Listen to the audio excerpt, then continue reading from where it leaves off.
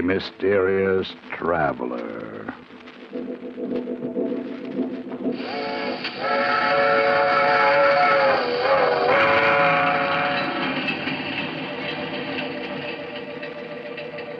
This is the mysterious traveler, inviting you to join me on another journey into the realm of the strange and the terrifying.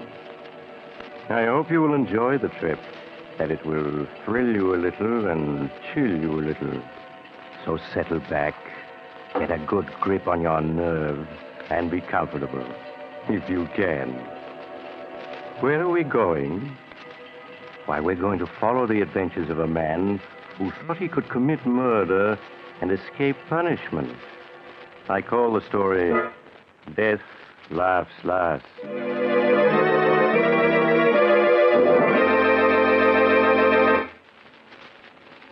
It was while I was practicing medicine in an eastern city that Edward Harrison brought his wife Mary to me for an examination. I could see at a glance that she was dangerously ill. When I had finished my examination, however, I tried to conceal her true condition from her till I had a chance to speak privately to her husband. It isn't anything serious, is it, Dr. Smith? Oh, please tell me that it isn't. Well, I'm afraid it's too soon to say, Mrs. Harrison. Until the X-ray plates are ready, I can't say yes or no. Oh, but... Now your husband is waiting outside. He's probably beginning to worry, so... Oh, yes, of course. Here's your wife, Mr. Harrison. You must have thought I'd kidnapped her. No, but I was getting a little worried, Doctor. I hope you didn't find anything very wrong. Well, I took several X-rays, but I won't be able to tell much until they're developed. I'd like your wife to come back day after tomorrow, if she can. Of course, Doctor. What time would be the best? Well, any time that's convenient to you. Now, I'll write out a prescription your husband can have filled. Will you step in for a moment, Mr. Harrison? Sure thing. With you in a moment, Mary. Of course, darling. Sit down, won't you, Mr. Harrison? All right. Now, what is it, Doctor? Mr. Harrison, your wife is dangerously ill. Does that mean she's going to die? Her only hope is a brain operation. A very difficult and delicate operation. Without it, well, I could only give her 6 months, a year at most. No, it mustn't be. She's got to have the operation, you hear? I must tell you, Mr. Harrison, that only one man in this country has the necessary skill for the operation your wife needs. He's Dr. Howard Richards, and naturally he's in great demand. His average fee for an operation is about $1,500. $1,500? Well, of course, if you can't afford that, you might consider the circumstances and... No, I can afford it. I can afford anything Mary needs. Well, then I'll get in touch with him at once. Yeah, sure. You make the arrangements right away, and I'll get a hold of the money. I'll get it to you by tomorrow, sure.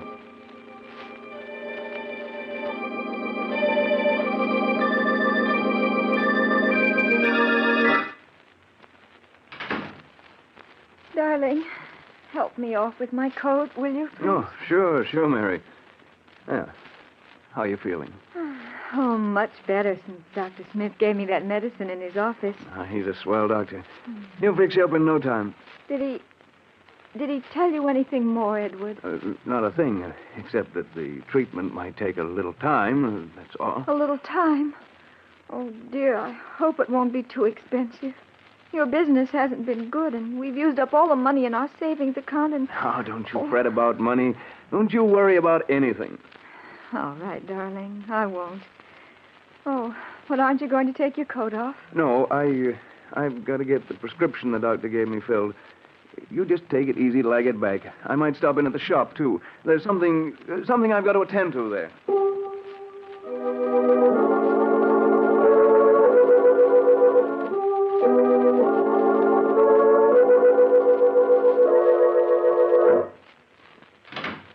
Mr. Danvers, I'm Ed Harrison. Oh, yes, Mr. Harrison. Please sit down. I see that you want to borrow $1,500 from us. That's right. Unfortunately, the security you offer, your home... Well, what's wrong with it? It's a swell little house, good section, all in good repair. Yes, that's true. But you already have a first and second mortgage on it, totaling $4,000. And, well, I'm afraid we can't make any further loans on it. But I've got to have the money. I just got to. I'm sorry to hear that because there's nothing we can do to help you. Nothing we can do.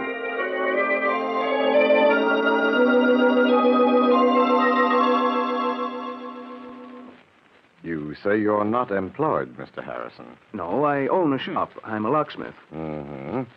Well, that means you're never certain of your income. If you had a job now, a regular income you could depend on... What are you getting at? You mean you're not going to let me have the money?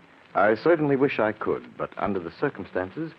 Well, I'm sorry, very sorry, but there's nothing I can do.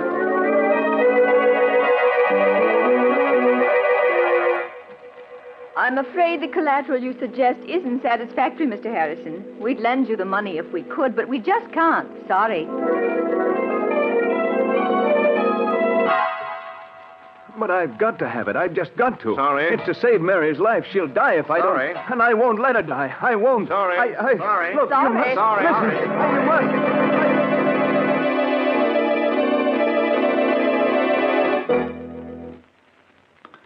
Edward, you aren't eating. Oh, and you're so quiet. Dear, is there anything wrong? What? Oh, no, of course not. You're worrying about me, aren't you? Why, no, Mary. I was just thinking about making some changes at the shop and... Darling, you don't have to lie to me. I know I'm not well, but I'm going to get better. Really, I am, I promise. Of course you are. Dr. Smith said so. You're going to be well in no time. Now I've got to go out. I have an appointment over the other side of the city with Horace Latimer. He wants to see me about something. Something important.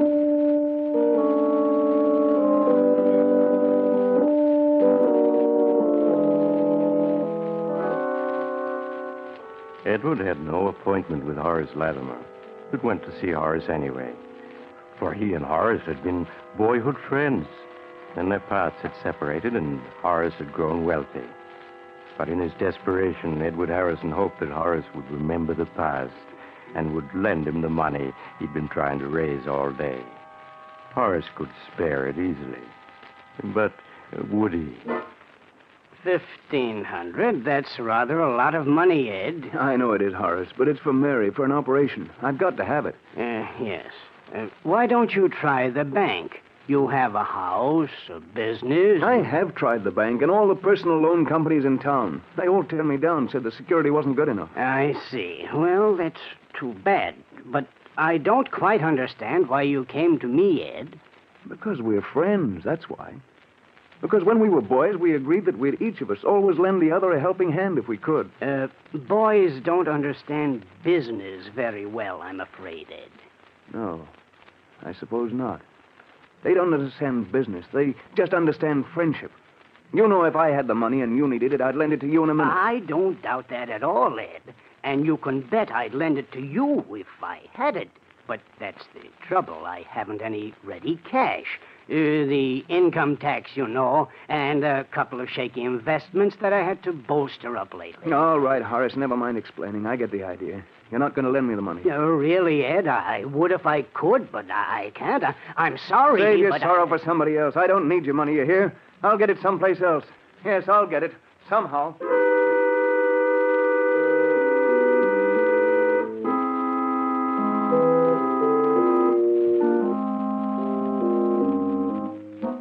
After he had slammed out of Horace Latimer's expensive home, Edward stood for a moment on the dark street corner, staring back with bitterness in his face. Sorry. Yes, you're sorry. In a pig's eye, you're sorry. What a sap I was to think you were a pal of mine. What's that, buddy? Oh, was you talking to me? Oh, no, sorry. I guess I was thinking out loud. Oh, that's okay. Hey, got a match? A match? Oh, sure. Yeah, there you go. Thanks. Okay, just hold it like that. But- Make a move and I'll plug you.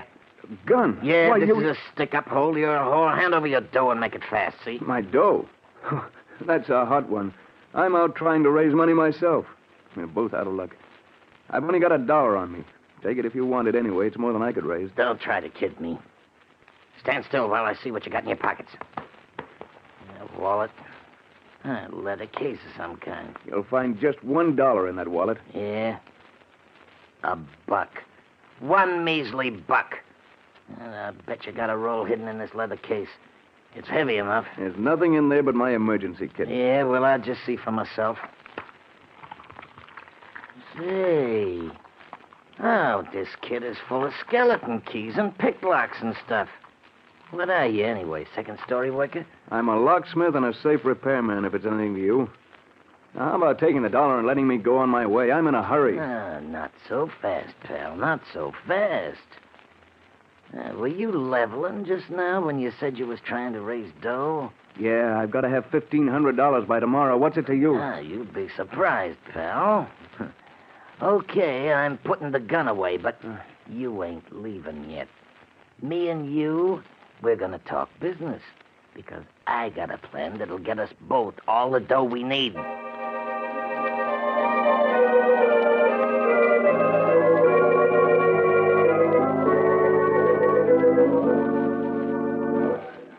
Two more beers, waiter. Coming up.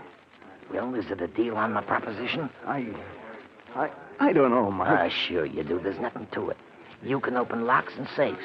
I know where there's a house with plenty of dough in it. You and me together, we'll go get it. We'll make a team. But burglary? I've never stolen anything in my life. Listen, you said you needed the dough bad, didn't you? So do I, plenty bad. You said you'd do anything to get it, didn't you? Yes, I did. Then what are you hanging back for? All you gotta do is get the back door opened and the safe. In half an hour, you'll have your $1,500 and more. How else are you ever gonna get it? Answer me that. I don't know. You're sure the money's there, Mike? Positive. I was casing the joint. Looked in the window in time to see the old geezer put a whole roll of bills in a safe that's like a bread box. You could open it with your teeth. All right, I'll do it. I've got to have the money. I'll go on the job with you.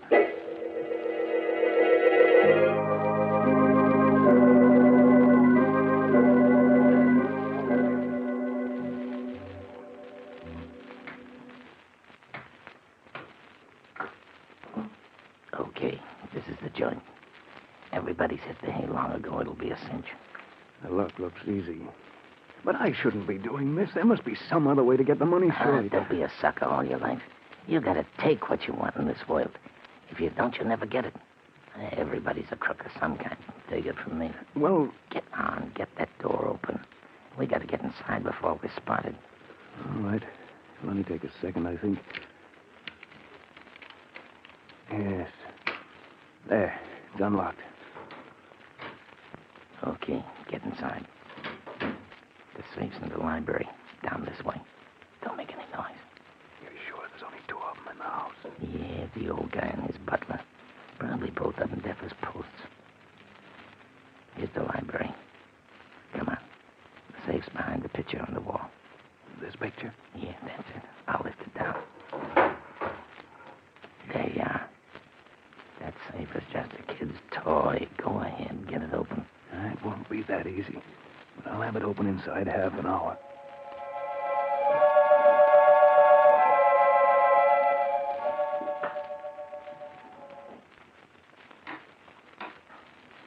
Hurry it up. You've been 40 minutes on that thing. It's coming now. There.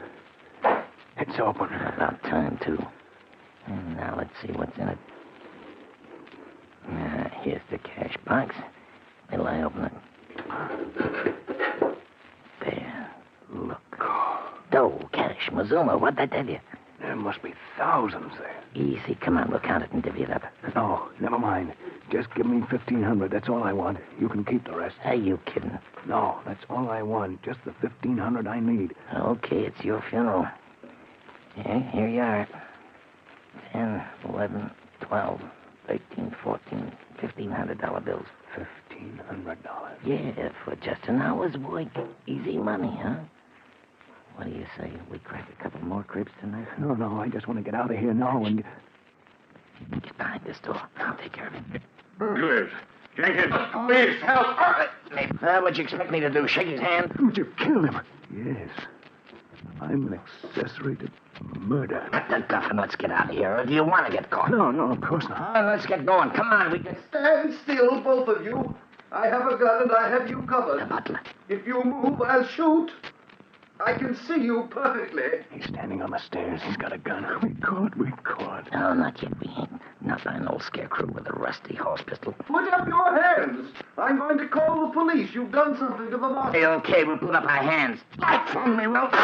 Oh! They shot him. We gotta get out of here in a hurry. No shots.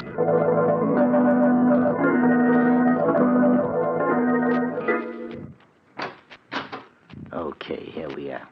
Come on in. But why did you make me come here? Why can't I go home? You heard me. Come on in. That's better.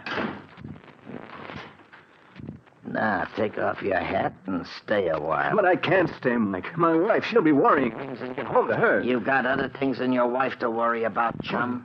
What do you mean, Mike? I mean the cops. Or have you forgotten you're wanted for murder? No, I haven't forgotten. I'll never be able to forget. Why did you kill him? Why? Well, it was either kill them or go to jail. Or would you rather have gone to jail, huh? No, but I'm all mixed up. How did I get into this anyway? You needed dough. That's how you got into this. And you got it, so now cut out the sob stuff. Why won't you let me go home? Why did you make me come here to your room? You're here so you and me can have a little talk. Kind of a talk. Well, chum, that door and that safe open. You and me got a future together. I won't do it. I won't. Sure you can always send a little note to the cops. They'd get you, too. I'd be a long ways off here. You got a sick wife. You can, they say. You don't think you can pull a job and then go on as if nothing had happened.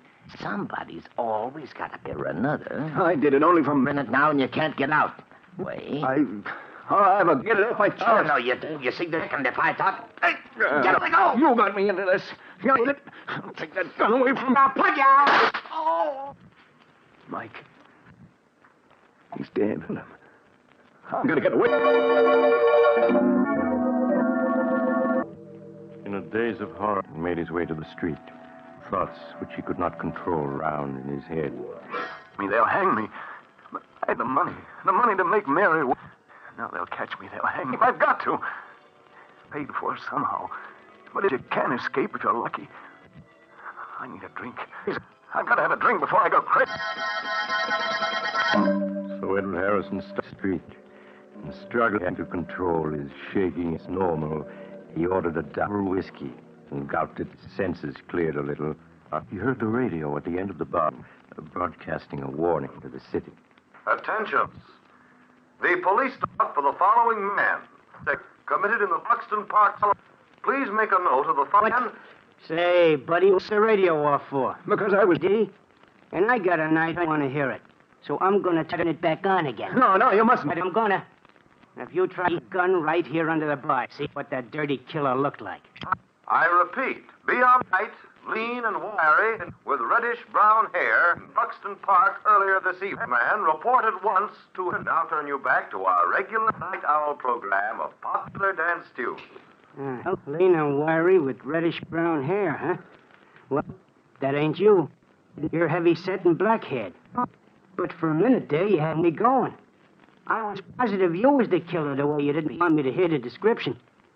I guess you're just jumpy, huh? Well, here, have another drink. On the house. Thanks. I need some sleep. Yeah, that's what I need. Some sleep. How close he had come to giving himself away. Edward Harrison hurried. Mike the police were looking for. Not Edward Harrison. And they had. Edward Harrison was safe. His own good luck, Edward was asleep. Quiet and troubled by nightmare, Mary was already preparing breakfast. Good morning, darling. I was pretty late. I stopped at the shop. I was pretty late, a little work. I forgot to watch the time. Oh, this morning you look terrible. I know. You're worrying about me. Really, I am. Of course you are. I'm going to see to that. What do you think? Dr. Smith called up last night. He wanted to talk to you. Said he had some good news for you. Good news? Yes, but he wouldn't tell me what it was. I don't know why. He asked for you to stop in at his office this morning. I think I know what it is. Yes, sure, I'll go right over and see him. Oh, but, darling, you're going to eat breakfast first, aren't you? I'll eat when I get back. I want to see the doctor first. Anyway, I'm not very hungry. Well, all right, Edward. But please hurry back. I want to know what the doctor says, too. Yeah, sure, Mary. I'll be right back. But everything's okay now, darling. Everything's okay.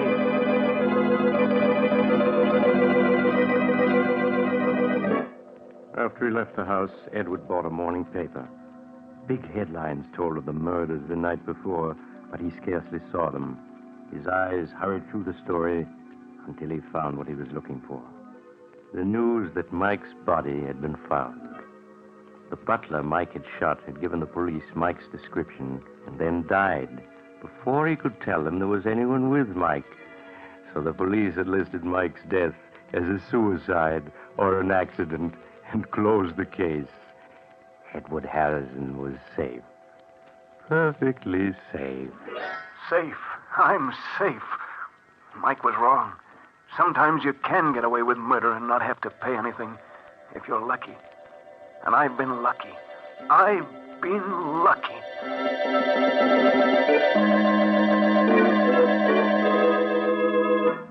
When Edward Harrison entered my office, he sat down beside my desk and tossed a folded newspaper into the wastebasket. His expression was that of a man who had just faced disaster and been rescued at the last moment. Good morning, Doctor. Mary said you'd phoned. You had good news. Yes, Mr. Harrison, I called you last night after I got in touch with Dr. Richards. I wanted to tell you that he had agreed to operate on your wife. Oh, that's swell, Doctor. And I've got the money right here in my pocket. Money, yes. Yes, I was also going to tell you that Dr. Richards had said not to worry about it. You could take as long as you wanted to pay it. As long as I wanted? Yes. Then it wasn't necessary. I didn't have to do it. I didn't have to do it. I'm afraid I don't understand. Never mind, Doctor. I mean, I've got the money. I want to pay it. He's got to take it right away. Well, what's the matter? What are you looking at me like that for? The operation is going to save Mary's life, isn't it? You said it would. You can't go back on your word. You can, do you hear? It's not that, Mr. Harrison. Yes, the operation would save your wife's life, but unfortunately, Dr. Richards was the only man in this country able to perform it. Well, so what? He said he'd do it, didn't he? And I've raised the dough to pay him, so what's the hitch? Mr. Harrison, Dr. Richards can't perform the operation now. But you said... He was tragically murdered last night by a burglar who broke into his home in Buxton Park.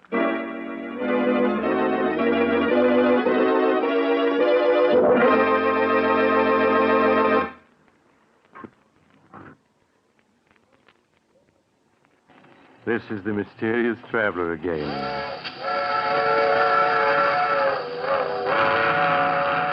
Did you enjoy our little trip into the life of a man who thought he could make good come out of evil? Poor Edward Harrison. He didn't believe that crime must always be paid for by someone, did he? What became of him? Well, after his wife died a few months later, he confessed everything to the police. He didn't have anything to live for, poor fellow. But I hope his experience will teach you that crime really doesn't pay. I always say that if... Oh, you're getting off at the next stop. I'm sorry. But perhaps we'll meet again soon. I take this same train every week.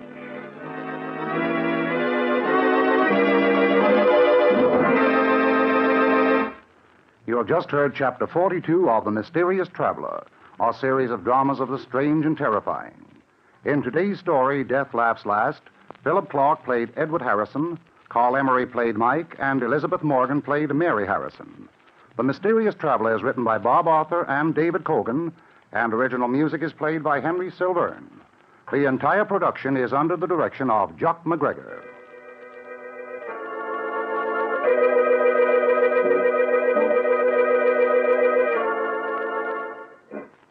And now, an important message for all of you. This is Jock McGregor speaking. The National War Fund Drive begins tomorrow.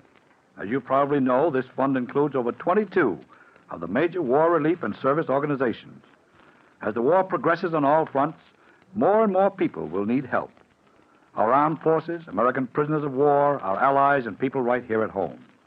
And by giving to the National War Fund, you will be helping. Consider just one of the many organizations that the War Fund supports, the USO. More than 3,000 service units are in operation, clubs where our servicemen and women find recreation, dances, educational activities, reading, writing, and game rooms, and religious counsel. The USO is responsible for the traveler's aid desks which helps servicemen make connections and find sleeping accommodations. It operates the lounges in railroad and bus terminals. USO camp shows bring American entertainment to our troops at camps and stations throughout this country and in all the combat zones. Groups will play the jungle circuit in the South Pacific, the desert circuit in North Africa, the grass skirt circuit in the Hawaiian Islands, and the foxhole circuit in combat zones just behind the front lines. We can't measure in money the good accomplished by the USO, but we can help to continue that good work by giving our money the National War Fund. So when your community war fund or war chest representative calls on you, give and give generously. Listen next time to a tale titled The Man the Insects Hated. Another Tale of the Mysterious Traveler.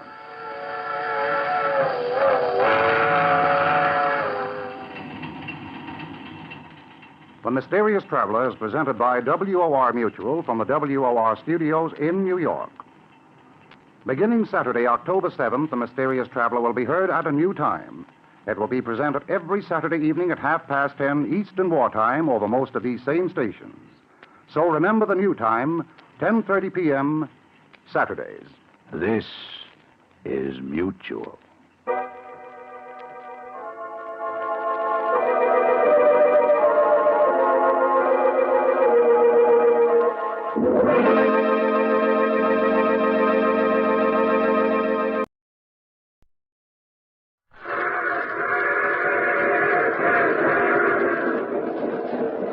Mutual presents The Mysterious Traveler.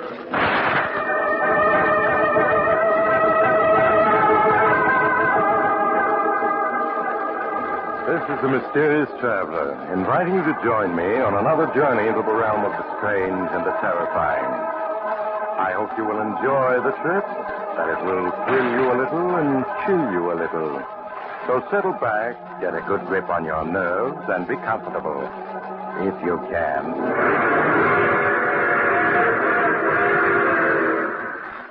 Where are we going? Why, today we're going to venture into a fantastic and little-known field, the human mind. It's a story I call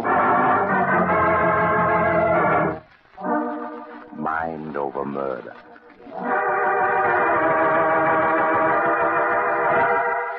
On a stretch of green lawn at the top of high cliffs looking over the Atlantic Ocean, the great Ricardo, who claims to be the world's greatest mind reader, is practicing his art. He's preparing for the vaudeville tour he's soon to begin. Assisting him are his lovely young wife, Ellen, and Carl, the gardener. That's it, Carl. Tie the handkerchief tightly over my eyes. Now, are you sure I can see nothing? Nothing whatever? I'm no positive you can't, Mr. Ricardo. I'll bet my month's wages on it. You are quite right. My eyes are in darkness. But my mind is not. Ellen, Yes, Ricardo. did you bring out the basket of books I asked you to? Yes, I have them here. All right, Carl, go pick a book out of the basket. Any book at all. Yeah, sure thing, Mr. Ricardo. Now what? Now open it to a page, any page. Have you done this? Yeah? Good. Now concentrate on the book. Think about the title and the number of the page. Think about it now. Ah, yes, it is coming to me. The title is Murder by Expert, and the page, you have opened it to page 27. That's right, Mr. Ricardo. Gosh, I don't know how you do it. That is very simple, Carl. With the eyes of my mind, I read your thoughts. Now, I want to try something else. Ellen, Yes, Ricardo. sit in the wicker chair over here on my right. Turn your back to both me and Carl. You aren't going to... Please do not argue. Do as I say. I just can't. Yesterday, my head ached for hours. Please don't make me. It would come easier in time. Sit down. All right. Now make your mind free of all thoughts. Yes. I want you to look with your mind into Carl and to read there what his eyes see on the page before him. Not direct. I have said that you must. All right. I'll try. Now, Carl, Yes, Mr. Ricardo? take another book, open it to the first page of a story, and concentrate on it. Right. I get you. Now, Ellen, read the page at which Carl is looking. I command you, by the powers of the mind, read. My head hurts so. It's so little going to split. Read. I see something. Words, title, vision, judgment, fire, H, Jesus. Oh, Continue. Read. no. I can't make it out. It's all blurred. I can't see anything clearly. Oh, my head. Carl, was she correct? Yes. Well, that's all I want to know. You can leave now. Okay, Mr. Ricardo. The roses need watering. I better tend to them right away. Yes, right away. That's the interesting. He's afraid of me. How do you feel, Ellen? My head hurts. There, my dear. It will quickly pass. And in no time you'll find the whole thing as easy as powder in your nose. Ricardo, I can't. I just can't help you in your act when you tell me to try to read something in Carl's mind. I feel as if my brain were going to split. You will help me, my beautiful one. You will see. Now, I'm going into the house. You may sit here and look at the ocean until your head feels better. Oh, you will have company. I see my handsome young press agent coming forward. You must be nice to him, Ellen. He's really a very good press agent. Oh, there you are, Ricardo. I was looking for you. It's too bad your mind is one of the few I cannot penetrate, Tom, or I would have known that. Was it about something special? Oh, just about these advanced stories to go out to the Boston editors. I have them all written. Oh, excellent. I'm going up to the house now, and I'll read them right away. Stay and keep Ellen company, Tom. I'll see you both presently. All right, Ricardo. What's the matter, darling? What's he been doing? It's nothing, Tom. I just have a little headache. Been making you work with him in his act again, hasn't he? Please, Tom, I'm all right, really. Ellen, listen to me. You know things can't go on the way they are. You've got to leave Ricardo. Do you hear? Leave him and divorce him. No, Tom, I can't. I just can't. You're scared to death of him, but there's no reason to be. He's just a phony mind reader. No, Tom. He's not phony. He can read minds. Sometimes he tells me just what I've been thinking. Oh, Tom, it frightens me. I wish I could read it, but he won't let me. If I tried and I'd do something terrible. No matter what you do, I'm going to get you away from Ricardo. I'll kidnap you if necessary. Here he comes back. Oh, well, I'm glad to see you're feeling better, Ellen. Is it Tom who has put that sparkle in your eye and that flush in your cheek? Of course not. I would not like it if I thought so. I should be very angry if my beloved had eyes for anyone but me. Of course, you haven't, have you, Ellen? No. No, of course not. For you love me devotedly, do you not? I love you devotedly. You always will in this world and in the next. I always will. In this world and the next. You see, Tom? You see why I dare leave my lovely Ellen alone with you? I have perfect faith in her. When we start our tour week after next, I will be quite busy much of the time, and I hope you won't mind keeping Ellen from being lonely. I'm sure the trip won't bore you. I expect it to be most entertaining.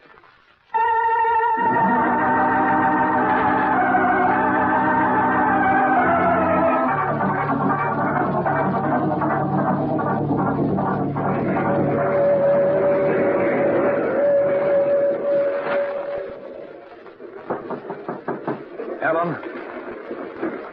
Tom, come in. Ellen, the train's just coming into Bridgeville. Ricardo's still in the diner. Are you ready? Yes, I just thought of putting on my hat and coat. I didn't pack anything because you said not to, but... Oh, Tom, I'm frightened. Ellen, you've got to get hold of yourself. Ricardo's not superhuman. No, sometimes I think he is, Tom. I'm positive that he knows everything we think. He's just playing with us. He seems so amused ever since the tour started. He seems to have been deliberately throwing us together just to see what happens. Stop worrying. In a minute, you'll be through with him forever. The bus for Chicago leaving Bridgeville 5 minutes after we get off. In Chicago, you can stay with my mother until you can get a divorce. Then you're going to marry me. Tom, I'm afraid. Listen. That's the whistle for Bridgeville. We're going for the station. Quick, get your coat. All right, Tom, help me with it, will you? Here, I'll give you a hand here. You got it on? Ricardo! Yes, my dear. I was worrying about your headache, so I left my lunch to come and see how you were. Well, I'm feeling a little better. I was going to take a walk on the platform and get some fresh air. Yes, I see you have your coat out. Oh, but alas, we only stopped for a minute. Hardly long enough for a walk. No, I suppose not.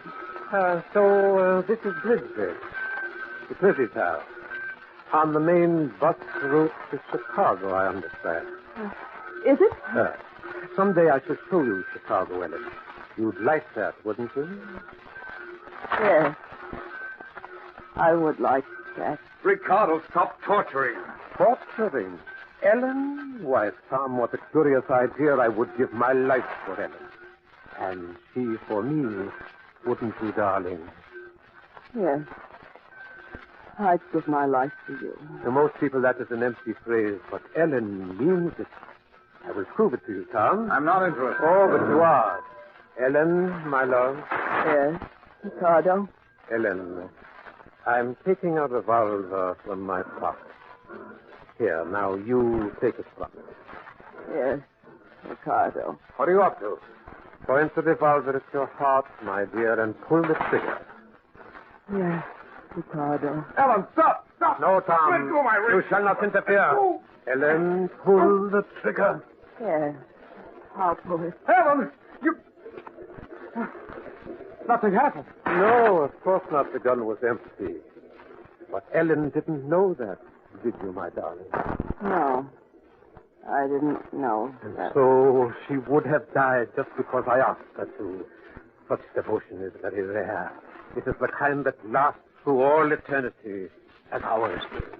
For we shall always be together, Ellen and I, while we live and after we die. Nothing will ever separate us. Nothing whatever.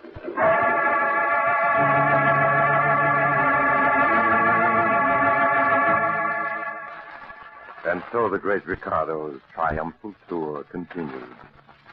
Newspaper stories told of his amazing feat, and of the feats almost as marvelous performed at his direction by his pale and lovely wife.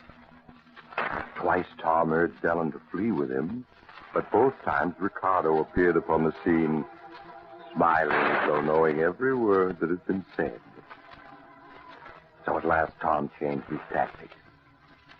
Waiting until one evening when Ricardo was in the midst of his performance, concentrating on holding a great audience spellbound.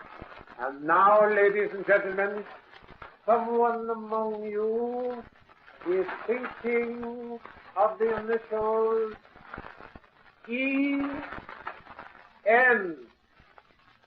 Somebody quite close to me. Tom listened for a moment, and he was quite sure that Ricardo's attention was fully absorbed. Then he left his place in the wings and slipped swiftly backstage to knock on a door marked with a gold star.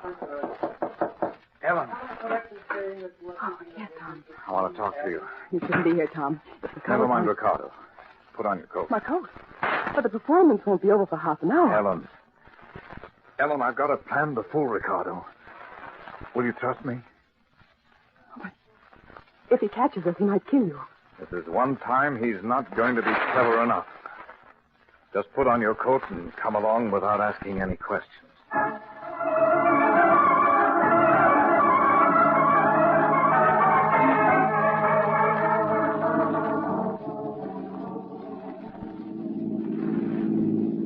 But, where are we, Tom? We've been driving for an hour, turning this way and that, and I haven't any idea which way we've come. You're not supposed to have, Ellen.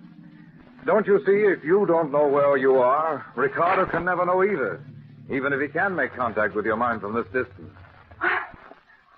I never thought of that. But I did. So this time I made my plans without telling you. The Hillview Inn. Oh, what a quaint little place, Tom. And what a lovely view over the hills. Yes, isn't it? It's a funny little place. I found the ad in the paper. Bed. I've engaged a room for you and one for me. We'll stay here tonight. Tomorrow, Ricardo will be in Buffalo, and we'll be heading in the opposite direction. Tom, there's someone standing in the shadow beside the porch. That's probably the manager waiting for us. Is that you, Mr. Adams? No, Tom. It is I, Ricardo. Oh, Ricardo. Yes, my beloved. I've been waiting for you. What took you so long, Tom? How did you get here? How did you know we were coming here? Why, Tom, it was I who told you to bring Ellen here. That's a lie. No one knew we were coming here but myself. Did you think this was your idea? On the contrary, I put the thought into your head, every bit of it. That's impossible. I even suggested to you to look in the paper where you could find the advertisement for this delightful little inn. I don't believe it. Yes, Tom, at last, after painful effort, I have succeeded in forcing my thoughts into your mind. And now I have another little matter to settle with you. Your undesired attentions to my wife. Ellen isn't your wife anymore, Ricardo. She's left you for good. Ellen, is that true? No, Ricardo. I love you. Ellen, he's making you say that. Ellen, my dear, tell Tom just how you feel toward him. I've been playing with you, Tom, to amuse myself. You've been very stupid not to realize it. I'm not impressed by your tricks, Ricardo. Ellen is leaving here with me now. Ellen is not leaving, but you are. You see that railing behind you? Beyond it is a 50-foot drop to a rocky ledge. What of it? In a moment you are going to fall accidentally over that railing and be killed. You see, there are only the two of us. And I am far stronger than you. Oh! Now, I will show you a trick of Oriental wrestling. Tom, look out! He's walking me back to the railing. Maybe I know some tricks too, Ricardo. Now, how do you like this one? Tom, look. He's lying down there on the ledge. His body's all twisted. Yeah. I'm afraid he's dead. No, he isn't. He's alive.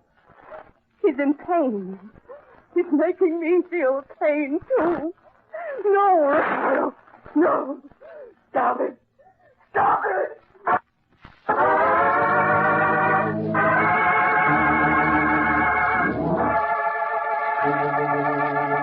No, the great Ricardo, mind reader extraordinary, was not dead. For weeks afterward, he hovered on the borderline between life and death. And then, as if pulling himself back to life by the sheer strength of his will, he slowly won his fight. But though he lived, his fall had paralyzed his body, leaving only his mind truly alive. He lay in a hospital bed, still breathing, but unable to move, to speak, or even to open his eyes. So he's definitely going to live. There's no longer any doubt of it. It's almost a miracle.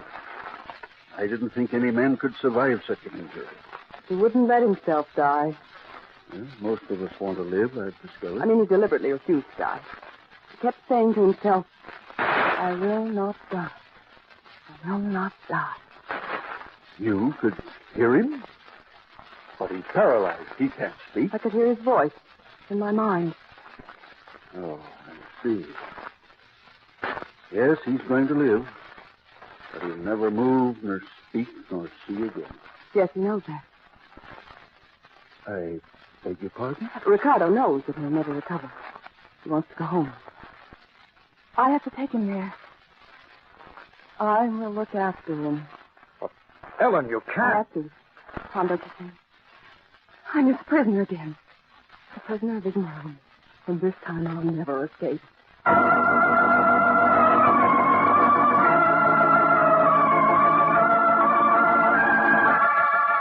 And so the great Ricardo returned home, a living dead man. There in the house on the cliff, aided only by a nurse who relieved her at night, Ellen cared for him.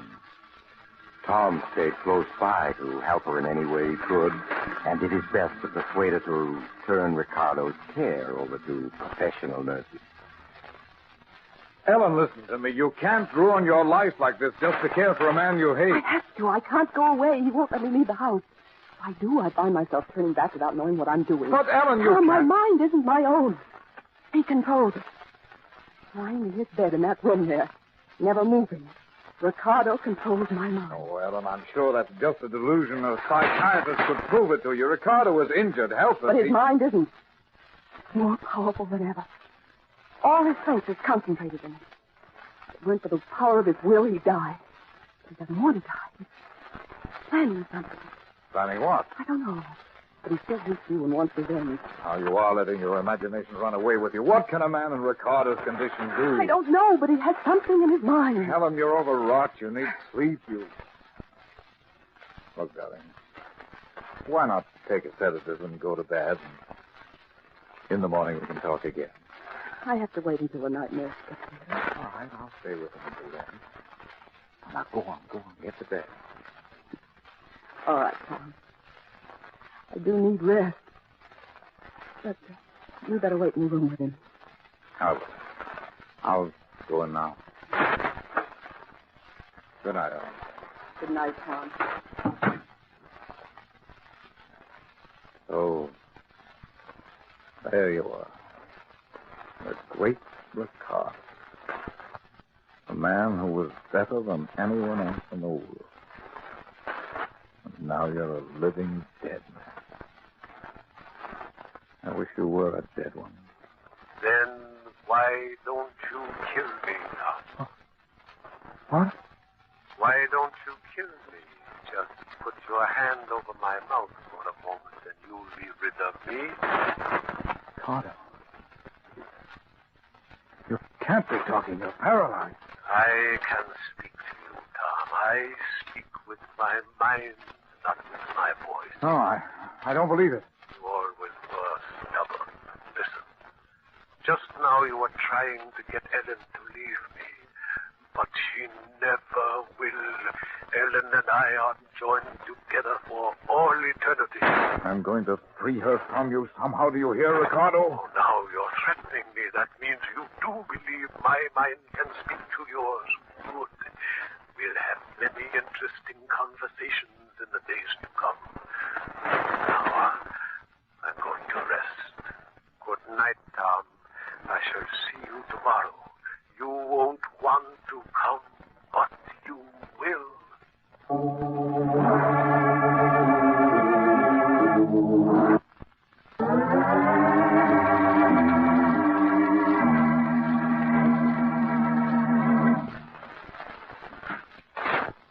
Ah, Tom. It is good of you to pay me another visit. I was hoping you would come today. In fact, I might say I was willing it, and you came. So it's true.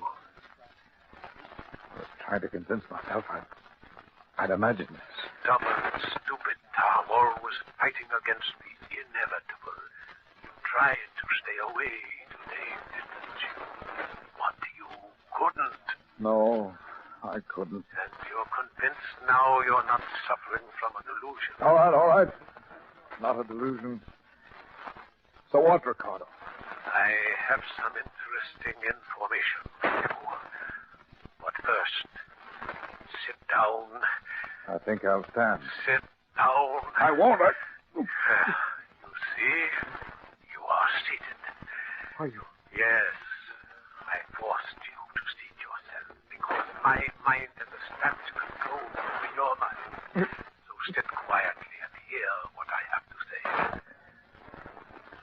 All right. What is this information of yours? I am dying. You don't think that makes me sorry, do you? Doctors do not know it, but my heart is weakening. If I relaxed my willpower for an instant, I would go out like a candle in the wind. Sooner the better. Perhaps so. I had great plans, but no matter. In your mind now I read the thought, Ellen will be free, but you are wrong. Ellen is coming with me. What do you mean? What do you mean, coming with you? I have said that we would be together in life and in death, and so we shall. Ellen and I will die together. Devil, if I thought you could hurt Ellen, I'd kill you myself. No, Tom, you won't kill me. You are going to kill Ellen. No, that's impossible. There is a drawer in that table beside you. Open it. No. Open it. No. You. In the drawer is my revolver. Pick it up. No. Pick it up. There. Well, With that gun, you are going to shoot Ellen. You will be executed for it as a murderer, and thus I will have my revenge.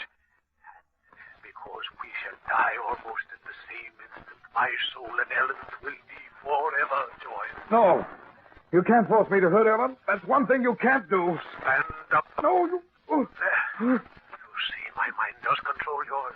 Though I lie here helpless, what I command you must do. I'll shoot you instead. You see, you cannot even lift the gun. Now listen to me. Behind that screen, across the room, is a couch. There Ellen lies asleep at my orders. You will walk over there. You will point the gun at her forehead, and you will pull the trigger. You can't make me do that. Walk, Tom. No, I. Keep on. Another step. There. Now, move the screen aside. No. Move the screen. Ellen. She's dreaming of you, Tom. Aim the gun well. Fire. No, Ellen, wake up. She will never wake again in this world. Pull the trigger. I won't. Pull the trigger. No. Ellen. Oh, Ellen. Yes, her mind has gone blank. I can no longer sense it. You have killed her. Ellen, I tried not to do it. Ellen, speak to me. She is dead. And when the police come, they will arrest you, and you will die for her murder. I don't care. Now that Ellen's dead, I don't want to live. But first, I'll make sure that you die too, Ricardo. That is not necessary. I am going now of my own accord. I am relaxing. I will letting myself slip into the dark silence of death, where Ellen is waiting for me. She's there. She's just across the threshold, waiting for me.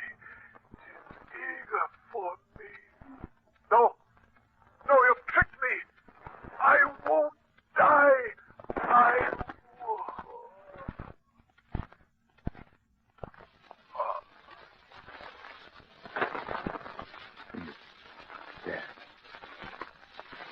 Dead.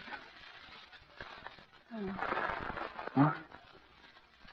Tom, Ellen. where are you? Ellen. Tom, what's happened? My head is... That's so strange. Oh, Ellen, my darling, you're not dead.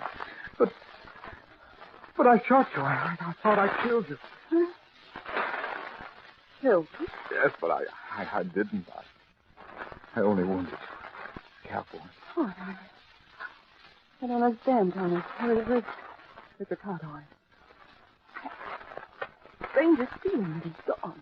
He is gone. Oh, I see it all now. I thought I'd killed you. Because I thought so, Ricardo thought so, too. But I was wrong. And because I was wrong, he was wrong, too. No. He's dead? Yes, Ellen. Free of him forever. Ricardo made a mistake and let himself die, believing that you were already dead. Oh, yes, my darling. This time he's gone for good. Ricardo was clever. But in the end, he outwitted himself.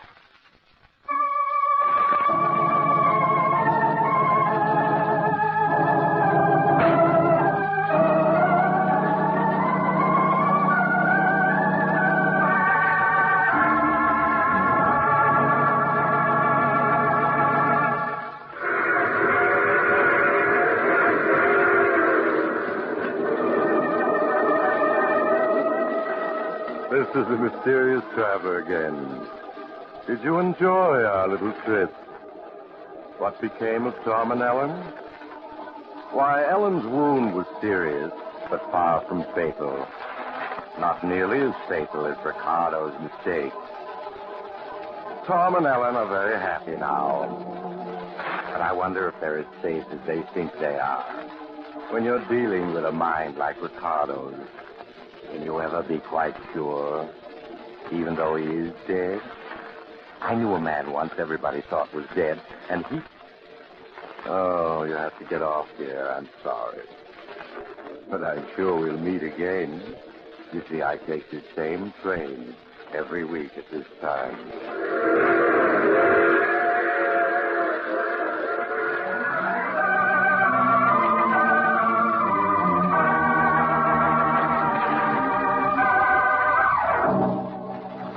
You've just heard The Mysterious Traveler, a series of dramas of the strange and terrifying.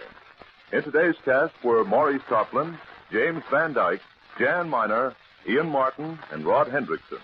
Original music was played by Charles Paul. The Mysterious Traveler is written, produced, and directed by Bob Arthur and David Cogan.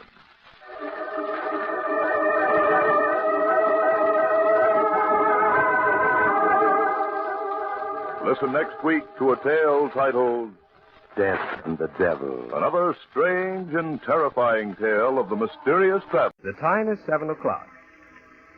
The following program is transcribed.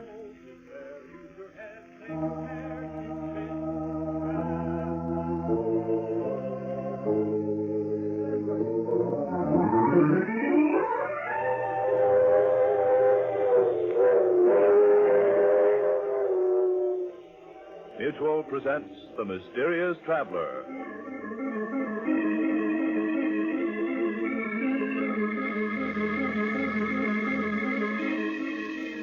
This is the Mysterious Traveler, inviting you to join me on another journey into the realm of the strange and terrifying. I hope you will enjoy the trip, that it will thrill you a little and chill you a little. So settle back, get a good grip on your nerves, and be comfortable, if you can, as you hear the story I call The Man in the Black Derby.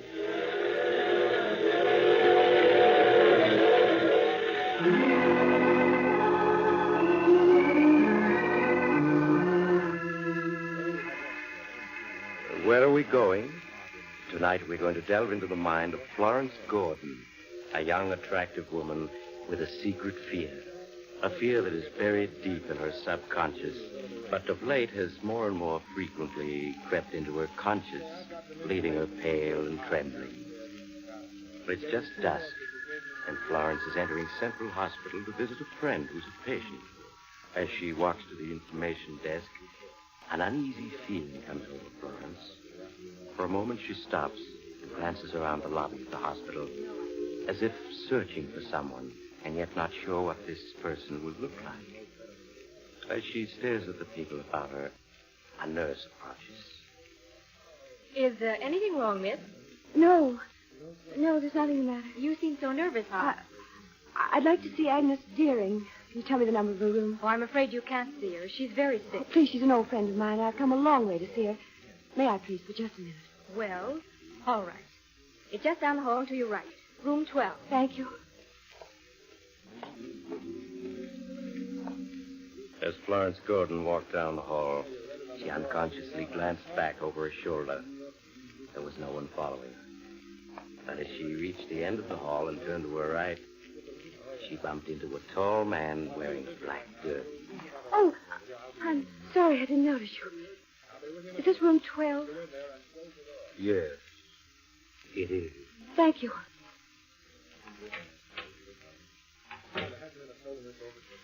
Hello, Agnes.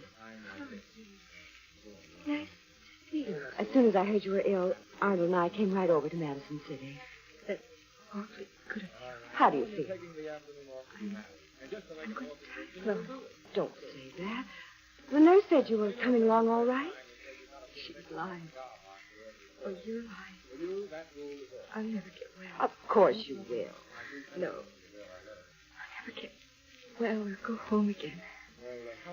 Tell me, how's Chicago? It's the same as ever. You'll see it again. No. I'll never see it again. How's your husband? Arnold's fine. He's been delayed, but he'll be here soon. It's going to be good to see him again. I haven't had many visitors. Agnes, that man outside your door, isn't he a visitor? Man outside my door? Yes. He's wearing a black derby. He looks familiar. Black derby? Black derby. It's all very black. I'm going to die, Lord. Springtime. Look at the pretty flowers. They all have black derbies. I'm afraid you'll have to leave now. Yes, nurse. I'll come back later. Bye. Goodbye. Oh, you're still here.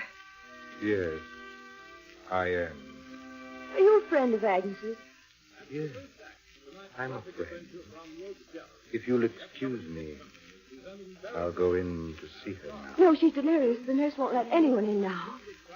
She'll let me in. That's strange. Where have I seen him before? He frightens me. Such a strange face.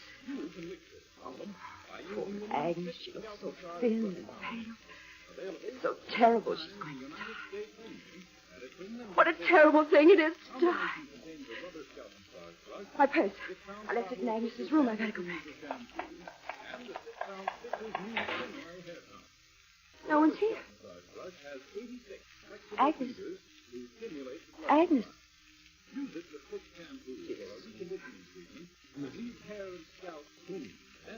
No. She's not asleep. She's not breathing. Nurse! Nurse!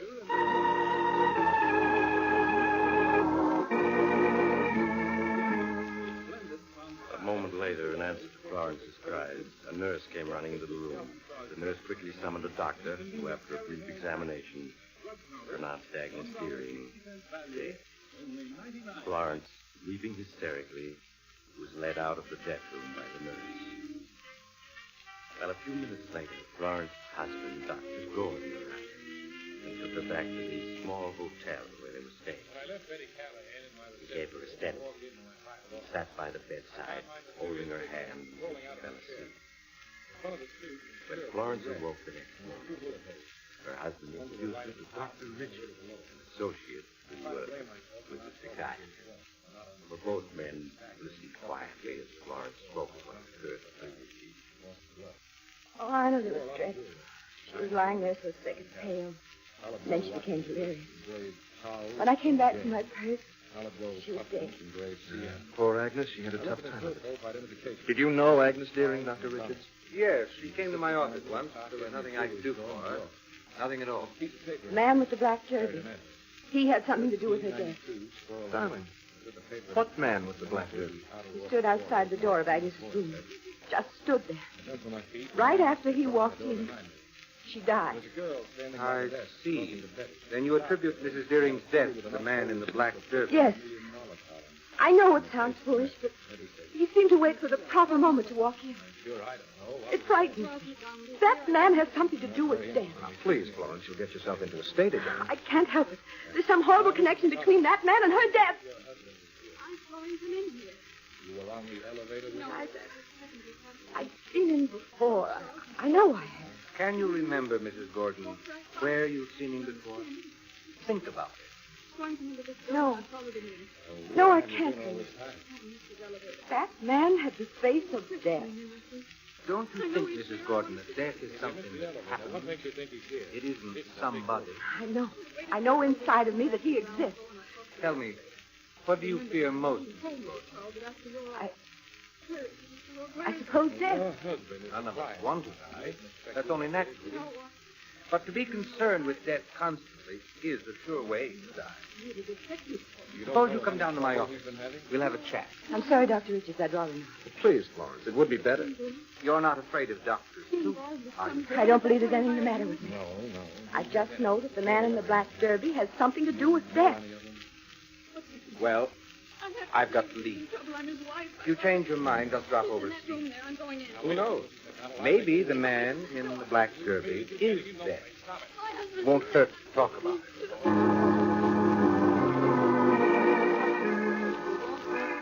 With this last suggestion, Dr. Richards said goodbye to Florence and left. Arnold told his wife he would return in a minute and followed Richards to the hotel corridor. There he questioned Richards anxiously. Well, Doctor, what do you think? This fear your wife has of death, its very intensity shows how deep-rooted it is.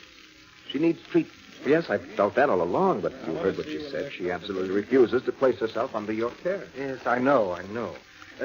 Don't urge her to see me. You'll only antagonize her.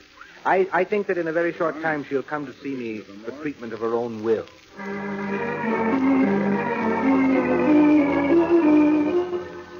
in here looking pretty sick. Well, darling, we'd better go to bed. It's very late. I'm not sleeping.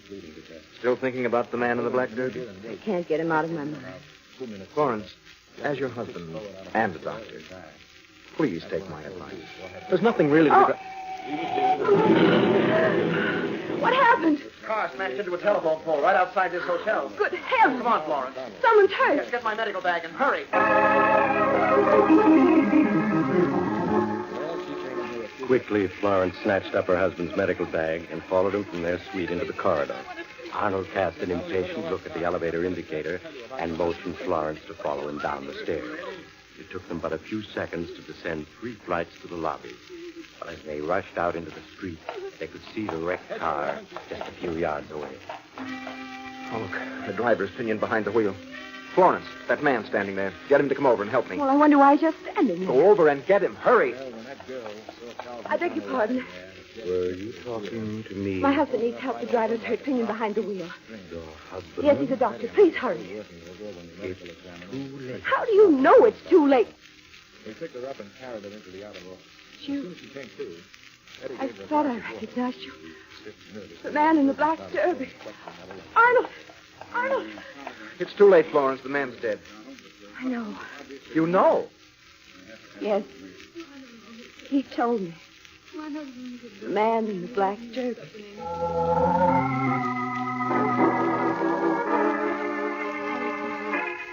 For a long moment, Arnold stared at his terror-stricken wife, then took her gently by the arm and led her into the hotel and up to their suite.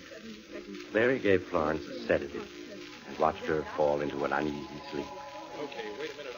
The next morning, when Florence awoke, she said nothing about the man in the black derby, but all day long she kept looking nervously out the window, and the slightest noises made her jump.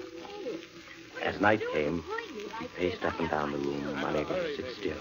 Arnold, trying not to show his anxiety, spoke to her soothingly. Why don't you sit down, darling, and rest a bit? The mysterious man keeps following me everywhere. Hospitals, accidents. Somewhere in the back of my mind, I've seen him before. I know his face. What if you have? It doesn't mean anything. I'm going to die on him. Now, please, stop talking nonsense. I am. Look, darling, why don't you go see Dr. Richards? He can really do you a lot of good. There's nothing he can do for me. Well, how about coming along with me? I've got to drive to Westville on a case. Arnold, your practice isn't here. You're only busy. Yes, I know, dear, but several of the local doctors have learned that I'm a lung specialist and have asked me to examine some of their patients. Why don't you come with me, Florence? The ride will do you good. I don't feel like going now. All right, if you want to stay here by yourself. No! I'll go with you. Come on, then. Here's your coat.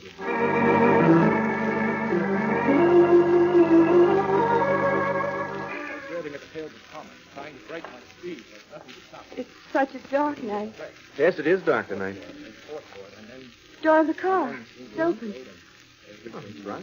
Oh, I must have left it open myself. They're always so careful about locking the car. Now, look, Florence, don't start your imagination going again.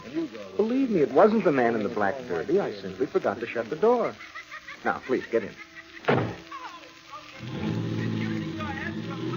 How far is it to Westville? Oh, it's about 10 miles. Such a lonely road. Ah, that makes it even better. You can be sure you won't meet anyone, especially your mysterious stranger. Arnold, why do you keep looking in the mirror? Why, it's just a habit. I always look in the mirror. There's no car behind it. But it's just a habit, Florence. What's the matter? I thought I saw something in the mirror. I thought I saw someone in the back seat. There's no one in the back seat. Turn around. Look for yourself. It's so dark I can't see. Well, just switch the light on the side and see for yourself. Oh, there's no one. I could have sworn there was someone there. All right. Now that you're satisfied, you turn the light off, huh? I can't shake off the feeling that someone else is in the car. But you must know there's no one here. You just saw that yourself. Maybe it is my imagination, but I have such a dread feeling of something terrible about to happen. It's as if... Ah! What is it? What's the matter? Stop the car! Stop the car! Why did you scream? What's wrong? I saw him. I saw him. The man with the black derby? Yes. In the mirror. He was serious. Looking straight at me. Now calm yourself, Florence. Listen. Your mysterious stranger exists only in your mind. Can't you understand? I saw him, I tell you. I saw him. Florence, that isn't possible. You only think of it. What's the matter? The road. Look. A dead tree across. It's right in front of us. Right around a blind curve. We hadn't stopped when I screamed. We would have been killed. I don't understand. I can't figure it out. I understand. It was meant for me. Do you understand, Arnold? My time is up. I'm going to die.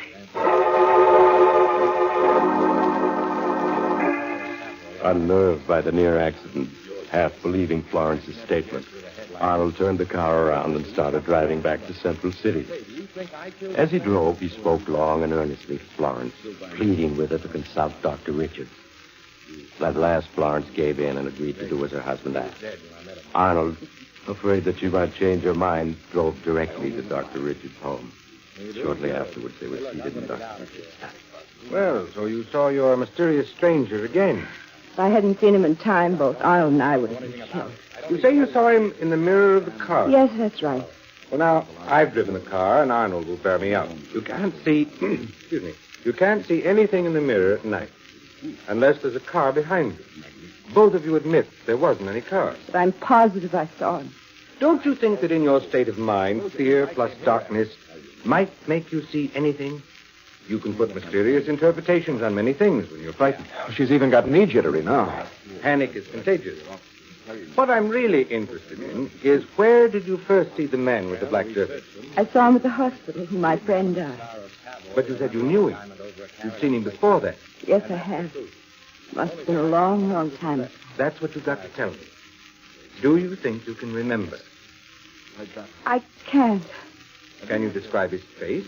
It's kind of blurred. I can't describe him, but I recognize him when I see him. He's always wearing a black derby.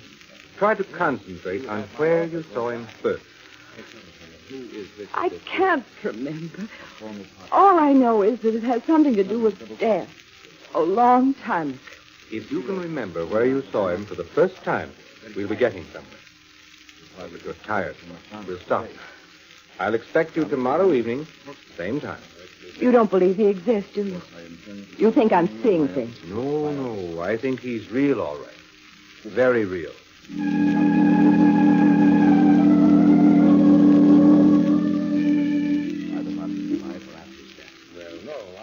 Well, how did Dr. Richards and you get along tonight? Not very well. Talked to me a long time, but I still couldn't remember anything. Well, it takes time. You've got to keep going to it. I'm not going to see him anymore. It's no use. Oh, please, darling, don't cry. I'm going to die. I'm afraid. I'm so afraid. Now, you must stop thinking about it. Florence, I'll tell you what we'll do. Let's go to the carnival, huh? They set one up right outside the town. It's been years since we've been to one. I want to stay right here. Please. as a favor to me. Will you? All right. Oh, that's good. If the man in the black derby follows you tonight, I swear I'll punch him right in the nose.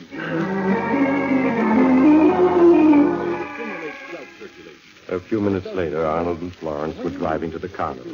Arnold trying his best to make Florence forget her feelings.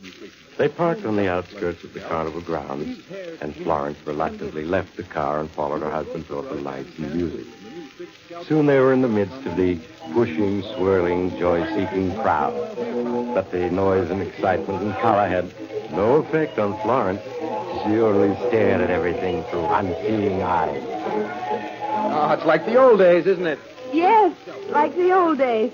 Please, darling, it's pointless to keep looking behind you. There's no one but all these people who are trying to have a good time. I can't help it. Well, just hold on a minute. Arnold, this is different. Come on, folks, get the thrill of your life. The biggest Ferris wheel in all of Wayne County. See the lights of Central City below you for 25 cents. Only $0.25. Safe, exciting, thrilling, only 25 cents. Slip right up, get your ticket. Look, here's the Ferris wheel. How would you like to go up in it? No, I don't think I Oh, will. come on. I'll get some tickets. Two, please. Yes, sir, 2 it is. On next. It'll be a lot of fun. Are you sure it's safe? Well, of course it is. Here, we'll take this compartment. Come on. No, I'm not going. Why, what's the matter now? Go away from here. Please. Hurry, folks. Just room for 2 more on the biggest Ferris wheel in the country. Only 25 cents, $0.25. All on. There she goes. What in the world has got into you? Why did you run away? I saw him. I saw him. Where? Sitting in the Ferris wheel. By himself. All by himself. Oh, for heaven's sake, darling, you just imagined that you saw He was him. sitting in the next compartment to the one we were going to take. Sitting there watching me. Well, I guess it's no use. We may as well go. What is it? There's something wrong. The Ferris wheel. One of the compartments has come loose. There are 2 people in it. But Lord, they're going to be killed.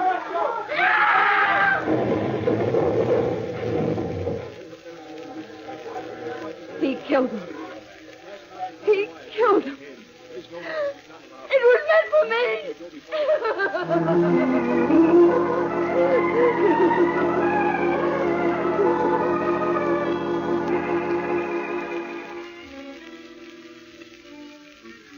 Dear, you mustn't let your imagination become your master. You mustn't. Must be something with you. I've been punished. You've done nothing evil. And you're not being punished. Sooner or later, he'll catch up to me.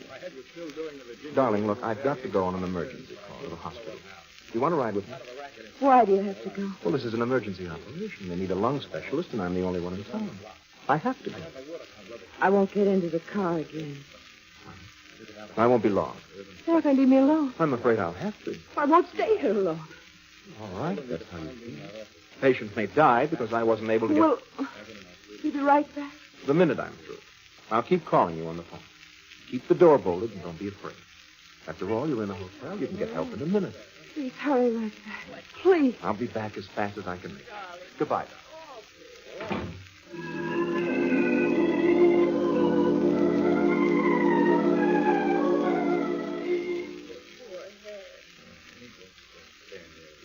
I'm alone.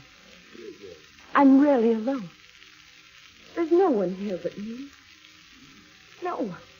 No one. No one.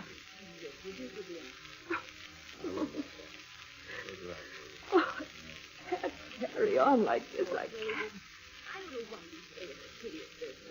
5 after 5 after I'll let it 10.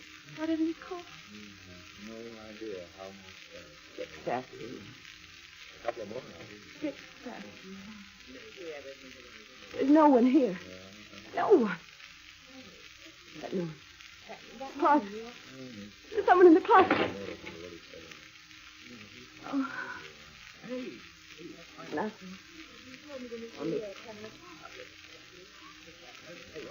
7 after. Why didn't he call?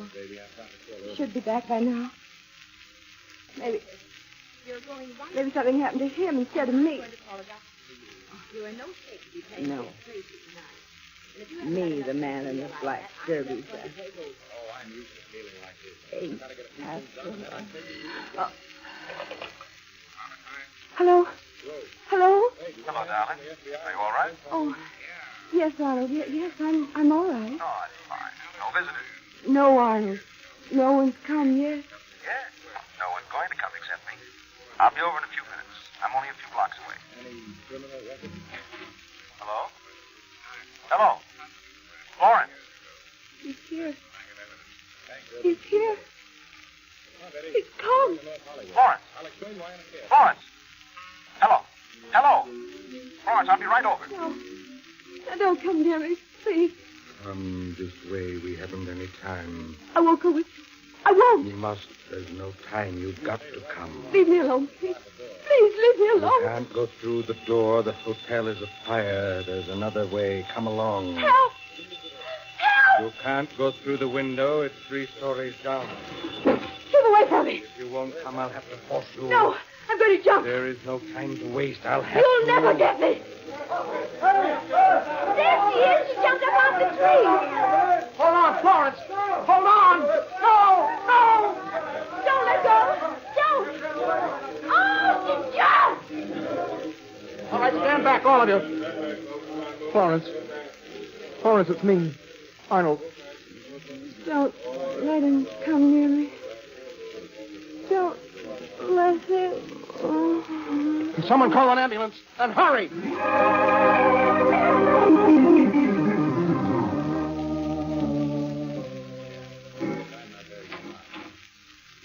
Come in, Dr. Richard.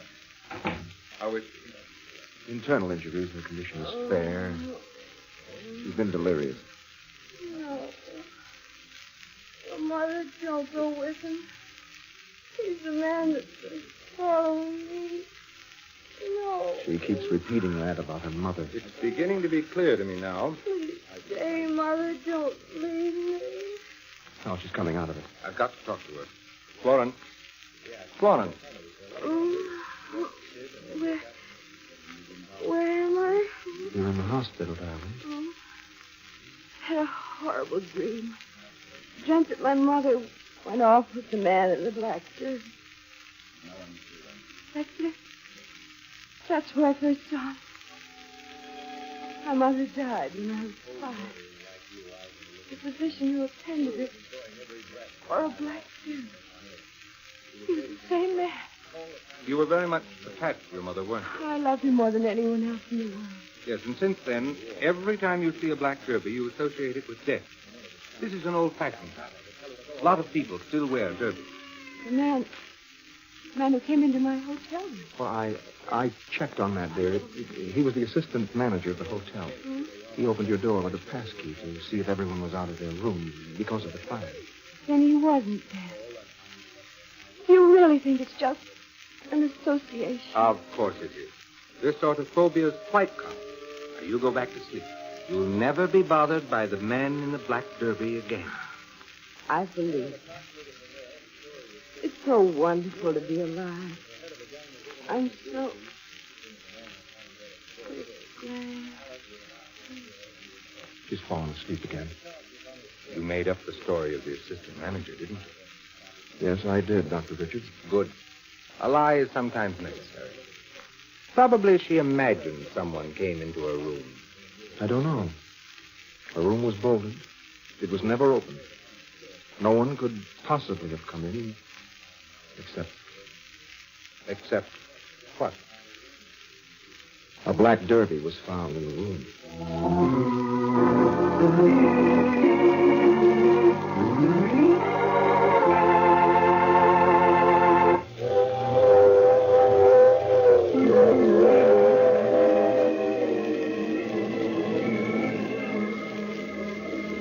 This is the mysterious traveler again. How did you enjoy our trip?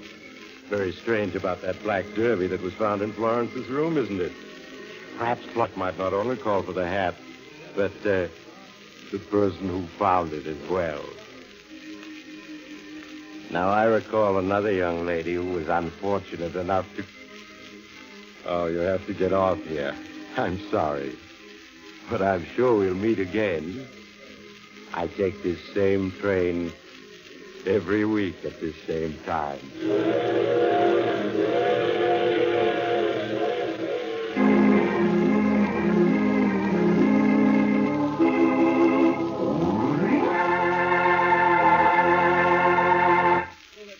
have just heard The Mysterious Traveler, a series of dramas of the strange and terrifying.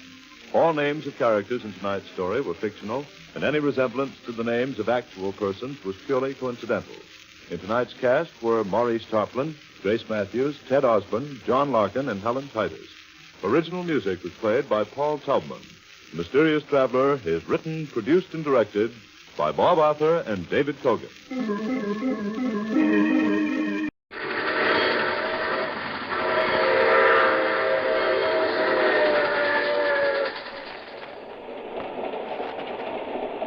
The Mysterious Traveler.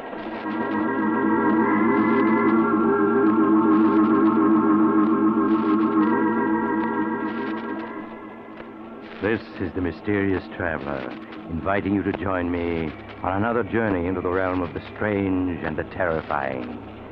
I hope you will enjoy the trip, that it will thrill you a little and chill you a little. So settle back and get a good grip on your nerves, if you can.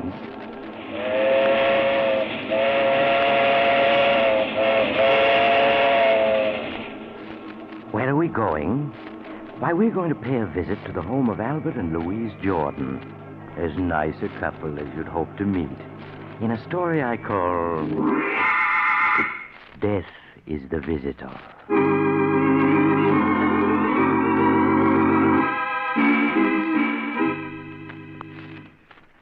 My story begins in the Jordan home late on a hot summer night. Albert Jordan is asleep and is having a nightmare about his mother-in-law. No. You can't pull the wool over my eyes, Albert Jordan. I'm on to your ways. Think that my only child was foolish enough to elope with you. But you made her do it, Albert. You made her. No. She wanted... As long as I'm alive, she'll be protected from you. Albert, are you listening? Leave me alone. Please. Darling, wake up. What is it? You were having a nightmare, dear.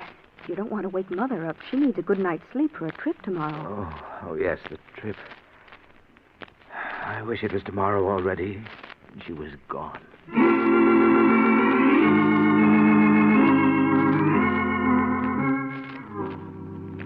Are you sure you have everything, Mother? Yes, Louise. Everything I need for my trip home is in this handbag. Oh, now don't forget to ship my trunk. I've already notified the expressman, Mother. He'll be here to pick it up this morning. Thank you, dear. Well, it's almost 9 o'clock, Mother. You'll miss your train. I've never missed a train in my life. You needn't be so anxious to get rid of me, Albert. Not really, Mother. I didn't mean... Oh, Louise, darling, I do hate leaving you alone like this. But, Mother, I'm not alone. I have Albert. Well, I don't mind saying it right to his face. I don't trust him, Louise, and I never will. I'm rarely wrong about people, you know that. Now, see here, Mother. I've had about enough. Louise and I get along perfectly well when you're not here. See, Louise, what a temper he has. Do you want me to stay, darling? Really, Mother, I'm very happy with Albert. Oh, well, very well, then I'll go. But you'd better be good to her, Albert. Yes, Mother. I will. Well, goodbye. And don't forget, Louise, Mother'll be back if you need her. Yes, Mother. Bye. Louise, if your mother pays us just one more visit, I'll leave this house for good. Albert, what are you saying? In the past year, she spent 8 months with us. She has her clothes here, a key to the house. Why, she's even listed in the phone book under our number. I tell you, I won't be responsible for what happens if she doesn't stay away. I'll write to her, Albert, and try to explain. Really, I will. Make her understand that we have our own lives to lead. You know, now that she's gone, I feel like a new man. I can breathe in my own house. Oh, Albert, you won't forget to put the tags on Mother's trunk, will you? The expressman will be here for it soon. No, dear. Shipping your mother's trunk to her will be one thing I certainly won't forget.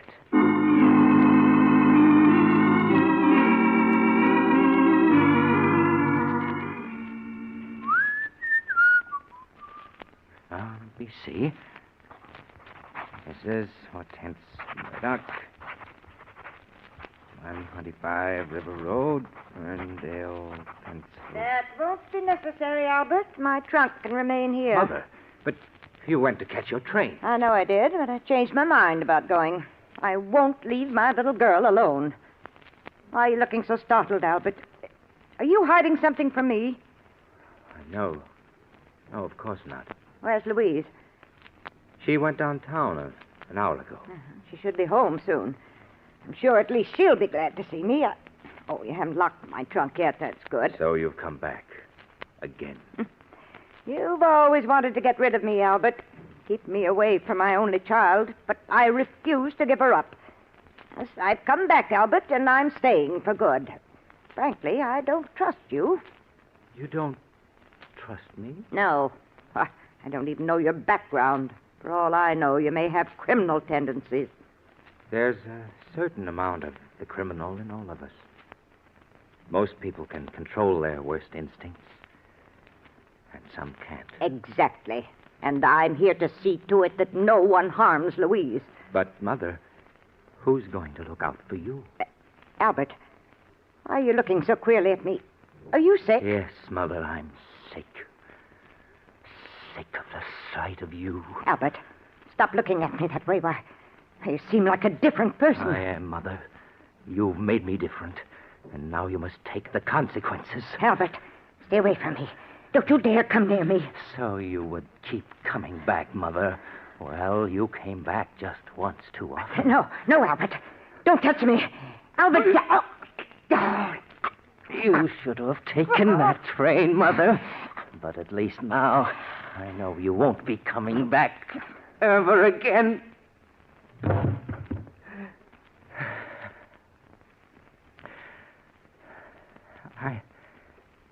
I didn't want to kill you, but you made me. Oh, but now I've got to get rid of you or they'll catch me. The trunk. Yes, it's large enough. Even in death, you're a problem, Mother. But you won't be for long. There. Now I'll have to get rid of the trunk. Somehow. I'll think of a way. Albert, are you home? Louise, the trunk. I've got to close it. Is that you, Albert? Yes, dear. Yes. Oh, I see you're locking the trunk. Yes, I was just getting it ready for the expressman. He should be here by now. Albert, is anything wrong? Anything wrong? What do you mean, Louise? I don't know. Your face is so flushed. Oh, it's just a little warm in here, that's all. Oh, we forgot to pack Mother's robe. Look. Oh, you'll have to open the trunk again, Albert. No, I mean, the trunk's full already. You wouldn't be able to get anything else into it. Why, nonsense. When Mother and I packed it, it was only half full. Oh, please open it. But it's locked, and we haven't got the keys. Oh, yes, that's right. Mother has them. Well, we'll just have to mail the robe to her. Oh, I'll answer the door. It must be the expressman. Make sure the tags are on it, dear. The tags. Oh, you can't go to her home. Oh, if I only had time to think. Wait, yes, that's the only thing to do. Come this way, please. You'll find the trunk in this room. Here it is. Are you finished, Albert? Yes, it's all ready to go. Okay. Well, I'll make a racket of it. Now, let me see. It's being shipped to... Perhaps you'd better load it on the truck first. It's easier this way, mister. You're shipping it to Mr. William Smith, 345 Wood Street, Las Vegas? Well, that isn't the right address. Then, what is it on this shipping tag, lady? Oh, well, that must be one of my customers. I must have been thinking of someone else when I wrote it out. Yeah, but what's the right address? Oh, it's Mrs. Hortense Murdoch, 125 River Road, Ferrydale, Pennsylvania. That's right, isn't it, dear? Yes. Okay, I know your name and address. I'll put the right tags on later. That's mighty heavy. Oh, please be careful with it. Don't worry, lady. I'll get there safe and sound.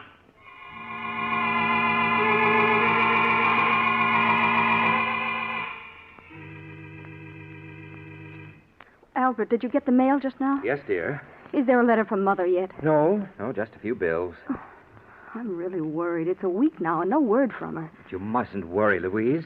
I'm sure she's all right. Why, Albert, you're even worried yourself about her. You look so upset. Oh, I'll answer. I'll come with you. Maybe it's a special delivery from Mother. Yes? Hey, good morning. I got a trunk here for you, folks. What? It's Mother's trunk. Yes. You always wanted to get rid of me, Albert. But I've come back, Albert, and I'm staying for good. Bring it in, won't you, please? Okay, lady. There you are. But I don't understand. Why should Mother send her trunk back to us? Would you mind signing for it, Mr. Jordan? What? Oh, yes. Here you are. Thanks. Bye. Albert, I can't understand why Mother shipped her trunk back to us, and without even writing a word about it. Can you figure it out? What? Oh, no, I can't. Well, I'm going to put an end to this guessing. Louise, what are you going to do? I'm calling Mother. Hello, operator. I want to put through a call to Ferrydale, Pennsylvania. The number is 223. Why bother, Louise? I'm sure there's a letter on the way. Oh, I've waited long enough for one. I'm sure there's something wrong. Oh, hello? Oh, hello, Sarah. This is Louise calling. Is my mother there? What? Are you sure? Oh, and that's why you shipped the trunk back. No. Thank you, Sarah. Albert, Sarah says that Mother never arrived home. She sent a postcard saying not to expect her just yet. Was Sarah the one who shipped the trunk back? Yes. She thought that Mother had decided to stay with us longer and would need her clothes. What? Albert, where can she be? Oh, now, Louise, I'm sure she's all right. All right, she's been missing a week. How could she be? Well, perhaps she's staying with friends. You know Mother hasn't any friends. We've got to do something. Albert, I'm going to call the police.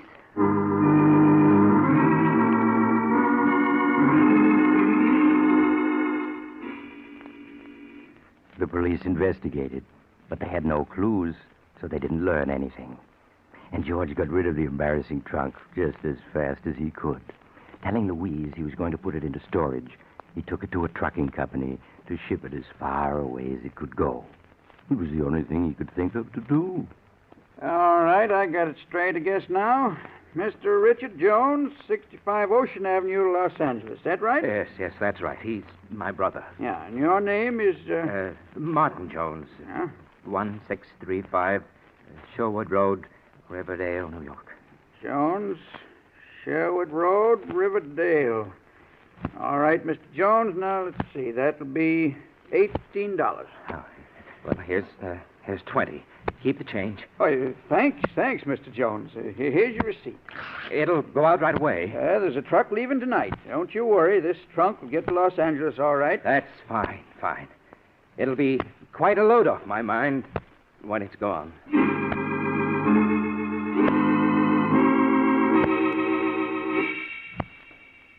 A week passed, 2 weeks, 3, and poor Albert was breathing more easily again.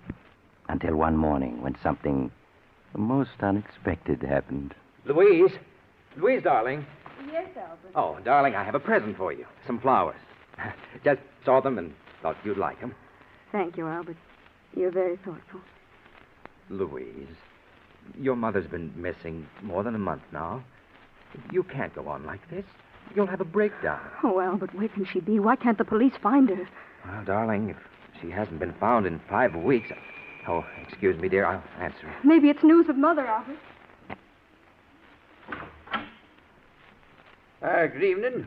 I got a trunk here. I think belongs to you. A trunk? Yeah, that's right. You've always wanted to get rid of me, Albert. But I've come back, Albert. I've come back. Do you recognize it? It's yours, isn't it? Oh, no. Huh? Well, ain't you the fella that shipped this trunk about a month ago? Didn't you give me a $2 tip? I'm afraid you have me confused with someone else. Don't you know where the trunk goes? Well, no. You see, it's come all the way back from California. It seems there wasn't no such address where this was shipped to. Surely it had a return address. Yeah, but the trunk got wet. The return address kind of washed off, so it came back to the office where it was shipped from. Oh. But what makes you think it belongs here? Well, you see, I kind of did a little detective work. The initials stamped on the trunk are HGM. Well, I looked it up in the phone book, and the only person in town with those initials lives here. Well, I'm sorry, but it certainly isn't my trunk. Oh, well, I'm sorry to trouble you. I'd have sworn you was the guy that gave me that $2 tip. Where will you take the trunk now? Oh, it'll be put to the unclaimed baggage, and then in a few months it'll be auctioned off. Auctioned off? Yeah. You'd be surprised what you sometimes find in them, just like a grab bag game. Well, sorry to trouble you. Oh, wait a minute. Huh? What did you say those initials were? HGM. HGM. What? They're my mother-in-law's initials. Her name is Hortense G. Murdoch. Well, sure. That was the only name in the book with those initials. That's why I came here. Well, that was a very clever piece of detective work. Yes, of course it's her trunk. I don't know why I didn't recognize it. Well, you know, trunks, they kind of look alike. Yes, that's right. Well, bring it in.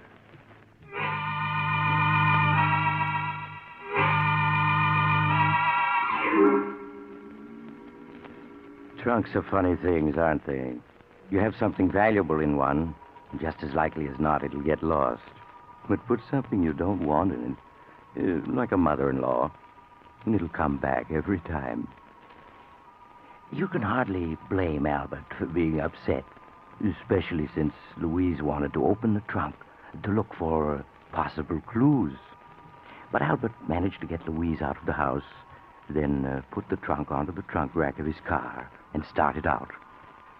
Several hours later, he was at the receiving platform of an all-night storage warehouse in New York. Yes, mister? Can I help you? Pardon me, but you store trunks here, don't you? Yeah, sure. We store anything in here. You want to store that trunk you got there? Oh, yes, please. Okay, I'll make out a ticket. Now, what's your name? Williams, John Williams. The address? 313 Maple Street. Yeah, but what city, mister? What city? Baltimore, Maryland. Baltimore. Okay. Charge is $3 a month. How long you want to pay for? Quite a while. I'll be leaving the country and... Well, what is it? Anything wrong, mister? Oh, dear. I only seem to have $6 with me. Well, that'll pay for 2 months. Then we'll send you a bill. No, that won't be necessary. I'll send you a money order in a few days. I may be out of the country for several years. Okay. Leave the trunk there. I'll take care of it. And here's your receipt. Just put the number of it in your letter when you send the money. I will. I won't forget. Good night. Good night. Hey, Mr. Williams. Mr. He's gone. There's a receipt on the platform where he dropped it. The nervous type. Oh, well, I suppose they can forward it to him from Baltimore.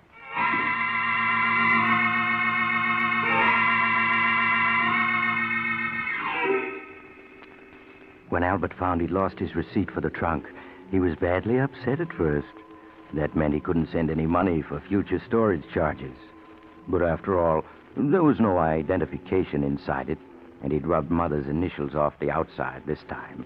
So how could anyone trace it back to him? Especially since they'd be looking for him in Baltimore. So in a few weeks, Albert was himself again. Except for a nightmare once in a while. After all, what do I know about you, Albert? You may have criminal tendencies, and I'm going to protect my daughter from you. Yes, I've come back, and you're not going to get rid of me. Do you hear me, Albert? I've come back to stay. Leave me alone. Leave me alone. I can't. Albert. No. Albert, wake up. What is it, Louise? You were moaning in your sleep, dear. You must have been having a nightmare. Oh, yes, I was. But it's not important. It's just that midnight snack I had. Go back to sleep, darling.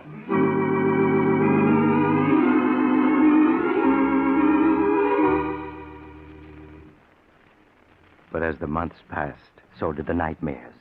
And finally, Albert was his old cheerful self again. Good evening, dear. How are you? I'm all right, Albert. Fine. Say, I bumped into George Horton and his wife while on the way home, and they asked us to come to the charity bazaar tonight. That was very nice of them, Albert. Well, why don't we go? There'll be an auction, a raffle, supper, dancing. It'll do you good. I know, but somehow I don't feel like meeting people. But you can't go on this way, Louise, cutting yourself off from the world. I've been unfair to you, haven't I, Albert? Keeping you home night after night all these months. Oh, why, darling, you know I've been perfectly happy. It's been so nice. Just the two of us. You've been perfectly wonderful, Albert, and I'm afraid I've been acting very selfishly. All right, I'll go to that charity affair tonight.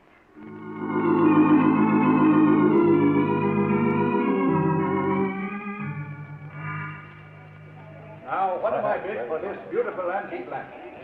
Do I hear $1? Do I hear $1? I'll bid $1. Ah, there we have a lady with a real sense of beauty. Now, do I hear $2? Do I hear $2? Well, good evening, George. Well, hello, Albert. Hello, Louise. Hello, George. Say, I'm sure glad you two came. Missed you both a lot these past months. Well, I hope you'll be seeing more of us. Hey, we've got quite a crowd here tonight. Oh, yeah. We hope to raise quite a bit of money. Say, that auctioneer's a genius. Come on, let's get a little closer. All right. Now, that gentleman over there, the one with the superb eye for beauty, bids $5 for this lamp. Do I hear $5.50? Your last chance, ladies and gentlemen, going at $5 once, Going twice. Sold to the gentleman in the tweed suit, and very fortunate he is. That lamp couldn't have cost more than $3 when it was new. Well, now we come to the raffle. The raffle? Yeah, the raffle for a mystery prize donated by yours truly, George Horton. Oh. Better let me sell you a few tickets, Albert. They're only 50 cents each. No, thanks, George. We just came to be sociable. Better take a chance. No telling what you might win. Now, next, ladies and gentlemen, we come to the feature of the evening. A raffle for a mystery prize, which I have hidden here beneath this canvas cover. Now, I'm going to lift this cover and show you a locked trunk. Now, take a good look at it. Trunk. Oh, no. It can't be. It is. She's come back again. Yes, Albert, I've come back, and I'm going to stay for good this time. Oh, no. Now, this is no ordinary trunk, ladies and gentlemen. It was donated by a gentleman who bought it for storage charges. Now, who knows what it contains?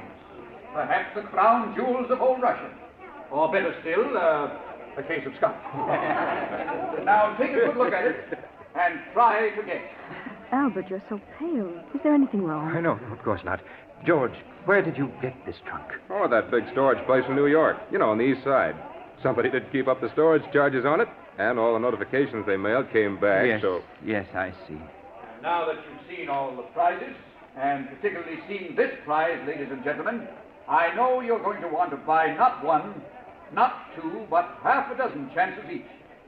What can be in it? Guessing is half the fun. Well, now we're all going to adjourn for supper, and immediately after supper, the big drawing will be held. So buy your chances now and win yourself a trunk full of surprise and pleasure. Well, Albert, changed your mind about buying a chance or two? Yes, George. Yes, I have. Now take all you've got.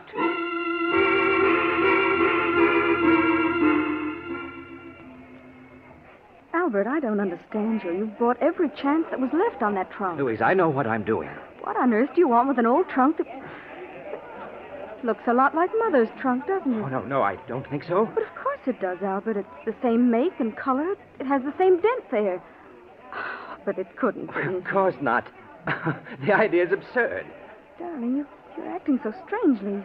You didn't eat any supper, and For now heaven's sakes, Louise, will you stop nagging me? I'm sorry, Albert. Hello. Feeling pretty sure you're going to win it with all those tickets, huh, Albert? I hope so. I knew the mystery of it would get you. Say, I've even got a ticket on it myself. So you'll have some competition. Oh, I'll win it. I've got to. Well, I did my best. I picked out the heaviest trunk the place had for sale. So I don't want the winner to blame me if he doesn't like what he finds. And now, ladies and gentlemen, we're ready for the feature of the evening, the drawing for the locked mystery trunk. Now, my assistant has put all the ticket stubs in the wire wheel, and so I spin it thus.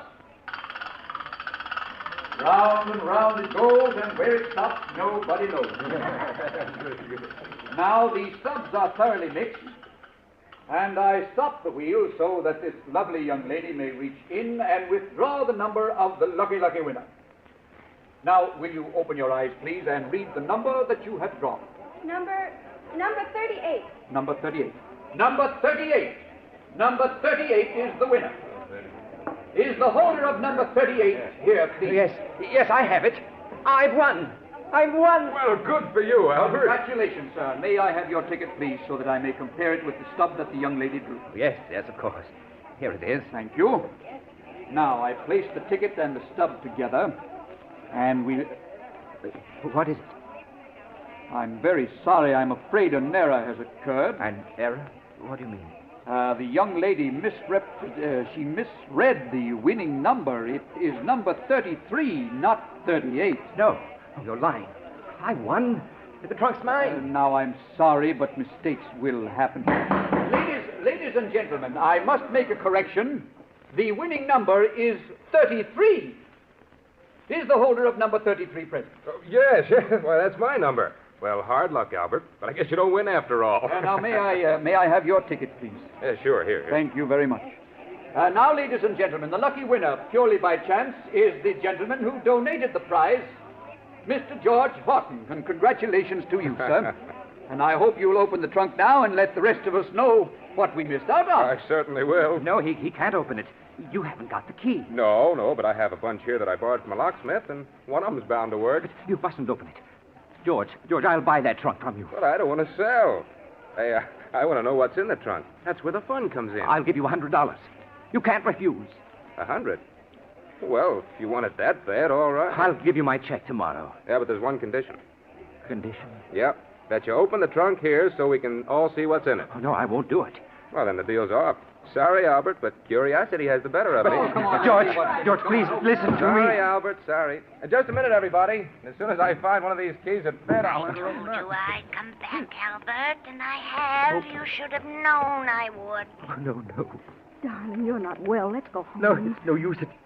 It's just no use. What on earth do you mean? You'll never be rid of me, Albert.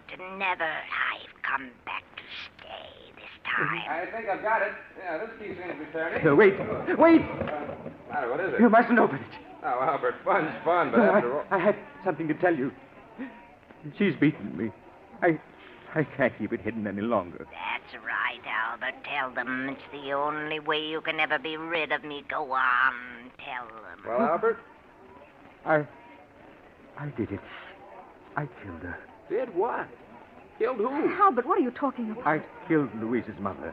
Her body is in that trunk. Oh, no. Albert, that's a very poor joke. Oh, it's no joke. I thought I could get rid of her, but I can't. She keeps coming back and coming back and coming back, and I can't stand it any longer. Go on, open the trunk now. You'll see I'm telling the truth. Go on, open it. All right, we will. Please stand back, everybody. Come on, stand back, all of you. Auctioneer, help me, will you? Yes, sure, Mr. Horton. I'll undo this catch now. There. All right, now lift her. Albert, this trunk. Why, there's nothing in it but old books.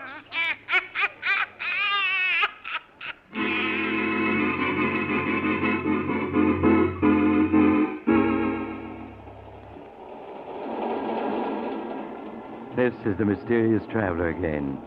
Poor Albert. He let himself be fooled by the wrong trunk. Maybe it was his guilty conscience. What happened to him? Why, he's getting the best of attention these days in a small but comfortable room with bars over the windows.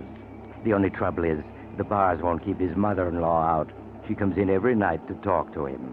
So if you're ever tempted to... Oh, you're getting off here. I'm sorry. But I'm sure we'll meet again. I take this same train every week at this time.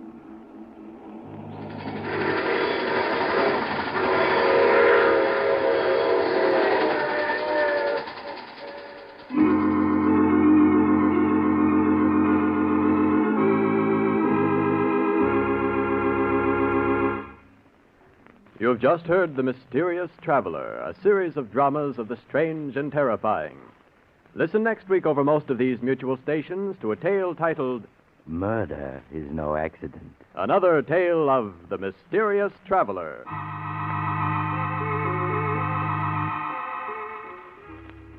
The Mysterious Traveler is presented by the Mutual Network from our New York studios. Russ Dunbar speaking. Stay tuned to this station for another exciting crime drama. True Detective Mysteries, which immediately follows station identification. This is the Mutual Broadcasting System.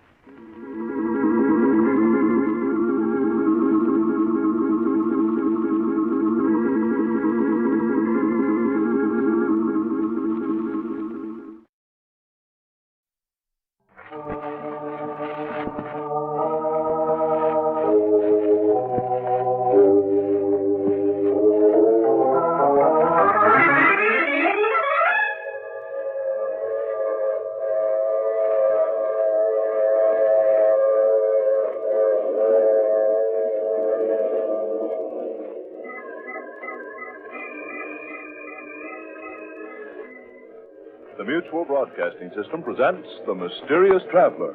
Written, produced, and directed by Robert A. Arthur and David Kogan, starring tonight two of radio's foremost personalities, Carl Weber and Inga Adams, in an original radio drama titled Queen of the Cats.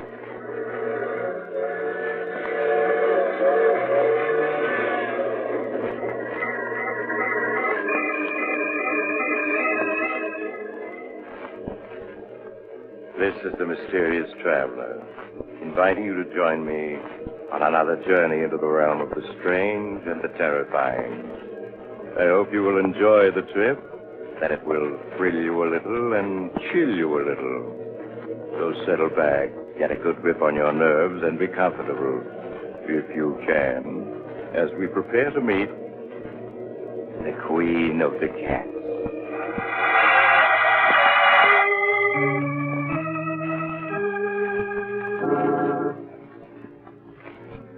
Our story begins late one night in a large New England town.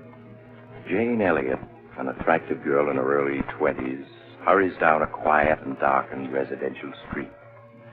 Finally, she stops before a large colonial house with a nameplate on the door, Dr. George Richards. She hesitates a moment, then rushes up the few steps to the door.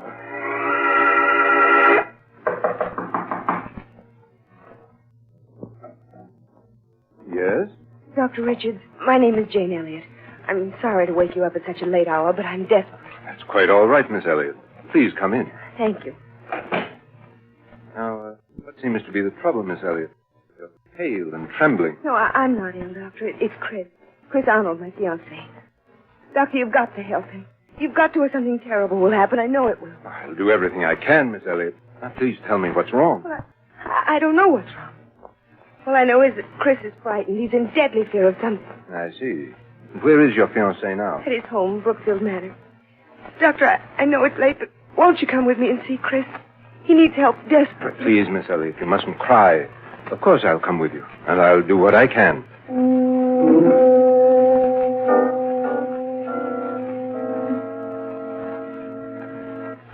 If you'll follow me, Doctor, Chris's room is this way. All right. Oh, tell me, Miss Elliott, aren't there any servants in this huge house? No, Doctor. Chris dismissed them all 2 months ago, except for a cook who's here during the day. He lives alone. Here we are, Doctor. Who is it? Chris, it's Jane. Just a minute. Jane, I've asked you before not to... Who's he? Darling, this is Dr. Richards. Doctor, this is my fiancé, Chris Arnold. How do you do, Mr. Arnold? Why the devil did you bring him? I don't need a doctor. Please, darling, I couldn't stand to see you. Forgive me, Mr. Arnold, but it's obvious to the most untrained eye you do need a doctor. Chris, please tell the doctor what you're afraid of. I'm not afraid of anything. I'm afraid that's not true. Your eyes are twitching, and you keep glancing around the room nervously. Mind your own business. People who are ill are my business. I want to help you, but I can't unless you tell me what you're afraid of. Darling, please tell him. Please, you can't go on this way. Yes. You're right. I can't go on this way. Believe me, Mr. Arnold, you'll feel much better once you've talked your fears out. Now, suppose you start from the beginning and tell me everything. All right, Doctor. I suppose it all began 2 years ago at a party Jane and I were at.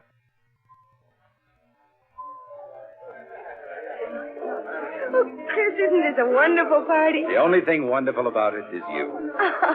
Oh, Chris, don't. People are watching. A fine thing when a man can't kiss his best girl in public. At Miss Tyndall's school, we were taught a young lady never kisses a man in public. Miss Tyndall is setting romance back 50 years. Who are you looking for? Rana Farouk, my roommate at Miss Tyndall's. Oh, she's the Egyptian girl you were telling me about. Yes, I want you to meet her. Only, better not fall in love with her, as every other man does.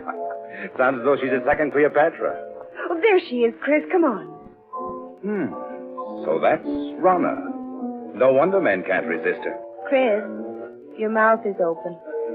Rana! Hello, Jane.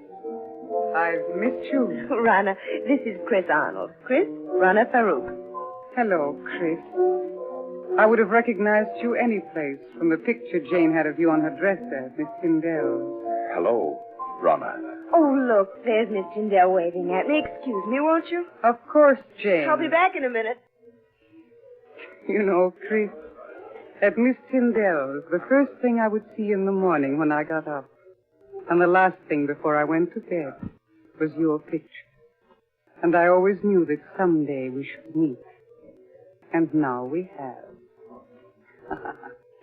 Why are you staring at me like that? Aren't you going to say anything? I prefer just to look.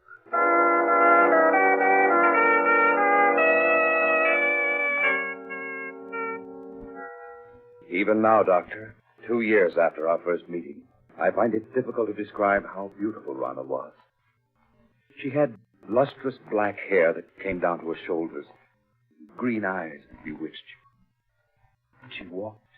She was so lithe and graceful that every eye in the room followed her. I was captivated the moment I saw her. I see. Well, what happened after that first meeting? Rana also seemed attracted to me. After that night, we saw each other constantly. Nothing seemed to matter to me when I wasn't with her. It made me indescribably happy to learn she felt the same way. So, just a month after we'd met, we were married. Please go on, Mr. Arnold. In the months that followed, I began to see Rana not as the image I'd been infatuated with, but as she really was. Vain, selfish, and intensely possessive. She couldn't bear to have me out of her sight. And if I was, when I returned, there would be questions. Countless questions. I began to dread seeing her. And then there were the cats. The cat? Yes, she had an insane passion for them. When Rana and I were at school together, Doctor, she always had a few cats around. She said she couldn't live without them. The house was always full of cats.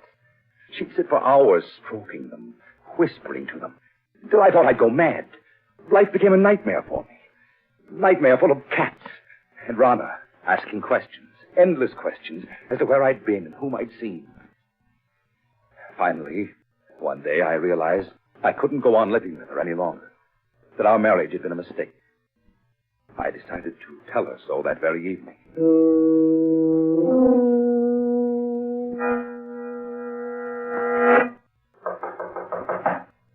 May I come in, Rana? Of course, dear.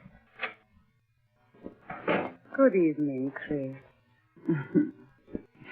Darling, why didn't you tell me that you'd had lunch with Mary Walker when I called you at the office this afternoon? How did you know I had lunch with her? A friend told me. Friend? Who was it? Oh, what is it, Beauty? What are you trying to say? Rana, put that cat down and answer me. Who was the friend that told you I had lunch with Mary Walker? You've never met her, darling. Who is it that you always seem to know what I've been doing, who I've been seeing? It's as though you have people spying on me. Chris, what a thing to say. Now, please hurry and change, or we'll be late for the Hopkins party. There's something strange about the way you always know what I've been doing. Sometimes I suspect... Chris, look out! You stepped on Sabina's tail. I'm sorry, but I didn't see her. I've asked you before to be more careful. Oh, poor Sabina. Are you all right now, my beauty? If there weren't so many cats underfoot, I wouldn't have stepped on them. Why must you keep them around? Because I love cats. They're beautiful, sacred. Thousands of years ago, my ancestors worshipped cats. When you speak like that, you almost look like a cat. And why not? Is there anything in the world more beautiful than a cat? You see? They agree. Rana, I can't go on like this anymore. Why, darling, what do you mean? Oh, marriage was a mistake. I want a divorce. Chris, you can't be serious. Oh, I am, Rana. Dead serious. I love you, Chris. And I won't give you up. You're mine, darling. You'll always be. Nothing shall ever separate us.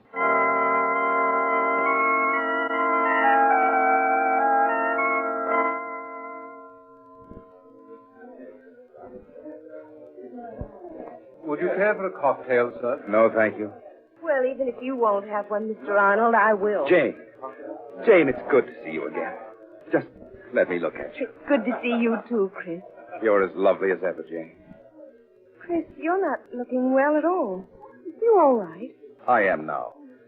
Jane, can't we go someplace and talk? What about the terrace? All right, Chris. Here, this door opens onto it. How is Rana? Oh, she's fine. Jane, I've made such a mess out of it. I was a fool to mistake infatuation for love. Jane, can you ever forgive me for the way I behaved towards you? There's nothing to forgive. I must be going now. Well, Jane, this is a surprise. Rana, Really, Jane, the way you've avoided calling on us, I have suspect you're still in love with Chris. Rama, you have no right. Please, Chris. I'm afraid I'll have to be leaving. It's getting quite late. Good night. Good night, Jane. I hope I didn't interrupt anything by coming out here so unexpectedly, Chris. Yes, Rana, you did. I was about to tell Jane that I love her and that I always will. I suppose that's why you asked me for a divorce. You've been secretly seeing her. Secretly seeing her? Is it possible for me to see anyone or do anything secretly without you knowing about it? No, you're right. It isn't possible. I know everything you do. So I would forget Jane if I were you. Rana, how could you possibly want me, knowing how I feel about Jane? You've got to give me a divorce. I'll never give you a divorce. Never, do you hear? You're mine, and you always will be.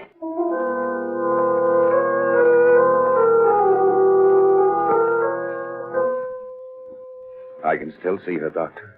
She stood there, hissing at me. Chris, you're mine, and you always will be. Suddenly I realized that she looked like a cat. An angry cat. Her green eyes, cold and murderous. Her long nails digging into my arms. Her body tense. For a moment I thought she was going to scratch my eyes out. After that night, I hardly spoke to Rama. I treated her as a stranger.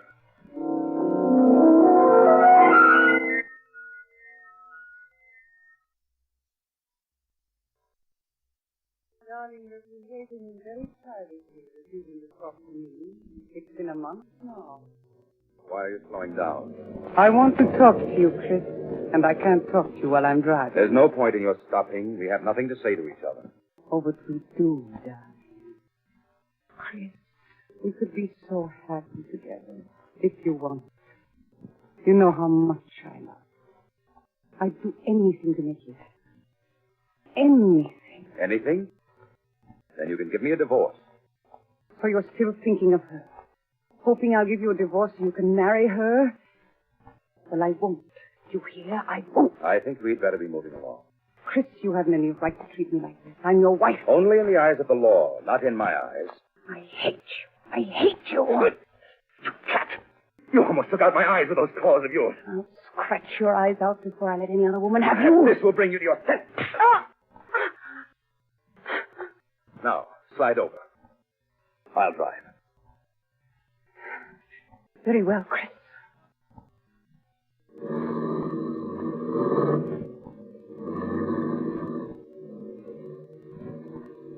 You think you've beaten me, Chris, but you haven't. Don't think it was weakness on my part because I tried to make up with you this evening. I know better than that. In the end, you'll come crawling to me.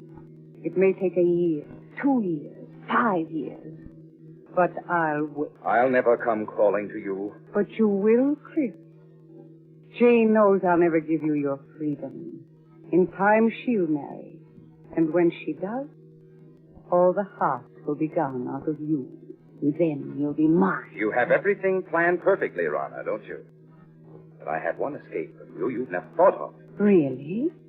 And what is that, Chris? I can escape through death. Through death? Yes, Rana. If I should fail to take that curve ahead, we'd plunge off the side of the mountain. Chris, you wouldn't. Why not, Rana? You've shown me there's nothing to live for. This at least is a clean way out. Chris, you don't mean it. But I do, Rana. Just watch. No, Chris. Don't. No!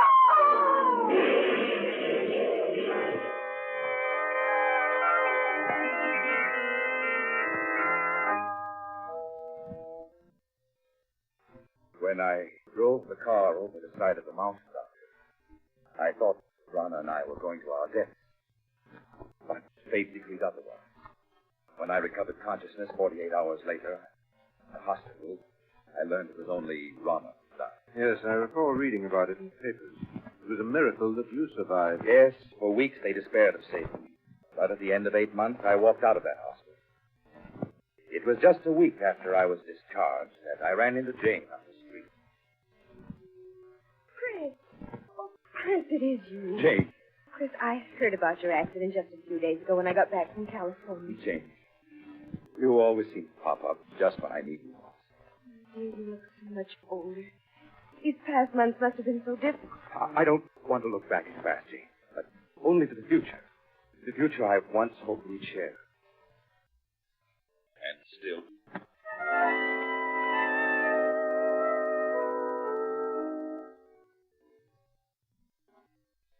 2 months ago, Doctor, Jane and I became engaged.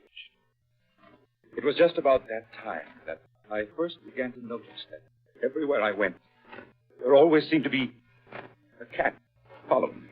So that's why you were always looking around so nervously all the time. Tell me, Miss Elliot, did you ever notice that the two of you were being followed by a cat?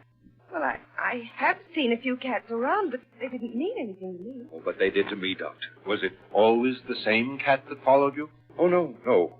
One day it'd be one cat and another day a different one. Doctor, I know you must think I'm insane.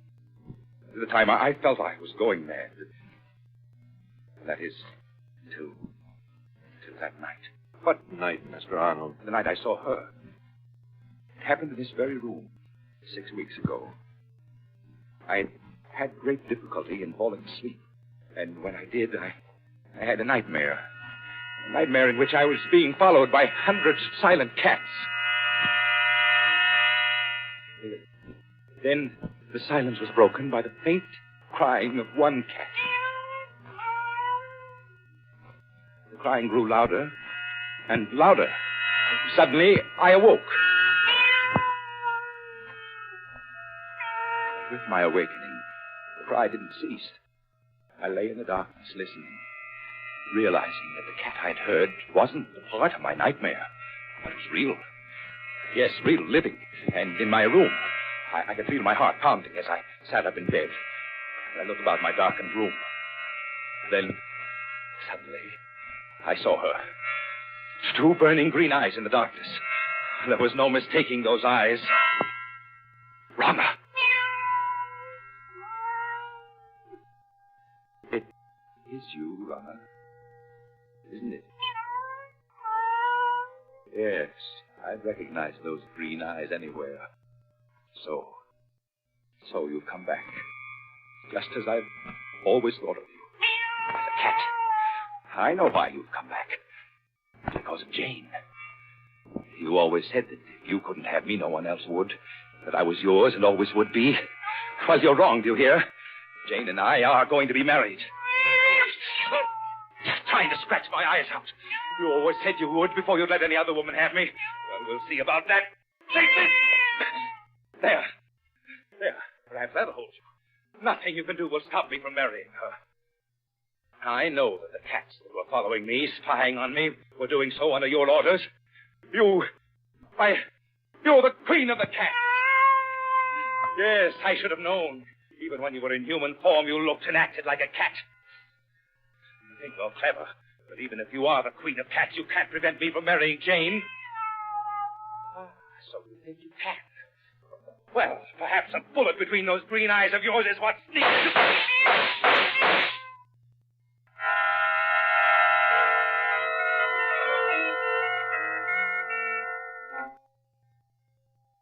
I emptied the gun at her, then turned on the light. There was no sign of her. She vanished. All that I found were 6 bullet holes in the wall.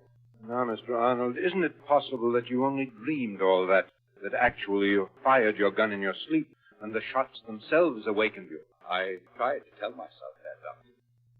But during the nights that followed, I knew it was not a dream. But night after night, she appeared in my room. I'd lie awake, waiting to hear her voice.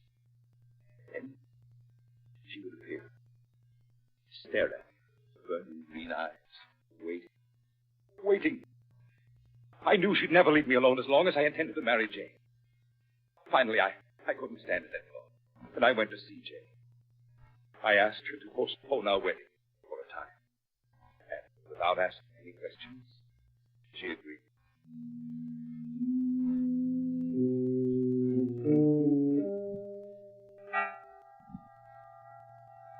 Doctor, the night I put off my marriage with Jane was the first night that Rana didn't appear. And the first night in a week that I was able to sleep. Chris, why didn't you tell me that night what was troubling you? I was afraid you wouldn't understand, Jane. You might think I was mad. Do you think, Mr. Arnold, that she didn't appear again because you had postponed your marriage to Jane? I know it. Weeks went by. Weeks in which I was able to sleep soundly without being awakened by it. I came to think that perhaps it had all been part of a horrible nightmare, and that I was over it at last. Then, a week ago, I asked Jane to set the date for our wedding. She did so. And that same day, we took out a marriage license. Doctor, Chris looked so much better that I thought he'd gotten over what was troubling him. So did I. But the night after we'd applied for a license, she appeared again, in this very room. And you've seen her every night ever since? Yes. She just keeps staring at me with those green eyes. Waiting. And Doctor, I have a feeling something horrible will happen if I attempt to marry Jane. Do you still have the marriage license? Why? Yes. Why do you ask? Mr. Arnold, you've reached a crisis in your life. You're faced with fears that are threatening to overwhelm your sanity. If you want Jane and happiness, you must be prepared to fight. Fight? But how, Doctor? Often when we challenge our fears, we find that they exist only in our imagination. The only way for you to challenge your fears is to go through with your marriage with Jane. Now, tonight. Tonight? Yes, I know it's quite late, but a friend of mine who's a judge, I'm sure he'll marry you. All right, Doctor.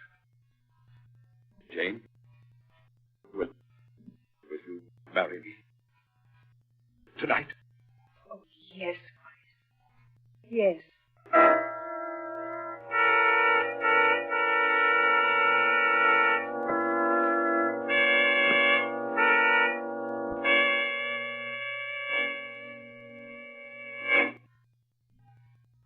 Sorry to get you up in the middle of the night, Judge, but for reasons I can't explain, it's important that these two be married tonight. That's quite all right, Doc.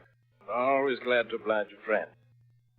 Have you got the license and the ring, young man? Oh, yes, sir. Here's the license. And here's the...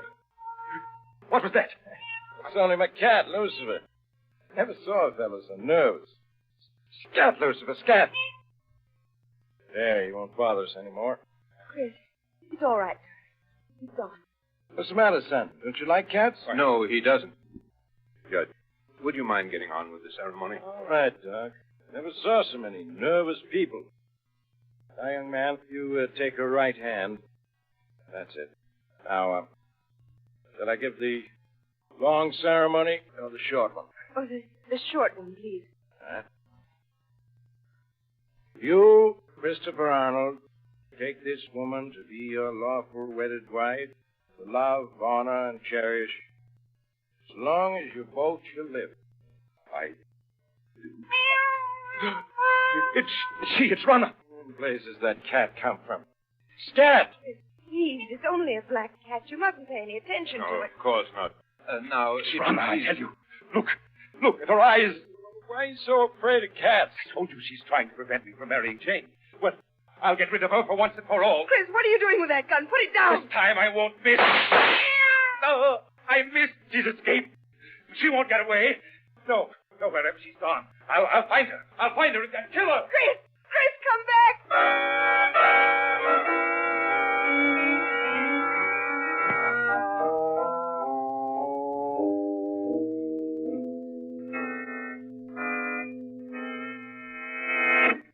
Wait.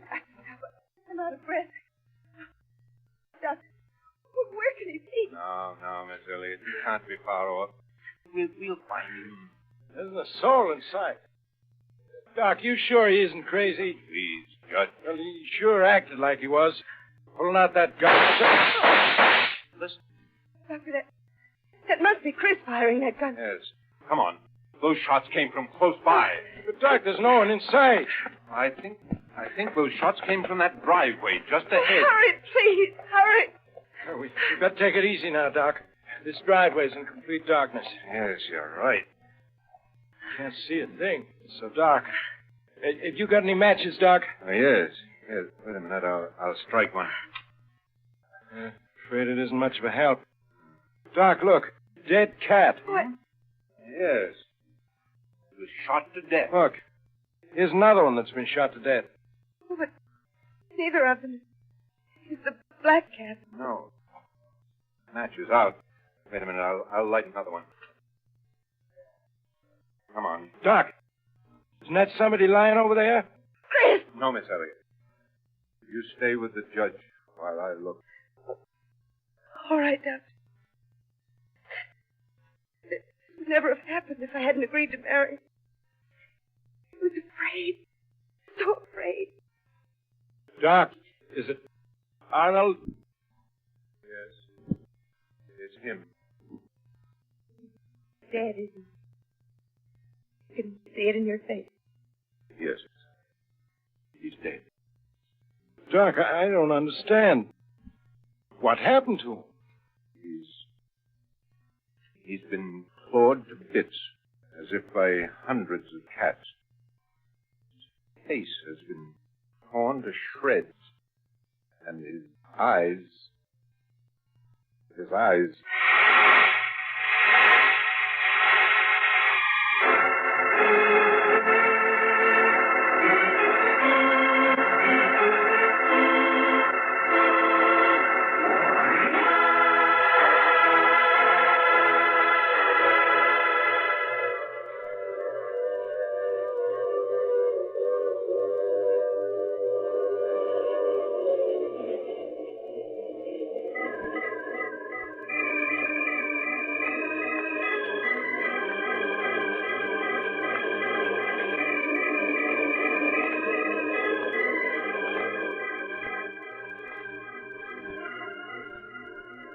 This is the mysterious traveler. Did you enjoy our trip? Too bad about Chris Arnold, wasn't it? Seems there just isn't any escape from a jealous woman, particularly when she's the queen of the cats. You know, strangely enough, at Chris Arnold's funeral, just as the coffin was being lowered into the grave, the mourners suddenly noticed a black cat with green eyes sitting on the edge of the grave, quietly licking its paws.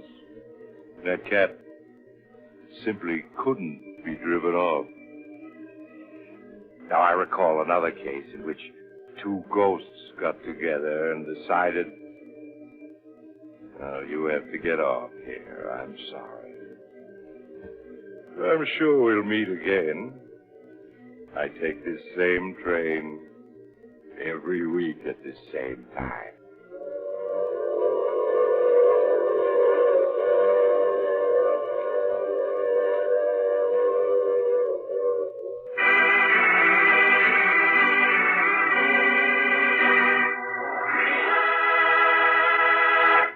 You have just heard The Mysterious Traveler, a series of dramas of the strange and terrifying. All characters in tonight's story were fictitious, and any resemblance to the names of actual persons was purely coincidental. In tonight's cast were Maurice Tarplin, Carl Weber, Inga Adams, Mitzi Gould, John C. Moore, and Brad Barker. Original music was played by Paul Taubman. The Mysterious Traveler is written, produced, and directed by Robert Andrew Arthur and David Kogan. Listen next week to a tale titled 0 Hour. Another strange and suspenseful tale of the mysterious traveler. This program came to you from New York. Another program of tense and dramatic action will follow in just a minute. Stay tuned to the station for Official Detective. Carl Caruso speaking. This is the Mutual Broadcasting System.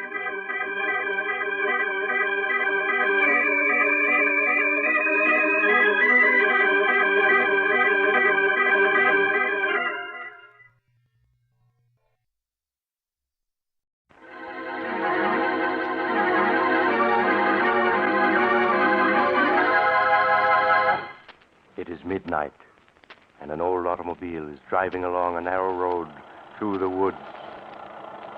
At a point where a second road, even narrower, crosses the first, the car stops. Here you are, young fella. This is the professor's place. Is it? All I can see is woods. It's up that road about 50 yards. Look sharp and you can see the light shining between them two trees. Huh? Oh, yes, I see it now. Then I guess I get out here. Would you hand me my bag, Sheriff Ramsey? Right. Here you are. Thanks. And that's $1 I owe you, right? Yep. Thank you. You know the professor, do you?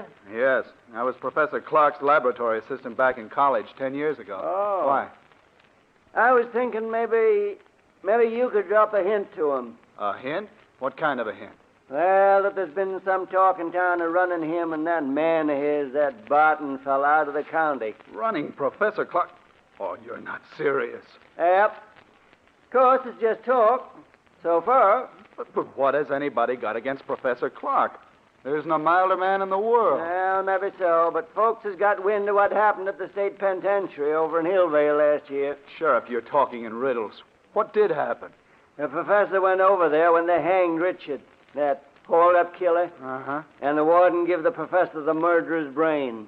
That's what happened. Oh, what of it? Professor Clark is a great authority on nerve and brain tissues. Maybe he wanted it for research purposes. I'm not saying he didn't. I'm just telling you how folks are talking. They think he's keeping that brain in a big glass jar and making it grow. Oh, that's perfectly ridiculous. Well, they don't think so. They got the notion that brain is as big as a bull calf by now, and they're afraid someday it'll escape. Sheriff, for a minute I was taking you seriously. A brain as big as a calf? Oh, I'm not saying I ever believed it, but it'd be a good idea if the professor'd give folks the notion of what he's really doing in that laboratory of his, with that Barton fella to help him. Then maybe the talk would die down. I understand. All right, Sheriff, I'll mention it to him. Well, then I'll be getting on. Good night, young fella. Good night, Sheriff. Right up that road about 50 yards. You can't miss it.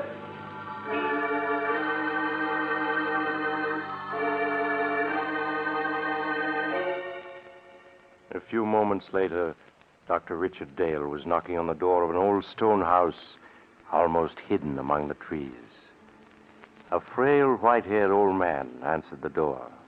An old man who could hardly speak in his joy as he gripped Richard Dale's hand. He led the way down a long hall to a great room where strange equipment took up almost every inch of space. Retorts and electric furnaces, generators, batteries, and great glass vats. Dr. Dale stared around him in intense curiosity as Professor Clark helped him off with his hat and coat. There. Now, sit down, Dick, my boy. Sit down and let me get a good look at you. So, you got my letter? Oh, yes, of course you did, or you wouldn't be here. Thanks, Professor. Yes, I got your letter, and it made me so curious I took the first train. You promised me a surprise. Well, is this it, this amazing laboratory? No, my boy. I'll come to that in a moment after you've met Barton, my assistant. Barton? I don't seem to know the name. Should I? No, he's not famous yet. But he will be. He's been with me only a few months, but I couldn't get along without him. He certainly sounds interesting. You'll like him, I'm sure you will. Barton. Yes, Professor? Dr. Dale has arrived. I want you to meet him. Why, of course. How do you do, Dr. Dale? We've both of us been looking forward to your visit. How do you do? Yes, the professor's letter made me so curious I couldn't stay away. I'm still wondering what the great surprise is he promised me. You'll see, Dick, in just a minute. My curiosity's at fever pitch. Well, it's time to satisfy it. Barton, is Alpha making some coffee? Yes, he started it when we heard the car. Alpha? Who is he? Our general man of all work. Truly amazing fellow. Here he comes now.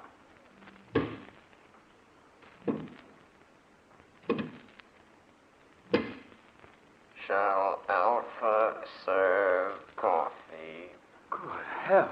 I said you'd be surprised, Dick. He's not human. He's a machine. A robot. Yes, my boy. An artificial man made from metal and synthetic brain tissue. A machine man.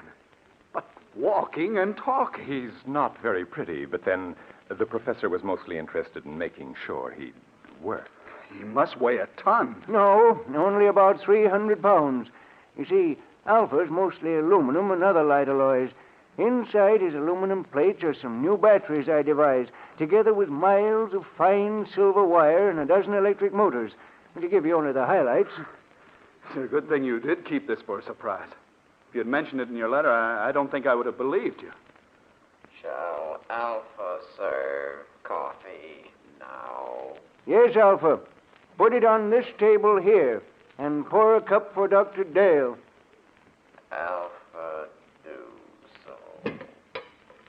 so. Still can't make myself believe it. Alpha poured coffee. Go on, Dick. Take it. Huh? Oh, yes, of course. Al, thank you. Alpha, this is Dr. Dale, our guest. Any orders he gives are to be obeyed. Alpha understands. He looks clumsy, but he poured the coffee as well as a man could. Yes, my boy, Alpha has capabilities you'd never suspect to look at him. Here, I'll show you. Alpha. Alpha hears. The fireplace needs more wood. Put on that big log there. Alpha, do it.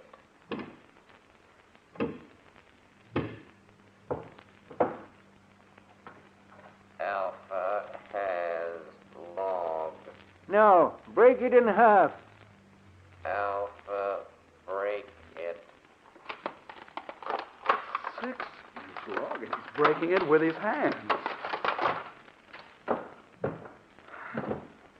Alpha, put log on fire. Good. We won't need you any more tonight, Alpha. You can go back to your room now. Alpha is going. Be sure to switch off your batteries. They're going to need recharging tomorrow. Alpha understands. That's the most incredible thing I ever saw. You see, Dick, I try to treat Alpha as if he were really a man. So I give him a room of his own. Like any machine, he's completely inactive when his batteries have been switched off. But his brain continues to function. It's an artificial protoplasm that I spent 8 years creating. It's the only thing that makes him different from any other machine. But it means Alpha can think. Think like a man. A machine that can walk and talk and think. Ah, but Alpha's not the only surprise I have for you, Dick. He's not? No, I have another one, even more astonishing. But you'll have to wait until morning to learn about that, because now it's time we were both in bed. I suppose you're right. It's after 1.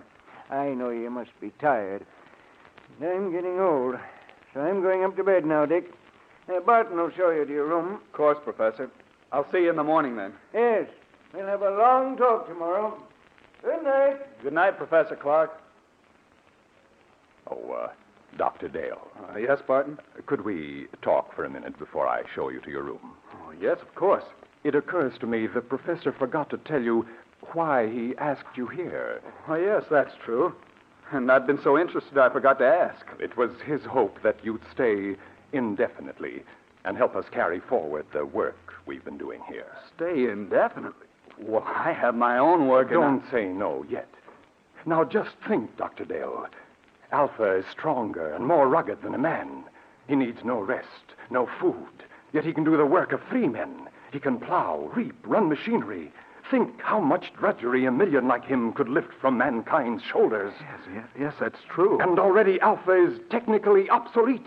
Professor Clark has the blueprints for a new machine man, as superior to Alpha as an airplane is to a bicycle. We want you to help us build them. Well, I'm certainly tempted. Perhaps I could arrange. Ah, excellent. And now there's only one more thing I want to tell you. Yes? What is it? It's about Alpha. You must help me persuade the professor to dismantle him. Dismantle him? Why? he has become dangerous. I don't understand. Because he was the first successful machine man that the professor built. He is imperfect in many ways. He's not completely reliable. I'm afraid that someday he may escape from the house and so do some damage that would seriously upset our plans. Yes, that could easily happen. The local inhabitants are unfriendly enough as it is. I know. Sheriff Ramsey was warning me about that tonight. All right, I'll speak to Professor Clark about it tomorrow. Ah, good. Then I'll show you to your room now, if you wish. Yes. I am sleepy. If you'll just come this way.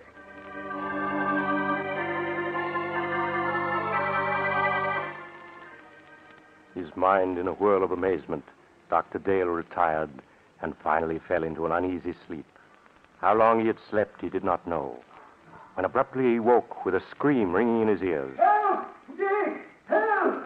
Quick! The cry came from downstairs. Dr. Dale leaped from his bed and raced down to the lower floor. Dick! Help! Help me! Ah! In the lower hall, he found Barton hammering on the heavy door of the laboratory. Professor Clark! Professor Clark, what's wrong? What's happened? It's the professor. I heard him call for help. Huh. Yes, so did I. It woke me The up. door's locked. He must be in there, but there's no sound in there now. Well, we've got to break the door down. Yes. Put your shoulder beside mine. Right. You ready? Ready. And shut. Professor Clark, where are you? Professor Clark. He's not here. Yes. Here he is, lying on the floor beside the window. He's been murdered. It was Alpha. It must have been. No one else could have done it. But where is Alpha? The window. It's open. He went out that day. We've got to go after him. I'm afraid it's hopeless. At night in these woods, we couldn't possibly find him. No, you're right. It'll be morning soon. Then I think he'll come back. He knows that he can only go a few more hours before his batteries must be recharged. Then we can capture him and destroy him. But, Barton, why did he kill the man who created him? The professor must have come down to the laboratory for some reason. Occasionally, when he couldn't sleep, he would do that. He may have decided to make some more tests of Alpha. Yes, but that doesn't explain why... During the test, something must have occurred. When Alpha returns, we can find out. Poor Professor Clark. Well, we'll have to notify the police. There's only the sheriff. In any case, I think we should wait till morning and then report the professor's death as an accident. An accident? Yes. If the authorities learn the truth, our research may be stopped. And when Professor Clark has achieved so much, can we let it go for nothing? No, of course not. Dr. Dale, we must carry on his work for him. Yes, that's what he would want. Then you will help me continue it? You'll stay? Yes. Yes, I'll stay.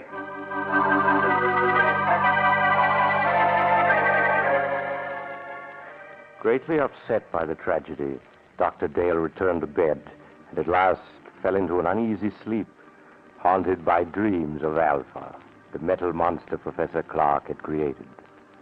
When he awoke, the sun was shining, and he could hear Barton moving about downstairs. He dressed and went down to find Barton getting breakfast ready. Oh, good morning, Dr. Dale. Good morning, Barton. Any sign of Alpha? Not yet. Well, we ought to start a search for him. But first, I think you ought to eat breakfast. Everything's ready. Oh, all right. Some coffee anyway. Yes. Sit here. Thank you. I didn't know you were a cook as well as a lab assistant, Barton. I've learned to do a lot of things since I came here. Aren't you going to eat, too? I'm not hungry. I seldom am. But I thought that while you ate, I might outline some of the problems facing us. That's a good idea. You see, though Alpha's brain is of synthetic protoplasm, it is not completely artificial. I was wondering about that. Sheriff Ramsey mentioned that the professor secured a human brain from an executed killer, yes. The professor found that to give life to his artificial brain tissue, it was necessary to add a small amount of tissue from a real brain. I see. The real tissue gave life to the rest, of course. Yes, but in this instance, it may have tainted Alpha's brain with the murderous impulse of a killer. Yes, that sounds plausible. So our first problem will be to obtain untainted brain tissues to blend with the artificial tissues we will make according to the professor's formula. That should give us no trouble. I can get what we need through the research laboratories where I'm connected. Then that solves our worst problem. The rest will be matters of detail. Fortunately, there's enough equipment here to build a dozen or so robots. Like Alpha, you mean? No. The far more advanced type Professor Clark was perfecting And now, if you've finished, I have something to show you. Yes, I'm through. I don't feel much like eating after last night. Then come with me to the laboratory, and I'll show you the second surprise that Professor Clark had in store for you.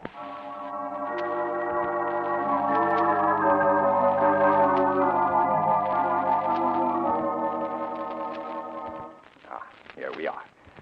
Now, what I'm going to show you is in this box. Another robot? Yes. A second mechanical man the professor built a few months ago. This one, though, was a failure. You mean it wouldn't work? It worked too well. I don't follow. It was too intelligent. Professor Clark called it Beta. And Beta's brain power was greater than that of any human scientist who ever lived. But Beta was insane. Good Lord. He represented, however, a tremendous technical advance. Look.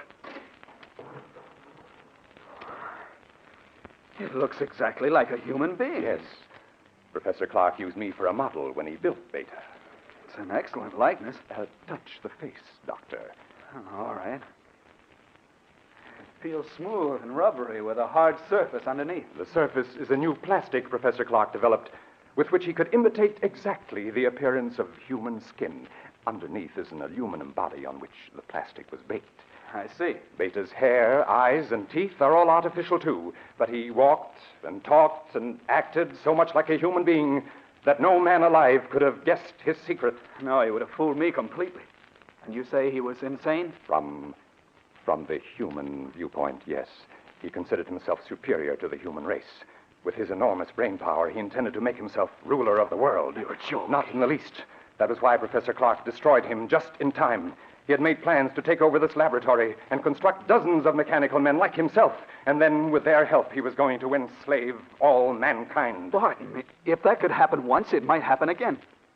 I don't believe we should continue Professor Clark's work after all. Oh, there's no danger now, Doctor. You see, Beta also had a brain which contained tissues taken from that of the condemned murderer, but we will select the brain tissues from the highest types that are available. Yes, but even so, then, Doctor, we will produce mechanical men, tireless, indestructible, who will be mankind's willing servants, who will solve for man problems he can't solve for himself.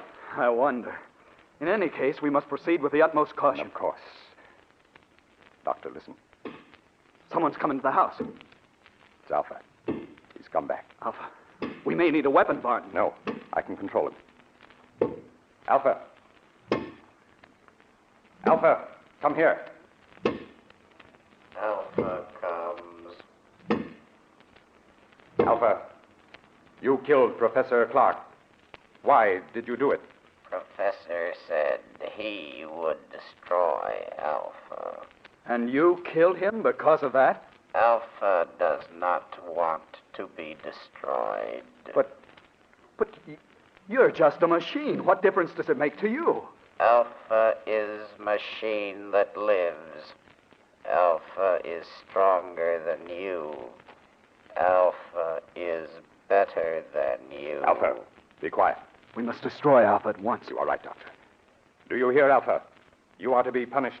Alpha hears. But first, we want to know where you've been. Did anyone see you? Men saw Alpha. Men saw you? What do you mean? 2 men driving automobiles saw him. And what did they do? They tried to hit Alpha with automobile. And then what happened?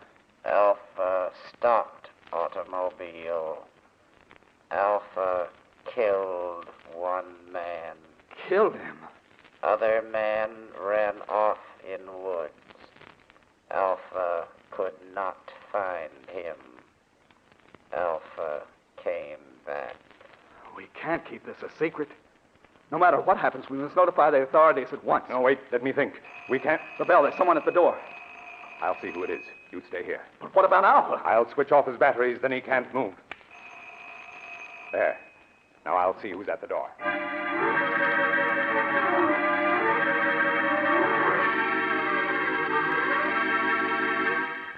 Dr. Dale waited while Barton went to the door. He heard the door open and recognized the excited voice of Sheriff Ramsey speaking. Then a moment later, Barton came back into the laboratory, followed by the sheriff. who held a revolver in his hand. But, Sheriff, if you'd only let me explain... Never mind that. You're coming with me, both of you. Dr. Dale, perhaps you can reason with the sheriff. He insists that we're under arrest. Yes, and I'm taking you to the lockup. The professor, too. Where is he? Professor Clark is dead, Sheriff. Dead? He was killed last night when an experiment he was engaged in went wrong. An experiment, huh? I suppose it was an experiment that crushed the life out of him. It crushed the life out of Jed Thompson an hour ago down the road and scared Fred Jennings so bad all he can do is jabber about monsters. It's true. The thing that killed both the professor and Thompson is an experiment. It's standing there behind... Behind... A machine. A man made out of machinery. Oh, don't be alarmed, Sheriff. It's perfectly harmless now. It is a machine man which Professor Clark built. Unfortunately, it got out of control. I don't believe it. I don't blame you, Sheriff, but that's the truth. I think I can convince you. What are you doing? Stand still. I'm simply going to switch Alpha on. There. Now he can move and speak as well as you and me. That thing talk? You're lying. You're up to something. Alpha, will you tell the sheriff that it was you who killed Mr. Thompson? Alpha killed him.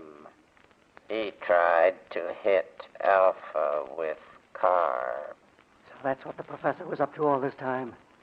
Building that thing. Now, Sheriff, surely you realize that we are not murderers. Maybe not, but you're coming to jail just the same. You're partly responsible anyhow. But, Sheriff... Anyway, it's for your own protection. There's a mob on its way out here from town. They're going to burn this place down. What? I got to put you in jail for your own safety. They're ready to lynch you right now. Burn the place down? That's what I said. So turn that machine thing off and come along. We ain't got much time. No. All this equipment, machinery, the professor's notes, they must not be destroyed. We must stop them. Yes, Sheriff. The loss to science... Never mind science. You got your own skins to worry about. That mob means business. Let's get started. I'm afraid we can't do that, Sheriff. You can't. I got a six-shooter here that says different. We have no choice, partner. Oh, yes, we have. Alpha, take the gun away from this man. What are you doing? Stop him! Stop him or I'll... Stop! Let me go! Stop him! Too late. Too late, Dr. Dale. He's dead. Alpha crushed him. Yes, Dr. Dale. Now, you're a murderer. In a good cause. The life of one man or of a dozen men cannot stand in my way. You don't expect me to keep silent about this, do you? I think you will. Alpha. Alpha. He doesn't answer. His batteries have gone dead. That last burst of energy must have drained them dry. But it makes no difference. I think it does. A big difference. There, see this? It's Sheriff Ramsey's revolver with 3 bullets still in it. Now put your hands up. I must explain something to you, Doctor. You can talk, but if you move, I'll shoot. I only want to say that nothing is going to interfere with my plan to build more of the improved form of robots that Professor Clark perfected before his death. Robots who look and act so much like men, no one can detect them. They'll never be built. I intend to destroy all of Professor Clark's notes. They will be built by me. I shall build 10, 100, 1,000. Then I shall lead them with a superior intelligence to the mastery of the world. You're mad. Of course I should have guessed. No, Doctor, that's not the answer. I shall tell you the truth. And then you must die. Stand still or I'll shoot. You remember last night when the professor said he had another surprise for you? An even greater surprise than Alpha? Yes. That surprise, Doctor, was Beta, the second robot. So perfect it looked like a man, but so intelligent that human beings were as children in comparison. But Beta was destroyed. No, Doctor, Beta was not destroyed. But you must be destroyed. Stand back. Stand back, I say. All right, then I'll shoot. And now, Doctor, your bullets are gone. You aren't even hurt. Bullets cannot harm me. That's what I'm trying to tell you. Beta, the second robot, was not destroyed. But I saw him. What you saw was only an initial attempt that failed. The real Beta still exists. You see, Dr. Dale, I am Beta. You? Yes. I, too, am a mechanical man. And now, you must die. No. No, stay away from me. Stay away!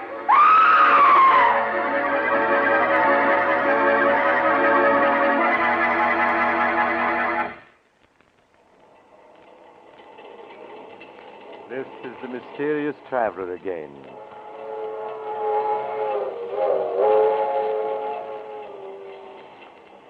What happened to Dr. Dale? Why he's still alive? but of course under observation in a hospital. In fact, it was he who told me the story. You see, the mob that was coming to burn down the house arrived just in time to save him. But Barton, or Beta as he called himself, escaped. He could hardly have survived all those bullets if he had been human, could he? I wonder if the story is true. Do you suppose that somewhere a strange individual who is really a robot is making other mechanical men preparing to carry out Barton's plan? Oh, you haven't time to talk about it now. You're getting off here. I'm sorry. But perhaps we'll meet again soon.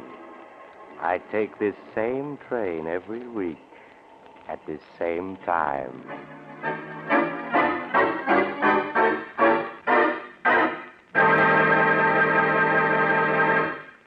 You've just heard Chapter 19 of The Mysterious Traveler, a series of dramas of the strange and terrifying, brought to you each week by station WOR. In tonight's story, Beware of Tomorrow, Will Hare played Dr. Dale, and Don Randolph played Barton. Also featured were Maurice Tarplin and Philip Clark. The Mysterious Traveler, written by Bob Arthur and David Cogan, is directed by Jock McGregor. Original music was played by Doc Whipple.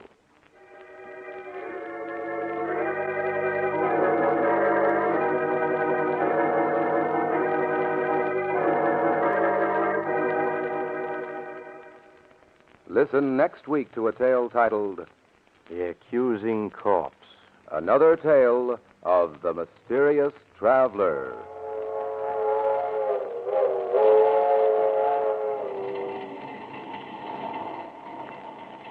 The Mysterious Traveler is presented over WOR Mutual every Sunday at 7 over most of these stations. This is Mutual.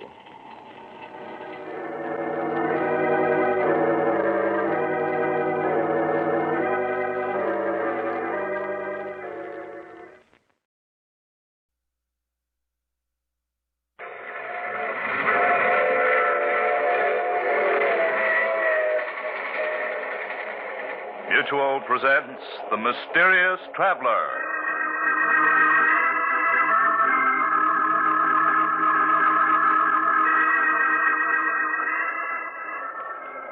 This is The Mysterious Traveler, inviting you to join me on another journey into the realm of the strange and the terrifying. I hope you will enjoy the trip, that it will thrill you a little and chill you a little. So settle back and get a good grip on your nerves. If you can. Where are we going? Well, let us say for the moment we're taking a little trip into time and a story I call New Year's Nightmare.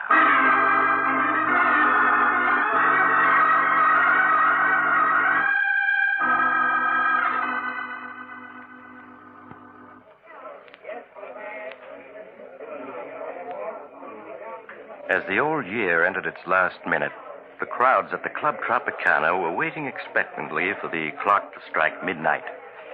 At a ringside table, a lovely young woman angrily whispers to the man with her. Chris, if you take another drink, I'll leave. Oh, Judy, this is New Year's Eve. It'll be 1947 in another minute. Gotta celebrate, don't I? Just one more. Just one more, just one more. That's what you always say. I wouldn't mind if it were just tonight, but you're always getting drunk. Waiter, another bottle of champagne. Nothing I say means anything to you, does it? You think because I've forgiven you a dozen times in the past, I'll do it again. But you're wrong, Chris.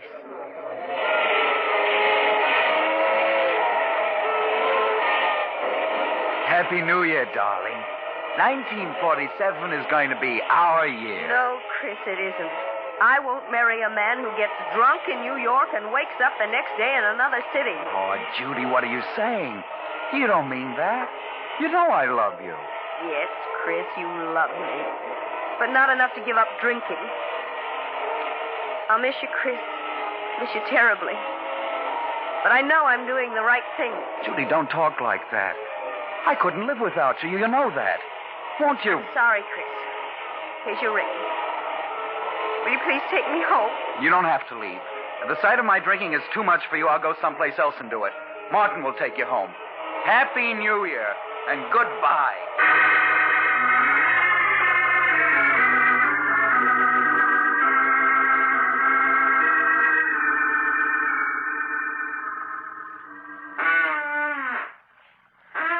Do you mind finishing that drink, mister? It's 5 o'clock in the morning and I'm dead on my feet. Sure, I'll drink up. No matter what she says. That's right. Now you better go home and sleep it off. Good night and a happy 1947 to you. Thanks. And the same to you. Cold.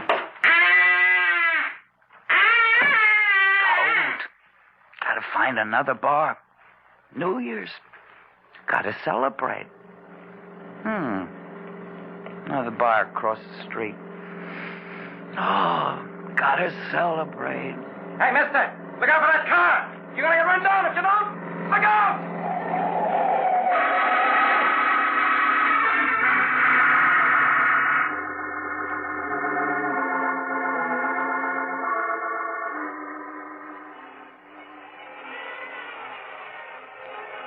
Oh, my head.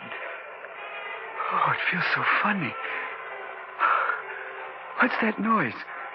Those horns. Why, darling, it's midnight, New Year's. Oh, my head, it's throbbing so. Where am I? How did I get here? Why, darling, you live here. Live here? What are you talking about? Charles, I'd better call Dr. Smith. You look so strange. Hello? Connect me with Dr. Smith's apartment, please. Never seen this place before. Hello, Doctor? This is Blanche Arnold. Yes, it's Charles. He isn't well. Could you come to our apartment at once? Oh, thank you. Goodbye. What do you mean, I live here? Who are you? Where am I? I'm your wife, Charles. This is our home, don't you remember? You're my wife. Well, you can't be. I'm not married. What am I doing here? What's your game? Charles, can't you remember anything about us? What are you talking about? I never saw you before. And why do you keep calling me Charles? My name is Chris. Chris Andrews. Chris Andrews. So that's what the initials CA stood for. Oh, that noise out there. What are they making such a racket for? Because it's midnight, New Year's Eve. Midnight? New Year's Eve? But it was midnight hours ago, when I left the Club Tropicana. What are you talking about? Oh, that must be Dr. Smith. I'll answer it. Dr. Smith? I don't know any Dr. Smith.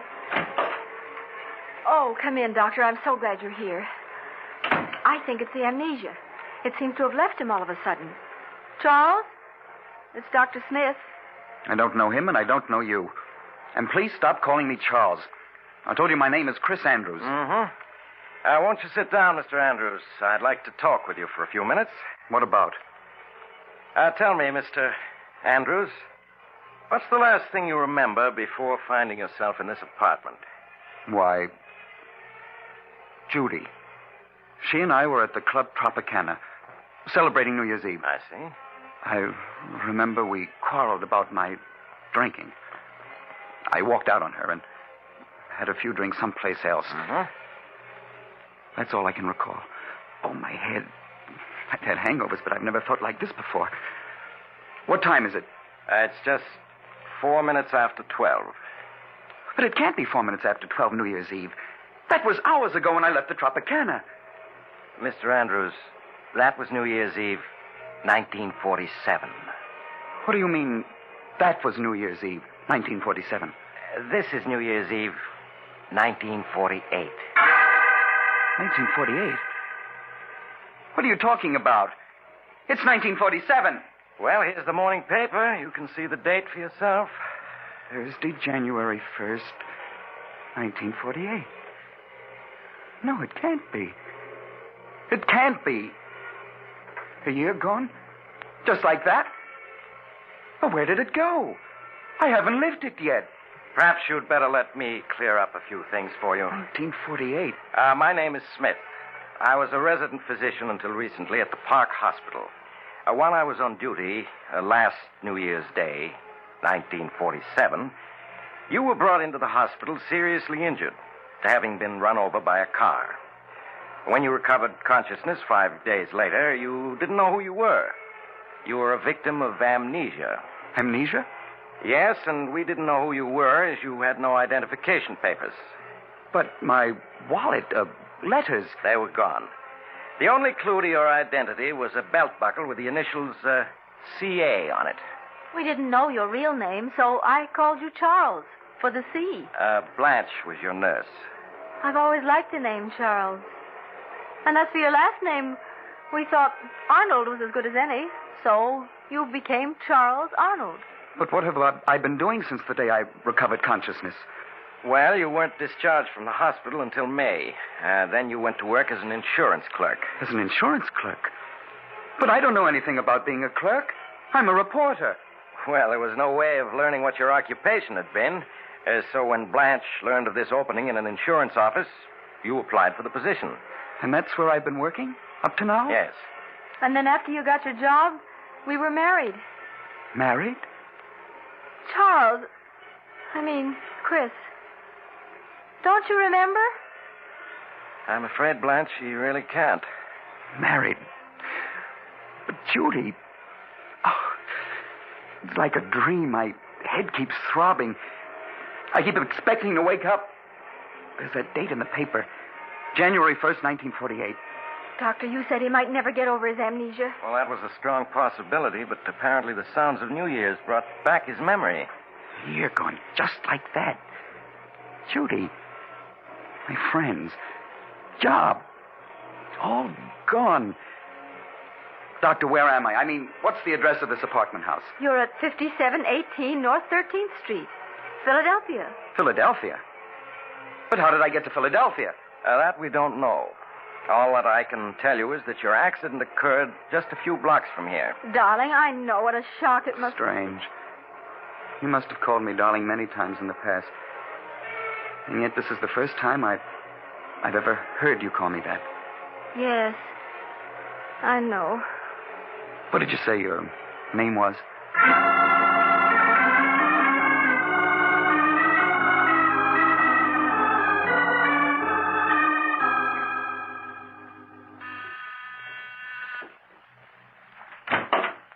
Oh, hello, Doctor. Come in, won't you? Thank you.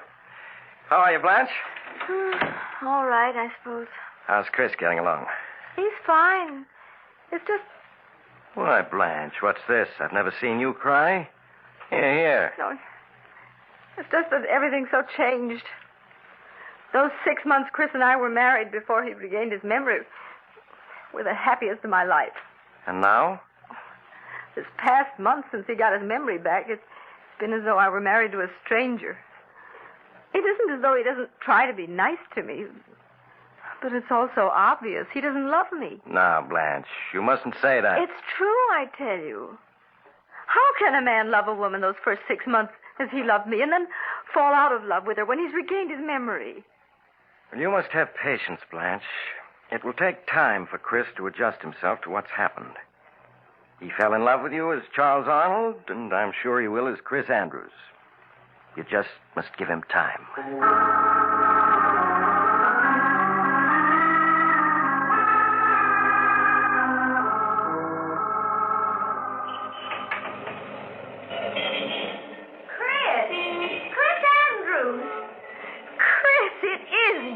Judy. Oh, Judy. Oh, just let me look at you. Oh, this can't be true. You're being here. Well, it is. It's been a long time. Yes. Year and a month since New Year's Eve, 1947. Chris, what are you doing here in Philadelphia? I live here.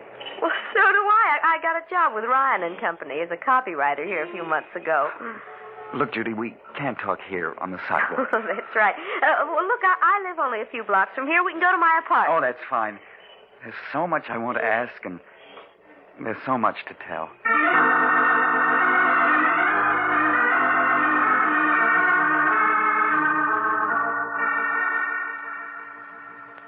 Here, let me have your hat and coat. Thank you.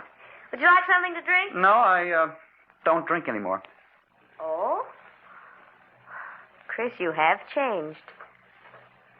You look so much older. Well, you don't. You're as lovely as that night I saw you last. Thank you, Chris. Judy, you'll have to let me explain what happened after I left you that night at the Tropicana. If you find it difficult to believe, I won't blame you. It still seems like a nightmare to me. That night, after I left you...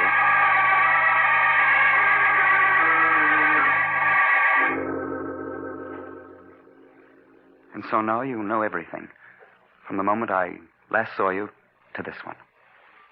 Oh, no wonder you look different after having gone through an experience like that.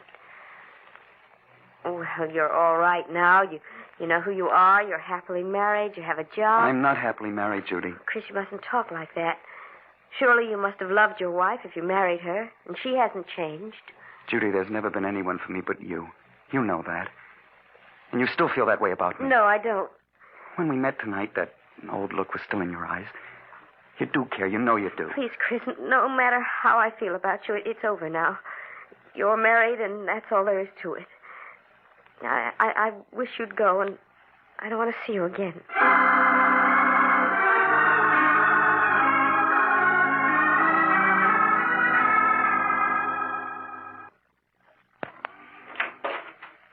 Chris, where have you been? I expected you home from work hours ago. I met a friend. Oh, you look so tired. Do you feel well? Blanche, this past month I tried my best to be a good husband, haven't I? Well, you have been, darling. No, there's something missing, and you know it. Oh, it isn't your fault. It's mine. And as a result, we're both unhappy. You mustn't say that, Chris. I feel that in time, things will be as they were when we were first married. When you were Charles Arnold. No, but they won't be, Blanche. It's no use, I tell you. Chris, who is the friend you met tonight? The girl I was once engaged to. I see. Blanche, you've got to give me a divorce. No, Chris. I'll never do that. But why? You know I don't love you. What's the sense in going on like this? Chris, when you were Charles Arnold, you did love me, and we were happy together. I had your love once, and I mean to win it back. I won't give you a divorce.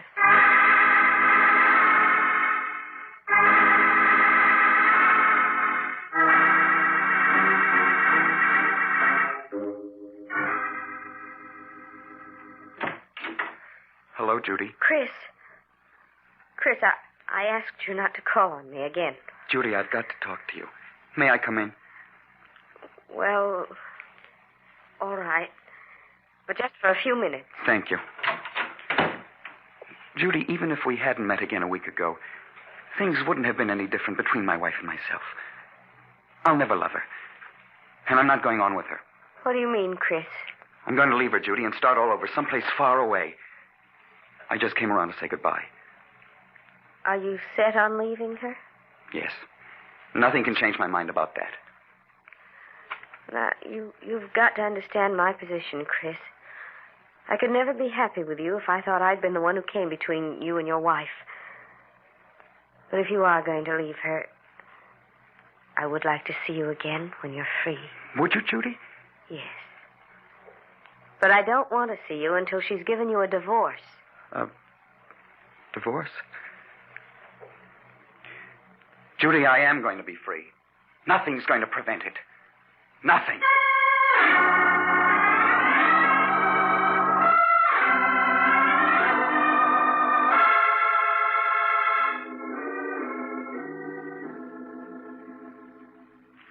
Blanche, how would you like to go out tonight?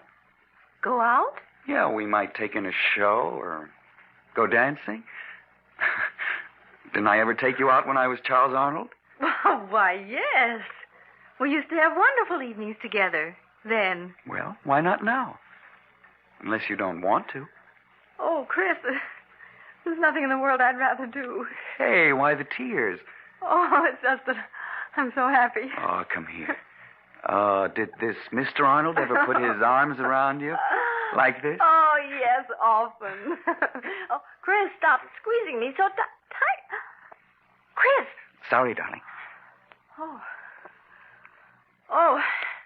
You almost squeezed me to death. That's so you remember that I'm your husband and not Mr. Arnold. And Blanche, Oh, yes, Chris. I'm taking a week's vacation soon. What do you say if we go up to the Adirondack Mountains for a week of winter sports? Oh, Chris, I'd love to. Why, it'll be like a second honeymoon.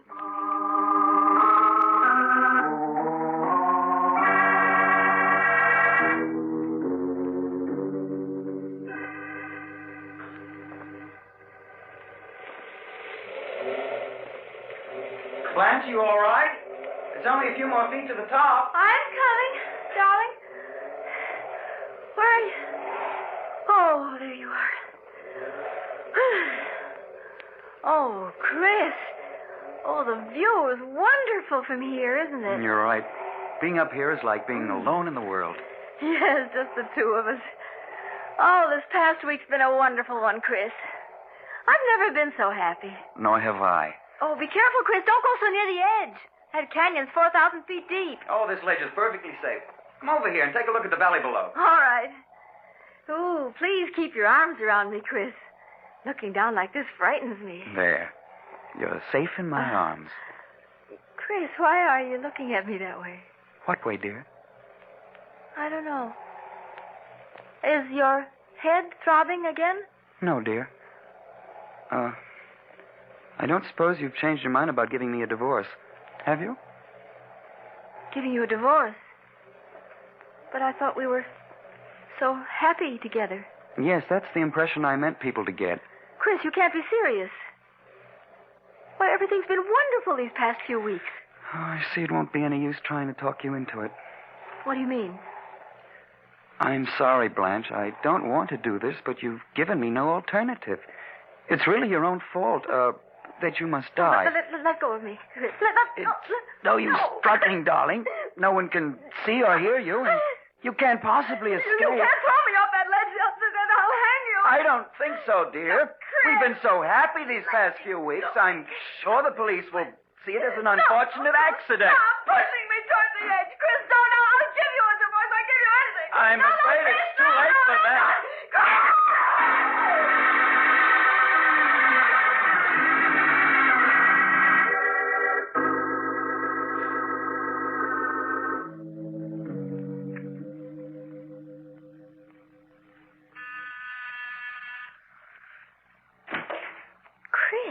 Good evening, Judy. May I come in? Why, yes, of course. How are you, Chris? Oh, I'm all right. I want to thank you for the note you sent me when Blanche died. I can't tell you how sorry I was to hear about it, Chris. Yes, it all happened so quickly. What have you been doing since then? Oh, just working. Trying to straighten myself out. Yes. Judy, perhaps I shouldn't talk about it now, seeing that Blanche has only been gone a month, but I've been thinking of leaving town. Will you come with me? Please sit down, Chris. You make me nervous walking back and forth like that. All right. But you haven't answered my question. Well, it isn't easy to answer. It would be if you said yes. I see in your eyes you mean no. Why? Chris, I've met someone else recently. Someone else? But you said if I were free, you'd marry me. I didn't say I'd marry you. I said if you were free, I'd like to see you again. But now I'm not even sure of that. You're so different from what you used to be. Stop being clever. If you didn't say you'd marry me, you implied as much. Please, Chris, you're making it so difficult for me. I'm making it difficult for you. And I suppose what I've been through doesn't count. I risked my life to get you. Risked your life? Chris, what are you saying? Are you such a fool as to believe that Blanche fell off that mountain? Chris, you didn't. Yes. And I did because you said you'd marry me if I were free. Oh, no, I meant a divorce. But she wouldn't give me a divorce. It was the only way I could gain my freedom. And now you tell me there's someone else. Oh, Chris. I did it for you. And you're going to marry me. No, I won't. If I can't have you, no one else will. Chris, what's the matter with you? Chris! We were meant for each other, darling. In life and in death. Chris, if you come any closer, I'll scream for help. No, don't. Chris, no! You won't marry me. You'll never marry anyone else. There. He'll never have you. Open up in there. Miss Winters, are you all right? Call the police. Oh, I didn't want to do it, darling, but you forced me to. Oh, my head, it throbs so. Everything's like a nightmare. Open up in there. This is the police. The police? I've got to get away.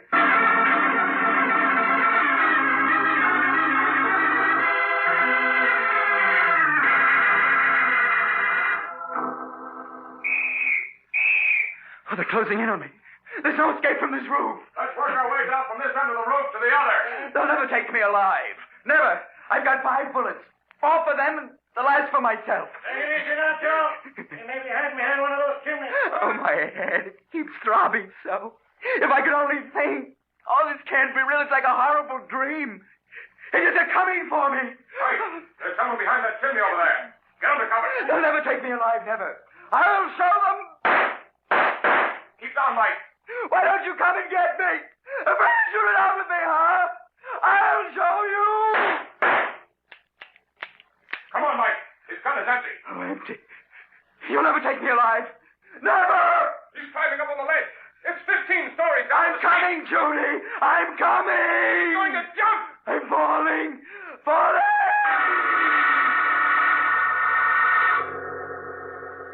You'll never take me. Never. I'm falling. Falling. Doctor, the patient's recovering consciousness. Yes, you're right. He's opening his eyes. Oh, my head. It throbs so. Where am I? Oh, it was a dream. Not real. Oh, thank heaven. Now, you must be quiet. You've been in a serious accident. Accident? Yes. You were hit by an automobile New Year's morning. Would you mind telling me your name? There weren't any identification papers in your clothing, and we'd like to inform your relatives of what's happened. My name? It's...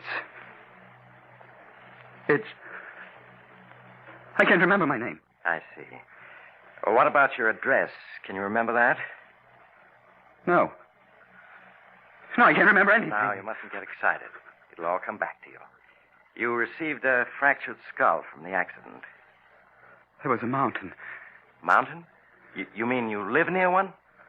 I don't know. There was a mountain, and the police were chasing me. And I jumped off a high building. It's all mixed up. You probably dreamed that while you were unconscious. But you're all right now. Just need rest and quiet. Where am I? You're in the Park Hospital, Philadelphia. Philadelphia? What day is it? It's January 5th, 1947. It's 7:26 in the evening. And you don't know my name? No, all we have is your belt buckle with the initials CA. CA? Nurse, will you look after the patient now? I'll be in to see him later tonight. Yes, doctor. Are you comfortable? The initials CA. What do you suppose they stand for? Perhaps the C is for Charles? Charles? Charles. I don't know. Well, suppose I call you Charles, just for the time being. I always liked the name Charles. All right. What's your name? I'm Miss Thompson, but you can call me Blanche. And, Charles, let me be the first to wish you a happy 1947.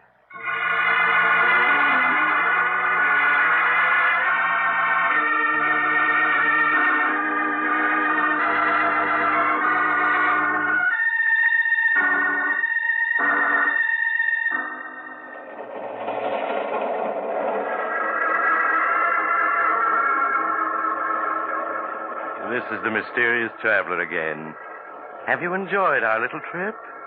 Oh, by the way, I want to wish you all a very happy New Year.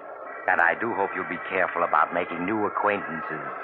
And perhaps you'd better keep an eye on the old ones, too. For after all, who can foretell the future? Not even Chris Andrews, or should I say Charles Arnold, knows what's in store for him. But we do. don't we? And speaking of the future, Oh, you're getting off here. I'm sorry. But I'm sure we'll meet again. I take this same train every week at this same time.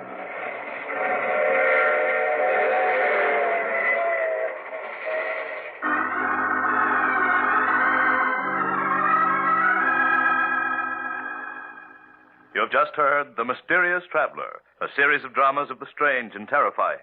In tonight's cast were Maurice Tarplin, Stuart Brody, Louise Fitch, Hester Sondergaard, and Mort Lawrence.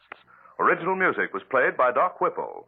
The Mysterious Traveler is written and directed by Bob Arthur and David Cogan. Listen next week over most of these stations to a tale titled No Grave Can Hold Me. Another Tale of the Mysterious Traveler.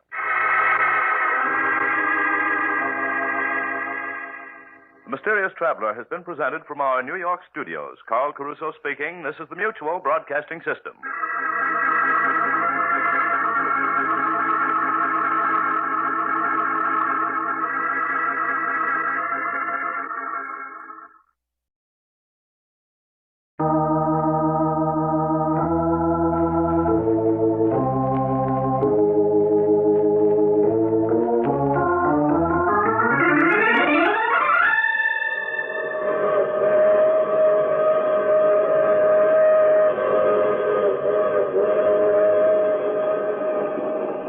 Mutual presents The Mysterious Traveler.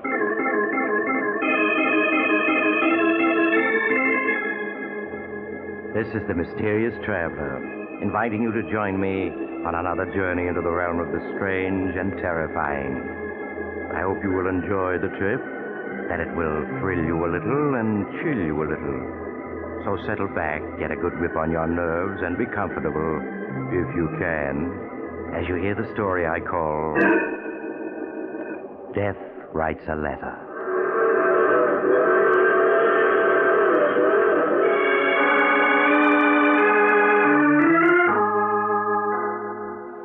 My story begins last summer in the townhouse of Martin Drake, a well-known financier.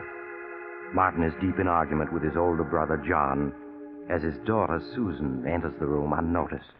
John, how can you possibly believe in such things? Spiritualism, nonsense is a better word for it. To a skeptic, everything is nonsense. But if you'd seen and heard what I have, you too would believe. Hello, Father. Uncle John. Hello, Susan. Oh, I see you two are up to your old arguments. Well, your father's a very stubborn man, Susan. Well, I may be stubborn, but I'm no fool. Imagine believing in spiritualism, telepathy, and all that Tommy rot. I believe in spiritualism, Martin, and that the living can communicate with the dead. And nothing you can say will swerve me from my beliefs. Uncle John, in all these years you've been studying spiritualism, have you ever been able to communicate with Aunt Judith? No, Susan, I haven't.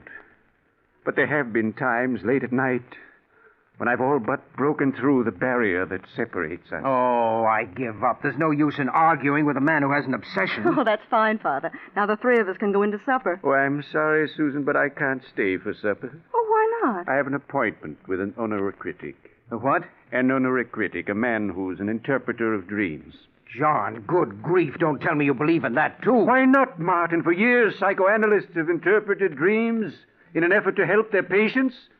The subconscious minds of the living can sometimes bridge the vast gap of death. Now, John, I'm warning you, if you don't give up this obsession of yours, there's no telling how you'll end. I know you think I'm cracked, that all the years I've spent studying spiritualism have been wasted, but you're wrong. The living and the dead can communicate with each other, and someday you'll realize I'm right. Now, I really must be going or I'll be late. Well, Uncle John, you will drive up to the country with Father this weekend, won't you?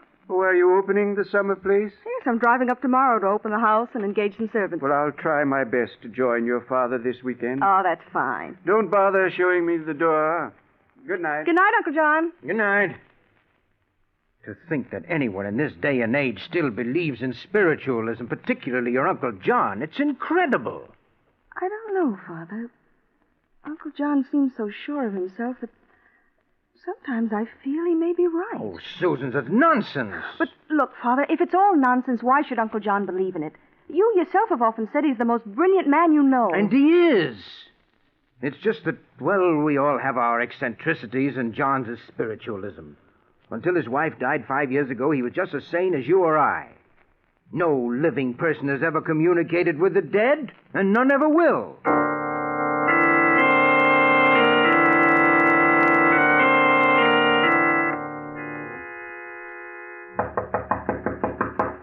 Father, are you awake?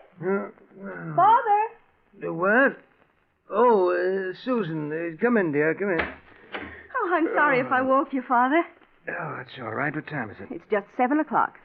7 o'clock. Oh, what are you doing up and dressed so early? I'm driving up to the country to open our summer place. Have you forgotten, Father? Oh, yes, so you are. Oh, didn't you sleep well last night, Father? There are circles under your eyes. No, I spent a very poor night. I had a nightmare, but I can't seem to remember what it was about. Oh, I'm sorry, Father. Darling, is there anything I can get you? No, I'll be all right, dear. You run along. Oh, I need the keys to the car. Oh, yes, you'll find them over there on my desk. And if you need any money, help yourself. Oh, thank you, Father, but I have enough money. Have you found the keys? Oh, yes, here they are. Oh, do you want me to mail this letter on your desk? What letter? This one. It isn't addressed. All that's written on the envelope is one word. Urgent. Urgent? Yes, and it's in your handwriting, see? Why, I never wrote that. But, Father, it is your handwriting. And look, there are ink stains on your fingers. You must have written it before you went to bed. But I tell you, I didn't. Let me see that letter. Yes, that's my handwriting, all right. Oh, Father, I'm leaving now. I want to get there by noon. What? Oh, yes. Goodbye, dear. Take care of yourself. I will, darling. Bye. Urgent. And it's my handwriting, all right. But for the life of me, I can't remember. Well, let's see. Dear Martin. What the devil? A letter in my own handwriting addressed to me. Dear Martin. No. No, this can't be. It can't.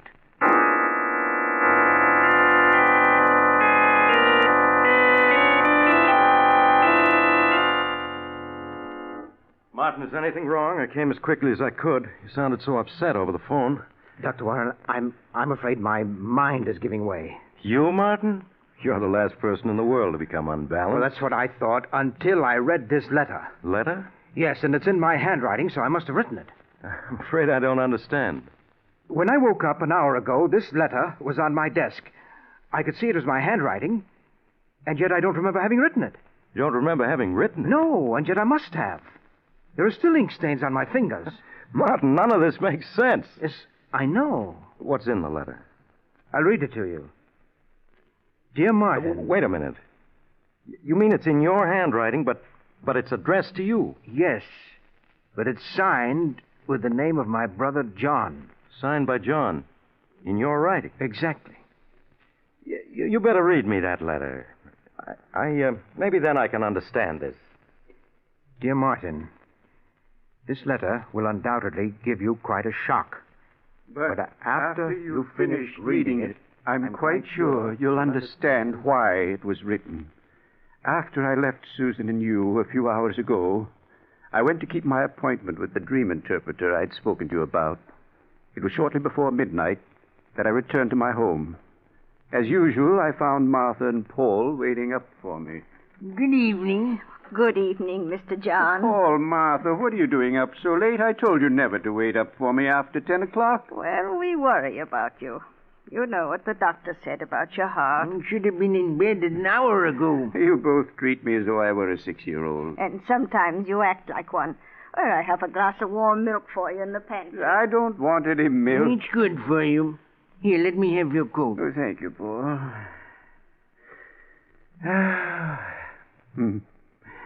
It feels good to be home, sitting in the chair before the fire. Here's your warm milk, Mr. John. And I want you to drink it down without any arguments. After all, it's for your own good. Here, take. Mr. John? Mr. John? Martha, what's wrong? Oh, Mr. John, Mr. John. Mr. John, answer me. He's dead. Oh, Now, please, Martha, please, you mustn't cry. The end came very quickly, peacefully. Now, there, Martha, there. It came as quite a shock, Martin, hearing myself declared dead, but as I saw my earthly body sitting in the armchair by the fireplace, I knew it was true. John Drake was dead. I wanted to comfort Paul and Martha, make them understand that only the body of John Drake was dead, that the spirit would live forever. I wanted to tell them that I was indescribably happy, for I knew without knowing how that on the following day I should be reunited with my dear wife, Judith. Then my thoughts turned to you, Martin, and in one brief moment I saw your past, your present, and your future. Your future left me horrified, Martin, for in it I saw unhappiness and death. I felt that somehow I had to warn you of what the future held. I left the house I had died in and went to your home. The radio was playing. You were sitting in an easy chair reading a book, unaware of what the future held for you. Martin! Martin, you must listen to me! Martin, look up from that book you're reading. You must! But I couldn't reach you with my words. There was too great a distance between us. I stood by, helpless to aid you. A few minutes later, you yawned, closed the book, and turned off the radio. A half hour later, you were in bed and asleep. And then I suddenly had hope. I couldn't reach you while you were awake, Martin, but while you slept, perhaps I could reach your subconscious, warn you about the future. I saw your desk with writing paper on it, and I knew that was the only way to reach you. I spoke softly, trying to reach your subconscious. Martin, listen to me. This is John. You must hear me, for it's a matter of life and death. You must do exactly as I say. I want you to get out of bed. That's it. Throw back the covers. Now put your feet on the floor. Martin, do as I say. That's right. Now go to your desk. That's fine. Now sit down. That's it. Pick up the pen that's on the desk. Martin, pick up the pen. That's right. You picked up the pen and began to write as I dictated. Everything up to this point explains how this letter was written. And now, the reason for it. In looking into the future, I was horrified to see that Susan would die the night of June 7th, 1947, at exactly 6 o'clock. That means you must act swiftly, Martin, for she has less than 24 hours to live. If you don't, she will be found frozen to death. As for yourself, I see you dying as the result of an accident in a small, roughly furnished room. In this room is a desk calendar, and the date it shows as you lie dying is September 3rd, 1947. Martin, the love I bear you and your daughter has reached out from another world to warn you against the future. I pray that you will act upon this information and save yourselves. Your brother, John. That's the most extraordinary letter I ever heard. Well, what do you make of it, Doctor? You sure this is your handwriting? Certain of it. And then there are these ink stains on my fingers. Yes. It's amazing. It's obvious that I wrote this letter last night in my sleep. What upsets me is the content of the letter. The things I wrote are so fantastic that I'm afraid I may be losing my mind. No. I'm quite sure you're sane, Martin. Well, then how do you account for my writing such a fantastic letter even in my sleep? Has it occurred to you that this fantastic letter, as you call it, may not be fantastic? What? Now, Henry, you're not trying to tell me that you believe that this letter is true. That my brother John did die last night and came here. Surely you don't believe in all that Tommy rot. Then your explanation for that letter is that you wrote it while having a nightmare? Well, of course. What other answer could there be? It's ridiculous to think that you, a man of science, could attach any credence to this letter even for a moment. You amaze me. There have been many phenomena in history. Phenomena that never could be explained. Not even by science. Oh, you're almost as bad as my brother. Soon you'll be telling me that you, too, believe in spiritualism. Have you called up your brother this morning? Why, no. Why should I have? Oh, you think he may have died last night as he wrote me in this letter? Doctor, I think you'd better see a doctor. I suggest you call your brother. Well, all right, I will, just to show you what a fool you are for believing even for a moment that there can be anything to this letter. Why, when John was here last night, he looked just as healthy as... hello, Paul. This is Mr. Drake. Is my brother there? The what? Last night? After he returned home? I see. Thank you, Paul. He is dead, isn't he? Yes. Paul said that he died last night. If your brother died last night, then this letter must have been written by him through your subconscious after... No, that can't be. What you're saying is madness. The dead can't communicate with the living. Yeah, but in this letter, your brother speaks of his death last night and goes on to tell My about... brother couldn't have written that letter through my subconscious. Such things can't happen. I wish I felt as certain as you do. What about this part of the letter? In looking into the future, I was horrified to see that Susan would die the night of June 7th, 1947, at exactly 6 o'clock in the evening. That means you must act swiftly, Martin, for she has less than 12 hours to live. If you don't, she'll be found frozen to death. And that proves how fantastic the whole letter is. Today is June 7th, and outside it's like summer. How could Susan possibly be frozen to death? I don't know, Martin. But if Susan were my daughter, I think I'd want to be with her tonight at 6 o'clock. You'd never be able to forgive yourself if anything would have happened to her. I'll go with you if you like. Oh, very well. But mind you, I still don't believe that John wrote this letter through my subconscious.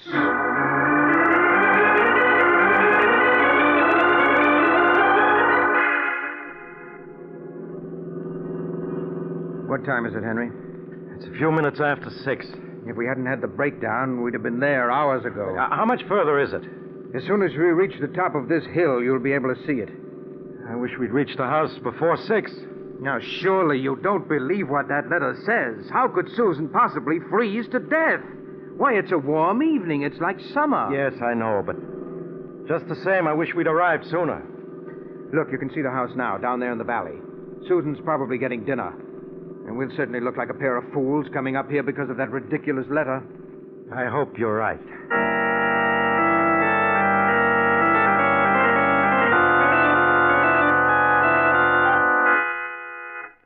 Henry, Susan isn't in her room. She isn't? No. Could she be in the village or visiting friends? No. You're forgetting her car's parked in front of the house. Yeah, that's right. Well, where can she be? I'm afraid I can't answer that. I'll search the second and third floors while you search this floor in the cellar. She must be someplace in the house.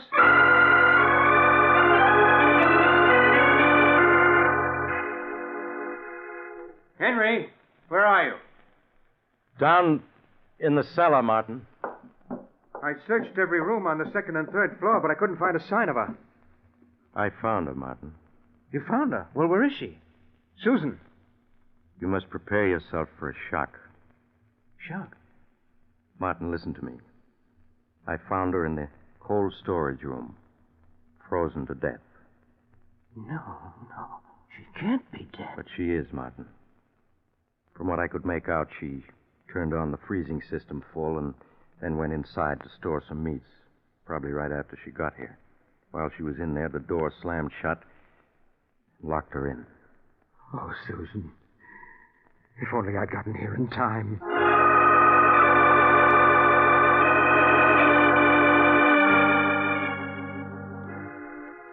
Martin, for weeks now you've been like this.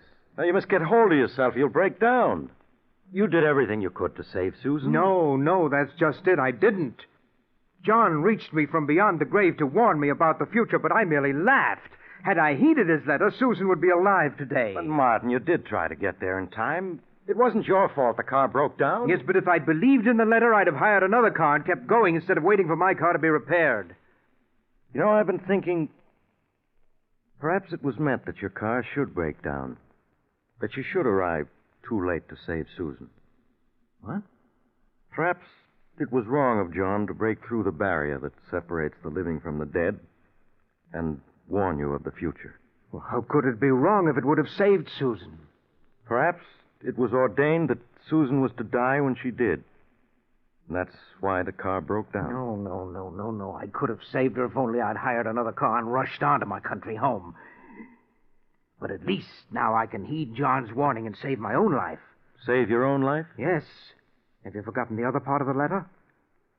As for yourself, Martin, I see you dying as the result of an accident in a small, roughly furnished room. In this room is a desk calendar, and the date it shows as you lie dying is September 3rd, 1947. Today is August 1st. That means I have less than 5 weeks to live, unless I can save myself. But how can you save yourself, Martin? What's meant to be will be. Not if I'm clever enough to take advantage of the information in this letter. Dying as a result of an accident in a small, roughly furnished room. Yes, but if John had only told me what kind of an accident it was meant to be. Well, nevertheless, come what may, I'm not going to die on September 3rd.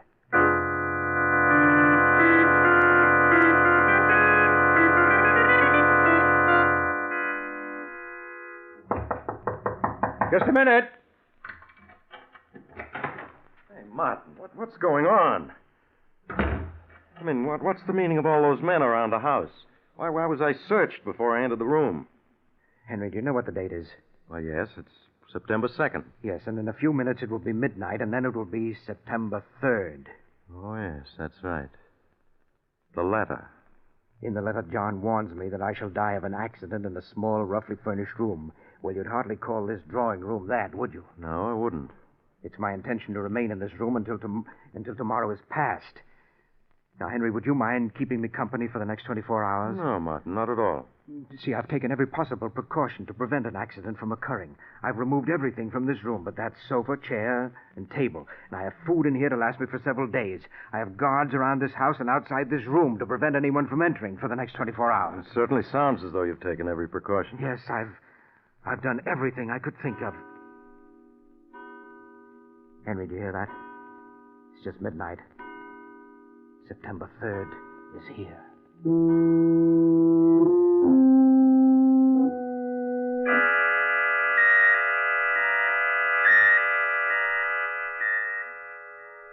Martin, will you stop looking at your watch every other second? I can't help it. One more minute and it'll be midnight. And when the clock in the hallway strikes, it'll be September 4th. Yes, Martin, yes. Now, why don't you sit down and take it easy? How can I at a time like this? Martin, you must calm down. Think of your heart. Only 30 seconds more, Henry. 30 seconds. Martin, you're as white as a sheet. Well, who wouldn't be? I'm cheating death. I'm going to live. Live, do you hear? Easy there now. I can't help feeling it would have been better if John hadn't warned you about the future. No, don't say that. If he hadn't, I'd have been dead by now. Henry, do you hear that? It's midnight. And I'm still alive. Alive.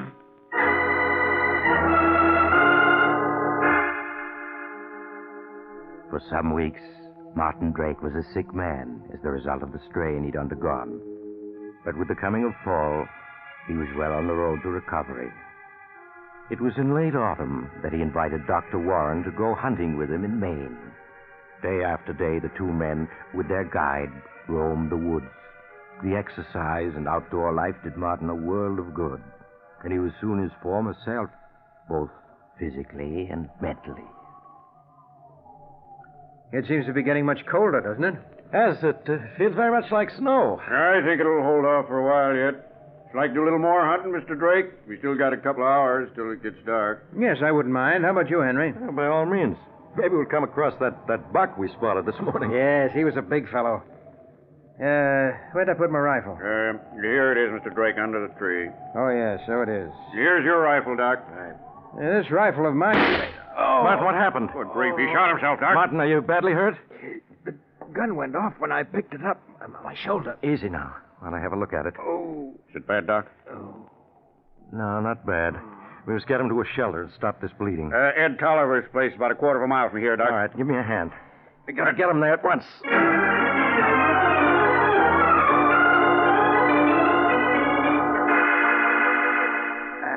Now, put him down gently on the cot. Easy now. That's it. How is he, Doc? Think he'll pull through? Yeah, of course. He's just fainted from the pain and the loss of blood. Now, let's see. Sure is a nasty wound. Yeah. Fortunately, the bullet went on through his shoulder. I won't have to probe for it. Oh. What are you going to do to him, Doc? Well, first I'll have Henry, where am I? Now, just lie still, Martin. We brought you to this shack where I can fix you up. Oh, my shoulder hurts. It'll be all right now once I get the bullet wound cleaned up. Pete, put my medical bag on this desk here. Open it, will you? Sure, Doc. Will you have to probe for the bullet? No. Fortunately, it went right through. All I have to do is clean the wound. It may hurt a bit, Martin. That's all right, Henry. Go ahead. Maybe you better turn your face away from me so you won't see what I'm doing. Sometimes it's easier that way. Concentrate on the desk over there, huh? All right. Pete, hand me that tube of sulfur powder. Yep. Also the... Henry! What is it, Martin? That calendar. What calendar? There on the desk. Don't you see? Yes. Do you see what date it has? September 3rd. I guess that's the day Ed Tolliver went back to the city. September 3rd. Martin, you mustn't get excited. Do you remember what the letter said? Henry, this is it. Oh, Martin, no. You'll be all right if only you'll I count. had an accident. This room is small, roughly furnished. And the desk calendar does show September 3rd, 1947. Henry, it's all as John said it would be. I haven't cheated death. He's here in this room. He's come to take me. He's come to...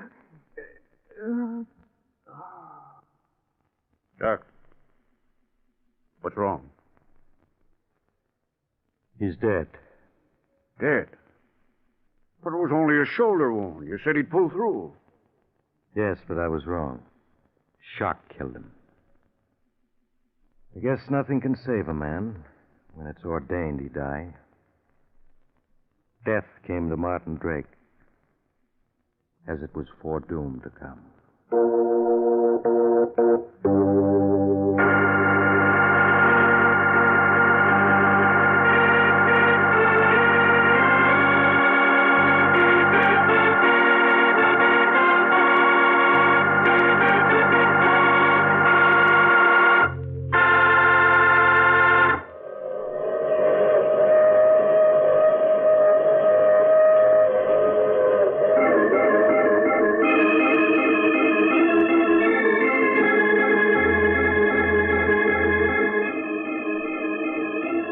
Mysterious traveler again.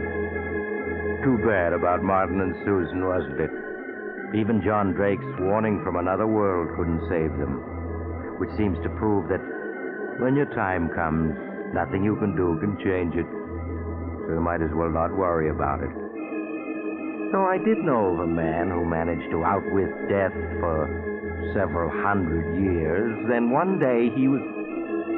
Oh, you'll have to get off here. I'm sorry.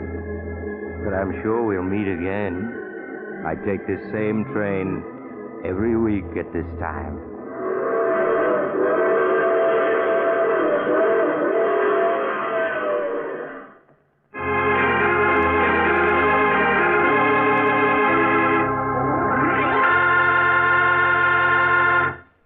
You have just heard The Mysterious Traveler, a series of dramas of the strange and terrifying. In today's story, all the characters were fictional, and any resemblance to the name of an actual person, living or dead, was purely coincidental.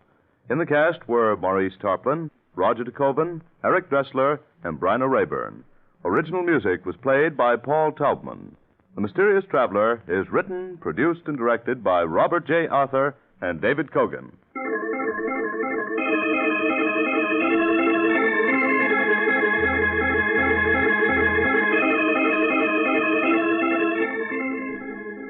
Listen next week to a tale titled Death is My Co-Pilot. Another strange and suspenseful tale of the mysterious traveler.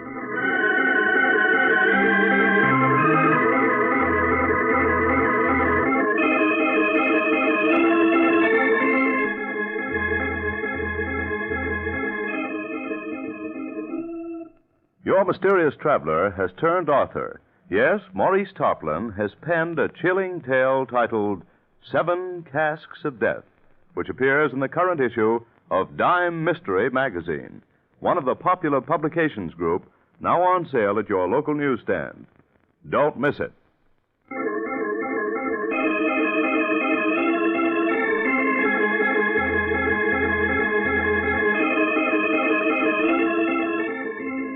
This program has come to you from our New York studios. Another program of tense and dramatic action will follow in just a minute. Stay tuned to the station for Official Detective. Carl Caruso speaking. This is the Mutual Broadcasting System.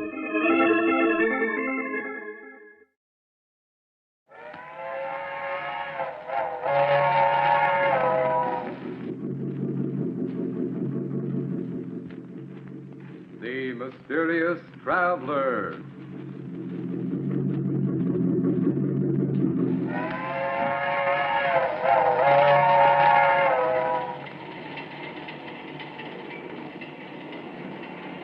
This is the Mysterious Traveler, inviting you to join him on another journey into the realm of the strange and terrifying. I hope you will enjoy the trip, that it will thrill you a little and chill you a little. So settle back, get a good grip on your nerves. I hope it's not making you nervous, being alone with me here in the dark. Darkness stirs strange terrors in some minds, particularly those of children. For children live in a world of their own, a world far removed from that of adults. Who among us knows the psychology of the child mind, with its devious thoughts and actions, as in the tale of The Good Die Young.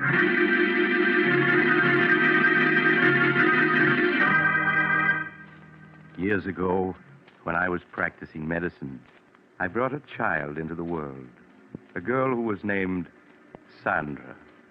In the years that followed, she grew into an extremely beautiful and clever child. But my story begins the day that Martha, the housekeeper, was finishing her duties for the last time. Sandra, come in here. I want to see you. Sandra! Were you calling me, Martha? Yes. I told you to come right home after school. Where have you been? Oh, I'm sorry, Martha. I didn't hear you tell me to come home right after school. I'm sorry, truly I am. Save your acting for your father, young lady. It hasn't fooled me for a long time. Sandra, since your mother died, you're becoming more and more of a problem every day. Well, at least after tonight, I won't have to put up with your lies and your 1,001 little tricks. What do you mean, Martha? Your father won't be needing a housekeeper anymore. I'm leaving tonight. But why? Well, I'm not supposed to tell you. But you may as well know now as later. Your father is bringing home a new mother for you tonight. A new mother? Yes, he's just married again. But I don't want a new mother. Daddy and I don't need anyone else. We're happy the way we are. Sandra, stop screaming. I won't have it, do you hear? I won't have it. Your new mother's a very fine woman. I met her last night. I hate her. I hate her. Daddy's mine and no one else's. She hasn't any right to him. If you don't stop that screaming, I'll tell your father when he comes home tonight. Oh, no, don't do that. I'll be good. But I hate her, and I always will. I'll never stop hating her. That's a fine way to talk. Perhaps I ought to warn the poor woman about Sandra. Well, then it's none of my business. Besides, she'll find out about her soon enough.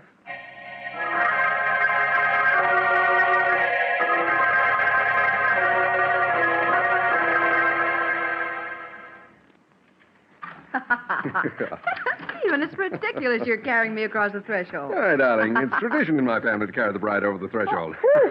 There you are. Oh, Stephen, what a lovely house. Mm-hmm.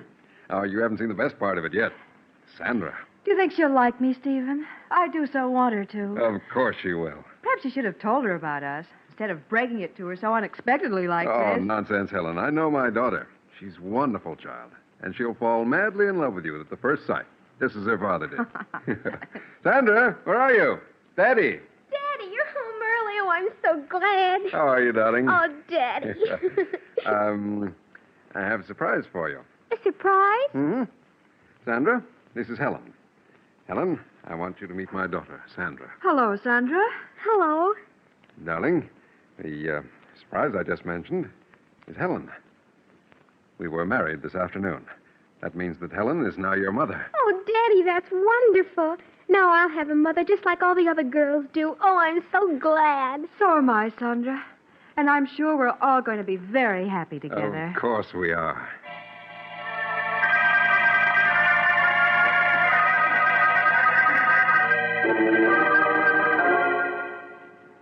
That night, after the family had said goodbye to Martha and seen her off, Sandra was sent to bed. She lay quietly in the darkness, thinking. Occasionally, she would speak softly to her doll, Barbara. She hasn't any right being here, Barbara.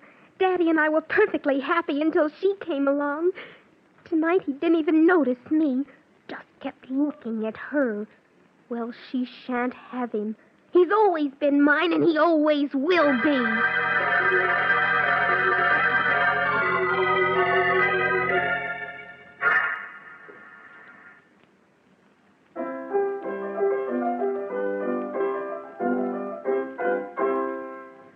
There. That's enough of that. Now, let me see.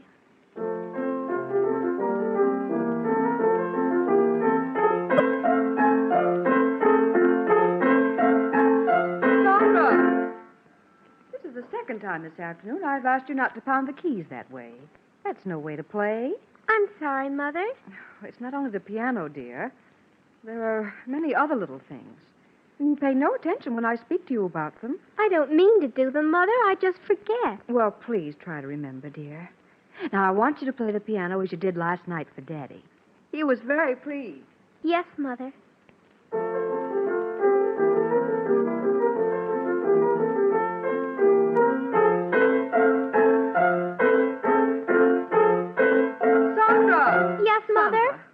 I thought I asked you to stop pounding the piano like that. But, Mother, I was just composing a new piece for Daddy. Well, that wasn't music, Sandra, but just noise. That'll be enough for today.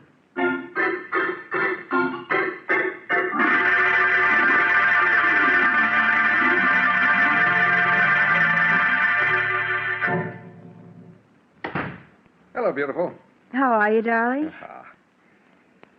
Well, I wasn't Sandra at the door to meet me. She's all right, isn't she? Oh, of course, dear. Stephen. I was a bit angry with Sandra this afternoon. Angry with Sandra? Why? What'd she do? Well, several times this afternoon I had to speak to her about pounding the piano, being loud and discordant. Well, that isn't like Sandra. You know how well she plays. Yes, of course. That wasn't the way she played today. Well, I'll go up and see her. All right. Supper will be ready soon. All right, Ellen.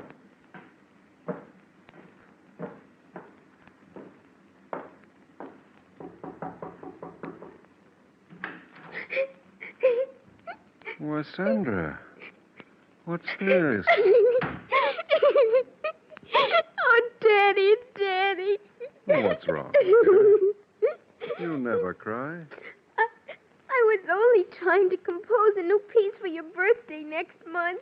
A new piece for my birthday? Yes, I wanted to surprise you. Oh, there, dear. You mustn't cry.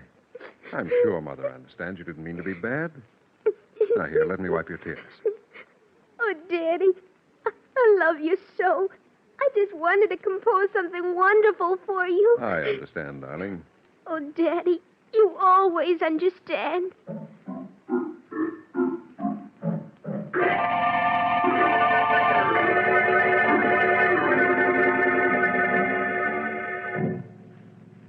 Is supper ready, dear? Mm-hmm.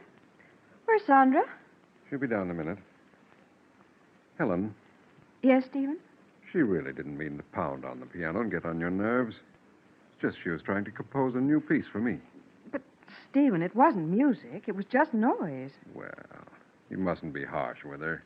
You know what children are like. In their enthusiasm, they forget what they're told. But, Stephen, I don't know exactly what to say. It's just a question of being patient with her, winning her love. All right, Stephen. Perhaps I was a bit impatient with her. You know I want nothing more than for the three of us to be happy together. I know that, darling. And the three of us will be happy together.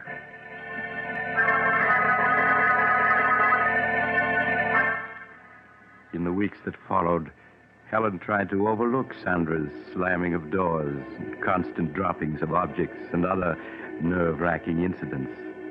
In time, she felt, Sandra would come to accept her love and guidance. It was just a matter of patience. Sandra, is that you? Yes, Mother. Please sit down, dear. I want to talk to you. All right, but do hurry. Daddy will be home soon. Sandra, every day I've been giving you milk money for school. Why haven't you been buying milk with that money? But I have been, Mother. Now, please, Sandra, I won't punish you. I just want to know what you've been doing with that money. I've been buying milk with it. Please, Sandra. Mrs. Gordon, your teacher, told me you haven't bought milk for almost a month now. But I have. She just doesn't Sandra, happen to... I won't have you lying to me. Now, that's your father. We'll see what he has to say about this. You don't understand. You just don't understand. Stephen? Hello, darling. Well, Sandra, what are you crying about? I'm sorry, Stephen, but Sandra's been misbehaving. I think you'd better speak to her. You just don't understand. What's she done, Helen? Mrs. Gordon, her teacher, told me today that for the past month, Sandra hasn't been buying milk with her milk money. Is that true, Sandra? What's worse, Stephen, when I asked Sandra about it, she lied and said that she had been buying milk at school. Why, Sandra, it isn't like you to lie about things. I didn't mean to lie about it. I just wanted to keep it a surprise. Keep what a surprise? Your birthday present. Oh? I saved my milk money so that I could buy you a pipe. It's here in this box. But, Sandra, you know I'd have given you money to buy a birthday present for Daddy. It isn't the same thing. I wanted to buy him a present with my own money. Oh, I'm sorry, Sandra. Well, you might have told me about it when I asked you. And then it wouldn't have been a real surprise. I did want to surprise Daddy, so... But you have, darling. This is a beautiful pipe. No, the surprise is spoiled. Your birthday isn't till tomorrow. Well, this is much better, darling. It means I'll be able to smoke this pipe tonight. Oh, now, please stop crying. You go upstairs and wash your face and hands, huh? All right, Daddy. I'm sorry, Stephen, but I had no idea what she'd done with the money, and she did lie when I asked her about it. Well, if you'd only have a little more faith in her, Helen. I know it's difficult to understand her at times, but that's because as a child she looks at things differently. I'm sorry, Stephen, if you think I've failed with her. Oh, but you haven't, Helen. I'm sure that in time she'll come to love you as much as she loves me. I don't know, Stephen. I often wonder about that.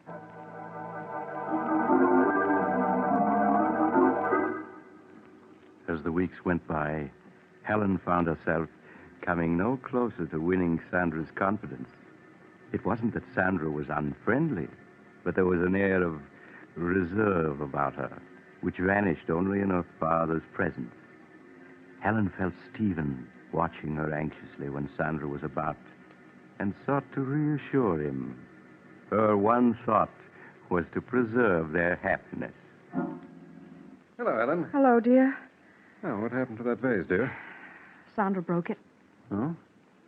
Well, accidents will happen. Stephen, this is the fourth piece she's broken in 2 weeks. And each of them were pieces I've treasured, had for years. Why, Helen, you sound as though Sandra had deliberately broken those vases because they were yours. Well, why is it that only my things are broken? Oh, Helen, surely you don't believe she's deliberately breaking your things. I don't know what to believe. The first few times I thought it was an accident, but now... But, Helen... Oh, please, Stephen, let's not quarrel. Perhaps I'm wrong. I admit I haven't any proof. It's just all the little things adding up. Helen, what are you talking about? Oh, you wouldn't understand even if I told you. Where's Sandra? In her room, I suppose. Well, I'll go up and see what she's doing, huh? All right.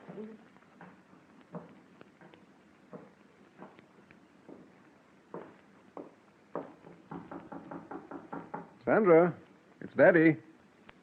Are you in your room? Huh, it's funny. She isn't here. Hello, what's this? A note addressed to me. Dear Daddy, I'm sorry about the broken vase. Tried my best to be a good girl, but everything I do seems wrong. I make Mother very unhappy, so I'm running away. I love you very much and always will. Your daughter, Sandra.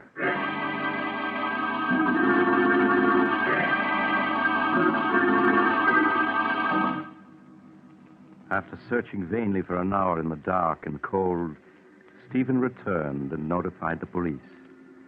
All through the long hours of the night, he and Helen sat up, not saying a word, each afraid to speak, for fear of what might be said. As the first rays of dawn showed, the doorbell rang. Stephen rushed to answer it. Mr. Hamilton? Sandra. Oh, Daddy. Darling, everything's all right now. I'm the police matron from the 55th Street station, Mr. Hamilton. One of the officers on the force just found her. Thank you. Thank you very much for bringing her home. Oh, that's all right, Mr. Hamilton. It's our job. Goodbye. Goodbye. There, dear. Don't cry. Oh, Daddy, it was so dark out there. And I thought I'd never see you again. Well, what a thing to say. How do you feel, Sandra? Do you want me to take her, Stephen, and put her to bed? No, I'll do it, Helen. All right, Stephen. Just as you say.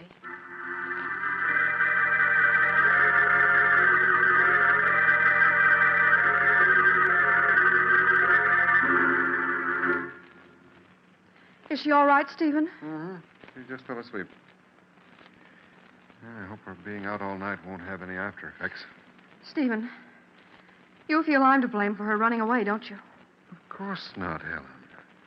It's just that, well, you don't seem to understand her. But, Stephen, I've tried so hard. Oh, it's no use. She doesn't want me here, never has. Helen, how can you talk like that? Why, she was delighted the day I brought you here as my wife. Yes, I thought she was in the beginning. But now I know she was just pretending. Pretending? Yes, Stephen. From the first moment she saw me, she resented me.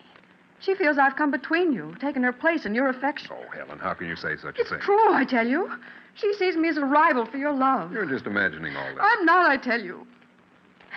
Oh, it's no use, Stephen. We can't go on this way. What do you mean? Don't you see? We aren't happy anymore. Instead of things improving, they get worse. Perhaps it would be best if we were to separate. Helen, I won't hear of it. I love you, darling. I wouldn't want to live without you. Whatever misunderstandings we may have about Sandra, I'm sure we can straighten them out. I don't know, Stephen. If you love me, Helen, you won't give up so easily. Please, say you won't leave. All right, Stephen. I won't leave. Perhaps we will be able to work this out. I hope so.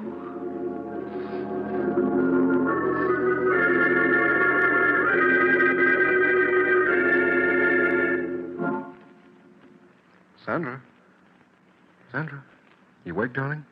Yes, Daddy. Sandra, Mother and I were very upset when you ran away last night. Mother seems to think you ran away because you couldn't get along with her. She felt so badly about it, she wanted to go away. She did? Yes. But I told her how much we both loved and needed her. So she's promised to stay. Oh. I see. Sandra, you will try to be a good girl and do as Mother wants, won't you? It would make Daddy very happy. Oh, Daddy, I'd do anything to make you happy, anything. That's a good girl, darling. Now, you get up and get dressed, huh? I'll wait for you downstairs. All right, Daddy. He just doesn't understand. He should have let her go, but she's still here. And she's going to stay. I won't have it. I won't have it. I hate her. I hate her.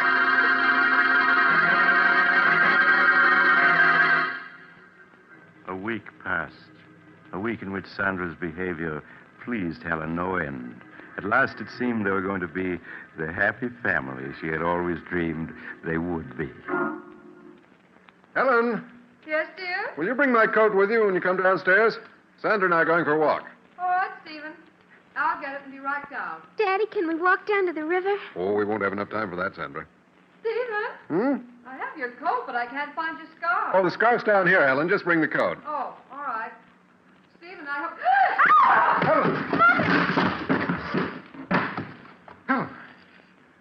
Helen, are you all right? Helen, speak to me. Daddy, is she dead? No, Sandra, don't talk like that. Quick, phone Dr. Smith at once.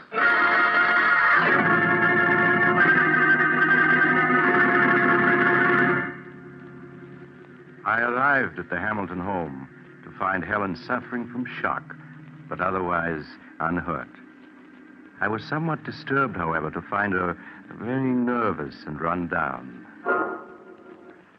She'll be all right, won't she, Doctor? Yes, of course. I'm going to leave you a prescription, Mrs. Hamilton. It's something that will help quiet your nerves. You ought to take it twice a day.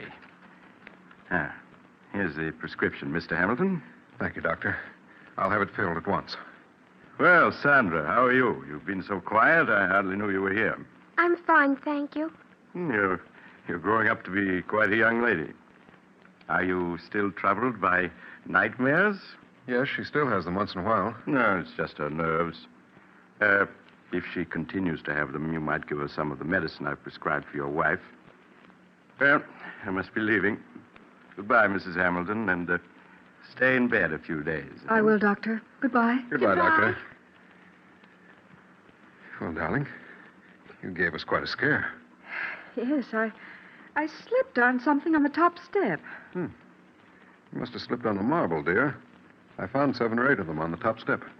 Marble? Sandra, were they your marbles? No, Mother. They belong to Margie. She must have left them on the stairs when we were playing here. Oh, I see. It wasn't my fault. Truly it wasn't. Of course it wasn't, Sandra. Mother knows you wouldn't leave marbles lying around where she could slip on them. Isn't that so, Ellen? Yes, Stephen. I'm sure Sandra wouldn't want anything to happen to me.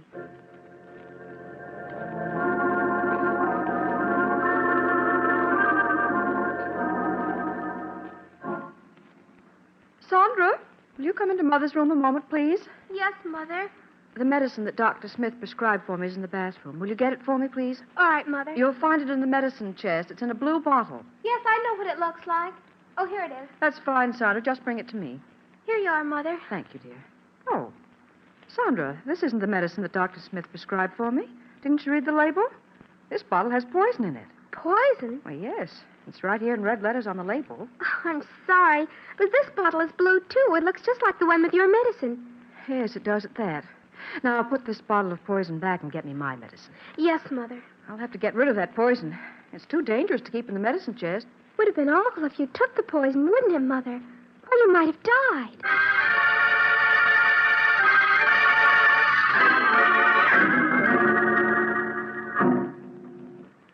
No, go away. I hate you. Oh, I hate you. He's mine. You shan't have him. He's mine. We don't want Darling, you. We darling, don't want wake you. up, wake up, wake up. You're having a nightmare. Oh, Daddy. Daddy. Don't leave me. Don't leave me. Well, of course I won't, Sandra. Stephen, she's so frightened. Yes, these nightmares leave her nervous for hours. Darling, there's nothing to cry about now. Oh, Daddy, I was so frightened. Stephen, come here a moment, will you, please? All right, Ellen. Oh, Daddy, don't leave me. No, no, Sandra. I'm not going to leave you. I'm just going to see what Mother wants. What is it, Ellen? Stephen, Dr. Smith said that if she had a nightmare, some of the medicine he prescribed for me would help her. Well, Sandra doesn't like taking medicine. But this medicine's very easy to take, and it'll have her asleep in no time. If you think it's best. Yes, I'm sure it is. Now, you go back to Sandra while I get the medicine and a glass. All right, Ellen. Now, Sandra, you must stop your crying. Daddy's here. Don't go away, Daddy. I want you to stay with me. Of course I'll stay with you. What were you dreaming about, dear? I don't know. It was all so mixed up. Oh, Daddy, will you always love me more than anybody else in the world? Of course. Now, stop your crying. All right, Stephen, I have it. Now, if you just have Sandra sit up. Come on, darling. Sit up now. That's it. What's Mother doing? She's pouring you some medicine. It'll help you sleep, darling. Medicine? Yes. It's the same medicine Mother takes for her own nerves. No, I don't want it. Now, please, Sandra. It'll make you feel much better. No, don't come near me. I don't want But, it. Sandra, Mother takes it twice a day. There's nothing to it. No, I won't take it. I won't. Perhaps you'd better let it go, Helen. Nonsense, Stephen. She'll have us up all night if she doesn't take it. All right. Now, Sandra, stop being a baby and take this medicine. No, Daddy, don't let her make me take it. Don't let her. Sandra, are you going to let me give you this quietly, or do I have to make you take it? No, it'll kill me. I know it will. Here, let me hold your head. That's it. No. Now, Sandra, stop clenching your teeth. on your mouth, do you hear? Daddy, don't let her! There, you've taken it. All this fuss over nothing. Helen, she's choking. Daddy, it burns! Sandra, what's wrong? It's burning me, Daddy, help me! Help me, I can't breathe! Helen, quick. Call Dr. Smith. Tell him it's an emergency.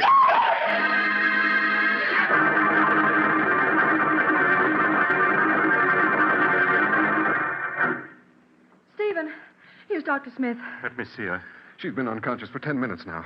Doctor, you must do something. I'm afraid it's too late, Mr. Hamilton.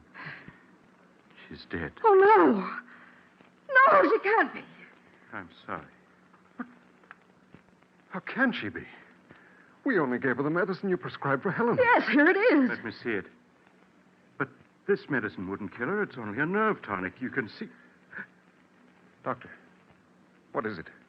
Why, this is the bottle, all right. But the medicine in it isn't the medicine I prescribed. But it is. I took some of it last night. I assure you, this isn't the medicine I prescribed. Then what is in that bottle? It smells like carbolic acid. Carbolic acid? But that's impossible. Look at the label. You can see it's my medicine. Yes, the label's right, but someone poured out the medicine I prescribed and replaced it with carbolic acid. Oh, no. But why? Why should anyone want to do such a thing? Who could possibly want to kill Sandra? Everyone loved her. Ask Helen. She'll tell you that Sandra... Stephen, why are you looking at me like that? Surely you don't believe I poisoned her. Stephen, no. No!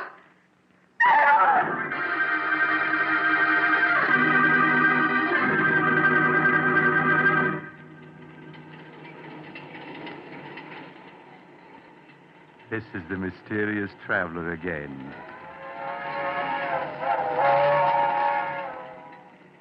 Have you enjoyed our little trip? By the way, do you have a child in your home? If so, I do trust it isn't angry with you. You can't be too careful with children.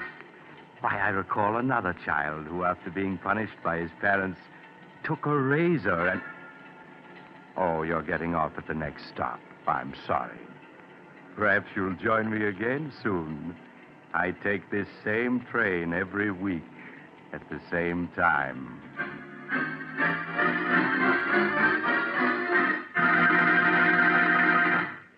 You've just heard Chapter 13 of The Mysterious Traveler, a series of dramas of the strange and unusual brought to you each week by station WOR. In tonight's program, The Good Die Young, Betty Jane Tyler played Sandra. The Mysterious Traveler, written by Bob Arthur and David Cogan, is directed by Jock McGregor. Original music was played by Doc Whipple.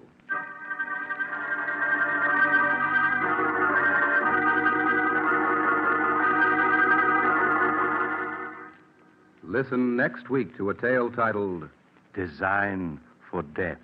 Another tale of the Mysterious Traveler.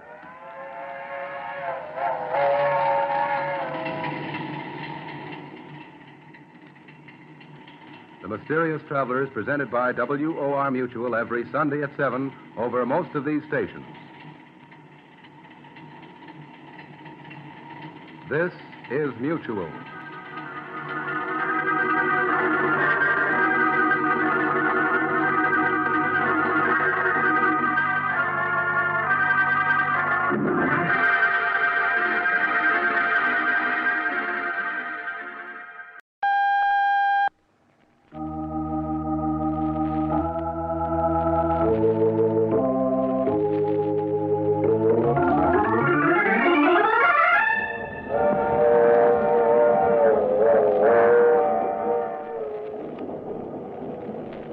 Mutual presents The Mysterious Traveler.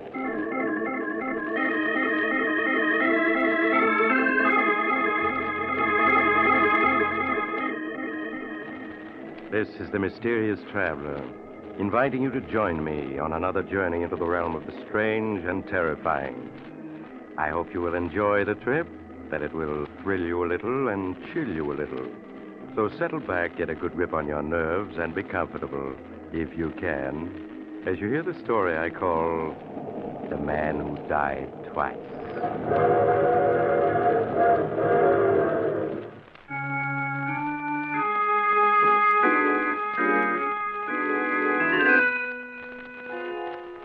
Tonight, we're going to delve into a murder most strange, one that confused many of the greatest legal minds of our day. My story begins in the mansion of Judge Marshall, situated high on a hill overlooking a large New England city. It is early evening, and Judge Marshall, one of the state's foremost jurists, is sitting in his library reading a legal brief. As he intently reads, the French door leading to the porch slowly and silently swings open, revealing a huge white-haired man standing in the doorway. His tremendous bent frame shows the remains of a man who'd been a giant in his youth. Suddenly, the judge becomes aware that he isn't alone. He quickly turns and sees his visitor. Who are you? What are you doing here? Don't you remember me, Judge? No, I can't say that I do. Think back. Think back 16 years when you were judge at a murder trial. 16 years? My good man, I presided over a great many murder trials, as you call them, and I still don't know who you are. Just keep looking at me, Judge, and think back. Think back. You do look familiar. I'll help you remember. My name is Adams. Luke Adams. Luke Adams? Yes. Now I remember. I sentenced you to prison for 25 years for killing a man.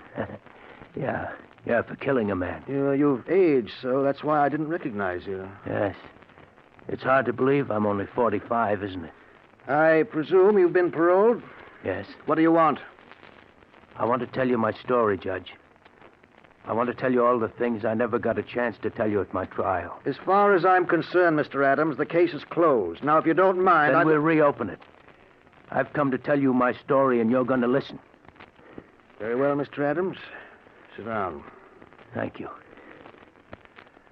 I don't know if you recall, Judge, but my wife, Millie, was a beautiful woman. Yes, I remember. She had the kind of beauty a man can't forget. Yes, and I suppose that's what caused it all. Millie and I grew up together, and I guess I loved her from the moment we met. The only reason she married me was because of the money I'd inherited. And when I lost it in 29, things were never the same again between us. She hated living in a small village, trying to stretch $1 into $2. Sometimes I think her smiling at other men was her way of getting revenge on me for the way we had to live. The angrier I got, the more she flirted, till she almost drove me out of my mind. Things went on like that, day after day, month after month.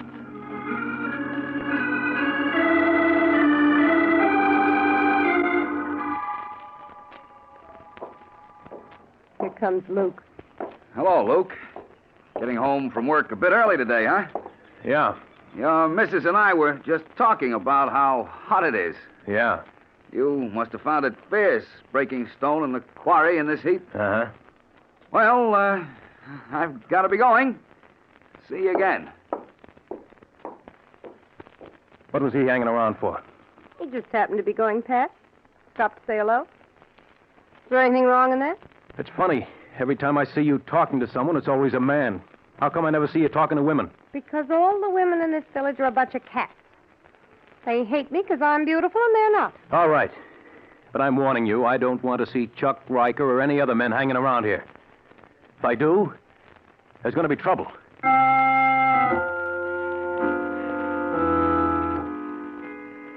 The days went by. Millie hardly spoke to me.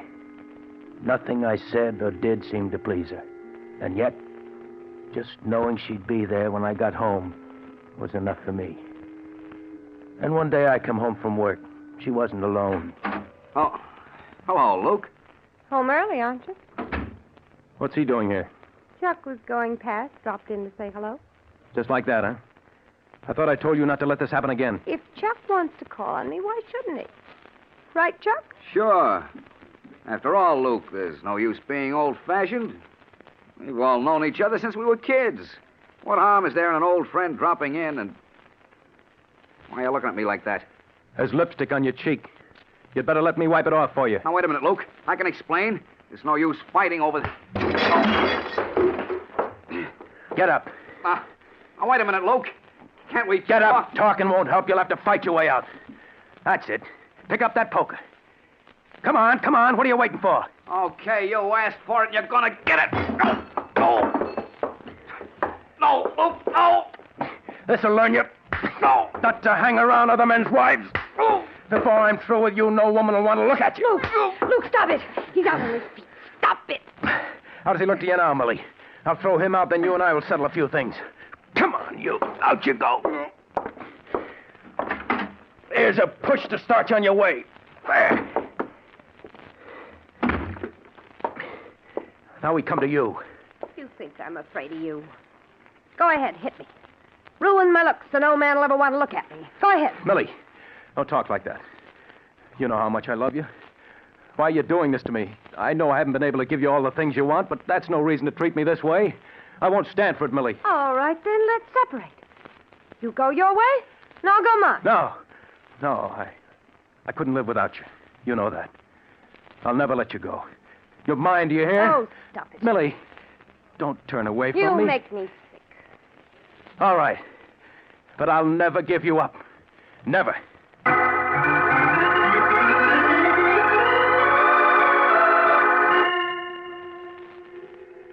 Millie just stood there looking at me, contempt in her eyes.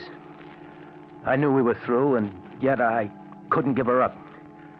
I clung to the small hope that something would happen that would change her, make her feel toward me as I felt about her. Long, lonely weeks went by. I knew that Millie and I had been the scandal of the village ever since the day I'd beaten Chuck Riker. At the quarry, the men whispered to each other when they thought I wasn't looking.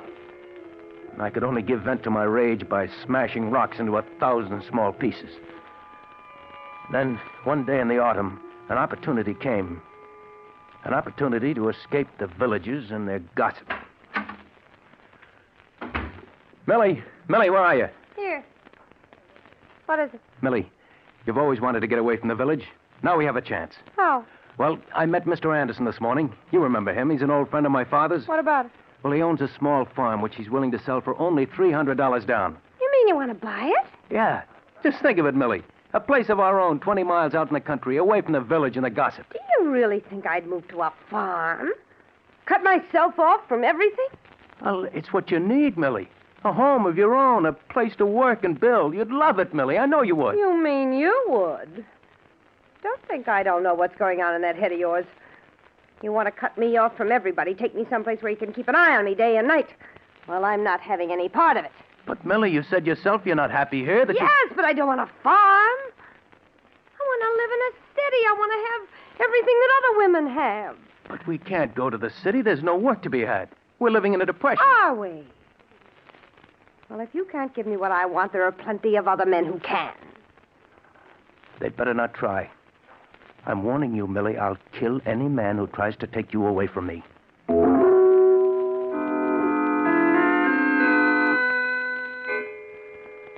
Weeks went by.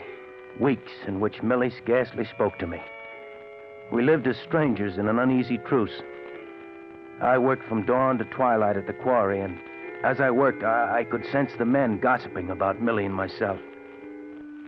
I would think of Millie and wonder what she was doing at that very moment.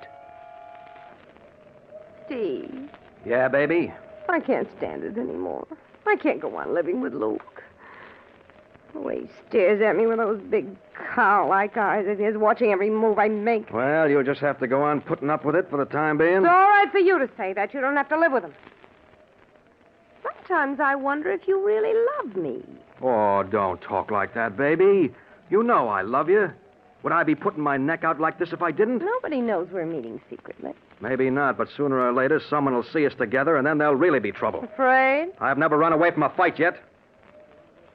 I don't mind telling you, I wouldn't like to mix with that gorilla husband of yours. I know, Steve. You got to be careful. Don't worry, I intend to be.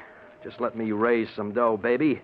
Figure out one or two angles, then you and I'll be off for the big city. What about Luke? He'd be sure to follow. You don't know what he's like, Steve. He'd never rest till he found us. And when he did... Yeah, you don't have to draw me any pictures. I know that type. If we run off, we'd never have a minute's peace. We'd always be wondering when he was going to catch up with us. Yes. Oh, Steve, what are we going to do? Oh, I don't know, baby. I don't know. We'll just have to sit tight for the time being and be careful not to be seen together. All right, Steve. Oh, cheer up, baby. We'll make the big city yet, and until then, we've got this. Oh, yes, Steve. Yeah.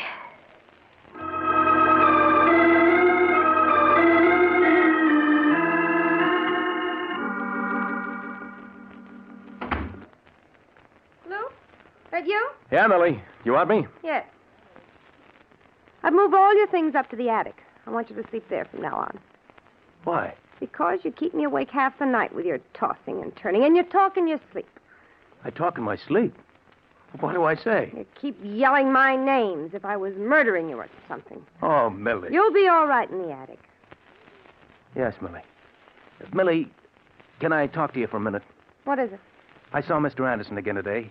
Millie, he says he's willing to let us live free for a year on his farm so we can see how we like it. And if we do, we can buy it. I told you before I'm not going to live on any farm.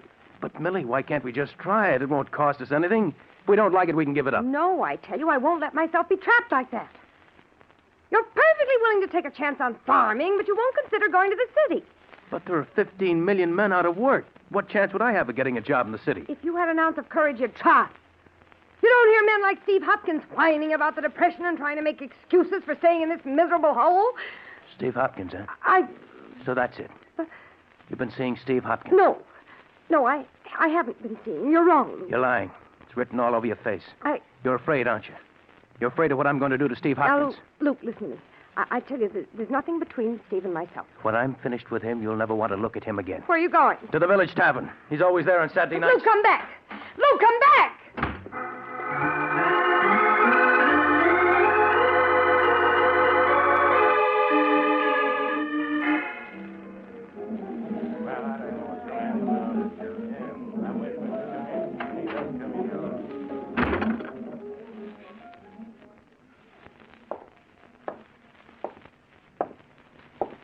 Hopkins, I want to talk to you. Well, go ahead, Luke. No one's stopping you. You've been making a play for my wife, and I don't like it. You're either drunk or looking for a fight. I haven't spoken to your wife in a year. You're lying.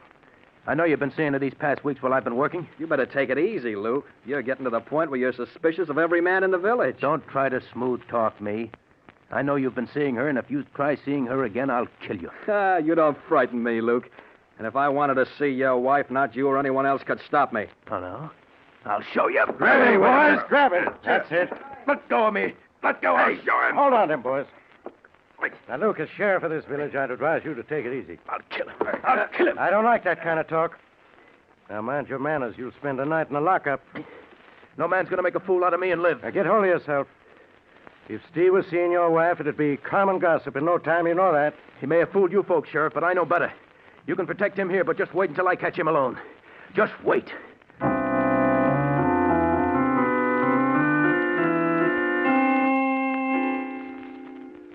When I got home that night from the tavern, Millie was in her room, her door locked.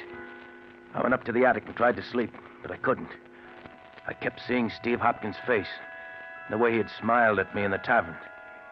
He might have fooled the others, but I knew. And he knew that I did. Hours later, I managed to fall asleep. I dreamt that I was alone with Steve and we were fighting. He kept hitting me, but I couldn't feel his punches. All I could feel was my fists smashing again and again into his laughing face. I woke to hear church bells ringing. It was Sunday morning.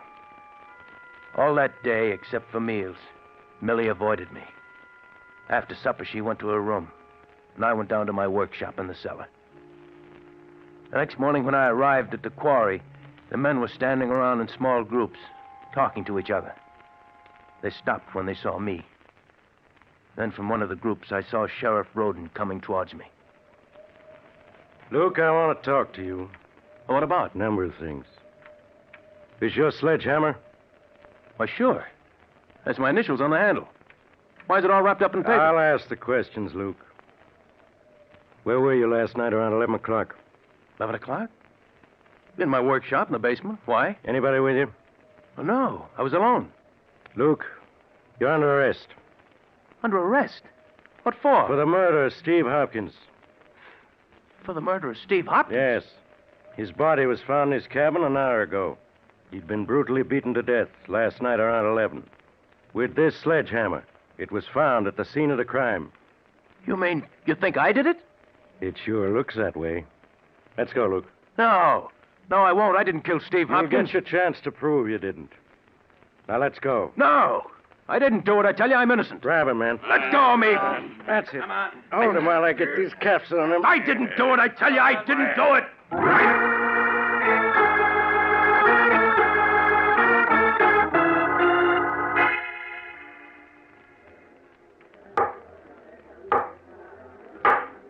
Silence in the courtroom.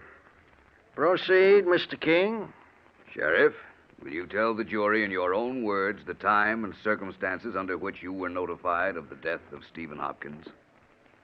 On October 12th of last year, I received a phone call at 7 o'clock a.m. from Sam Morris. Said that he'd just stopped by at Steve Hopkins' cabin to pick him up for work and had found him murdered. I told Sam not to touch anything. I got to the cabin 15 minutes later. Will you tell the jury what you found?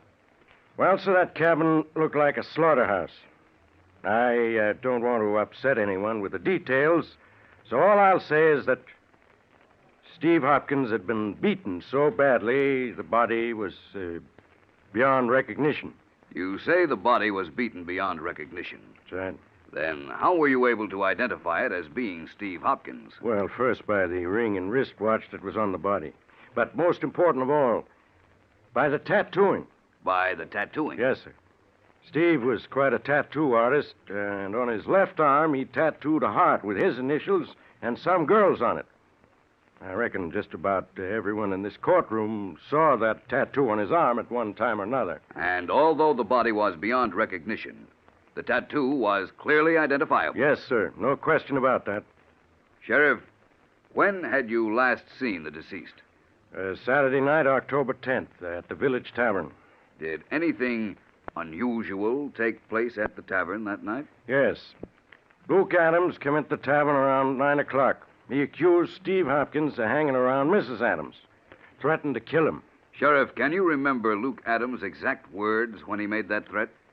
Well, his last words before he left the tavern were, "Just wait till I catch him alone. Just wait." I see. Now, Sheriff, when you arrived at the scene of the crime, did you find the death weapon? Yes, sir. Steve Hopkins had been beaten to death with a sledgehammer. I found it in the cabin, covered with blood. Was there any identification on the sledgehammer? Yes, sir. On the handle were carved the initials, L.A.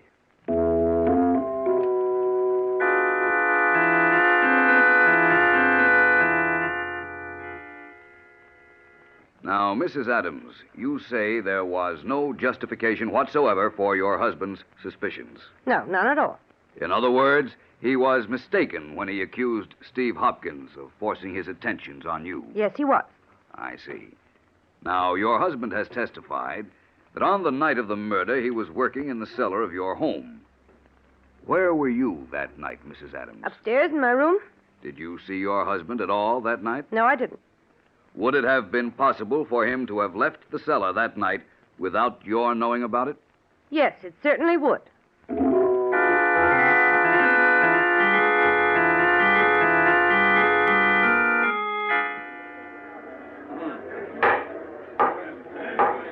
Silence in the courtroom.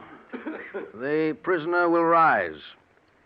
Luke Adams, you have been found guilty of murder in the first degree with a recommendation for mercy.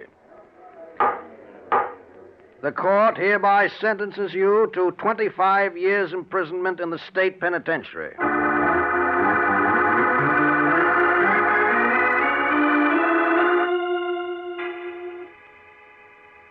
25 years imprisonment. Yes, Judge, that was your sentence. The towering iron gates of the penitentiary closed behind me. And I no longer had a name, only a number. A year after I was in prison, I was informed that Millie had divorced me and disappeared. With that, my last tie with the outside world was gone. Years passed. World-shaking events took place, and scarce reached the prison workshop, where I spent long days repairing shoes. Then one day I was notified by the warden that I'd been paroled. I was free. The gates of the penitentiary opened, and once again I joined the living. I came to the city, a stranger, and found employment in a shoe repair store. Day after day, I stood by the store window repairing shoes, watching the hurrying crowds. Then late one afternoon, I saw a woman pass. A woman who was a stranger, and yet wasn't.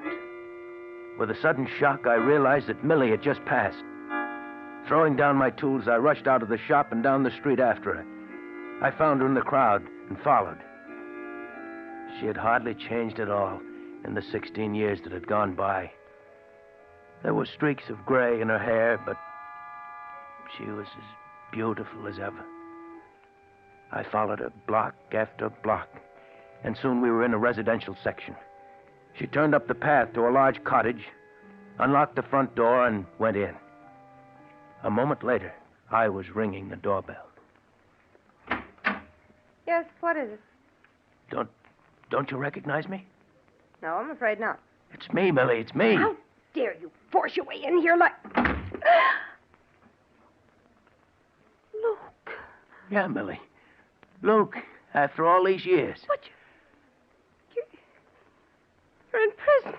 I was paroled 6 months ago. Well, I'm glad to hear that, Luke.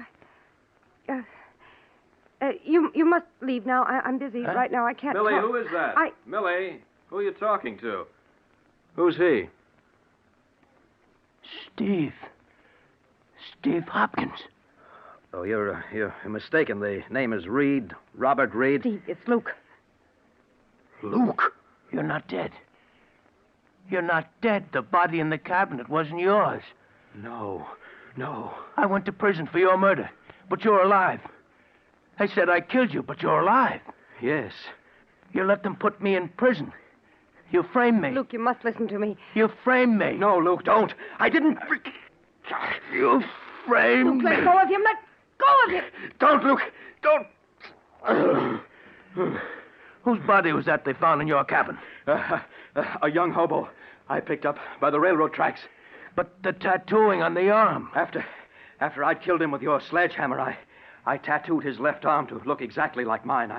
I put my wristwatch and ring on the body and then beat him beyond recognition.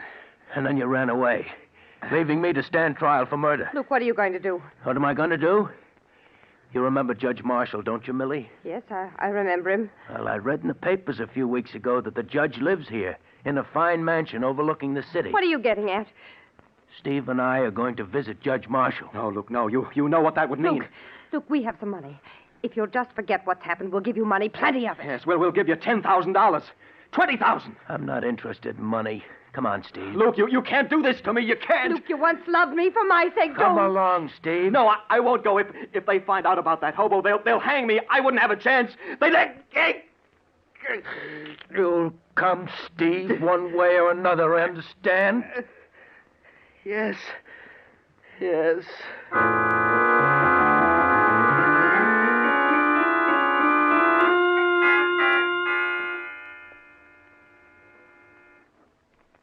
Judge. He didn't want to come here, but in the end, he came. Incredible. Simply incredible. The man is a monster to have done what he did. Where is this man, Steve Hopkins, now? He's out on the porch, Judge. Bring him in, Mr. Adams. I want to see that man. All right, Judge.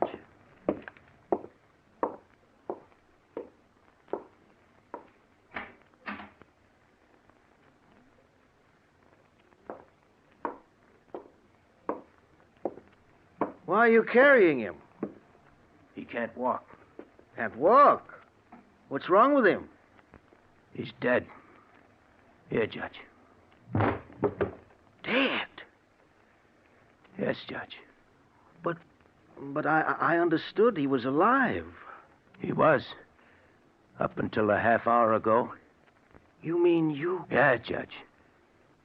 I put my hands around his throat and squeezed.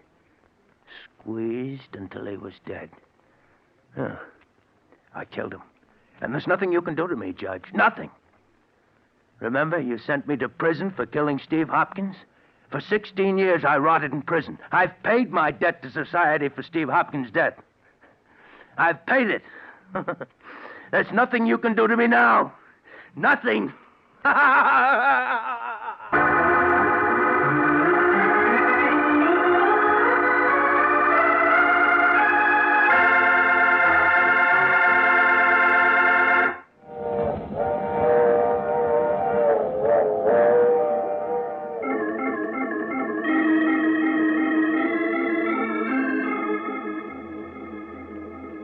This is the mysterious traveler again. Did you enjoy our little trip? What happened to Luke Adams? Well, his case became one of the most celebrated controversies of the day. Some legal minds claimed he couldn't be sent to prison again. He'd already been punished. Other legal experts insisted he should be tried again. But in the midst of this raging controversy, poor Luke Adams died, and his case was never decided. What do you think? Should Luke Adams have been tried for murder again? Or having already served 16 years for Steve Hopkins' murder, should he have gone free? I should like to know what your verdict is. Send your letters to the Mysterious Traveler, care of Mutual Broadcasting System, New York 18, New York.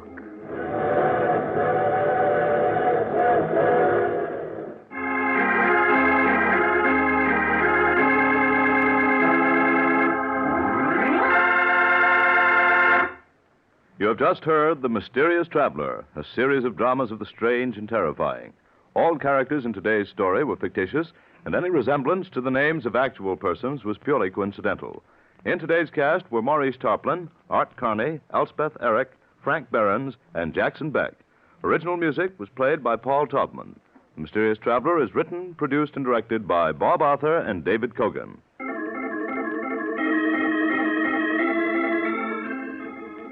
Listen next week to a tale titled The Ivory Elephant. Another strange and suspenseful tale of the Mysterious Traveler.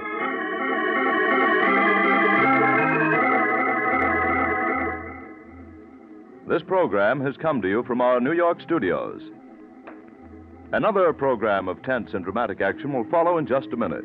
Stay tuned to this station for Official Detective. Carl Caruso speaking. This is the Mutual Broadcasting System.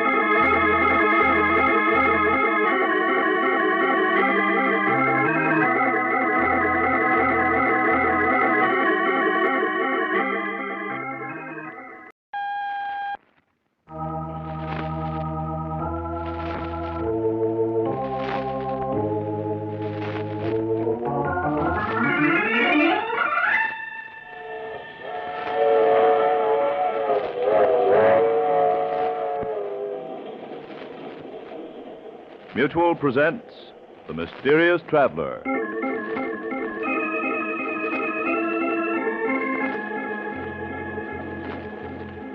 This is The Mysterious Traveler, inviting you to join me on another journey into the realm of the strange and the terrifying. I hope you will enjoy the trip, that it will thrill you a little and chill you a little. So settle back, get a good grip on your nerves, and be comfortable, if you can, as you hear the story I call They Struck It Rich.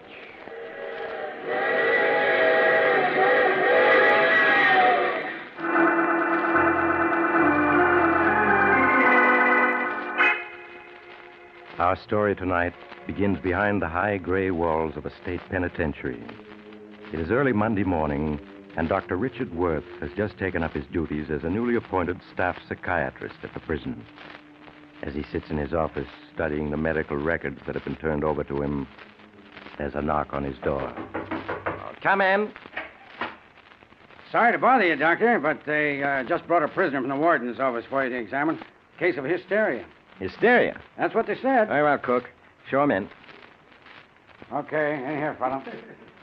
That's a hot one, really a hot one. Me, Frankie Williams, on top at last. I'm a big shot.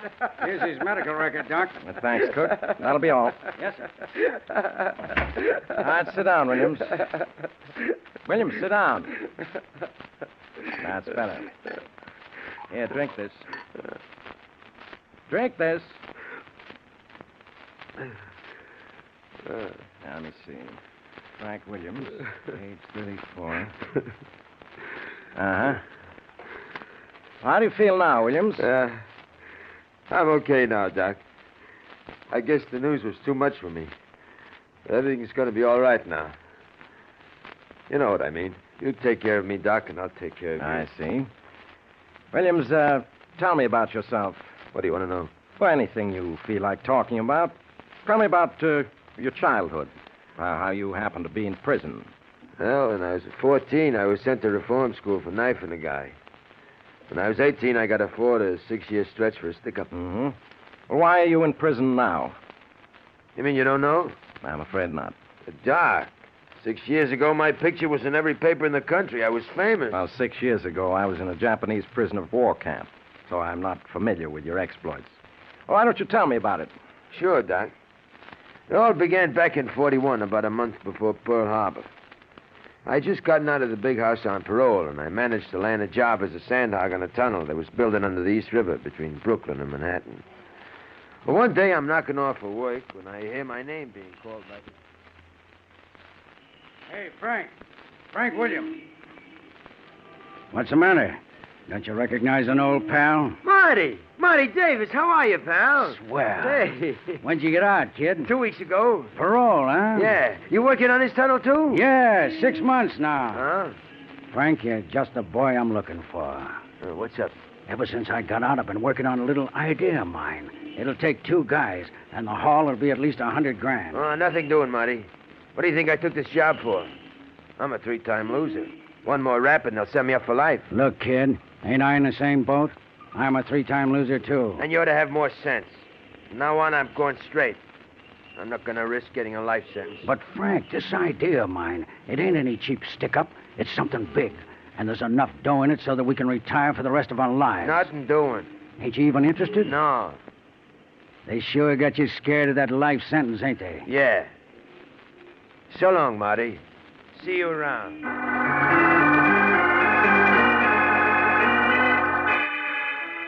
I left Marty standing there, Doc, and walked away.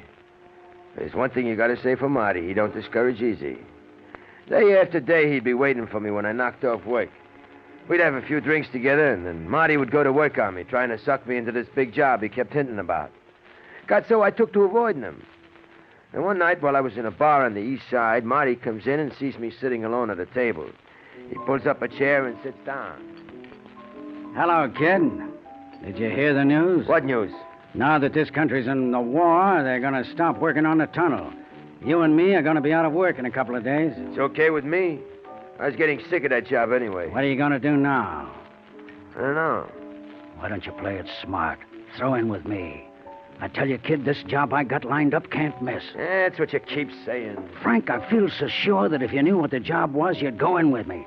So I'm going to tell you about it. I ain't asking you to. I'll take a chance. While we was in stir, you remember me telling you about where I grew up? Yeah, on the East River up around 106th Street. Yeah, at Hellgate. I also told you about the way I was a sewerage pipe inspector for the city when I was a kid. Yeah, I remember. Frank, not many people know what the island of Manhattan is like underground. It's more than just a couple of subways. Why, underneath the streets are big gas mains, water pipes, electric lines, phone cables, and tunnels. And sewerage pipes big enough to drive a car through. What are you getting at? Kid, there's hardly a square foot underground this island that ain't honeycombed with pipes and sewers.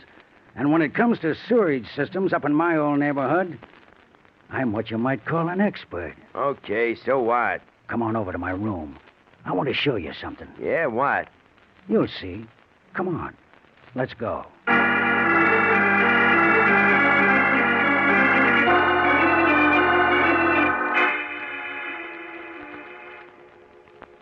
Give me a hand unrolling this map, will you? It's pretty big. Okay. There. You recognize it? Well, this is the East River, ain't it? And this is a section of Manhattan from 86th Street up to 125th Street. That's right. What are all these red, yellow, green, and blue lines on it? The red lines are electric cables.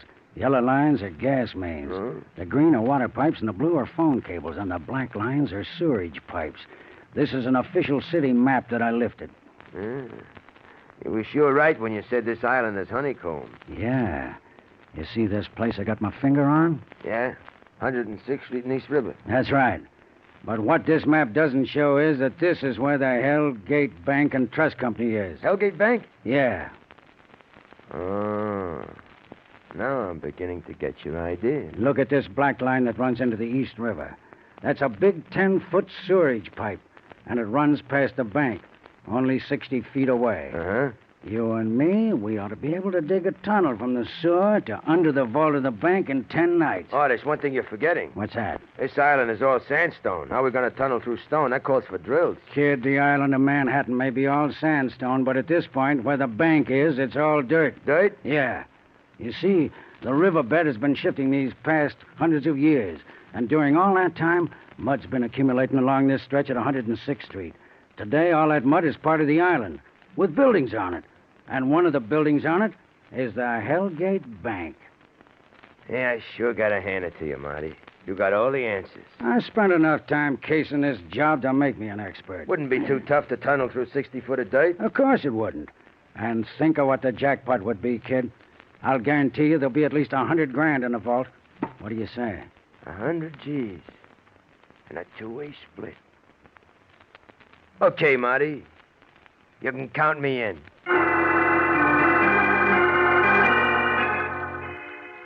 A few days later, Marty and me moved into a basement cold water flat a block away from the bank. Every night for a week, we kept bringing to the flat things we would need for the job. A two-man rubber raft, shovels, pickaxes, flashlights, tape measures, small boards for shoring up the tunnel. No college engineer ever cased the job better. A couple of weeks later, Marty and me figured we was ready. We waited until a dark night, then we took the rubber raft, shovel, and a pickaxe and left the flat. We went to the rear of the old tenement house where there was a manhole that led down into the sewerage pipe. We eased the manhole cover off, and Marty started down the ladder. I handed him the stuff, and then I followed, after pulling the cover back on the manhole. 15 foot down, Marty was standing on a small ledge. The water swirled past a little below the ledge. Frank, hold the raft while I fill it with air. Okay, Marty. Now, where'd I put that tube? Ah, here it is. It shouldn't take more than a minute to fill it up. Hey, is there any danger of gas down here, Marty? Not in winter. Boy, that water's sure running fast. Yeah. We'll have to be careful or we're liable to be swept out to the river. Okay, Frank, she's all filled up. Now drop the raft into the water and hold on to it. Right. Now, just wait until I tie the end of this rope to the ladder. There. Now get in, kid. Yeah. That's it. Now hold the raft steady while I get in. Easy does it, Marty. Now I'll play this rope out nice and slow, and we'll float down to the right spot. Here's the first knot on the rope, and that's 50 feet. 100. 150. 200. This is it, kid. Right here. Okay, Marty. Now try to hold the raft as steady as you can while I break into the wall with this pickaxe.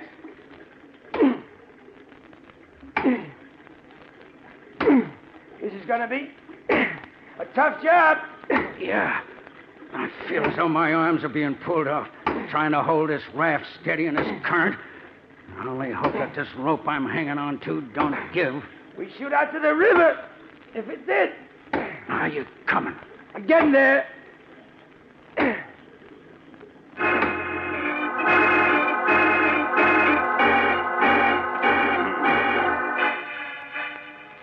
That night, we broke through the concrete wall and reached dirt.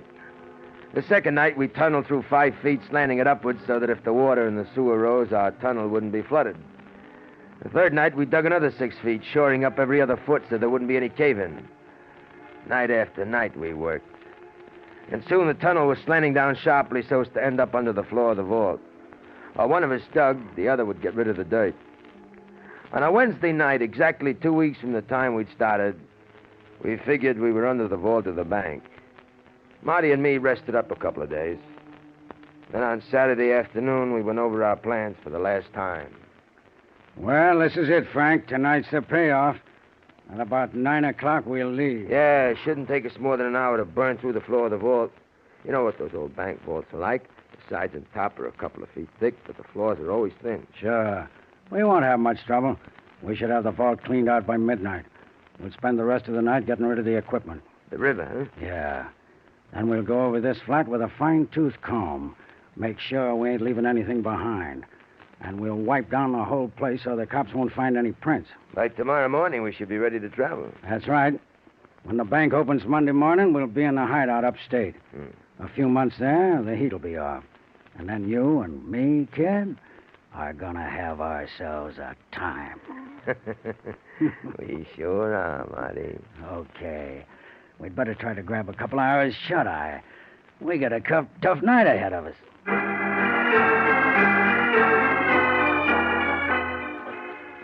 I hit the sack and tried to get some shut-eye, but I was too keyed up to fall asleep. The hours dragged by, and soon it got dark. At 9 o'clock, we left the flat. A few minutes later, we were going down the ladder into the sewer. We filled the raft with air, loaded our equipment on it, then floated down the sewer to the tunnel we built. Each of us grabbed a suitcase and started snaking our way through the tunnel. First, there was a gradual climb of 15 feet. Then the tunnel sloped sharply for 50 feet, with us ending up under the vault. Marty got out the tools and scraped away the last foot of dirt, exposing the floor of the vault. Then I got to work with the acetylene torch. It was tough working in a 3x4 hole. A half hour passed, and I was still burning my way through. How's it coming, Frank? Won't be long now, Marty. The air is sure foul in here. Yeah, it's hard to breathe. I think that does it. Hand me the pickaxe, Marty. Here you are, kid. Just a couple of taps, and this piece of floor should give...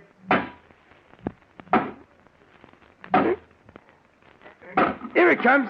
Help me ease it down. It's a pleasure. There. Okay, kid. Up you go. You got your flash? Yeah, I got it. Hey, Marty. I'm in the vault. It came up dead center. You sure had it figured out to the inch. Not bad for a guy who never finished the 5th grade. Come on, kid. Let's take a look at the cash drawer. Yeah. Hey, Marty. Look at it. The whole drawer is full of bundles of bills. There must be 100 G's here. That's only part of it. Now remember, no new bills and nothing smaller than 20. Okay, Marty. I'll get the suitcases.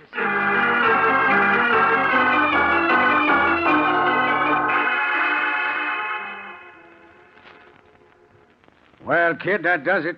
120 G's. We couldn't cram another bill into these suitcases if we tried. Gee, Marty, look at all this dough we're leaving behind. Yeah, I know how you feel. But this is as much as we can carry. Come on, Frank. Grab one of the suitcases and half the equipment. Okay, Marty. We're going to have a tough time hauling all this stuff back through the tunnel. You all set? Yeah. I'll lead the way. Make sure nothing's left behind. Don't worry, I've double-checked. Okay, Frank. Come on. I'm coming. The best way is to push the suitcase ahead of you. Yeah. With the equipment piled on top of it. Yeah, that's what I'm doing. You okay, Frank? Yeah, I'm right behind you. That's funny. I feel as though I'm slowly sinking. Yeah. Marty, the floor's caving in. We're falling. We're falling!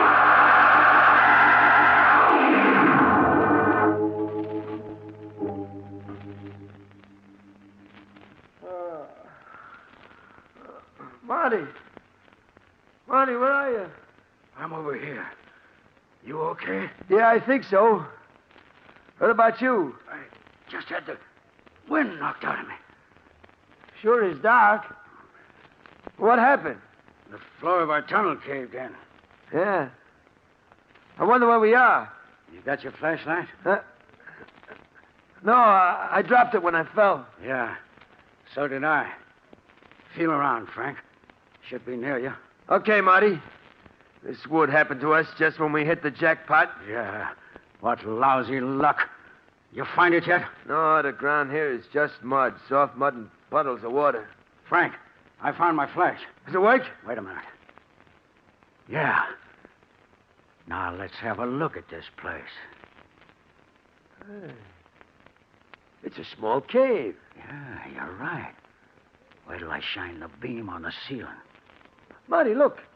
There's the hole in the ceiling where we fell through. Yeah, that was a 30-foot fall. If we hadn't landed on mud, we'd really been banged up. Without a ladder, we'll never be able to reach that opening in the ceiling. Yeah, I know. Now, let's see what the rest of this place looks like. Ain't very big, is it? There's nothing but mud walls. Marty, we're trapped. Take it easy, kid. It ain't that bad. We still got our tools, the torch, and most important of all, the dough. A lot of good that'll do us if we don't get out of here. We'll get out. Give me that pickaxe. What are you going to do? I want to see what this wall is like. This is the river end, all right. Nothing but mud.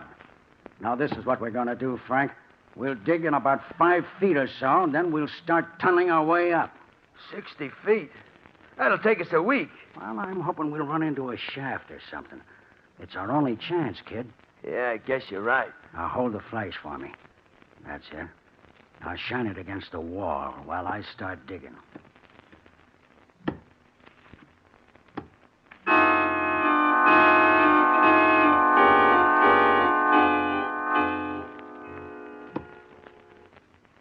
I guess you dug about 3 feet, Marty. Yeah, just about. Want me to take over? I ain't tired yet. Frank, I struck wood. Heavy wood. What do you think it is? I don't know. Maybe it's the wall of an old cellar. A cellar? This deep? Could be. Hold the flash closer while I scrape away the mud from the wood. Look, it's solid wall of heavy timber. It must be at least 100 years old. See how rotten that wood is? Sounds hollow.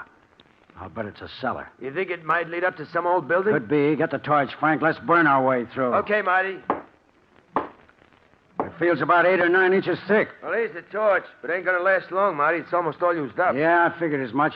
Well, go ahead, kid. See what you can do.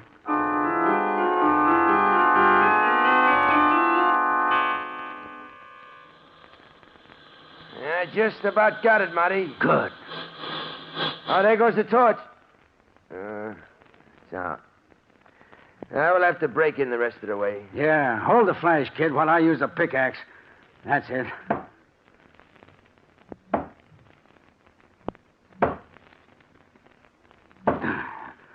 A couple more and it should give. We got an opening. Give me the flash, Frank. Here you are.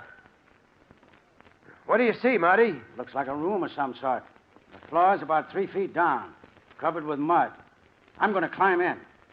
Come on in, Frank. I'm coming. Hold the flash this way. The air in here is sure musty. I'll shoot the beam around so we can see what this place looks like. What's the matter with you? Marty, didn't you see it? Over there in the corner. Something white. It looked like a skeleton. A skeleton? Yeah, you're right. Let's take a look at it. Marty, I want to get out of here. I don't like this. Get hold of yourself, will you? Well, look at this. A sword. A sword? Yeah, and an old one, too. And the skeleton, it has the remains of a uniform on it.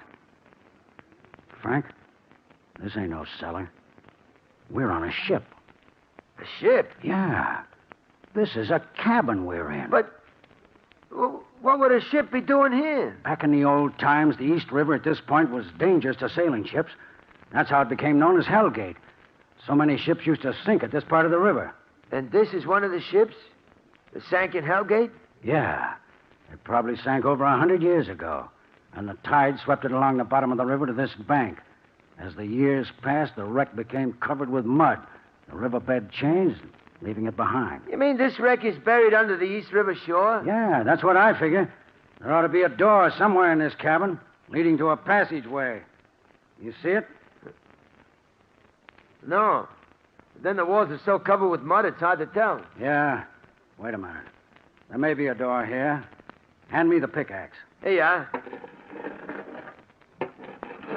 It's a door, all right. And here's the handle. Is it a passageway, Marty? No. No, it's a small room. Look, there's a half a dozen chests in here. Chests? Yeah. They have locks on them, too. Wait till I break the lock on this one. That does it. The lid seems stuck. Help me lift it. Okay. Now lift.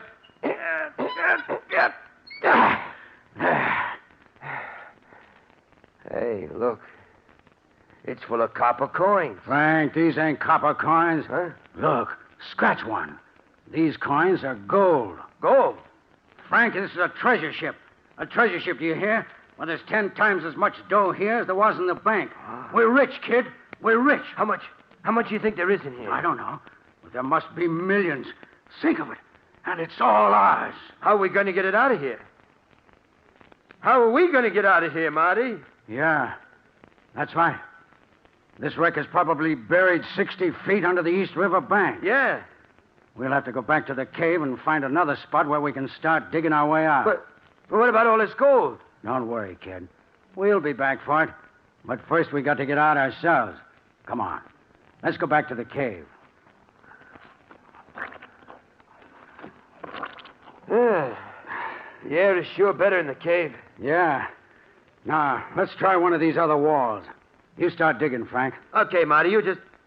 Hey, the beam is flickering. Yeah, the batteries are shot. There it goes. Marty, we can't dig our way out in the dark. Well, don't you think I know it? It looks like the game is over, kid. Well, you may as well sit down and take it easy. But we just can't stay here in the dark. You got any better ideas? No. Guess not. What's going to happen to us, Marty? Come Monday morning, the cops will be swarming all over the bank. They'll find the tunnel we dug under the vault. Then they'll find us. Probably some fat sergeant will fall through the tunnel and land in our laps. And the 120 G's and all the gold we found? Well, the bank will get back the 120 G's, and as for the gold we found, your guess is as good as mine. That's a hot one.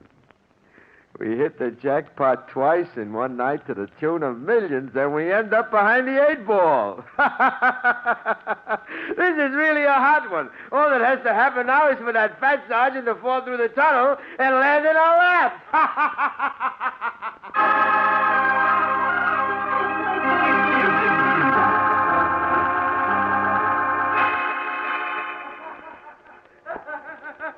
And you know, Doc, that's just what happened. A fat cop fell through the floor of the tunnel and landed right on our laps.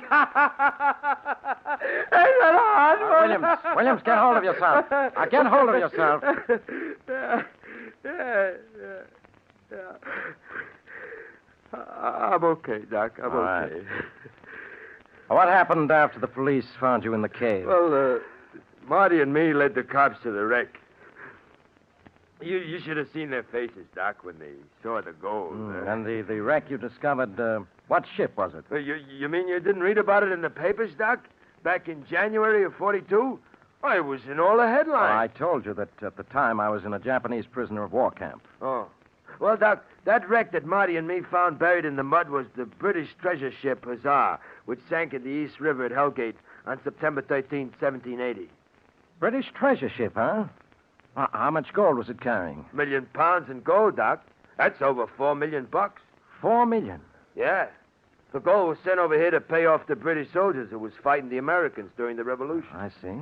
Marty and me heard all about it while we was waiting to go on trial for robbing the Hellgate Bank. Ah. I see by your record here you were found guilty and received a life sentence. Yeah, me and Marty both. The Hellgate Bank robbery made us 4-time losers. It's been 6 years, Doc, since we found the wreck. 6 years. Tell me, who got the $4 million in gold that you found? Ain't you heard, Doc? Heard what? Well, I just come from the warden's office. The warden, he tells me that after 5 years of legal scrapping by my mouthpiece, Marty and me are going to get $2 million of that gold. Think of it, Doc. $1 million apiece.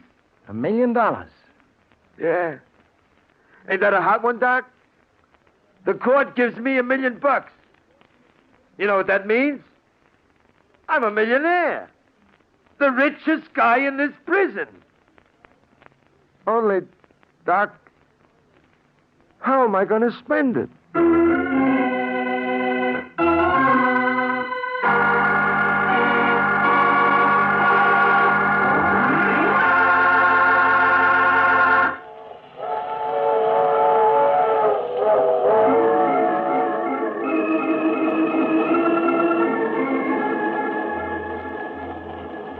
This is the mysterious traveler again.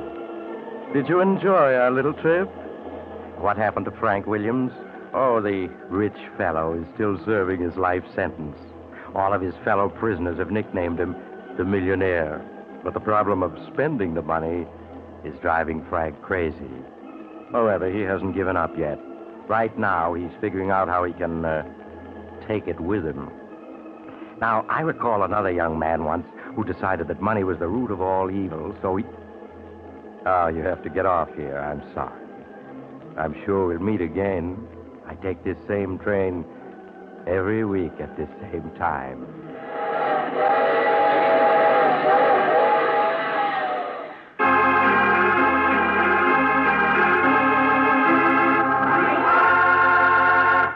You have just heard The Mysterious Traveler, a series of dramas of the strange and terrifying. All characters in tonight's story were fictitious, and any resemblance to the names of actual persons was purely coincidental. In tonight's cast were Maurice Tarplin, Joe DeSantis, and Frank Thomas. Original music by Paul Taubman. The Mysterious Traveler is written, produced, and directed by Bob Arthur and David Kogan. Listen next week to a tale titled 7 Years to Wait. Another strange and suspenseful tale of the mysterious traveler. This program has come to you from our New York studios. Another program of tense and dramatic action will follow in just a minute. Stay tuned to the station for Official Detective. Carl Caruso speaking. This is the Mutual Broadcasting System.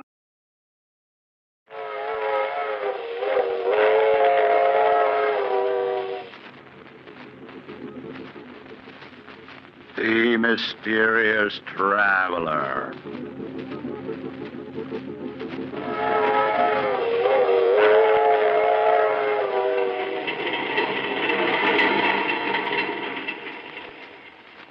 This is the Mysterious Traveler, inviting you to join me on another journey into the realm of the strange and the terrifying.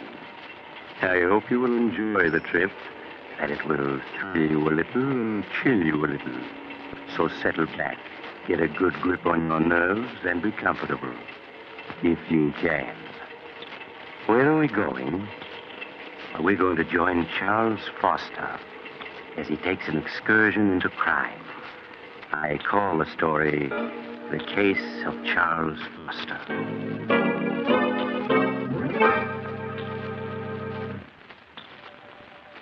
Late one evening several years ago, when I was practicing medicine in a large eastern city, I visited Charles Foster, a friend and patient of mine. I took with me Flush, a cocker spaniel he had entrusted to me. Hello, Doctor. Glad you were able to come. I see you brought Flush. Hello, Flush, old boy. He's missed you, Charles. I've missed him, too, Doctor.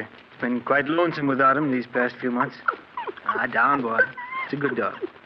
How do you feel, Charles? Oh, I'm all right, Doctor. You needn't worry about me.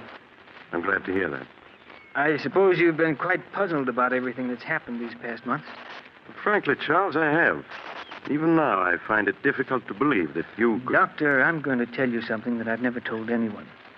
I thought I'd go to the grave with my secret, but, we've always been friends, and I'd like you to know the truth. As you wish, Charles. It's strange how little people know of one another. For 10 years, Agatha and I were married, and to the outside world, we were a happily married couple. But in the privacy of our home, I found life with Agatha a nightmare. I never would have guessed that. For 10 years, I stood her sharp tongue and constant nagging. I might have gone on taking it the rest of my life. Fate hadn't decreed otherwise. It was 3 years ago on a beautiful spring evening that fate stepped in to changed the entire course of my life.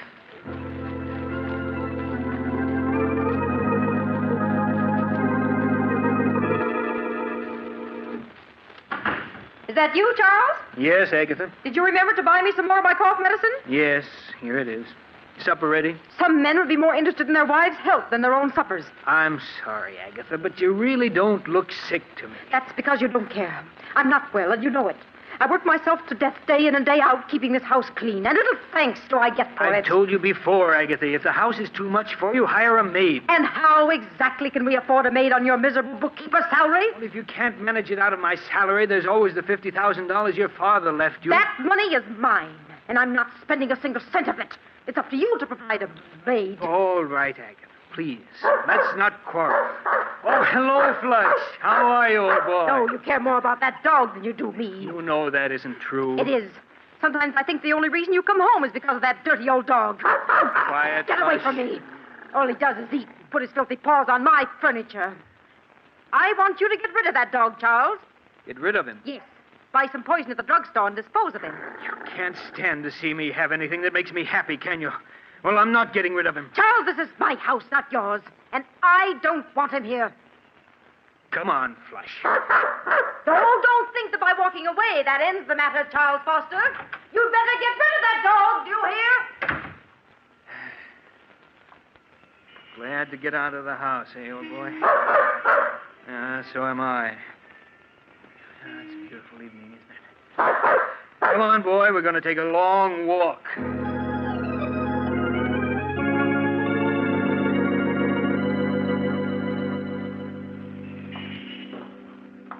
You want to turn around and go home now, Flush? No, neither do I. Pardon me, but aren't you Charles? Julia! Julia Sanders! Charles, I thought it was you. Oh, let me look at you. Oh, Julia, you haven't changed a bit. You're as lovely as... How long has it been since we last saw each other? 10 years, almost 11. Has it really been that long? Julia, have you ever forgiven me for what happened? Of course, Charles. I was so insanely in love with you, Julia, that I couldn't bear to have other men look at you. You know that I didn't mean... I know, to... Charles. I've thought of that night constantly. It's been like a nightmare ever since. Please, Charles, it's all past and forgotten now. You were perfectly justified in breaking our engagement. After what I'd done, there was nothing else you could do. I understand you married Agatha Winthrop a year after I'd gone abroad. Yes, Julia. After you left for Europe, people kept telling me what a wonderful wife Agatha would make me. I allowed myself to be convinced and married her. Well, I'm sure everything turned out for the best. But it didn't, Julia.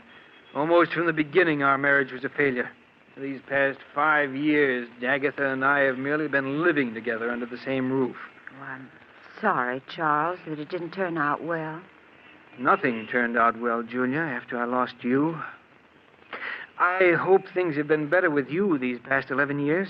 Oh, I can't complain.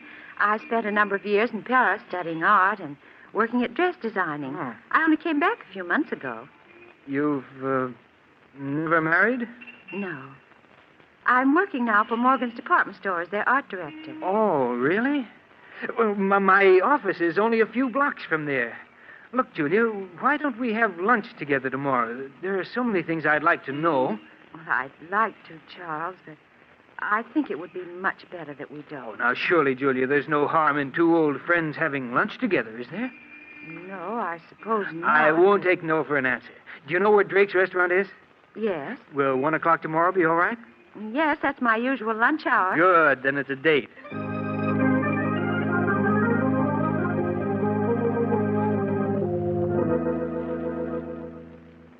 Strange, isn't it, Doctor? The way after 11 years, Julia and I bumped into each other. If we hadn't, what followed would never have happened. It's such small things as an accidental meeting that often change the course of one's life. Yes, I know that now, but I didn't then. I met Julia for lunch the next day, and soon we were having lunch together every day. And for the first time in years, life began to mean something. Merely seeing Julia for 1 hour a day made life worth living. I understand, Charles. We'd have lunch together, and then we'd go for a walk in the park. I sensed at the time that Julia, too, was lonely and in the need of friendship. The summer passed swiftly and happily. I should have realized that things couldn't go on that way, but I didn't. You mean you fell in love with Julia? Fell in love with her? I don't think I'd ever really stopped loving her. I became aware of how much I really cared for her one warm autumn day as we were walking through the park together.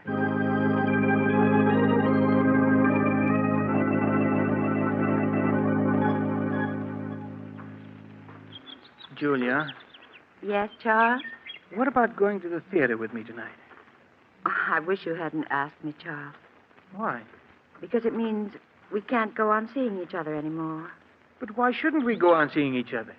Because you aren't satisfied any longer just to see me at lunch, and it isn't right for us to go out together at night. But surely there's no harm in our going to the theater together. You're married, Charles. That's reason enough. All right, Julia. Forget I ever asked you. But at least we can go on having lunch together, can't we? No, Charles. Oh, but... Can't you see? Things can never be the way they were. We've become dependent upon each other, and we have no right to be. We can't go on seeing each other any longer. It isn't fair to Agatha. But you know that Agatha and I mean nothing to each other. We haven't for years. Nevertheless, she's your wife. Julia, you know I love you. I've always loved you, and I can't do without you. Charles, you're just making it difficult for both of us. Julia, you do love me, don't you? Yes. But can't you see, it's no use. I remember Agatha only too well. She'd never give you a divorce. I know she won't. I've asked her 12 times in the past 5 years, but she said she'll never give me one. I want to part now, Charles. Right here. Must we? Yes. Goodbye, Charles.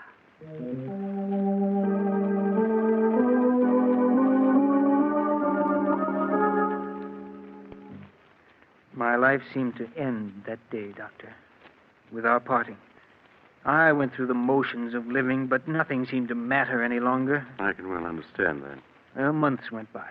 Every day after work, I stayed in town, unable to face an evening at home with Agatha. When I did arrive home late at night, she'd be waiting for me. Is that you, Charles? Yes, Agatha. Sorry if I woke you. Now, lot you care. Coming in night after night at all hours, leaving me alone in this big house. Oh, don't think I don't know what you're up to. I know you're kind, Charles Foster. You better go to sleep, Agatha. A fine chance I have to sleep with you putting on the bathroom light. You know I can't sleep when that light's on. It'll take me a minute to brush my teeth, then I'll turn off the light. Agatha. Well, what is it now? What's this bottle of prussic acid doing in the medicine chest? That's a deadly poison. I know that. I got it from Mrs. Smedley, the druggist's wife. She used it to get rid of an old cat they had. When I told her about Flush, she said it was a thing... What's that about Flush? I said Mrs. Smedley gave me that bottle of prussic acid so I could get rid of Flush. I'm going to put him out of his misery tomorrow. You'll do no such thing, do you hear? If you so much as lay a hand on Flush, I'll kill you. I'll kill you, do you understand? Yes, Charles. You get rid of that poison tomorrow. Let's have no more talk of putting Flush out of his misery.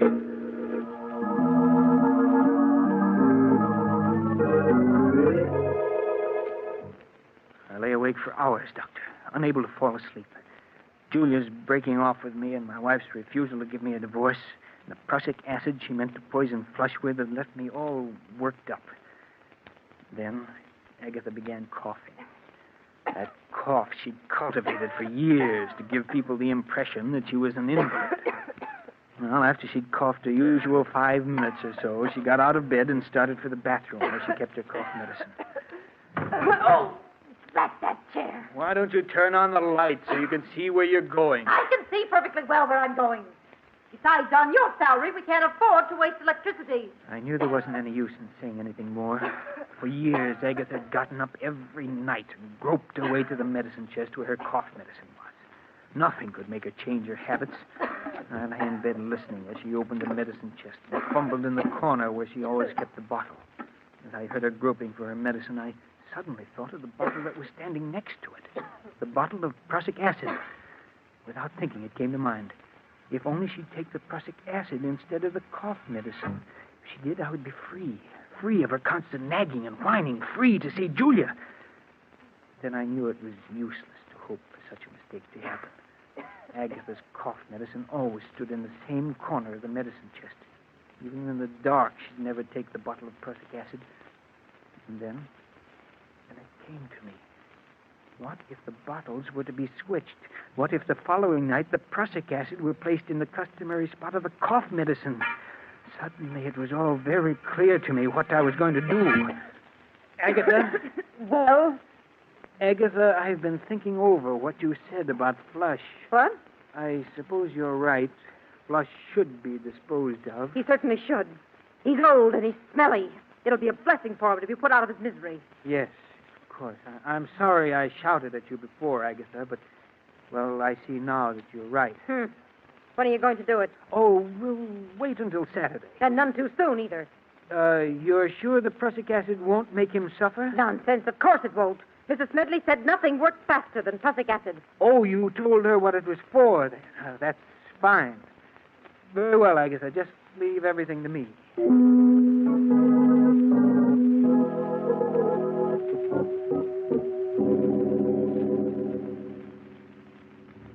The next night, Doctor, after Agatha was in bed, I quietly stole into the bathroom and opened the medicine chest. I compared the bottle of cough medicine with that of the prussic acid. They were both small bottles, almost identical in size. I removed the cough medicine from where it stood in the corner of the chest and replaced it with the poison. Then I went to bed and waited impatiently for Agatha to start coughing.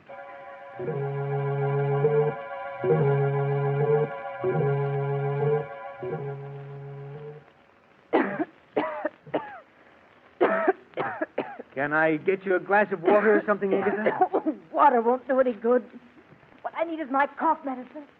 Oh, that's that tear. Why don't you turn on the light? Because I can see perfectly in the dark. Besides, someone's got to economize on the electricity in this house. I lay there in the darkness, listening to her grumble as she opened the door of the medicine chest. The blood pounded in my ears as I heard her fumbling for the bottle. Would she feel the slight difference in the bottle when she picked it up? Scarcely able to breathe, I waited. Listened. And she fell to the floor. I quickly got out of bed, turned on the lights, and went into the bathroom. She was lying on the floor, quite dead. There was an agonized look on her face. I returned the bottle of cough medicine to its proper place, and then I phoned the police.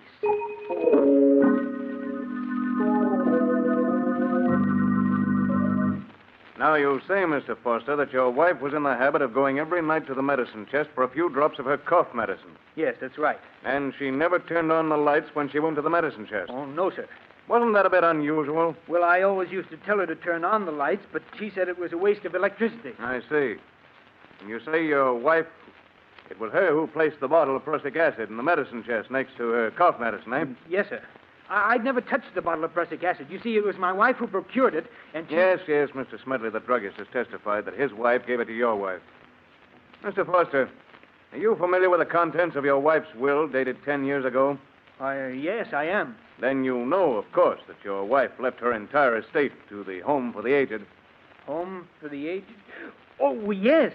I fought to keep my face expressionless, to prevent him from learning that I hadn't known. All the years we'd been married, Agatha had given me to understand that all her money would go to me. Now I knew that she'd been lying. Her will had been made out in favor of the Home for the Aged for years. I began to feel angry at the way she'd cheated me. But a moment later, I was grateful that she had. Frankly, Mr. Foster, your wife's death occurred under very suspicious circumstances, to say the least. For years, she'd gone to the medicine chest every night without mishap. And yet, on the second night that there was a bottle of prussic acid in the chest, she met her death. Were it not for the fact that your wife had left her entire estate to the Home for the Aged, I might be inclined to go further with this investigation. As it is, I'll instruct the coroner's jury to bring in a verdict of death through accident. That's all, Mr. Foster.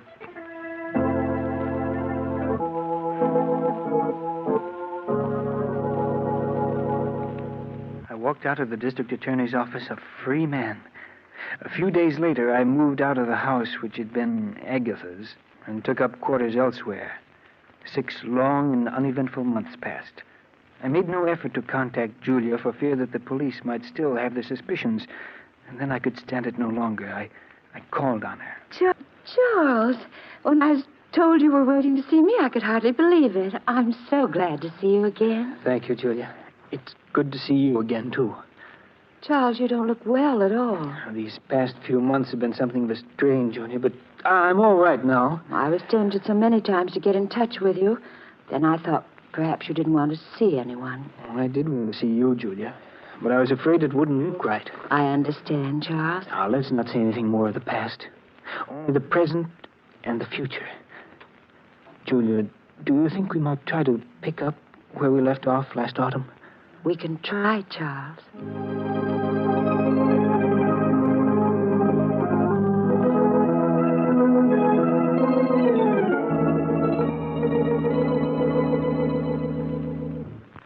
Julia and I, Doctor, began to see each other night after night. Life for me became exciting and wonderful the way it had been 11 years ago before Julia and I had broken our engagement. Didn't you ever stop to think of what you'd done? You mean Agatha? Yes. No, Doctor. They say that a murderer is ever haunted by his crime. But that isn't true. At least it wasn't in my case. To me, Agatha was part of another life in the dim past. I rarely thought of the past, only the present and the future. No, if I had any fears at all, it was the fear that something would spoil the happiness that Julia and I had found together. But nothing did. And a few months later, we were married with you as my best man. Yes, I remember. My second marriage was everything that my first hadn't been. The first time in my life I knew what true happiness meant. Julia and I were poor, but that didn't matter, for we had each other. The months swiftly passed. And as our first anniversary approached, it was hard to believe that we'd been married almost a year. Charles, before you leave for work, will you sign a check for me? Oh, who's it for, dear? Never you mind, Mr. Foster. You just leave a signed check. I'll fill in the amount and the party it's meant for. Mrs. Foster, you're acting very mysterious. Well, a wife has a right to act mysterious once a year. Darling, I suspect you're going to use this check to buy me an anniversary present. Well, whatever you get me, please don't make it neckties. Well, I'll have you know I have very good taste in neckties. I know you do, dear, but I have to wear them. You're an ungrateful wretch. Very well, I won't get you ties. Good, then I'll sign the check for you. And please bear in mind that you can't make this check out for more than $312.50. That's all we have in the bank. Oh, I'll leave you at least the 50 cents. You'd better leave a good deal more. We won't be going up to Lake Ellis. Charles, are we going up to Lake Ellis? Oh, it slipped out. And I meant it as an anniversary surprise. Oh, Charles, that's wonderful. When are we going? This Friday afternoon. I've rented a cabin and a small motorboat on Lake Ellis for the weekend. Oh, darling, what an exciting surprise.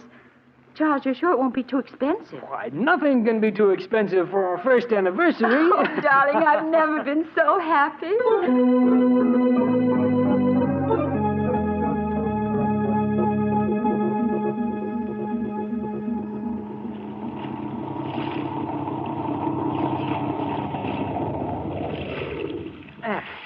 This looks like a nice place to fish.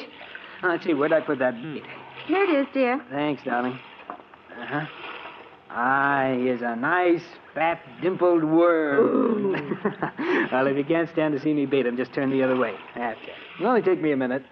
Charles, look. Let's wait till I get this. There's smoke coming out of the engine hatch. What's that? Yes, you're right. It's on fire. There are flames shooting out. Fire extinguishers at the other end of the boat. Charles, you'd never make it. You'd be burned. Yes, you're right. Besides, even the extinguisher wouldn't do much good now. The fire's too big. What are we going to do? Oh, the heat. It's becoming unbearable. There's only one thing we can do, Julia. Let's go over the side. We're almost in the center of the lake. I can't swim. But I can, dear. I'll manage to keep us above water somehow. Well, all right, darling. I'll do whatever you say. We'll come through this, Julia. Now, don't be afraid. Now, I'll slip over the side of the boat first, and you follow. All right. Now, hurry, Julia. Let yourself down into the water. I'll keep you afloat. Yes, Charles. That's it. Now, let go of the side of the boat. I have you. Yes, Charles. Now, don't be afraid, darling. You see? It's no trouble keeping you above water. Now, just relax, dear, while I swim with you a bit. We've got to get a good distance from the boat. It may explode. Yes, Charles. Do you see any boats around? No, but someone's bound to see the fire and come to our rescue. Until they do, we must have courage.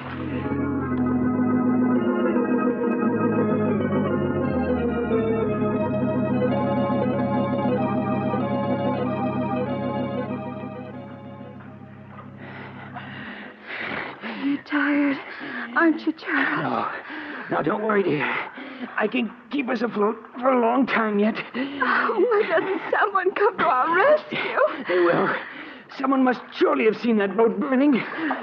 Charles, we've been in the water so long. Oh, it just seems long, darling. It can't be more than 10 minutes. 10 minutes? It feels more like... Charles! I've got you, Junior.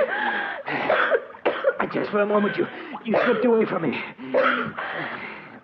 Oh, darling, it's no use. I'm just a millstone around your neck. What are you saying? Why should we both drown? Charles, save yourself. Save myself? Yes. I want you to let go of me. Let go of you? No, never. Yes, you must. You're too tired to keep me. No, darling. Either we're both saved or we're both drowned. Oh, I won't have you throw your life away. Let go of me. Julia, stop trying to break loose. Julia, darling, don't. I can't live without you.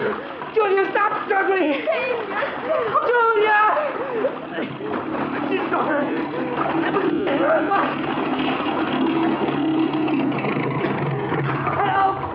Help, my wife. My wife. Yeah, we saw it all. Hey, Mike, he's passed out. Get him before he goes under. I got him. Here, help me get him aboard, Skipper. All right. Any sign of his wife? She's gone, Skipper. Yeah, too bad. Well, if it's the last thing I do, I aim to see justice done to this fella. She never had a chance. You see him shove her under? It was murder, that's what it was.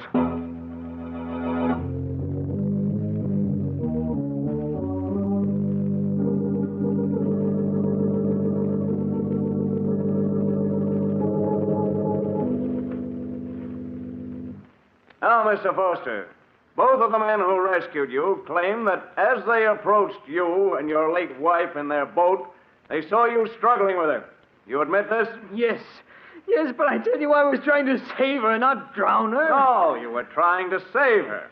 But both the witnesses testified they saw you push her head under. They're wrong. I wasn't pushing her under. I was trying to bring her to the surface. You must believe me. Oh, Mr. Foster. You maintain that you were rescuing your wife, not drowning her. Yes. Is it true, Mr. Foster, that you were engaged to your wife 11 years ago and that she broke the engagement? Yes, that's true. Would you mind telling the jury why she broke the engagement? We had a misunderstanding. A misunderstanding? Do you call shooting the woman you're engaged to just a misunderstanding? No. You must let me explain. It's true that 11 years ago I did shoot Julia, but I've been drinking. I didn't know what I was doing. Mr. Foster, you do admit shooting and wounding her. Yes. Have you ever seen this before? Why, yes. That's the insurance policy I took out for Julia and myself. Exactly. And when was this policy taken out? Well, about a month ago. June 15th, to be exact. And what's the value of this policy, Mr. Foster? Well, if either my wife or myself died, it provided $10,000 for the survivor. Yes, Mr. Foster. If either you or your wife died a natural death, it provided $10,000 to the survivor. But there's also a double indemnity clause in this policy, isn't there? Yes, but One that provides you with $20,000 if your wife died an accidental death, such as drowning. Yes, that's true, but I swear I didn't drown my wife. I tell you, I was trying to save her. Save her, not drown her. You must believe me. You must.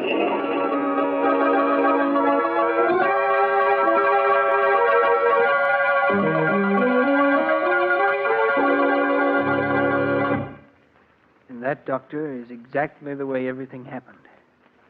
Strange, isn't it? The way justice works itself out. I committed murder and escaped punishment. Now I'm paying with my life for the death of the one person I really loved. It's time to go, Foster. All right, Warden. Goodbye, Doctor. And take good care of Flush, will you? Of course, Charles. Goodbye. All right, Warden. I'm ready. Let's go.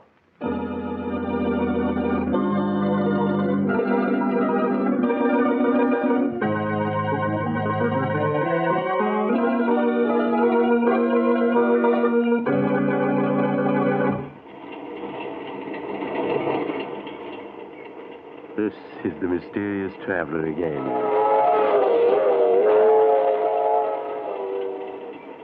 Did you enjoy our little trip? too bad about Charles Foster, wasn't it? As he was strapped into the electric chair, there was an ironic smile on his lips, for he was being executed for something he had not done. But as Charles himself said, justice has a strange way of working itself out. I knew another man once who thought it would be a simple thing to dispose of his wife. Unfortunately, he... Oh, you're getting off here? I'm sorry. But perhaps we'll meet again soon. I take this same train every week at this time.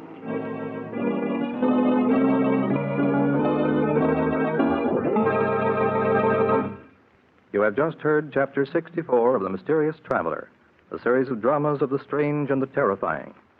In tonight's story, The Case of Charles Foster, Humphrey Davis played Charles Foster, Nancy Sheridan played Julia, and Joan Shea played Agatha. The Mysterious Traveler is written by Bob Arthur and David Cogan, and original music is played by Henry Silverne. The entire production is under the direction of Jock McGregor.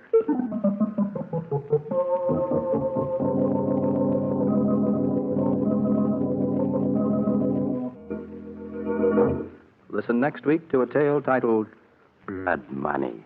Another tale of the Mysterious Traveler.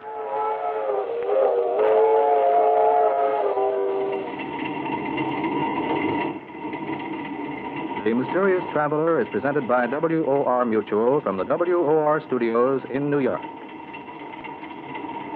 This is Mutual.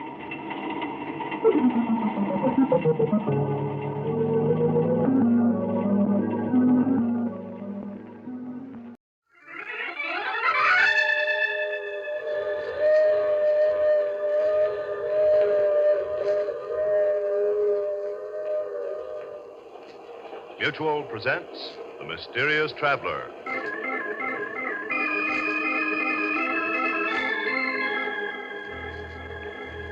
This is The Mysterious Traveler, inviting you to join me on another journey into the realm of the strange and the terrifying. I hope you will enjoy the trip, and it will thrill you a little and chill you a little. So settle back, get a good grip on your nerves, and be comfortable if you can, as you hear the story I call I Won't Die Alone.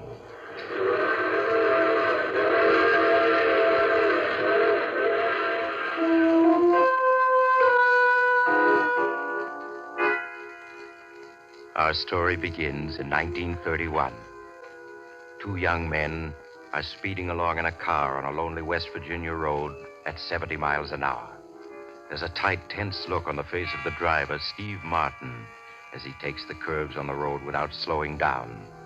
His companion, Chuck Williams, wipes the perspiration from his face with trembling hands. He turns and watches the road behind fearfully, now and then glancing at Steve's face for reassurance. Turn on the radio, Chuck. Let's see if they got an alarm out yet. Yeah, okay. Oh, well, what do you think our chances are, Steve? Hard to say. All depends on how fast the cops spread the word. The two men robbed the Third National Bank of Louisburg of over $250,000 shortly before closing time. Word has just been received that the two bank robbers are now driving east on Highway 6B towards the Allegheny Mountains. That's not good. State Police Car 9 take up position at junction of Highway 11A and River Road. They're moving fast. State Police Car 10 take up position at junction of Highway 3 and Highway 6B. Steve, Highway 6B, we're on it. Yeah. That is all. Stand by for further orders. Steve, you gotta turn back. We're headed for a trap. Take it easy, will you? There's still a chance. 20 miles ahead, there's a small dirt road that'll detour us right around them. 20 miles? We'll never make it, Steve. Isn't there any other road we can turn off on? No. Are you sure? I was born in these parts. I know every inch of the country. Steve, let's ditch the car and cut toward the mountains on foot. Are you crazy? It's 40 miles to the mountains. We'd never make it walking. We've got to keep driving. It's our only chance. We'll run right into that trap, I tell you. They'll be waiting with Tommy guns. We'll be dead pigeons. Okay, then we'll be dead pigeons. I'd give up my share to haul right now to be out of this. You gotta get me out of this, Steve. You gotta. Oh, shut up. Look, Steve, if you were to let me out of the car and keep on going yourself, I might be able to get away. The cops would be so busy chasing you, I'd be able to give them the slip. You lousy rat. Now, look at it my way, Steve. There ain't no use both are getting caught. That don't make sense. You're great when it comes to sharing the dough, but when the heat's on, you want out. Yeah, but I'm willing to pay for, You can keep my share of the bank call. Now, that's fair enough, ain't it? Huh? A lot of good that dought'll do me if I get caught, but I'm sick of hearing you whine. All right, it's a deal. If I get through, the dough's all mine. If I don't, well, I don't. Thanks, Steve. Thanks. I'll never forget this. Come on, get out. Which way do I go, Steve? Head across the fields until you hit a small stream. Then head upstream for about 6 miles. There's a railroad water tower there. You ought to be able to hop a freight. Thanks, Steve. I'll be seeing you. Yeah. So long, Chuck.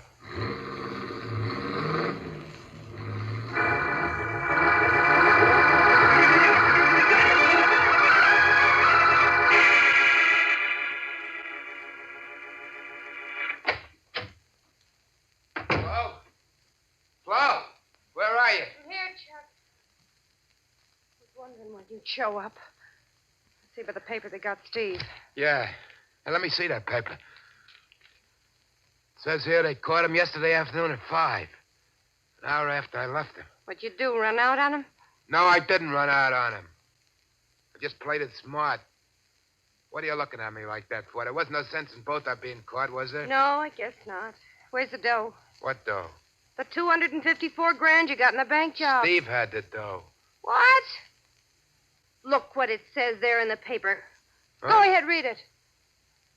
Martin, when captured, told police he knew nothing about the stolen bank money.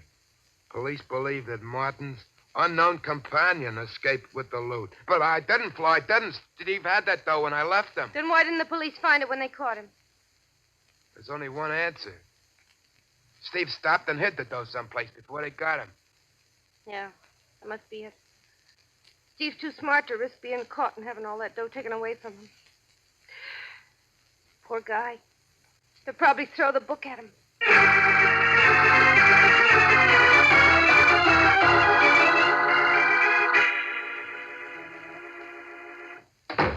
Where you been so long? What happened at the trial? They give him 25 years. 25 years? Mm-hmm. How did he take it? He didn't bat an eye. Maybe he'll think things over and squeal on me. Oh, stop sniffling, will you? Steve isn't the kind of a guy to do anything like that. Yeah, sure. Why should he want to squeal on me? Besides, if he did, the cops would find out that I didn't have the bank, though, that it's Steve who got it. He wouldn't want that to happen. Sure. Why, with good behavior, he'll be out in 18 or 19 years. Then he'll have all that dough hid. I'd rather have the 18 or 19 years than the dough. Well, it's been nice knowing you, Chuck. Wait a minute, Flo. Don't go. What? Why not stick around? We'd make a good team. We don't need Steve. We don't, huh? And just what would I get sticking around? You haven't got brain, muscle, or dough. What's the attraction? Listen, Flo, stick with me and I'll get dough. I've always gotten what I wanted in the end. Without Steve, you haven't got a chance. He had all the brains, all the guts. Yeah, and what did it get him? You notice I ain't behind bars. And I'll get that big dough yet. 3 cheers. When you do, look me up.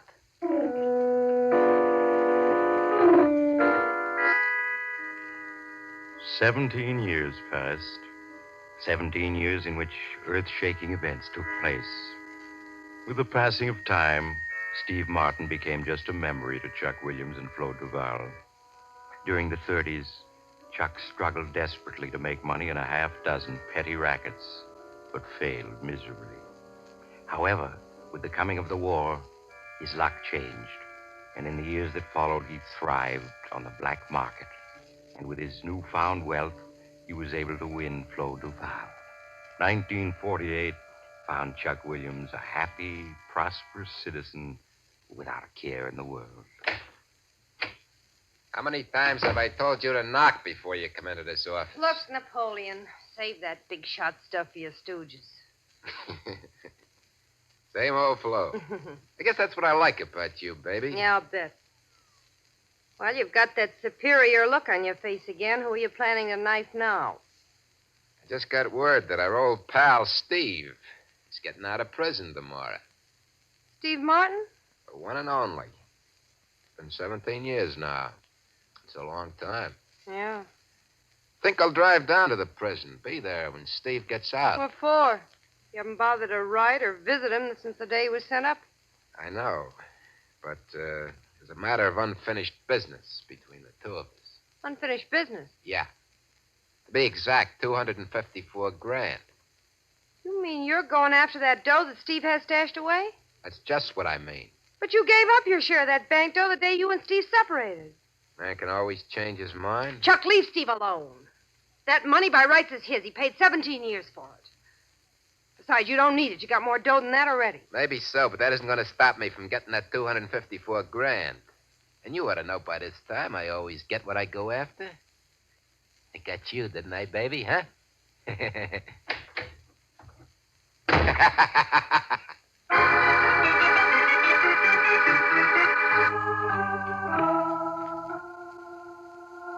And remember, baby, when those gates open and Steve comes out, let me do the talking. Don't worry, I will. I don't want any part of this dirty deal. Relax, baby, relax. When I get that 254 G's, I'll buy you a fancy diamond bracelet. Then you'll feel better. Hey, boss. They're opening the gate. Is that him? No. Steve's twice as big as that guy. Chuck, that is Steve. Can't be. That guy looks at least 6. You're right. That is Steve. Stay in the car. Hey, Steve. Steve, over here. What's the matter? Don't you remember an old pal? Oh, Chuck. Well, I didn't recognize you at first. Put it here, pal. Yeah. I guess I'm kind of surprised to see you after all these years. Well, I've been living in South America most of the time. Only got back a year ago. I know I should have written you, but I never was any good at that. Boy, yeah, sure smells better out here. Come on.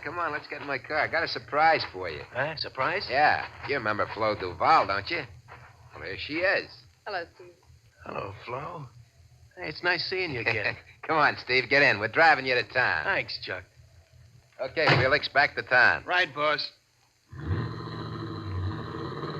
You don't look well, Steve. It's just this prison parlor, Flo. And 17 years. Well, that's all behind you now, Steve. A few weeks of good rest and good food. You'll be a new man. I'd like to believe that. Just take my word for it. I'm never wrong. Well, you seem to have done all right, Chuck. Yeah, not bad. I own a nightclub, a bowling alley, used car business, a couple of apartment houses. I can't complain. I'm glad to hear it. And I'm not forgetting an old pal either. Now, Flo and me want you to come and stay with us until you get on your feet. You know, a house guest. I'd rather not, Chuck. I don't want to put you out. Put me out? Ha! Listen to the guy. Well, we got suite servants, everything. Steve, I just won't take no for an answer. A week passed, then 2 weeks, during which Steve Martin did little other than eat and sleep and take long walks.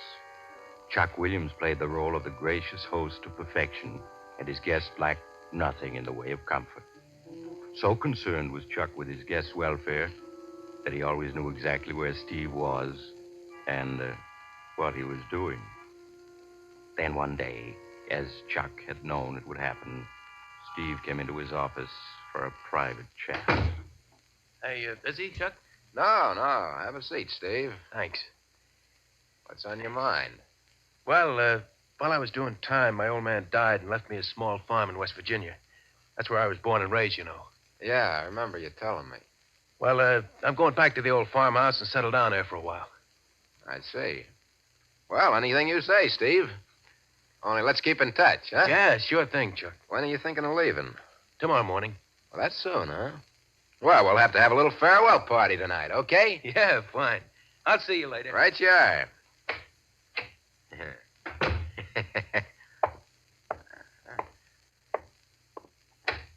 Felix, come in here. What's up, boss? My pal, Steve, is getting ready to make his move. Guess he can't wait no longer to get his hands on that dough. Looks that way. He's leaving tomorrow morning for a small farm he's got in West Virginia. West Virginia, huh? Yeah. Farmhouse can't be more than 30 or 40 miles from where he stashed the dough. Is there any chance he might have hidden it on a farm? Nah. Cops caught him before he got that far. He hid that dough someplace off Highway 6B. How many of the boys you want me to take along? Take 4. I don't want any slip-ups. Watch him day and night, and without being seen. Just leave it to me. Sooner or later, he'll lead you to the dough. When he does, well, you know what to do. Yeah. Okay, then. You better start packing.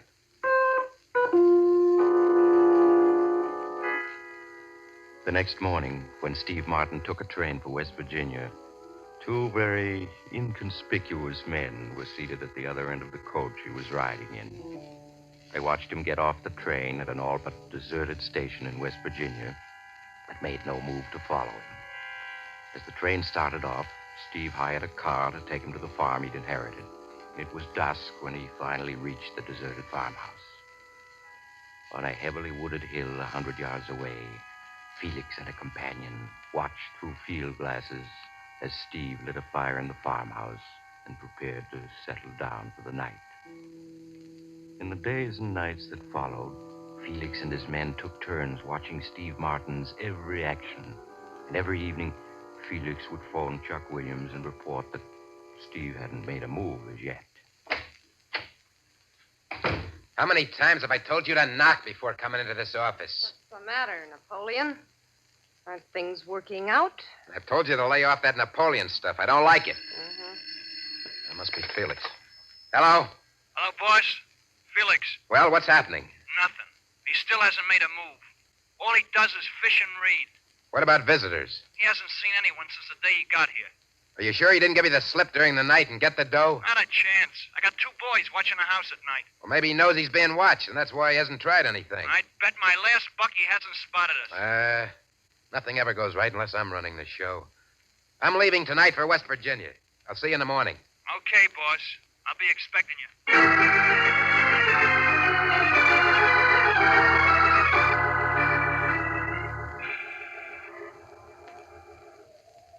That's a farmhouse down there, boss. Look through the field glasses. You can see it just like you were standing in the front yard. He's sitting on the porch reading. Yeah, reading and fishing is all he does. He hasn't been more than a couple of 100 yards away from the house since he got here. Well, he must have spotted you. That must be the reason he hasn't made a move. How could he have spotted us? You can see how careful we've been. Well, I'll wait a couple more days. See what happens. If he doesn't move soon, I'll have to think of something else.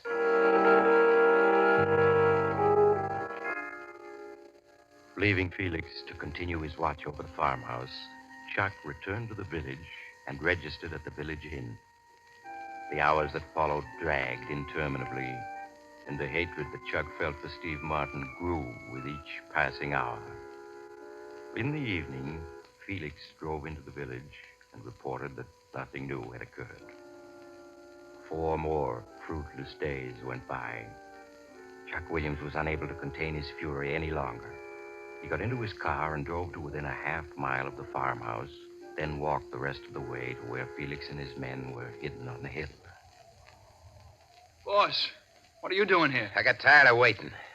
You better get down, boss, or Steve Martin's liable to spot you. Forget that. We're through playing a waiting game. We're going to move in on him. Move in on him? Yeah. Maybe after a light workout, my pal Steve will be willing to tell me where he stashed the dough. Ah, that sounds more like it. I never did go for this cat and mouse game. Before we're through with him, he'll be begging to tell us what he knows.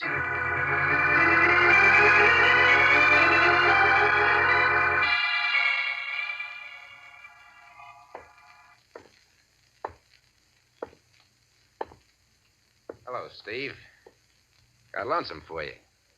Decided to pay you a call. I thought you'd get around to it sooner or later. You don't sound very glad to see me. That's a fine way to act towards a pal who was your host for the last 3 weeks. Didn't I treat you right? Yeah. That's what made me figure I hadn't seen the last of you. What do you want? I'll give you one guess. I haven't got it. I know you haven't, but you know where it is. So what? That money belongs to me, not you. That's where you're wrong, pal. That dough belongs to the guy strong enough to get it. That's me. Okay, then you go ahead and get it. Should I let him have it, boss? That's not up to me, Felix. That's up to Steve. Well, pal, you gonna dig up that dough for me? No. You're not as smart as you used to be. You know I'll get what I want in the end. I wouldn't count on it. Okay, Felix. I guess it's up to you and Slim now. Hell talk. Won't you, pal? That's it, pal. Try getting on your feet. Here, let me help you.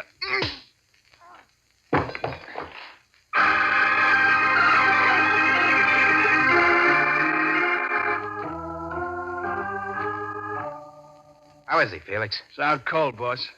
He always did have a stepping streak.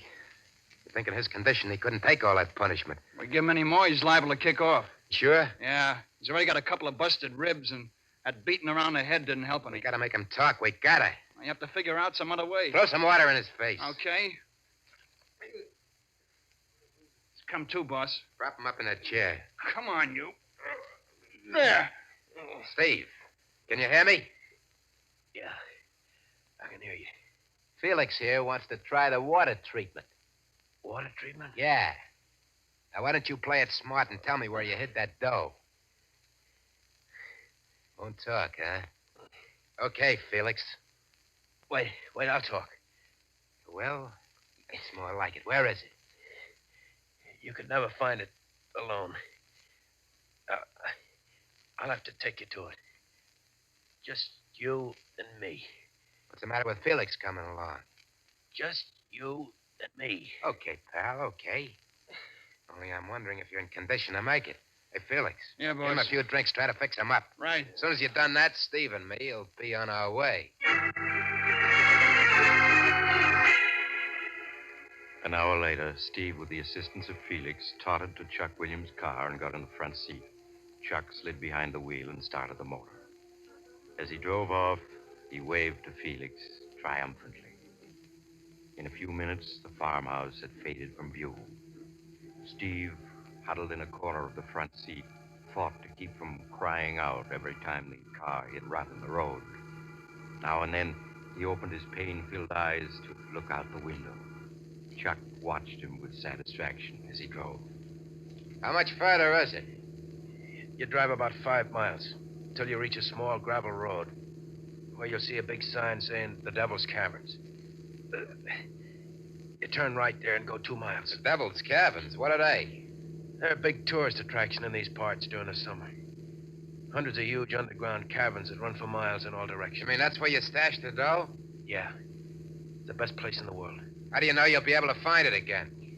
I know every inch of the caverns. When I was a kid, my old man worked as a tourist guide there. I learned my way around from him. Okay. But you better find that dough. I'm warning you. I'll find it. Now, you should be reaching the gravel road in a couple of minutes. Turn right, then it's 2 miles to the Devil's Caverns.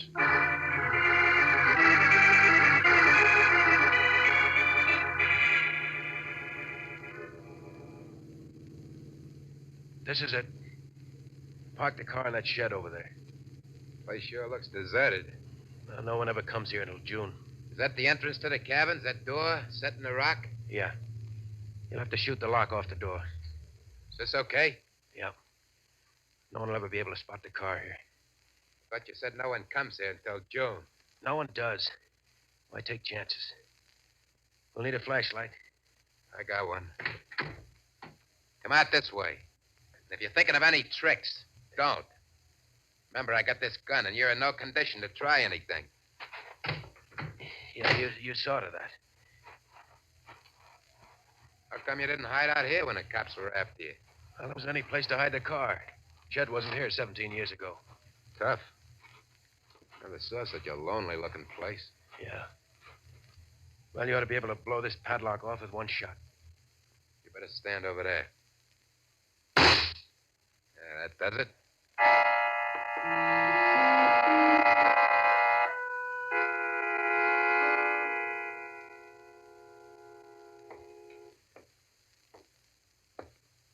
How much further is it? Seems like we've been walking an hour already. It's right up ahead.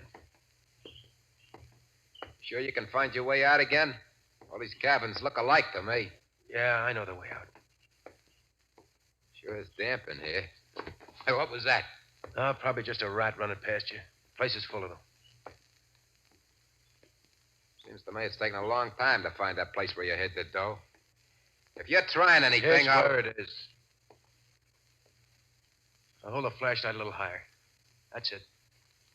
I hid the suitcase behind this rock. Got it? No, not yet. Here it is. Yeah, that's it. That's it, all right. I can still recognize it. Open it up. Well, there's the dough. Yeah. Still in the bank wrappers. Look at it. Over $250,000. What's so funny? Answer me. So you're the guy who always gets what he goes after in the end, huh? Yeah, now I got the dough. And I'm asking you again, what's so funny? Look at the money. Go ahead, look at it. I'm looking. What about it? Yeah, you're looking, mastermind, but you don't see. All those bills are goldbacks. Goldbacks? Yeah, that's right. In 1933, the government called in all goldbacks. That's how the kidnapper Bruno Hauptmann got caught, trying to pass goldbacks after the government had called him in. You mean that dough is no good? That's just what I mean. You try passing any of that dough and you'll end up doing time. You've known all along that dough was no good? Ever since 1933. Knowing it was worthless, I never intended coming here for it. But you made me. I ought to let you have it, you rat, for leading me on like this. Well, why don't you? Come on, pick up that suitcase. Let's get out of here. Oh, wait a minute. I forgot to tell you, Chuck. Tell me what? I'm staying here. You're staying here? Yeah, that's right. Now, look, I've had enough out of you. Start leading the way out. I guess you didn't understand. I said I'm staying here. Get going or you'll get it right between the eyes. That doesn't scare me. You see, Chuck, there was something else I didn't tell you. Something else? Yeah. I didn't get out of prison on good behavior. I got out because the doctor said I was going to die in 3 months. You're going to die in 3 months? Yeah, that's right. I thought I'd die peacefully on my farm. Only you wouldn't let me do that. So I've decided to die here with you as company. Steve, you can't do that. You can't do that, Steve. You got to get me out of here. You got to. I don't have to do anything I don't want to. But get me out of here, Steve. I'll make it worth your while. I got dough. I got lots of dough. It's too bad you won't be able to take it with you. Steve, I'll give you 100 G's. 200 G's if you get me out of here. It's not going to be tough for me to die because I only got 3 months anyway. But I'm going to enjoy watching you. You're going to get weaker and weaker as you plead with me to lead you out of here. Then you're going to get desperate and try to find a way out by yourself. But you'll never make it. You'll go wandering from one cabin to another, and then in the end, you'll probably wander back here to find me dead. And your flashlight's going to go out. You'll be all alone in the dark with the rats and the bats. Oh, stop it! Stop it or I'll shoot! And as you go weaker, the rats are going to close in on you before you know it. Steve. Steve. I didn't mean it. Well, you made me. Steve, say something. He's dead. He's dead. Gotta get out of here. Gotta get out of here. Help! Help! Help!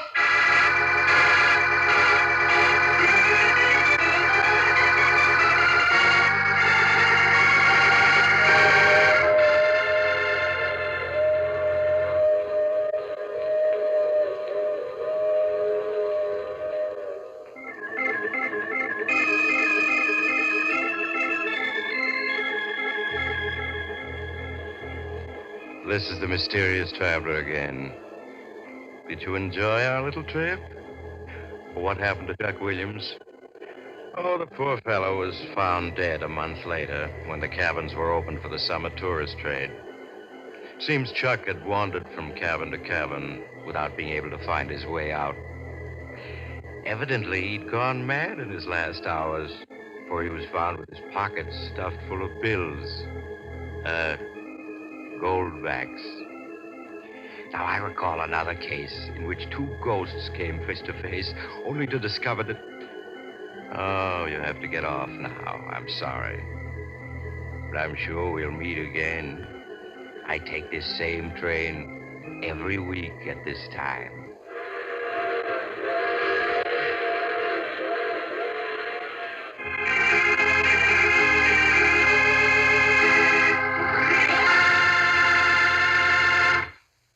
You have just heard The Mysterious Traveler, a series of dramas of the strange and terrifying. In tonight's story, all characters were fictional, and any resemblance to the name of an actual person, living or dead, was purely coincidental. In the cast were Maurice Tarplin, Joe Julian, Art Carney, Elspeth Eric, and Alan Manson. Original music was played by Paul Taubman. The Mysterious Traveler is written, produced, and directed by Robert J. Arthur and David Kogan.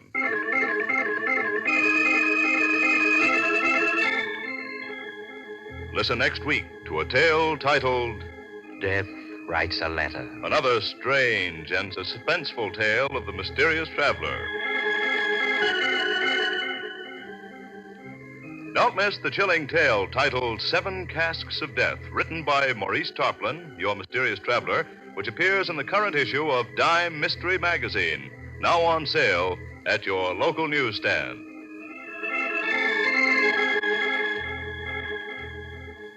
This program has come to you from New York. Another program of dramatic action will follow in just a minute. Stay tuned to the station for Official Detective. Carl Caruso speaking. This is the Mutual Broadcasting System.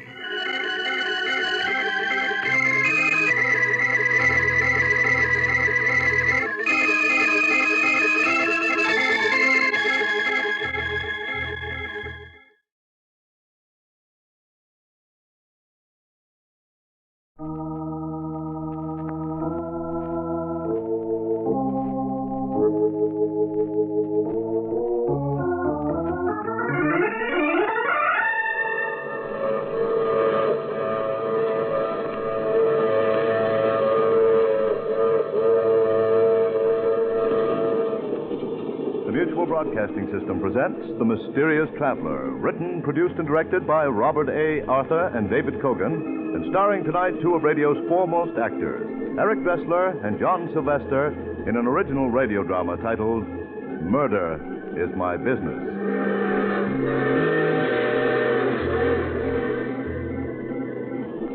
This is The Mysterious Traveler, inviting you to join me on another journey into the realm of the strange and the terrifying. I hope you will enjoy the trip, and it will thrill you a little and chill you a little. So settle back, get a good grip on your nerves, and be comfortable, if you can. Our story tonight begins in a huge white mansion overlooking the Hudson River, some 50 miles above New York City. In a large, comfortable room, David Phillips, a slender, nervous man in his early 30s, is seated at a desk, typing.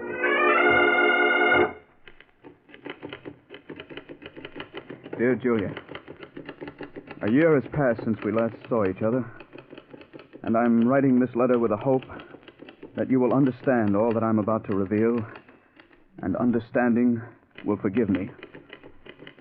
I'm a writer, darling, and yet I find it difficult to put into words the horrible events of the past year. As they flash through my mind, I can feel the quickening of my pulse, and the hatred within me surges up as overwhelmingly as...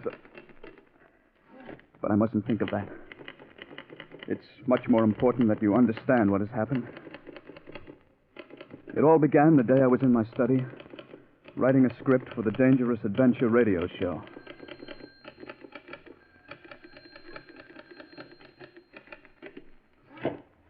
Darling, it's for you. Who is it? It's Basil King. Basil King? Dave, wait a minute. I want to talk to you. But, honey, Basil King, I can't keep him waiting. Yes, you can. Well, we'll talk fast. King's looking for a writer for his radio show, isn't he? Yeah, Sig Rodman just quit. Quit? You mean he had a nervous breakdown? And so has every other writer who's ever worked for Basil King. Dave, I don't want you to write for him. But, Julie, his show pays $600 a week. We could pay off all our debts with that kind of dough. Darling, be sensible. No amount of money is worth the punishment you'll have to take from him. Now, look, we'll talk about this later. He's on the phone. Tell him no. Shh, he'll hear you. Hello? Mr. Phillips, this is Basil King speaking. Oh, yes, Mr. King. Several people have spoken very highly of you as a radio writer, and at the moment I'm in need of one for my show, Brad Barker, Private Eye. Would you care to discuss the matter? I'd like to, very much. Are you free for luncheon tomorrow? Yes, I am. Shall we say 1 o'clock at the Algonquin? All right, Mr. King. Just ask for my table. Good day, Mr. Phillips. Good day. Now, honey, don't look at me that way. Dave, I just don't understand you. It doesn't make sense wanting to write for him. Everyone who's ever worked for Basil King detests him. He's the most hated man in radio. Be reasonable, Julie. $600 a week is a lot of dough. If I can't get along with King, I'll quit. Now, what more can you ask? Next day, as the head waiter led me through the crowded dining room, I could see Basil King seated at a table in a far corner of the room. King was a tall, slender, gray-haired man in his late 40s. He had a cold, impassive face, and his movements were stiff and precise. It suddenly occurred to me that he bore an amazing resemblance to Clifton Webb, the Hollywood star. As I reached King's table, he stood up. How do you do, Mr. Phillips? I'm Basil King. Have a seat, won't you? Thank you. I suggest we talk first and order luncheon later. All right, Mr. King. Now, Mr. Phillips, to begin with, I'm a man who believes in frankness. I dare say this frankness of mine has led to my making a large number of enemies and has given me the reputation of being an extremely difficult person to get along with. No doubt you've heard quite a few stories about me. Yes, I have. Believe me, they're highly exaggerated. Great talents, such as myself, have always been misunderstood. The petty minds in this world, not understanding men of genius, are forever seeking to destroy us. I see. I wonder if you do, Mr. Phillips. I wonder if you do. I ask very little of my writers, merely a modicum of intelligence and the ability to accept constructive criticism. That sounds reasonable enough. Yes, one would think so, and yet I haven't been able to find a writer who understands me. I'm sure you will sooner or later. Perhaps, but to date it's been very discouraging. However, we mustn't dwell on the past. Now, Mr. Phillips, you come highly recommended, and I trust that ours shall be a happy and profitable relationship. I hope so. By the way, you aren't troubled by ulcers, are you? Why, no. Good. For some unfathomable reason, all the writers I've had in the past seem to have been afflicted with ulcers. I can't stand people who are always taking pills and subsisting on bland diets. Tell me, are you familiar with my show, Brad Barker, Private Eye? Oh, yes. I've heard it quite often. Good. Then you're undoubtedly aware that there are two things I insist upon in my shows. Clever plots and gimmicks that work. Bear that in mind, Mr. Phillips. Clever plots and gimmicks that work. I understand. It's on those two rules that I have single-handedly built the most popular detective show on the air. You've only to look at the Hooper rating of Brad Barker, Private Eye, to substantiate what I'm saying. Yes, I know. You've got a terrific rating. 18.6. Needless to add, my sponsor, the Zestful Chewing Gum Company, has increased its sales tremendously. Now, Mr. Phillips, I'm prepared to pay $600 a week for the writing of Brad Barker. Is that satisfactory? Yes, that sounds fair enough. When may I expect your first script? Well, let's see. Today is Wednesday. What about Monday morning? That's satisfactory. Monday morning it is. Now, shall we order luncheon? An hour later, Basil King and I separated in front of the Algonquin. I went home and started work on the script, determined to turn out a show that would make King sit up and take notice. After 4 days and nights of intensive writing, I completed the script. Monday morning, I went downtown to Basil King's luxurious office and turned the script over to him. As I sat by his desk, watching him read it, it was hard to tell what he thought of it. His face was cold and impassive as he turned page after page. At last, he finished reading it and looked up. It won't do, Mr. Phillips. It won't do? Well, why not? First of all, you haven't caught the spirit of Brad Barker in your dialogue. But more important, the plot is weak, and your murder gimmick won't work. Well, I don't see why it won't. Would you mind explaining? In this script, you have the victim, what's his name? Charles Riker. Yes, you have this fellow, Charles Riker, whose life has been threatened, barricade himself in a small cabin. All doors and windows are locked from the inside, and in addition, he's armed to the teeth and has a watchdog with him. That's right. 2 days after this fellow Riker has barricaded himself, Brad Barker breaks into the cabin to find him dead. Dead of poison. Yes. Your gimmick is that the murderer, unable to get at Riker, has tapped the water pipe which ran from the spring to the cabin and poisoned the water. Yes, well, what's wrong with that? My dear fellow, don't you think that when Riker drew a glass of water in the cabin, he'd have tasted the poison in the water? But I planted in the script that the poison was tasteless. Oh, you did? Well, nevertheless, it won't work. Oh, why not? It just doesn't ring true. I don't feel it. Why not? I wish you'd stop asking why not. It's obvious that I don't like your gimmick, and if I don't like it, 15 million radio listeners won't like it. If our relationship is to continue, you must learn to accept constructive criticism. After all, my dear fellow, you had merely to look at the rating of the show to realize that I am never wrong. Furthermore, I should like to point out that at no time...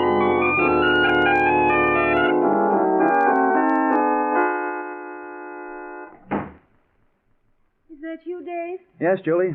How did King like your script? He didn't like it. That's putting it mildly. Oh, but that was a good script. One of the best you've ever done. That's what I thought. But Mr. King didn't. No wonder all his writers have nervous breakdowns. That man doesn't know what he wants. Well, I'll give it one more try. You mean you're still going to try to write for him? Now, honey, there's no use in giving up so soon. Maybe once I get to know King's likes and dislikes, it won't be so tough to write for him. Dave, I've never interfered before, but this is too much. I want you to call that egomaniac King up and tell him you're through. Julie, I can't. I told King that I'd turn in another script by Thursday. Oh, Dave. I promise you that if he doesn't like the second script, I'll give up. Now, that's fair enough, isn't it? For the next 3 days and nights, I sweated over a new script. As I worked out the plot and gimmick, I tried to anticipate Basil King's every possible objection. Early Thursday morning, I went downtown to King's office and turned the script over to him. As he sat reading it, I began thinking of what I would say to him if he turned the show down. I would tell him quite firmly that it was obvious I wasn't the man to write the Brad Barker show. At last, King finished reading the script and looked up. The plot, Mr. Phillips, isn't exactly new, and the dialogue needs rewriting here and there, but on the whole, it will do. You mean you like it? I wouldn't go so far as to say that I like it. Rather, let us say that it's acceptable. I trust, Mr. Phillips, that with time, your scripts will improve. Good day. I left Basil King's office that morning convinced that I would succeed where other writers had failed. I felt it would be just a question of time until I learned the workings of King's mind. But then I discovered, as so many of my predecessors had, that Basil King's likes and dislikes were not constant from day to day. What he told you on Thursday didn't hold true on Friday. Weeks went by, and for every show that King accepted, he'd reject two. He would criticize every script from beginning to end, tearing it to bits relentlessly and coldly. Any questioning of his criticism would lead to his redoubling his attack. 1 week slipped into another, and with each passing week, my hatred for Basil King grew. Life became a nightmare of deadlines, of writing endlessly with one eye constantly on the clock. Darling, you just can't go on this way. You've got to quit. Julie, we've been over this a dozen times already. We need the $600 a week to pay off our debts. What good is that money if you have a nervous breakdown? Look at yourself. You've lost 15 pounds in these past weeks, and you're smoking 5 packs of cigarettes a day. Please, Julie, I've had all I can take today. Now, let's not talk about it anymore. You're not kidding me, Dave. The money is only part of it. It's your pride that won't let you quit. My pride? Yes. You can't stand the thought of quitting like the others did. You've got to prove that you're better than they are. That's enough. Well, it's the truth, isn't it? It's only your pig-headed pride that makes you go on when anyone with sense would quit. I said that's enough. Dave, we can't go on like this. What do you mean? I'm not going to stand around and watch you have a breakdown. You'll have to choose between Basil King and myself. Now, look, Julie, you're upset. You don't know what you're saying. I know perfectly well what I'm saying. I'm asking you to choose between Basil King and myself. Stop trying to intimidate me. I told you before I'm not quitting, and I meant it. All right, Dave. If that's the way you want it, I'm leaving. Well, go ahead. No one's stopping you. Basil King may be able to make you quit, but not me. You call it pride, okay. But I won't let a louse like him beat me. Somehow I'll get the better of him. You wait and see. Goodbye, Dave.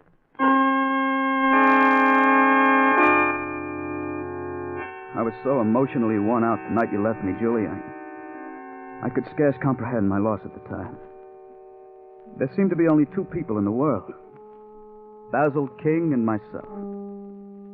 As I traveled back and forth day after day between my typewriter and King's office, my hatred for him increased 100-fold.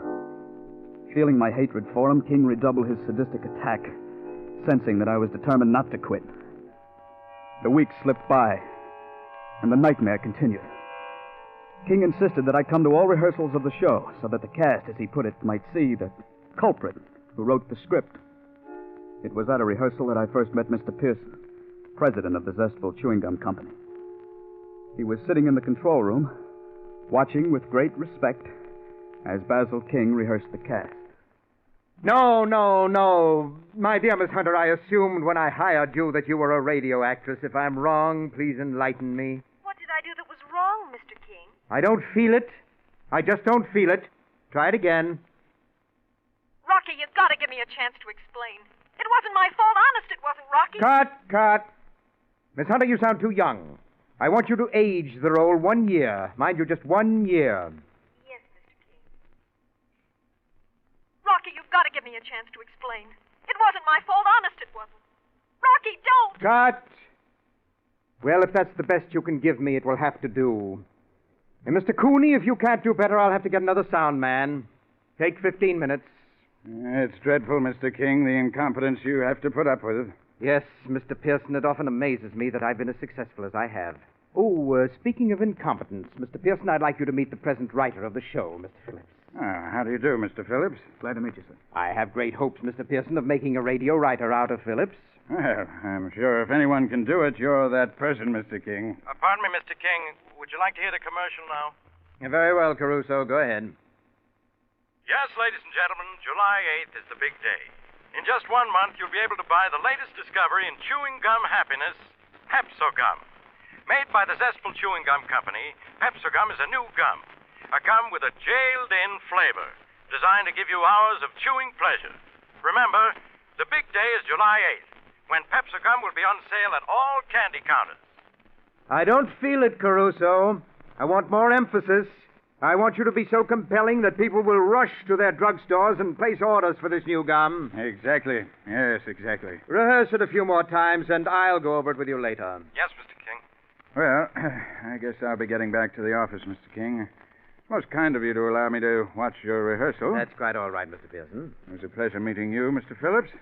I assume that you'll be at the factory for next week's broadcast? The factory? Yes, Phillips, we're doing the broadcast in the factory next week. Yes, it's the company's 25th anniversary. You've no idea how our employees are looking forward to your broadcast. Yes, indeed. Well, good day, gentlemen. Goodbye, Bye. Mr. Pearson. Mr. Phillips, I have here the script you turned in for next week's show. It won't do. Why not? There are so many things wrong with the script that it's hard to know where to begin. Let's start with your murder gimmick. You have the victim, I believe his name is Roger Roden. Yes, that's right. Yes, you have this fellow Roden picking up an envelope, licking the flap, and sealing the envelope. A minute later, he drops dead. Your gimmick is potassium cyanide powder has been mixed into the glue of the envelope flap. Yes, and when Roden licked the flap, his tongue absorbed the poison. It just won't stand up. Why not? For the simple reason that Roden's tongue wouldn't absorb enough potassium cyanide to kill him. Oh, but it would. Potassium cyanide is a very potent poison. Just a few grains will kill a man. Possibly, but I'm not convinced. And if you can't convince me, you won't convince our 16 million listeners. It just won't do. It will work. I tell you, it will work. I'm sorry, Mr. Phillips, but I don't agree. How soon can you have another script for me? It was at that moment I knew I was going to murder Basil King. Perhaps all along it had been there, buried in my subconscious. For the first time in weeks, my hands stopped trembling, and I was able to think clearly of all that had happened. I had allowed Basil King, a man who was a psychopathic case, to drag me down to his own level. And what was worse, I had lost Julie. My stupid pride had driven the one person I loved away from me. Basil King would pay for that. And all the anguish he'd caused so many people. I thought of King's rejection of my potassium cyanide gimmick. And suddenly it came to me how ironic it would be if his death were brought about by potassium cyanide. Yes, the great man, dying by a gimmick which he declared wouldn't work. Of course, I couldn't use the envelope flap, but there were other ways, and I would think of one. Well, that night, a plan began to form in my mind. A plan which was completed a week later as I was being shown through the Zestful Chewing Gum factory by Mr. Morris, the superintendent of the factory. I had no idea the factory was so large, Mr. Morris. We seem to have walked miles. I'm afraid you radio riders just aren't used to walking. Probably ride in taxi cabs all the time. I guess you're right. Oh, what's this place? This is the shipping room. Oh. Well, that about completes the tour. I reckon you've seen just about everything. Say, all these boxes have Pepsi-Gum marked on the side of them. That's right. You're getting ready to distribute it all over the country? Yeah, we're going to start shipping next week. You know, I've heard so many announcements on the show about Pepsi-Gum that I'm curious. What's it taste like? Well, it's hard to say. It has sort of a sharp flavor. Sounds good. Do you have any around? I'd like to taste it. Well, I'd like to give you some, Mr. Phillips, but the old man, Mr. Pearson, he's given out strict orders not to give any of it out. Reckon he's trying to keep it from the public till the last minute. Oh. But employees have tasted it, haven't they? Oh, sure. Well, Mr. Morris, you're looking at an employee right now. I do write radio shows for the company. Yeah, I guess you are an employee after all. I reckon I can give you a pack of Pepsi gum. There you are. Thanks. An attractive-looking pack of gum. Yeah, you got to catch the customer's eye if you want to sell gum. Well, what do you say if we go back to the auditorium? Fine. I've seen the whole factory, and I've got a pack of the new Pepsi gum. What more could I ask for? A few minutes later, I left Mr. Morris in the auditorium, where the great Basil King was rehearsing the cast for the show. I walked across the street to the inn where we were staying and went up to my room. There, I took the pack of Pepsi gum from my pocket and withdrew one of the 5 sticks of gum. I very carefully removed the wrapper, and then taking a dampened handkerchief, I wiped the candy powder off the stick of gum. It took but another minute to evenly sprinkle potassium cyanide powder over the wet stick of gum. In a very short time, the gum dried, and it was impossible to tell that the fine, powdery coating on it was a coating of death. I rewrapped the stick of gum and carefully inserted it in the center of the pack. When I arrived at the auditorium 10 minutes before airtime, the great man was relaxing in the control room. With him were Mr. Pearson and Bill, the broadcast engineer. Oh, there you are, Mr. Phillips. I was afraid you were going to miss the broadcast. Mr. Phillips may not be a good writer, but he is a punctual one, Mr. Pearson. Mr. King, you're a great one for banter. You have a ready wit. Thank you, Mr. Pearson.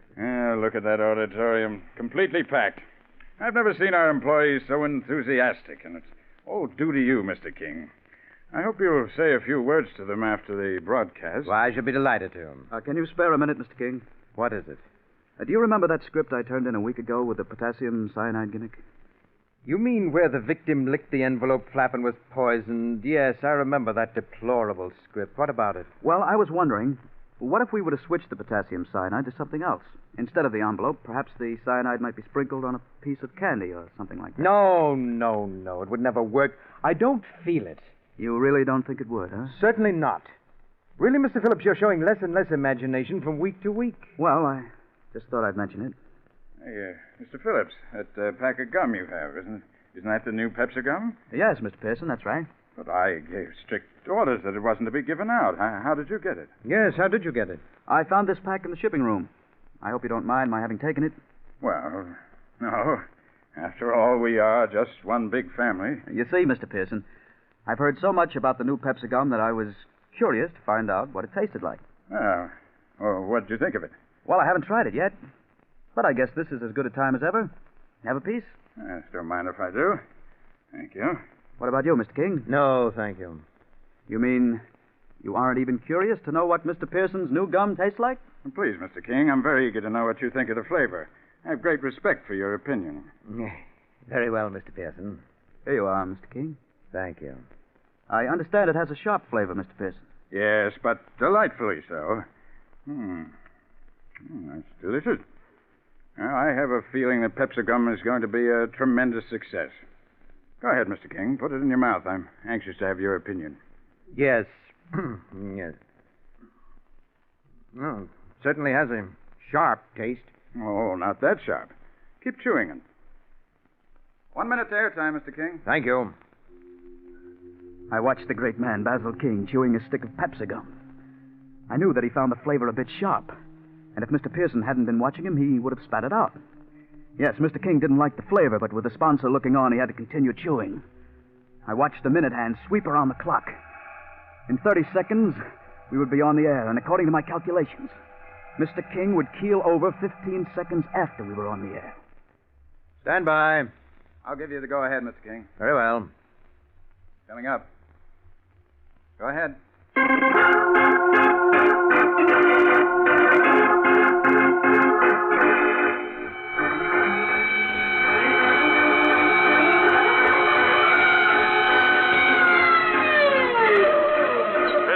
Chewing Gum Company presents Brad Barker, Private Eye. Conceived, produced, directed, and edited by Basil King. My dear fellow, the monitor is too high.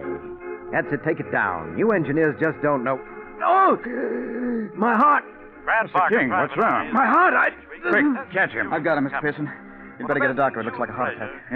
Yes, I'll get one immediately. Phil, turn down the monitor. Just do the best you can. Okay, Dave. You take care of him, and I'll take care of the show. And soon there will be a special flavor added to the zest chewing gum King, can you hear me? Yes, get a doctor. Do you remember the potassium cyanide gimmick? Potassium cyanide. Yes. I just want you to know you're wrong. It does work. That's why you're dying. What? That stick of gum I gave you. It was covered with potassium cyanide powder. No, get a doctor. A doctor can't help you. You're going to die. No, Grant Parker, Private Eye. Poor Mr. King. Small dingy office overlooking the harbor. On the door is a letter. You just forgot one thing. Front Protective Association. Murder is my business.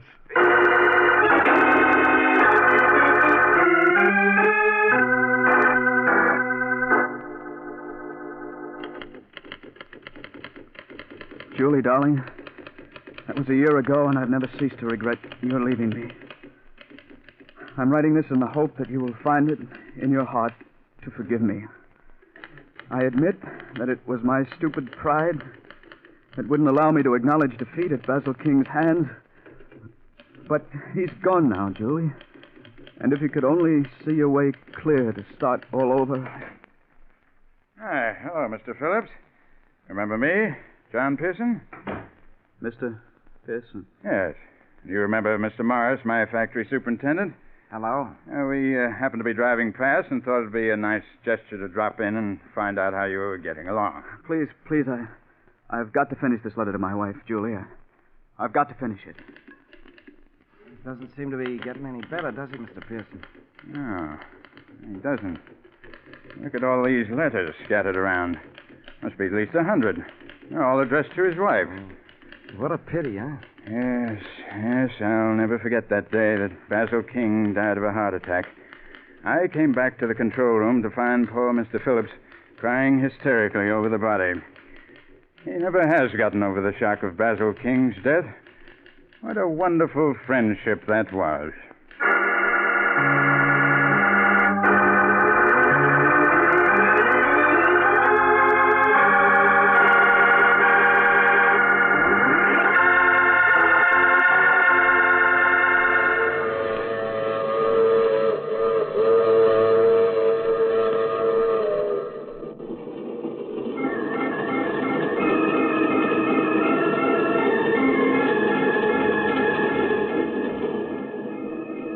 This is the mysterious traveler.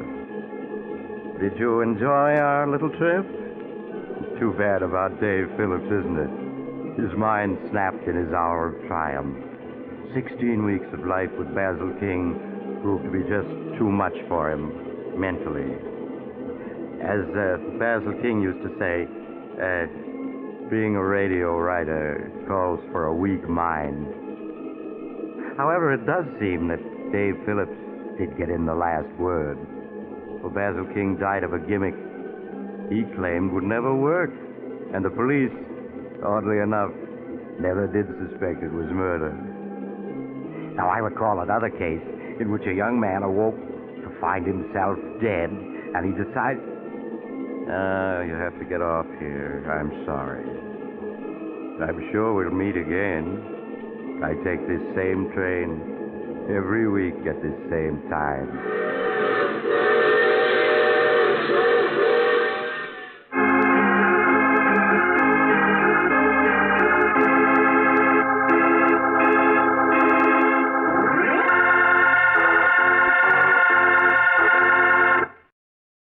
You have just heard The Mysterious Traveler, a series of dramas of the strange and terrifying.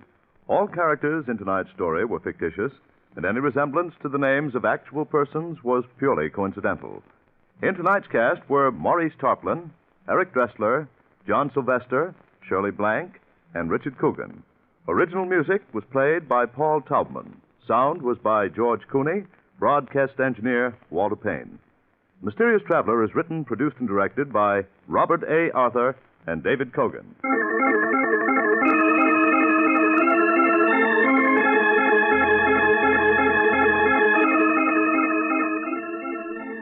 Listen next week to a tale titled Queen of the Cats. another strange and suspenseful tale of the mysterious traveler.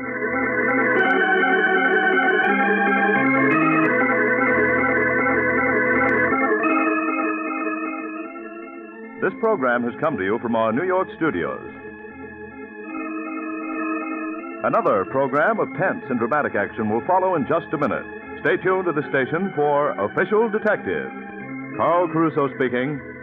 This is the Mutual Broadcasting System.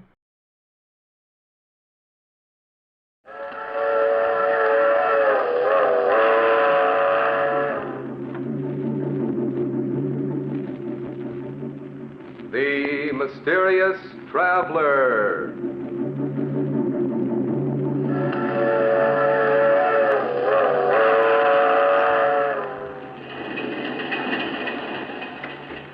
This is the Mysterious Traveler, inviting you to join him on another journey into the realm of the strange and terrifying.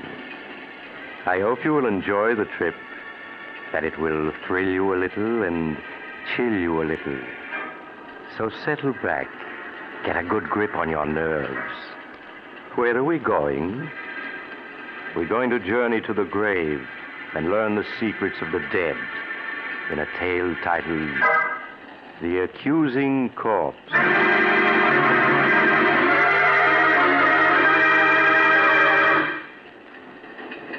Some years ago, when I was a county coroner, I was called in on a most interesting case. A case which had begun in the country home of Philip Drake, the wealthy stockbroker.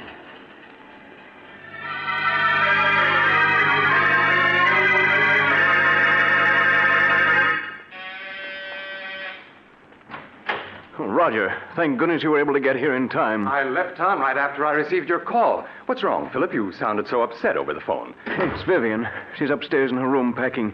She says she's leaving me. Leaving you? Why? She seems to feel our marriage has been a mistake. Roger, won't you speak to her? Persuade her to stay. After all, she is your sister. I'm afraid, Philip, that Vivian and I have never been as close as sister and brother should be. She's always been wild and spoiled. Perhaps, Philip, it would be better if you were to let her go. No, I couldn't do that. I love her, Roger. I wouldn't want to live without her. Won't you please try to persuade her to stay? All right, Philip. I'll do my best. But I must warn you, I haven't much influence over her. Philip, I'm all packed and ready to... Why, Roger, darling, what a surprise. What are you doing here? Vivian, Philip has told me. Now, surely you can't be serious. You know how he loves you, everything he's done to make you happy. Now, Roger, you aren't going to start on that, are you? Someday, Vivian, you'll get just what you deserve for walking over people, breaking their hearts. Every time I think of you being my sister, I feel Roger, like please. Would you mind waiting in the other room? I'd like to speak to Vivian alone. Oh, all right, Philip. Call me when you want me. Really, Philip, no matter what you have to say, you're just wasting your time. Oh, Vivian, how can you do this to me? You know I love you, that I'd do anything to make you happy. That's sweet of you, dear. Would you mind lending me your car to get to town? If you leave me, Vivian, you won't get a cent. Not a cent, do you hear? Really? Did you ever stop to think, Philip, that there might be another man with more money than you? Another man? Oh, no, there couldn't be. And why not? But we've only been married 3 months. There couldn't be anyone in that time. Oh, but there was. Oh, Vivian, in spite of what you've done, I'm willing to forgive you and start over with you. But, darling, I don't want you to forgive me. I want you to forget me. Vivian, you can't do this to me. I love you. I won't let you go. I really must be saying goodbye now.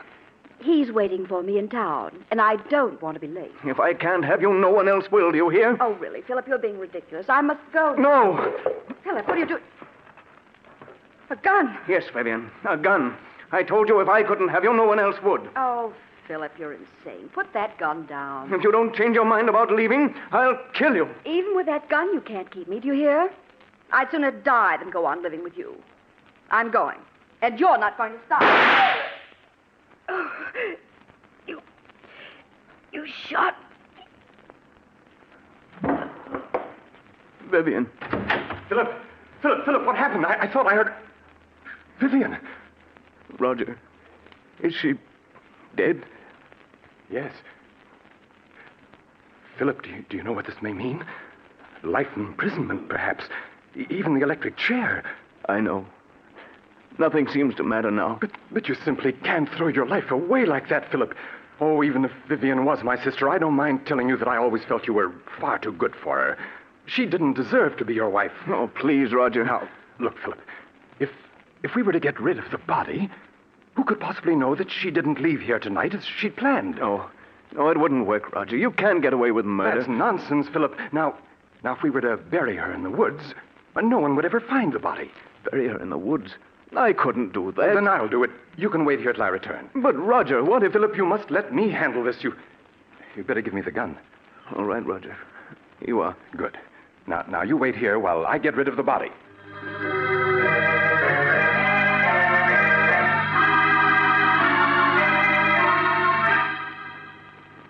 Philip watched, spellbound, unable to say a word, as Roger picked up the body and left the room. As Roger, carrying his burden, passed the gardener's shed, he picked up a shovel. In a few moments, he reached the woods which began at the rear of the house and extended for miles. He carefully made his way through the forest underbrush until he was well out of sight of the house. Then he stopped and looked about. I think this is quite fine, huh? I think you can put me down now, Roger. I'm tired of being carried like a sack of potatoes. All right. There. Well, let me congratulate you on your performance as a corpse. Do you think he suspects anything? Of course he doesn't. He's positive that he shot and killed you. You've got the gun, haven't you? Well, certainly I've got it.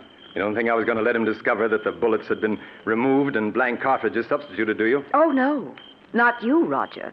You always know what you're doing. I always try to, my dear sister. You don't think Philip will give you any trouble, do you? Outside of being in love with me, he isn't an utter fool. Don't worry, I can handle Philip. Now, here's the key to the apartment I rented in town. You'll find my car a quarter of a mile down the road. All right. I'll be waiting for you at the apartment. I'll be there in a few hours. Now, let me see. Yes, this seems like a nice place to dig.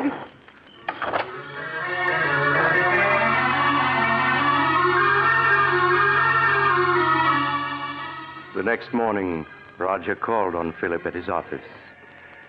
With a calculating glance, he noted that Philip's eyes were bloodshot, that his hand trembled as the two shook hands. How are you, Philip? I couldn't sleep at all last night. I kept thinking of Vivian. And what if her disappearance is noticed? People begin asking questions. Now, all you have to do is tell them that Vivian left you and you don't know where she is. Or things like that happen every day. You've been very helpful to me, Roger. If ever I get a chance to repay you for it, rest assured, I will. That's very good of you, Philip. Truth of the matter is, you could do me a favor if you would. Of course. What is it? Well, I'm in the midst of a business deal, and I find myself a little short of capital. If you could lend me some money, I'd appreciate it. Oh, certainly, Roger. How much do you need? 20,000. 20,000? That's quite a lot. Naturally, Philip, if you feel you can't lend it to me, I'll go to a bank and try to borrow it. It isn't that I can't lend it to you, Roger. It's just that the amount surprised me. Shall I make the check out to you? Yes, if you please. All right. I can't tell you how much I appreciate this, Philip.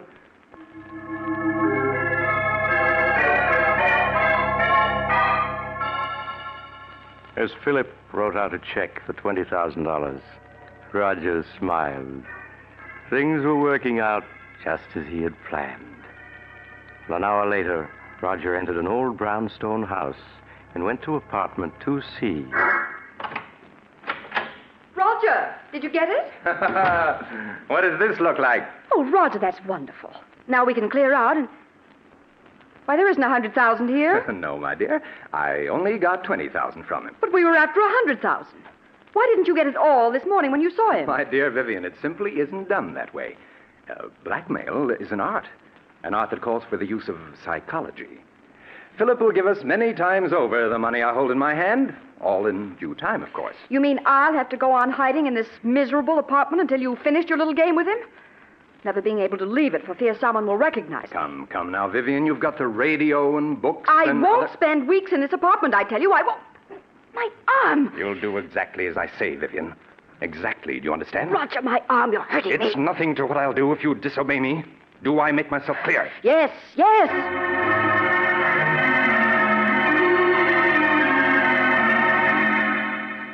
A week passed. A week in which Roger patiently bided his time. For time, he knew, was working on his side against Philip. Then one morning he called on Philip at his office. Good morning, Philip. How are you? How do you expect me to be? This past week I've been able to think of nothing but Vivian and what happened that night. Philip, you must stop brooding over it. Whatever happened was her fault, not yours. Yes, you're right. Perhaps what I need is a vacation. Yes, of course. A trip would do you a world of good. And if I could afford it, I'd go along with you. You mean you haven't any money? I'm afraid not, Philip. That's what I've come to see you about. I must have $40,000 at once.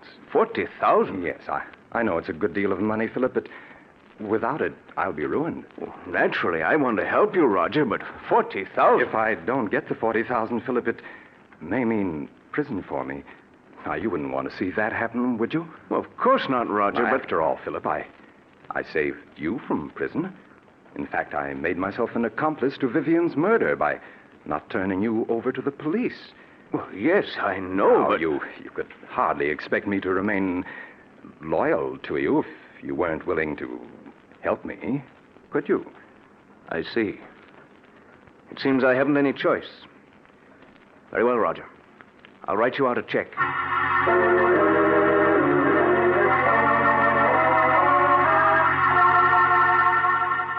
Roger's eyes gleamed in amusement as he accepted the check from Philip. There was no longer any doubt that Philip understood him perfectly. Things were working out exactly as he had planned. Later that day, Roger went back to the old brownstone house. There was a smile on his lips as he entered apartment 2C. Look at this. $40,000 in cash. Oh, Roger! Now, wasn't this worth staying in hiding for, Vivian? And there's plenty more where this came from. Who could that be? You better get behind that screen. No. All right, Roger. Yes? COD for Miss Brown. It amounts to $64. Oh, you must be mistaken. There's no Miss Brown here. This is the address she gave.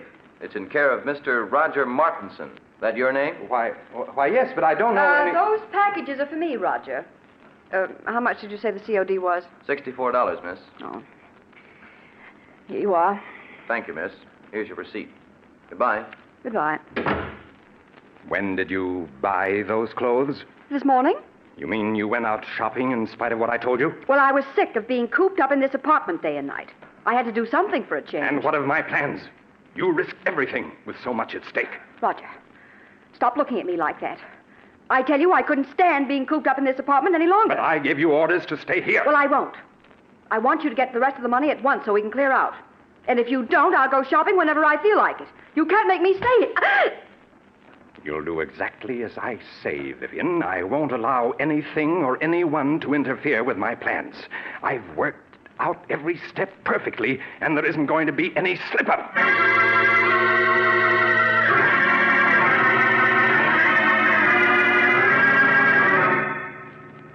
Another week passed, a week in which Roger made no effort to see Philip.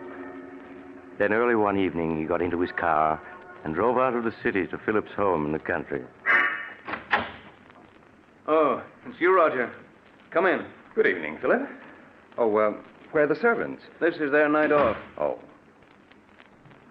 You're not looking well at all, Philip. You shouldn't remain in this house by yourself. What difference does it make where I am? Wherever I go, the memory of that night follows. It's hard to believe that it was only 2 weeks ago tonight that I killed her. 2 weeks ago tonight? Why, so it was. Oh, by the way, Philip, do you think you might possibly lend me $60,000? 60,000? You can't be serious. Oh, but I am. But I lent you that much already. Yes, I know, but I must have more. No. I won't give you another cent. You blackmailed me enough. Blackmail is a harsh word, Philip. What else can you call it? Now, you're just as hard and grasping as Vivian was. Yes, but you must remember I'm alive and she isn't. I suppose you're glad she's dead. In life, she was worth nothing to you. In death, you're able to get $60,000 for her. In death? How do I know she is dead? Don't be foolish, Philip. You saw her lying on the floor in this very room. Yes. But how do I know she's dead? It was you who examined her and told me so. And you buried the body by yourself. Well, I just wanted to spare you, Philip. Just exactly where did you bury Vivian? As a matter of fact, how do I know the whole affair isn't staged for my special benefit, so that you can extort money from me? Oh, surely you don't believe that, Philip. Why, you shot her with your own gun. Yes, and you took the gun away from me immediately after the shooting. Suddenly that whole affair is becoming very clear to me. I tell you, she's dead, Philip, and buried out in the woods. Then I want to see the grave and the body you say is in it. But this is ridiculous. I won't go searching for a grave in the middle of the night. You shouldn't have to search for it, Roger. Not if you really dug one. Come along. We can pick up a shovel at the tool shed. I won't do it. I won't do it. I said come along, Roger. Oh, very well. But I'm not certain I'll be able to find the grave. After all, the woods is fairly large, and it's been 2 weeks since I buried her. That's all right, Roger. We'll stay out there until you do find her.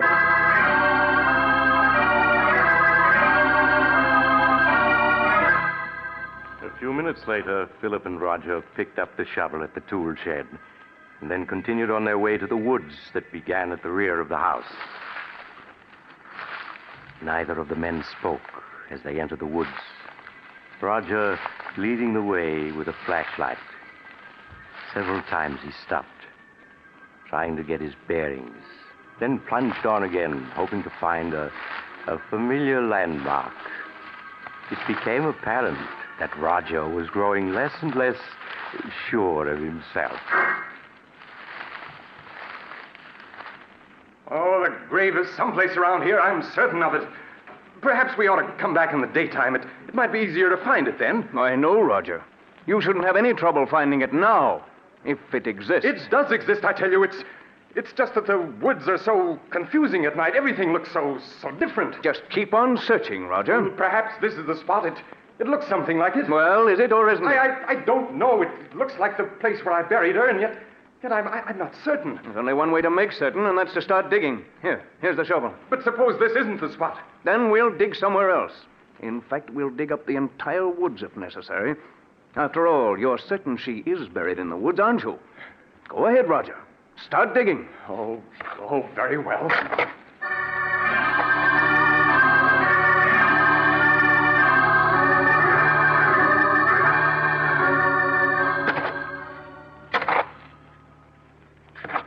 Well, Roger, you've been digging for 20 minutes now, and you haven't uncovered a body. Philip, I told you I wasn't sure this was the spot where I buried her. You're a great actor, Roger. But I'm afraid this time you've overplayed your role. What do you mean? Vivian isn't dead, and there's no use your pretending she is. Everything that's happened was part of a scheme the two of you planned to extort money from me. I tell you she is dead. Then where's the body? I thought this was the spot, but I must be mistaken. I'm sure I didn't bury her any deeper than this, but if I... Philip, turn the flashlight this way. What is it? Look. Do you see what I've uncovered? A hand? Yes. This is the spot where I buried her, Philip. Just a few more shovelfuls and I'll have her uncovered. Oh, it can't be. There. There you are, Philip. Of course, she's been in the ground for 2 weeks, but I think you can easily recognize that it's Vivian. Yes, it's Vivian. And look, Philip, here's the bullet hole under her heart. The bullet hole that you made. I don't want to see any more. I've had enough. You should trust me a little more, Philip. Everything I did was for your own good. After all, you don't want to go to the electric chair, do you? I don't care what happens anymore. I can't stand having her death on my conscience any longer. I'm going to call the police. Don't be a fool, Philip. You know it might well mean the electric chair. I'll take my chances. Anything's better than going on living the way I have these past 2 weeks. I'm going back to the house and call the police. Philip, come back! Come back! Philip!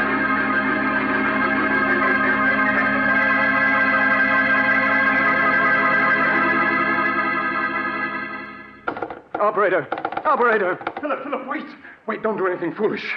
No, you cut me off. Take your hands off that phone, Roger. All I want you to do, Philip, is to listen to me for a few minutes. At the end of that time, you may do as you please. Now, that's fair enough, isn't it? Nothing you can say will make me change my mind about calling the police. Listen to me first. Then if you still want to call the police, you can. Now, please put the receiver down, Philip. Yeah, that's it. Well, what do you want to tell me? Well, do you mind if I mix myself a drink first. It's been a rather difficult evening. Very well. Oh, what about one for you, Philip? You look as though you could stand a drink. No, thank you. Oh, nonsense. It'll do you good. What is it you want to say to me, Roger? Huh? Oh, yes. Say to you. Oh, yes. Yes, of course. Here's your drink, Philip. Thank you. Well, now, what shall we drink to? We'll drink to your good luck, come what may.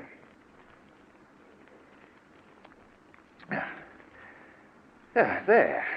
I feel a good deal better. All right. Now that we've had our drinks, what have you got to say? Oh, yes. What I wanted to say was I never let anything interfere with my plans, Philip. What do you mean by that? Simply that I can't allow you to go to the police, and therefore you shan't. It would spoil my plans. Oh, it would it? Well, I'd like to see you stop me. I have, Philip. In a very little while, in fact, in just a few seconds, you'll be dead. Dead? What are you saying? Yes, Philip. The drink I mixed for you was poisoned. Poison? Aren't you finding that it's becoming difficult to breathe? Oh, no. You couldn't have. My throat. It burns. Yes, I know, Philip, but it'll all be over in a matter of seconds. Now, I see it all. You might... Yes, Philip. Just a week ago tonight, she died according to plan. Uncle, please, Joe. I'm afraid, Philip, that you haven't the strength left to reach the telephone. I will.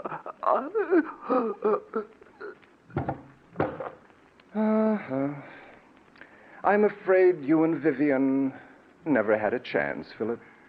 I had things worked out perfectly, down to the smallest detail. Hello, operator. Operator, please connect me with the police.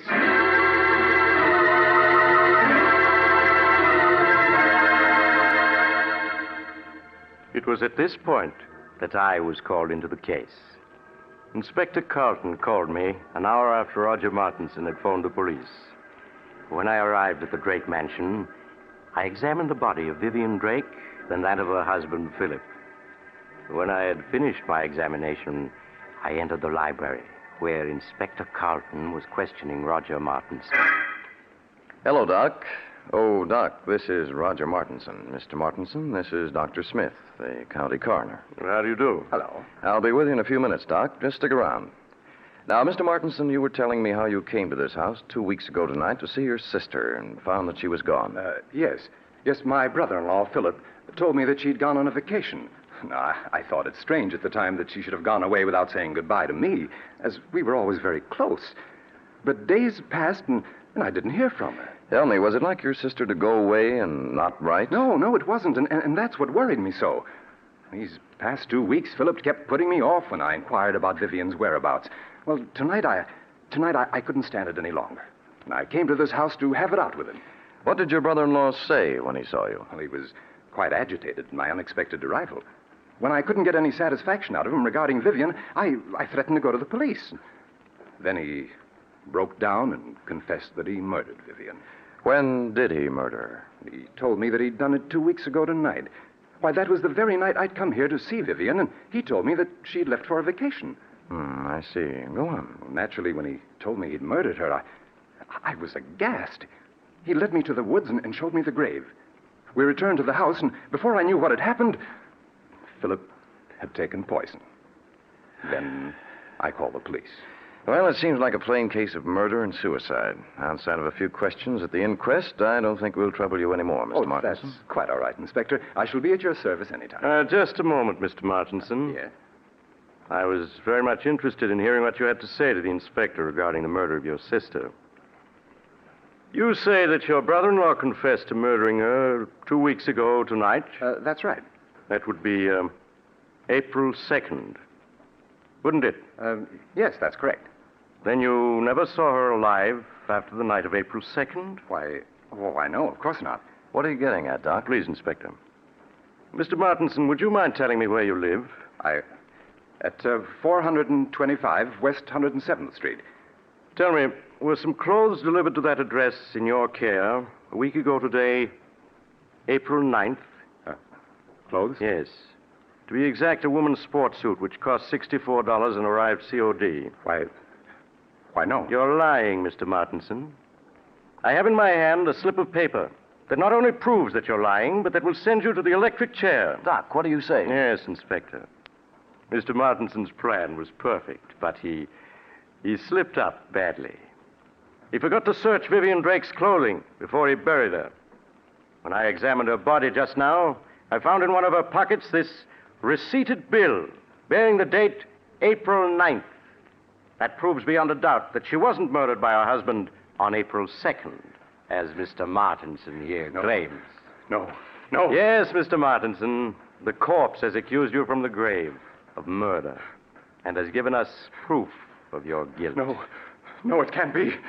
I had everything planned perfectly. Perfectly, do you hear? Down to the last detail. I couldn't have failed. I couldn't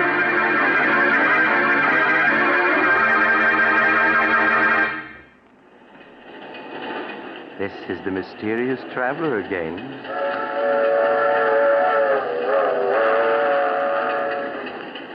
Have you enjoyed our little trip to the grave?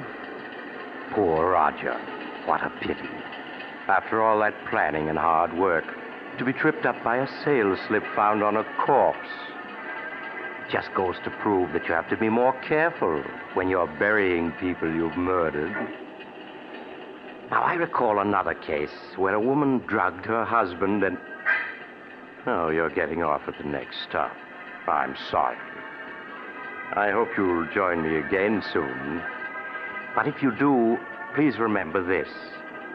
Next Sunday, I shall take a train that leaves at 3:30 p.m. Eastern Wartime. Don't forget, Sunday afternoon at 3:30.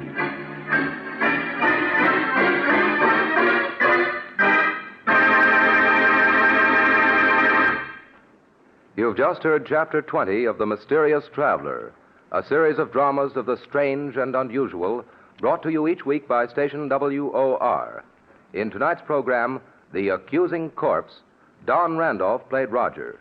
Also featured were Maurice Tarplin and Philip Clark. The Mysterious Traveler, written by Bob Arthur and David Cogan, is directed by Jock McGregor. Original music was played by Doc Whipple.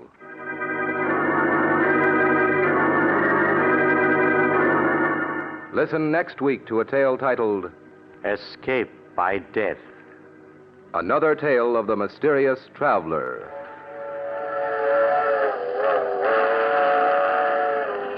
The Mysterious Traveler is presented by WOR Mutual every Sunday over most of these stations. But beginning next week, The Mysterious Traveler will be presented at a new time, Sunday afternoons at 3:30. Please note the change in time. 3:30 every Sunday afternoon, beginning next Sunday. This is Mutual.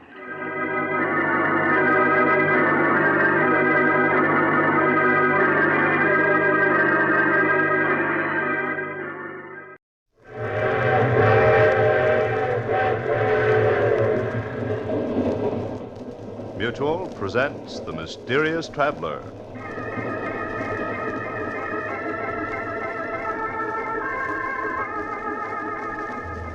This is the Mysterious Traveler, inviting you to join me on another journey into the realm of the strange and the terrifying. I hope you will enjoy the trip, that it will thrill you a little and chill you a little. So settle back, get a good grip on your nerves, and be comfortable, if you can. For in a few moments, you're going to meet a ghost, the strangest phantom that you ever heard of. But first, I want you to be my guest on a little train ride. We're running at 60 miles an hour on open track in the dead of night. Now we thunder through a sleeping village. Then beyond it, we plunge into the waiting mouth of a tunnel. We race through the tunnel and into the open again. Over a trestle and on into the night. A little world of our own, rushing forward resistlessly, a symbol of power and speed and life. Yes, trains do have a life of their own. as you'll see in the unusual ghost story that I call The Locomotive Ghost.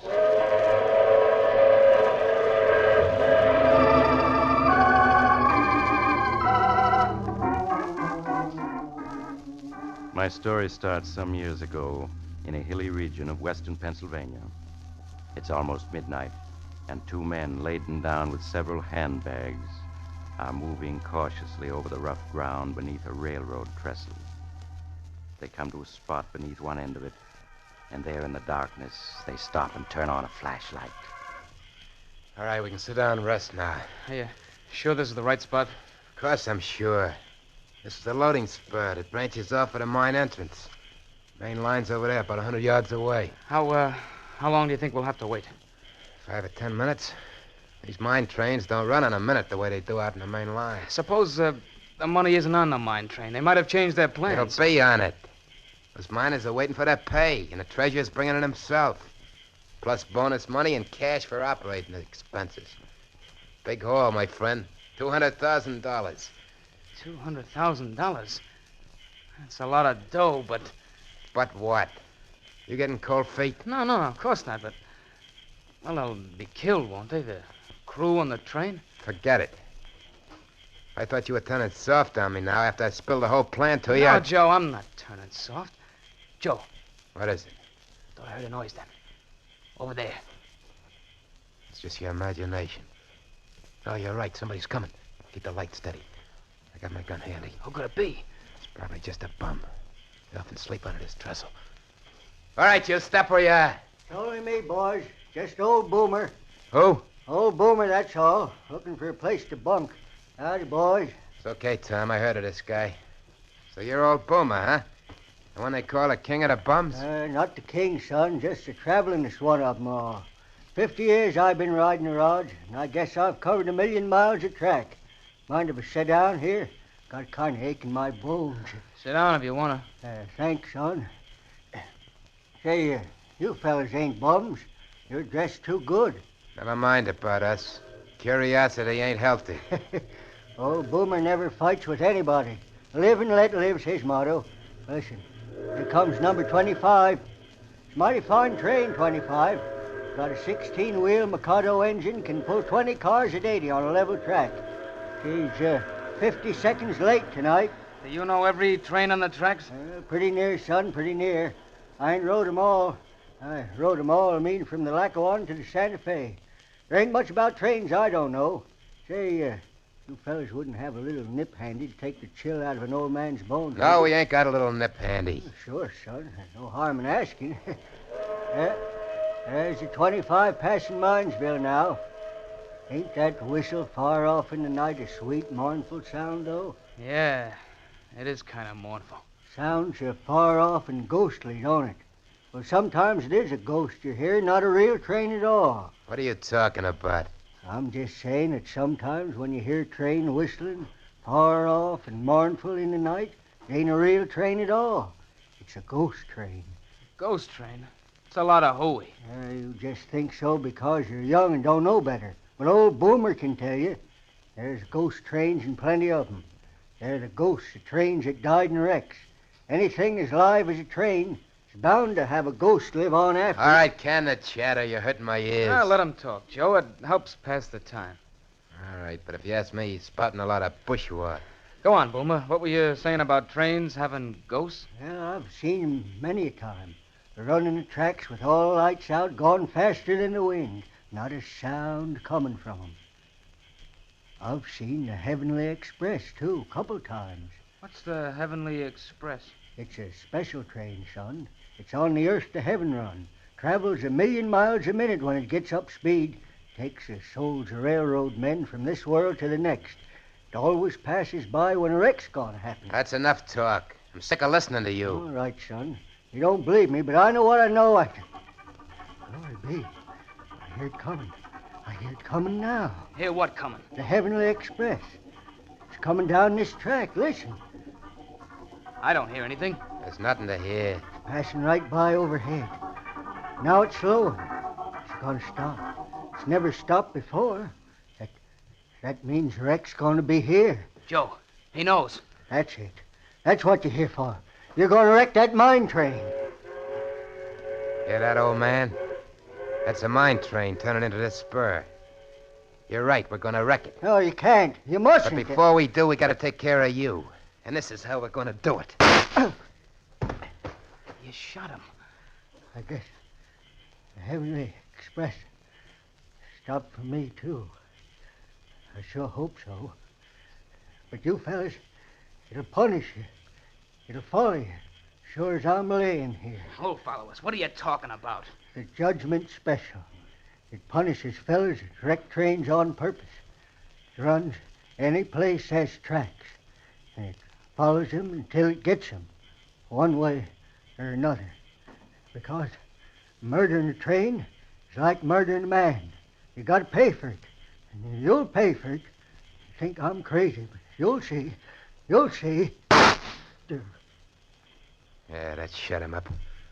Crazy old coot. I wish you hadn't killed him, Joe. Don't be a sap. Couldn't let him live to tell what he knew, could I? No, of course not. Listen. I hear the mine train coming. We just got time to get ready now. Put the suitcase with the dynamite against the trestle here.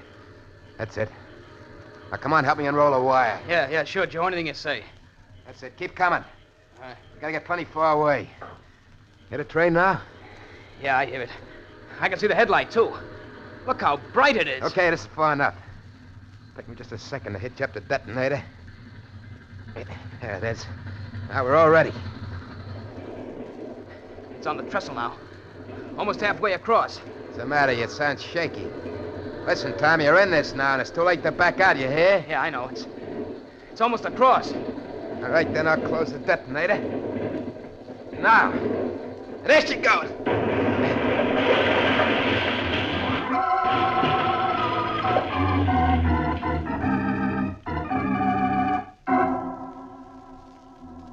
3 hours later, the two men, Joe Malone and Tom Henderson, were driving eastward through the night, far from the scene of the train wreck.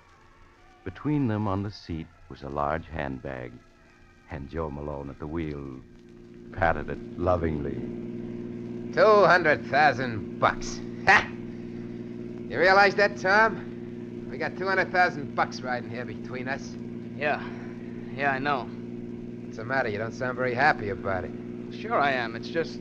Just what? Well, I can't help remembering the crash when the mine train went into the ravine. The way the whistle kept screaming, just like the locomotive was something alive that was being killed. Oh, for Pete's sake, the whistle valve got stuck when the engine crashed, that's all. Sure, I know that, only... Well, I just can't help remembering it. Joe, the crew were all killed, weren't they? Suppose they were. What do you care? You're as nervous as an old woman. I should never have rung you in on this job. I'm all right, really I am, Joe. Listen, what are you going to do with your $100,000? I'm heading for the big town. Gonna have one swell time. Gonna buy new clothes, stay at the best hotel in town, and really cut loose. Meet me in New York, I'll show you a real time. Where you going to stay? Mrs. Miller's boarding house.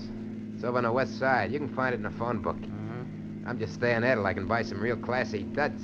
And I'm moving to Park Avenue. Always had a yen to live on Park Avenue. Now I'm gonna see what it's like.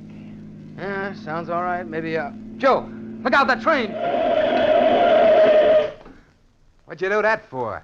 Why'd you grab the brake? You stalled us right here in the middle of a railroad crossing. I had to, Joe. The train on the track there in front of us. We almost ran into it. What are you talking about? There wasn't any train on that track. But there was, running without lights and not making a sound. You're crazy. I tell you, there wasn't anything in sight, not even a handcar. But I saw it, Joe. Never heard of a train running without lights. That proves you're crazy. Well, maybe it was an empty. But if I hadn't stopped the car, we'd have smashed into the side of it. You're a good mind to suck, you one. Now we're stalling the railroad track, and the car won't start. I'll get out and push. Joe, look! A headlight! Real train this time, coming around the bend. It's not 200 yards off. Joe, it's gonna hit us. We gotta jump. Yeah, but this door won't open. It's stuck. Come on, out this side. Come on, I got the bag. Oh, my coat's caught in the car door. I'm stuck. Help me. I can't, Joe. Jump! Jump! Help me, Tom. Help! Help me! Help!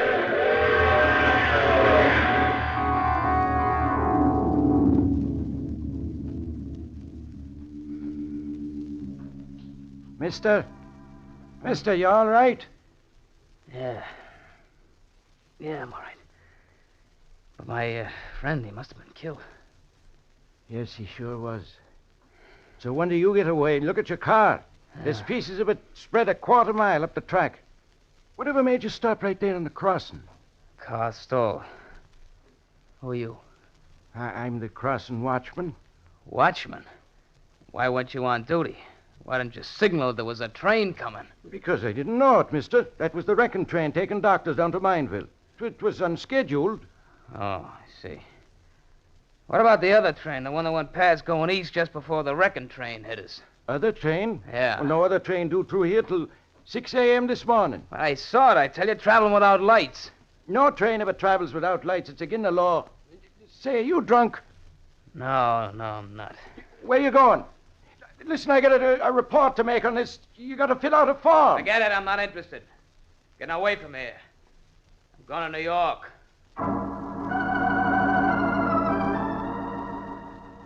Late the next afternoon, Tom Henderson reached New York. Not knowing where else to go, he hunted in the phone book for Mrs. Miller's boarding house that Joe Malone had mentioned and went there. Mrs. Miller gave him a room on the top floor, and there he carefully locked in the closet the precious handbag that held $200,000. All of it his since Joe's unfortunate death. After that, Tom went out to see New York's nightclubs. But he got back after midnight, feeling considerably more cheerful. As he was about to unlock his door, Mrs. Miller appeared in the hall. Oh, Mr. Henderson. Oh, yeah, Mrs. Miller. I was waiting for you, Mr. Henderson.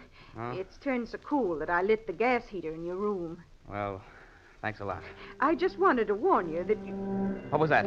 What was what, Mr. Henderson? That whistle just now. What was it? A boat out in the river? Oh, that was a freight train, Mr. Henderson. Freight train? Here in the heart of New York? Well, yes. They come down the west side elevated tracks to the freight yard downtown. They run past just a few yards down the street. I didn't know that. I wouldn't have come here if I had. Oh, I'm sure they won't bother you, Mr. Henderson. Really, they won't. Well, good night. Good night. Oh, battle axe. She's sure they won't bother me. It's too late to find someplace else where I'd leave here right now.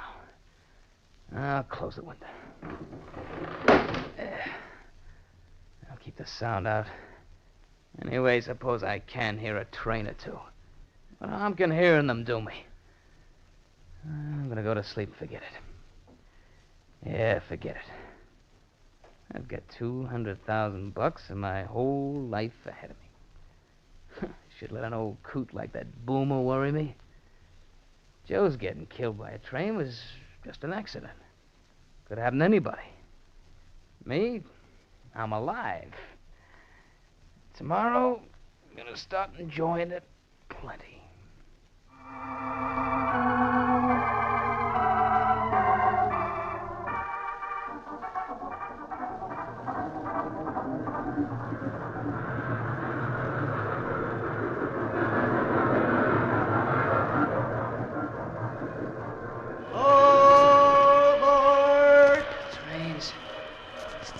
Trains. All aboard, son. We're leaving in 1/1,000,000th of a second, and we gotta be on time. Boomer, it's you. That's right, son.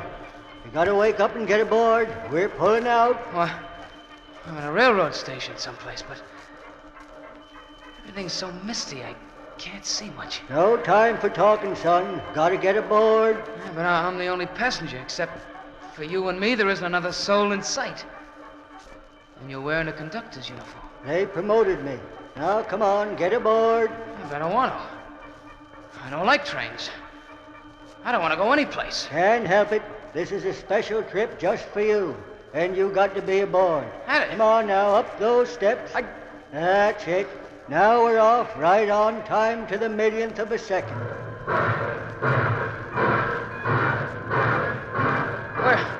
Where are we going? What train is this? Why, it's completely empty except for me and you. That's right, son. It's a 1,000-car train pulled by 30 engines. And you and me are the only ones aboard. Yeah, but where are we going? What train is this, anyway? It's the Judgment Special, son. And we're bound from this world to the next. No. Here, or any place there's tracks, the judge hopped right outside your window and took your board. I don't want to die. I don't want to. You haven't any choice, son. You're on the judgment special, and we're hitting 1,000,000 miles a minute now. What? Look out the window. There's the earth way down below us. See it? Yeah. But I don't want to leave it. I don't want to go. Look at the stars flash by. We're going 1,000,000 miles a minute, and it'll take us all eternity to get there. Yep. Here, I'll put the wind up so you can see better. There you are, son. There's the earth we left. That tiny little dot of light way up in the sky. Oh, I won't go with you. I won't. Hey, I won't. What are you doing? Get down. You can't jump out that window. We're going 1,000,000 miles a minute. I will jump. I'm not going with you. Come back. Come back. Wake up, Mr. Henderson. Wake up. Wake up.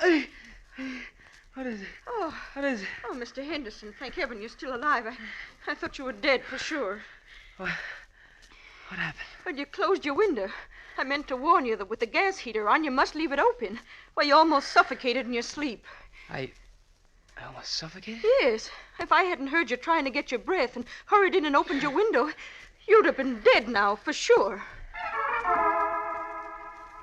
The rest of the night Tom Henderson spent sitting on a bench in the nearest park, shivering at the nearness of his escape. The next day, he bought himself an expensive wardrobe. Then he checked into the biggest hotel on Park Avenue. There, just before he retired, he took a sleeping tablet. Yeah, that fixed it. No dreams for me tonight. Some layout. So this is what you can enjoy when you have money. And I'm going to enjoy it. I've been letting my nerves get the better of me. Not anymore. Feel better already. So out goes the light. Gonna sleep like a millionaire. Yes, just like a millionaire. And so Tom fell asleep. But unfortunately, he did dream. And he knew he was dreaming, but he couldn't wake up. It was a very curious dream indeed. He dreamed that he got up and dressed, rode down in the elevator, that he walked out into Park Avenue, and there, down the street, he found a tiny door which he entered. It led down a flight of steep iron stairs to a dark tunnel far beneath the ground. There in the tunnel, a man was waiting for him. The man turned, and he saw it was his former pal, Joe Malone. Hello, Tom. Joe. Joe, it's you. Yeah. I've been waiting for you, Tom. But you're dead. I saw you killed. Maybe I'm dead. Maybe I'm not. You're dead. I know it. It's just a dream. I gotta wake up. Can't wake up. Don't you understand? You're never gonna wake up. I will. I Oh, will. Tom. Now come along with me. I'm here to guide you. Where? Where are you taking me? Down this tunnel. See how it stretches out?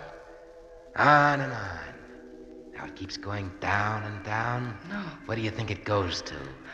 I don't know. I don't want to know. Come on now, Tom. I can't wait all night. No, I won't go. I'm gonna wake up. You can't, Tom. The night I was killed, you saw the judgment special. Now you can never get away from it. It's not true. It's the dream. I'm safe in my own bed in the hotel. And you refuse to come with me? Yes, I do. I refuse. Listen, Tom. Listen to what? I don't hear anything. Listen. It's closer now. You hear that? That's the judgment special, Tom. Coming through this tunnel. Train. It's a train coming. And where are you going to go? You're in a tunnel, Tom, and no way out. It's just a dream. It can't hurt me. It's coming closer, Tom. It's coming closer. No, it's only a dream. I gotta wake up. Wake up. Wake up. Wake up. Wake up. Wake up, mister. Oh. Thank heavens I'm awake. I'd say not any too soon either. But, who are you? So dark and carrying a lantern. Oh, my, mister, I'm a track walker. Track walker? What do you mean? I mean that I inspect the track here under Park Avenue. What? How did I get here? Why, mister, a minute ago I found you walking in your sleep, your eyes tight closed down this tunnel right under Park Avenue. Park Avenue. If I hadn't met you, you never would open your eyes again, because number 10 is due along here in 3 minutes. Then it wasn't a dream. I really am in a railroad tunnel. Yes, I am. I'll say you are. How you got here, I don't know, unless you came down one of the inspection doors from the street. But, brother, if this walking in your sleep is something you do often, take my advice and see a doctor. But Tom didn't go to a doctor, for he knew what a doctor would say. That it was his nerves, his guilty conscience. Now Tom felt he had to get away, far away to a place where there were no trains to haunt him. At dawn, he bought a ticket on the first plane leaving for Canada. That afternoon, he found himself in a tiny town deep in the heart of Canada. There, he hired a French-Canadian guide to take him by canoe far into the woods, away from any trace of civilization. Late that night, they arrived at the cabin where the guide lived with his wife. Tom unpacked his suitcase and joined the guide and his wife on the porch. For the first time since the wrecking of the mine train, Tom felt at peace. Oh, this is something like it. It is peaceful, is it not, monsieur? Yeah. Ah, monsieur's nerves are better already. Yes, this is what I need. How far is it to the nearest railroad? It is 80 miles, monsieur. 80 miles. Old Boomer said it traveled anywhere there were tracks. 80 miles ought to be enough. Pardon? I do not understand. Oh, never mind. I've got to get some sleep now. Of course. Good night, monsieur. Good night, monsieur. What was that? What was what, monsieur? That whistle then. It sounded like a train whistle. Impossible. It must have been an owl. Yeah, sure. Sorry I bothered you. Good night. Tom entered his room and went to bed, but he could not sleep. He tossed and turned, and at last got up and dressed. Oh, the moon is bright. I'll take a little walk. Gotta calm myself down. There's nothing to worry about now, not a thing. Out here in the wilds, I'm safe. Perfectly safe. Tom left the cabin and entered the woods. They pressed thick around him, but an open passageway through the trees attracted Tom. He started down it, the moonlight illuminating his way. He paused and made a startling discovery. Why, I'm walking on old railroad ties. And there are tracks here, all rusted and loose. But the guide said there wasn't a railroad closer than 80 miles. He lied to me. He tricked me. A train. There's a train coming. It's coming toward me. There's a headlight. I gotta run. Run! Run!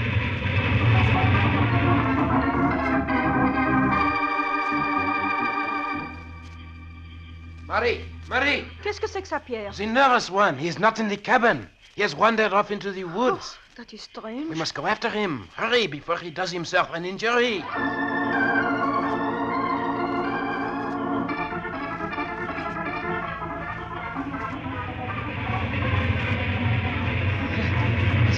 It's still behind me. Still following me. I can't run anymore. I can't go any further. I gotta stop. The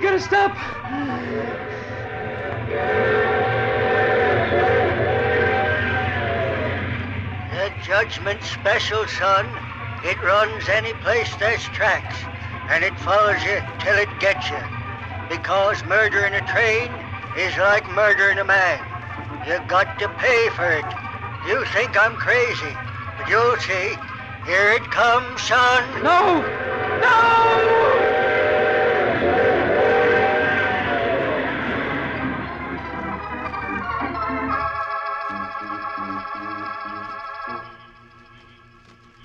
He cannot be far now, Marie. See his footprints. He was running for half a mile. He will do himself harm running so hard in his darkness. Look, Pierre. Voila. Yes, it is the nervous one. We have found him. He's lying face down. Wait, I will turn him over. Pierre, he lies so still. Has he done himself an injury? No, Marie. There is not a mark on him. Yet his face, it is twisted with fear. Pierre, is he dead? Yes, Marie, he is dead.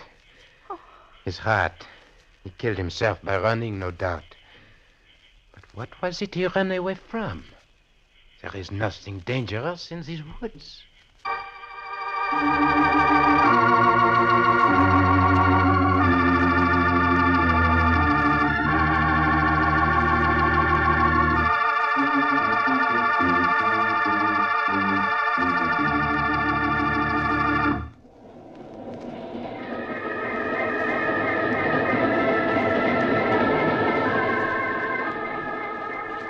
This is the mysterious traveler again.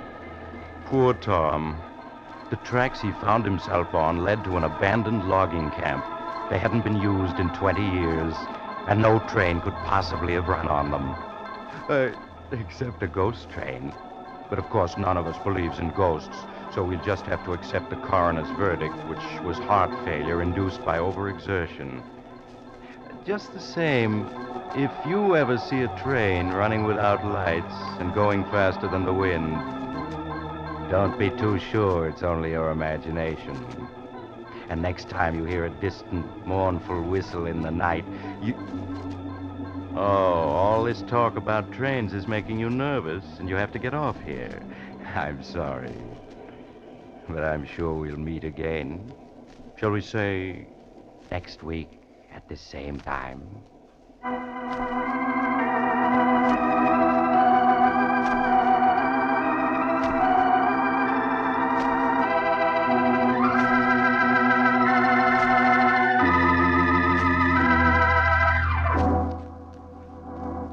You have just heard The Mysterious Traveler, a series of dramas of the strange and terrifying. In today's cast were Maurice Tarplin, James McCallion, Joe Julian, Bryna Rayburn, and Cameron Andrews. Original music was played by Charles Paul. The Mysterious Traveler is written, produced, and directed by Bob Arthur and David Kogan.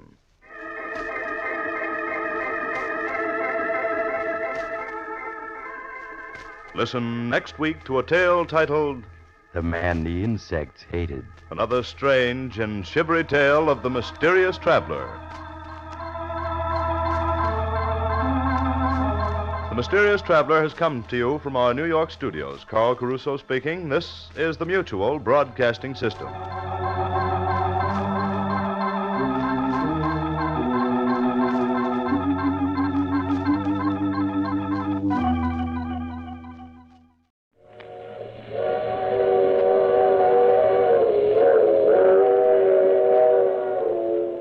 Mutual presents The Mysterious Traveler, written, produced, and directed by Bob Arthur and David Kogan.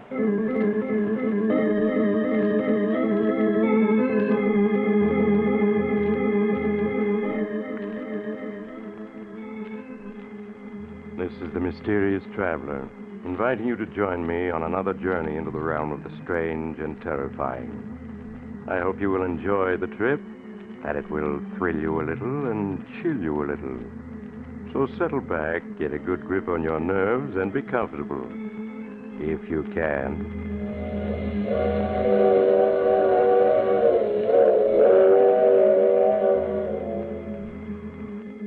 Where are we going? Tonight we're going to drop in on Henry Norton, a man who saw death in every corner.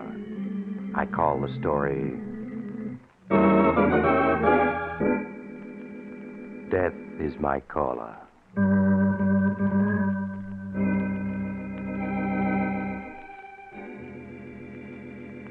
My story begins late one afternoon in the luxurious office of Henry Norton, a stockbroker. Norton, a tall, dapper man in his 40s, is in the midst of signing some letters when he's called on the office communicator by his secretary. Excuse me, Mr. Norton.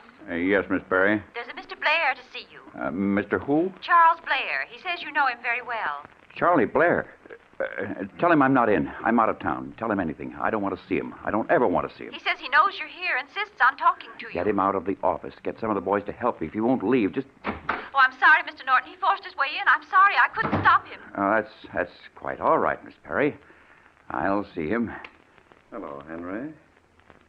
I thought you'd be delighted to see me. We haven't seen each other for 7 long years.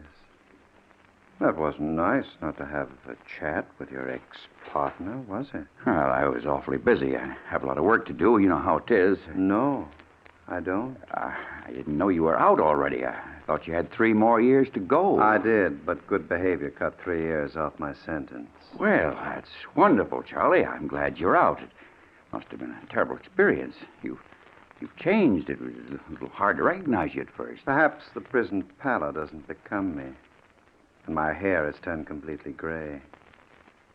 I don't look so good, do I, Henry? Not like you with a Florida tan. Well, how's Helen? My wife's dead. She's dead? Oh, I'm terribly sorry. What'd she die of? She died of heartbreak. Oh, poor Helen. She was always such a sensitive woman. What about your son, Alan? He disappeared after his mother died. I don't know where he is. He never wrote me while I was in jail.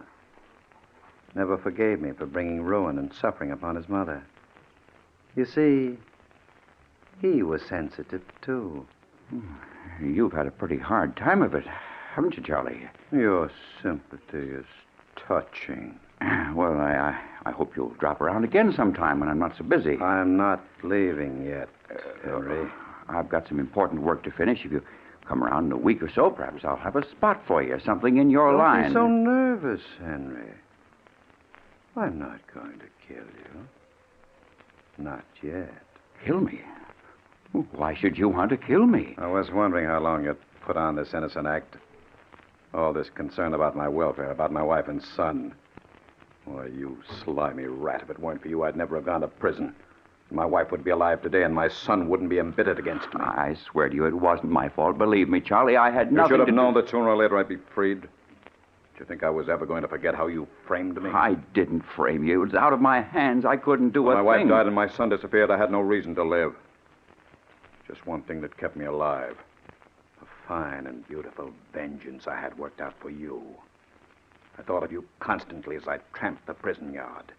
I lay awake at night, smoothing out my plans to pay you back for all you've done to me. 7 years.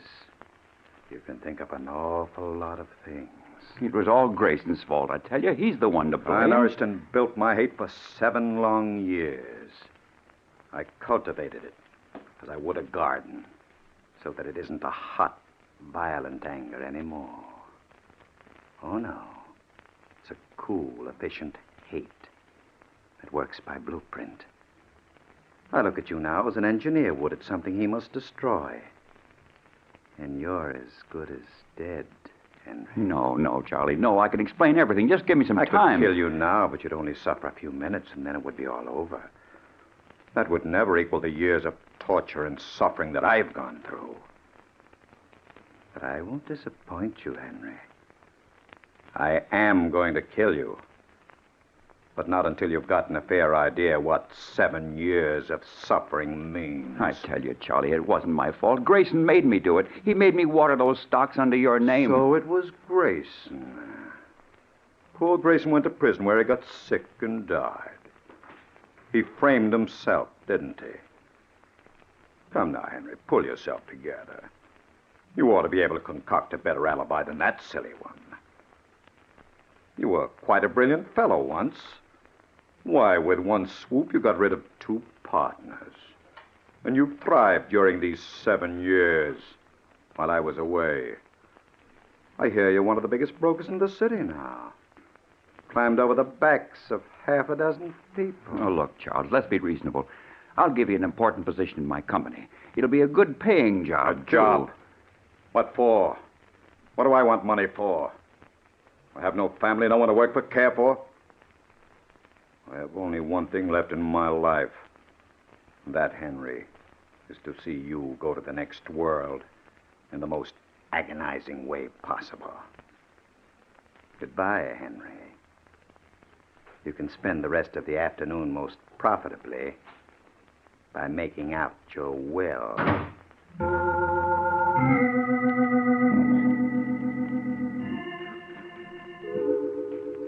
Henry Norton's cold and clammy hands were trembling as Charles Blair left his office. The impact of seeing this ghost from his past left Henry's mind in a whirl of confusion. His mind turned to flight. But that was impossible. His money, his very life was wrapped up in his business. He couldn't flee. His brain in a turmoil, unable to do any work, Henry got his hat and coat and left his office. He arrived home, badly unnerved, and retired to his study to give the problem of Charles Blair further thought. But he was interrupted. See who that is, Miss Dean. If it's Mr. Blair, don't let him in. I'm never into him, understand? Yes, Mr. Norton, I understand. How do you do, madam?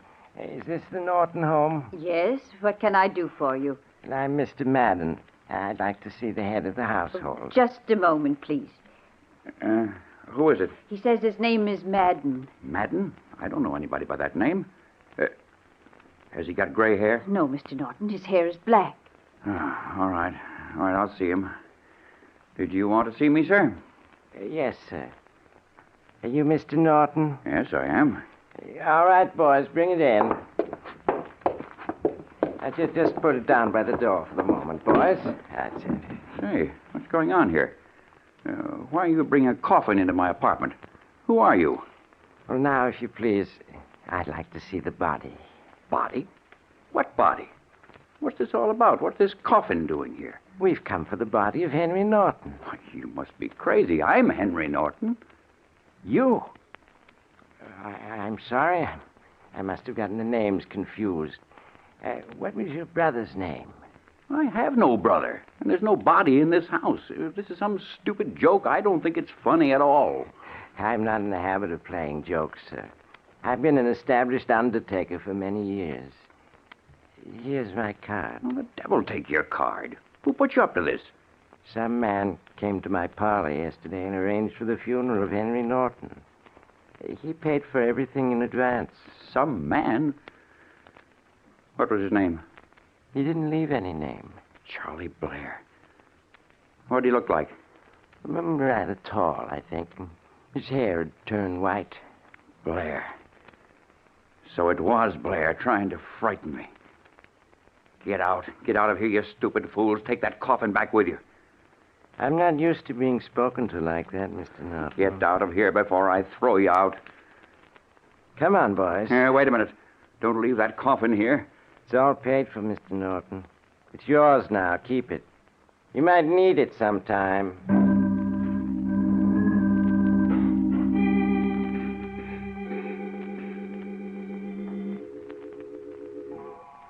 Before Henry could call Madden the undertaker back, he was gone. Henry turned from the door and stared at the new coffin on the floor. It even had a plate on it with his name engraved. Unable to stand the sight of the coffin, Henry fled to his study and locked himself in. Unable to sleep, he spent the night trying to think of a way to escape Charles Blair's vengeance. The following morning found Henry haggard and distraught, and no closer to a solution of his problem. As he ate a tasteless breakfast, the doorbell rang. Miss Dean, the housekeeper, went to the door. A minute later, she returned. Who was that, Miss Dean? It was the postman, Mr. Norton. His special delivery package came for you. Oh, it must be the new field glasses I ordered. Here, let me have it. Nice of them to wrap it in a gift box. Kind of a small box, though. Guess it isn't the binoculars after all. Someone sent you a gift.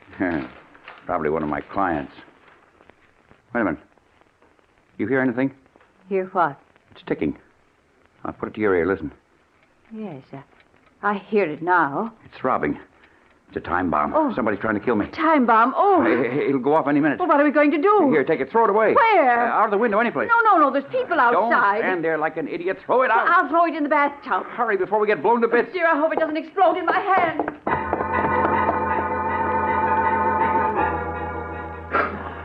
Henry Norton stood frozen with fear as Miss Dean raced with the package to the bathroom.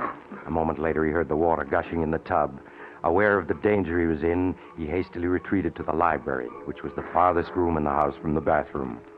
There, he crouched in the corner, feverishly mopping his brow. 10 minutes later, a police car raced up to the house, and the doorbell rang.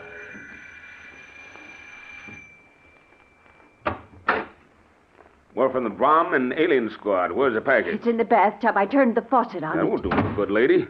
Where's the bathroom? That door on your left. All right, you stay here. Jim, you come along with me. Okay, here's the bathroom. You better stand back a little, Jim. I'll take a look at it myself. Well, it isn't ticking anymore. Might be safe to open it now. Well, here goes.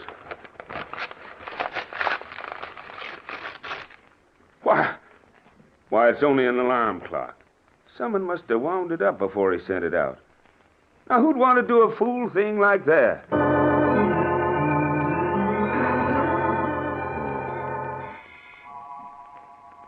That night, Henry Norton found it hard to sleep. He tossed and turned for hours, and it seemed he had hardly closed his eyes before he awoke with a start, certain there was someone in the room. Who's there? There's somebody in this room. I know it. I'll turn the light on. Never mind the light. It's you, Charlie. What do you mean by breaking into my room in the middle of the night? Get dressed, Henry. Get dressed? What for? You and I are going somewhere. You're crazy. I'm staying right here. If you don't leave immediately, I'll call the police. If you call the police, they'll find only you here.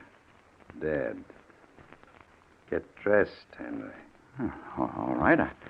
I'm getting dressed, but you won't get away with it. Make it fast. Don't make any unnecessary noises.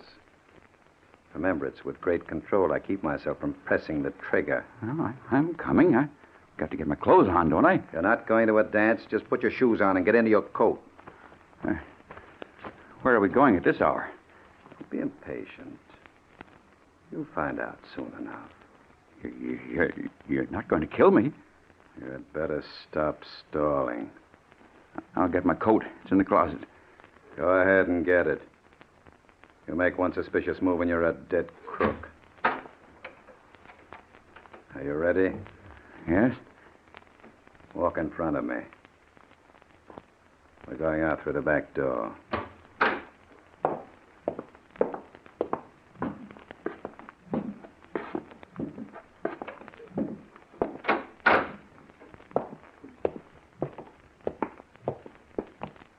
Now, into the car. You're going to drive. You want me to drive? That's what I said, and don't plan anything. Only takes a fraction of a second to fire a gun. You'll follow my directions carefully. Drive slowly.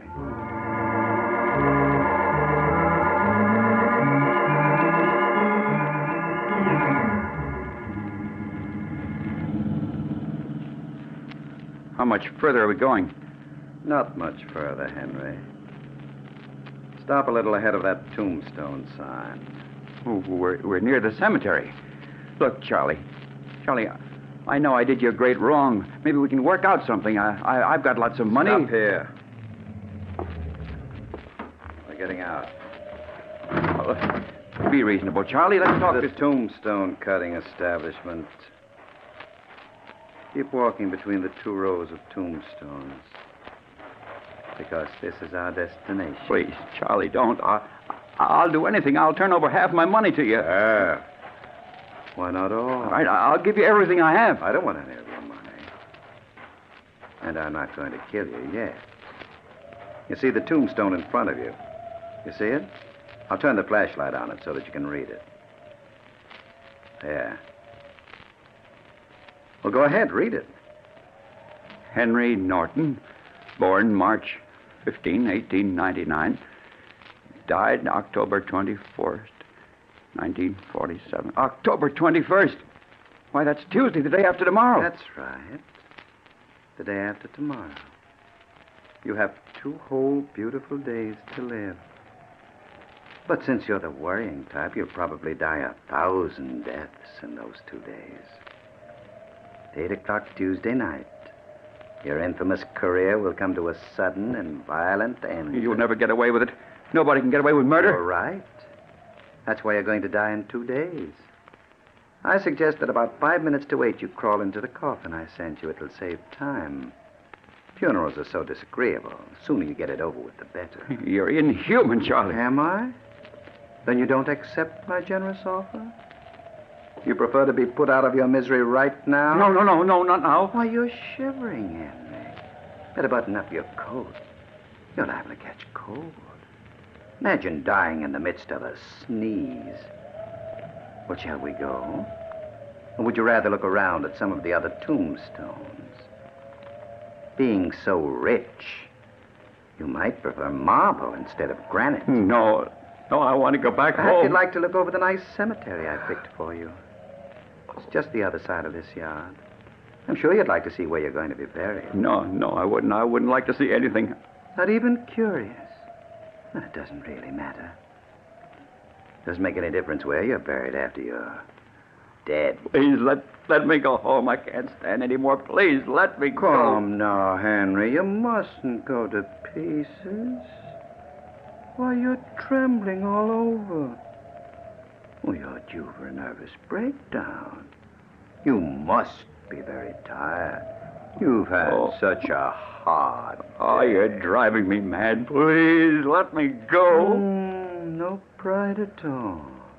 You ought to meet your fate with defiance instead of oozing out like a blob of melted jelly. All right. Come on. We'll go back to the car. You can return home and go back to bed now, if you think you can sleep.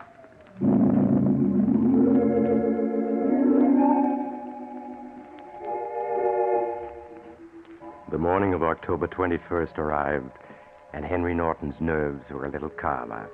He had been promised a police guard, and detectives were searching the city for Charles Blair. He was reading the morning paper at home when the phone rang. Hello? Hello, Henry. Charlie, it's you. Very much me, Henry. How are you feeling? I'm fine. I forgive you for your joke on me the other night. Joke? I wasn't joking, Henry. In fact, I called now to ask if you would like an elaborate funeral with flowers or just simple services with no one but your intimate friends present. Oh, but how foolish of me. I forgot you have no friends. So my call was useless. But I'll see you tonight at 8 o'clock sharp. Goodbye, Henry. Operator. I must trace that call. Please tell me where it was coming from. Yes, I'll wait. Huh? What? The Judson Funeral Parlors? Well, that's in this block.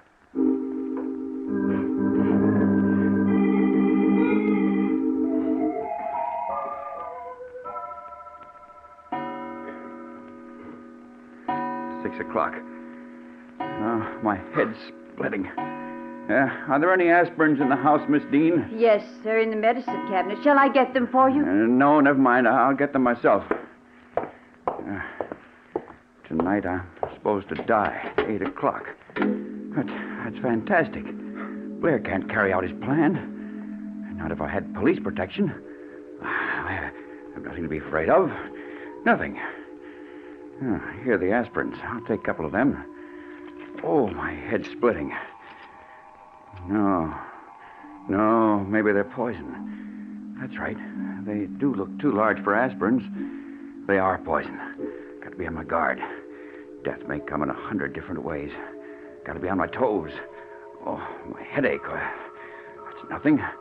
I won't take any aspirins. Dinner's ready, Mr. Norton. No, I'm not hungry. Oh, but you must eat. You haven't eaten all day. How about a little broth? It'll warm you up.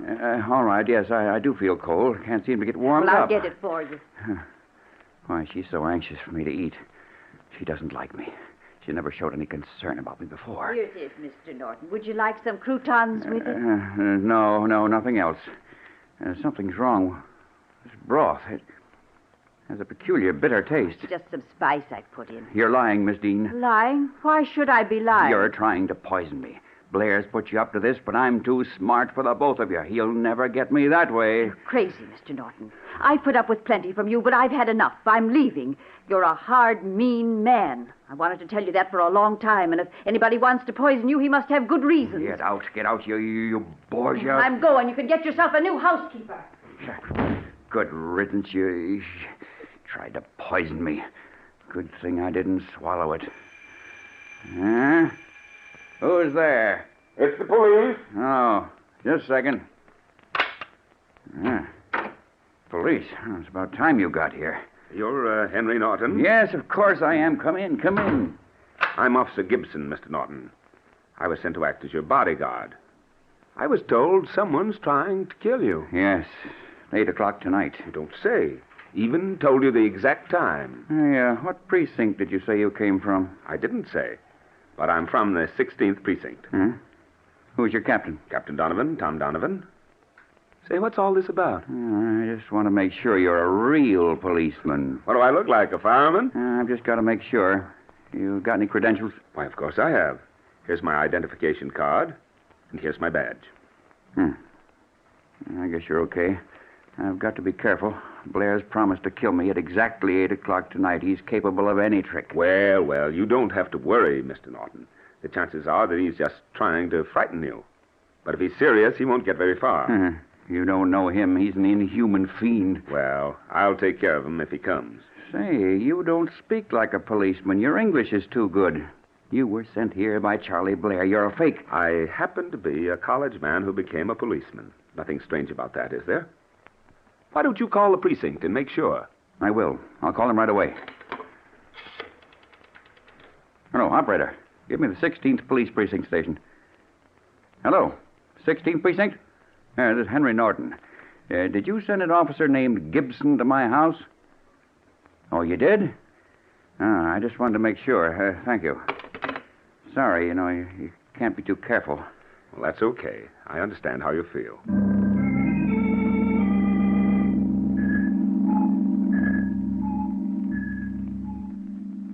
What time is it? It's 2 minutes to 8. Is that the exact time? My watch says 3 minutes to 8. I checked my watch by radio just an hour ago. He'll be here. I know it. I don't think so. No man in his right mind would walk into a trap. It's 8 o'clock. Your hall clock is off about a minute. Well, say, you're shaking like a leaf. Well, I'm frightened. He certainly put a scare into you. What was that noise? I didn't hear anything. I'm sure I heard something move. Oh, it's just your imagination. Oh, what time is it? Just 8 o'clock. As a matter of fact, it's a few seconds after 8. There he is. There he is. It's him. He's come. Stay right here. I'll answer it. Don't leave me. No, you stay here.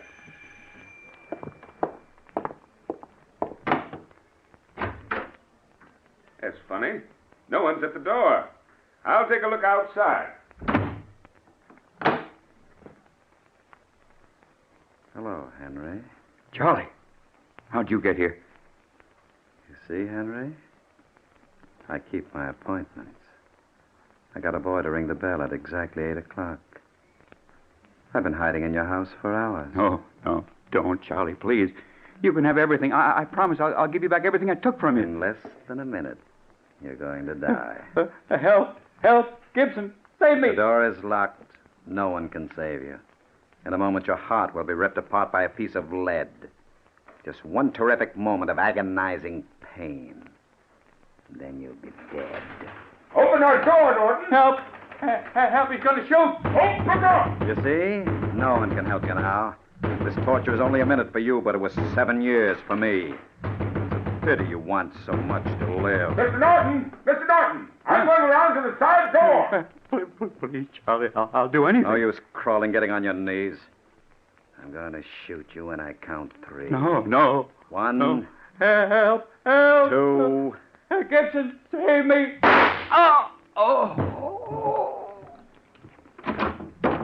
What's going on here? Why did you lock me out? And just who are you? I was playing a joke on my friend. A joke? You just shot him. Hand over your gun. Yeah. But I didn't really shoot him. You can see for yourself. I just fired a blank. Huh? That's why Norton is lying on the floor? He's just fainted. We'll see. Keep your hands up. He wasn't shot. There's no wound. Not a drop of blood anywhere. That's right. I only meant to scare him. He's in a deep faint. We had better call the doctor. So, you only meant to scare him. Well, Norton's dead. You frightened him to death.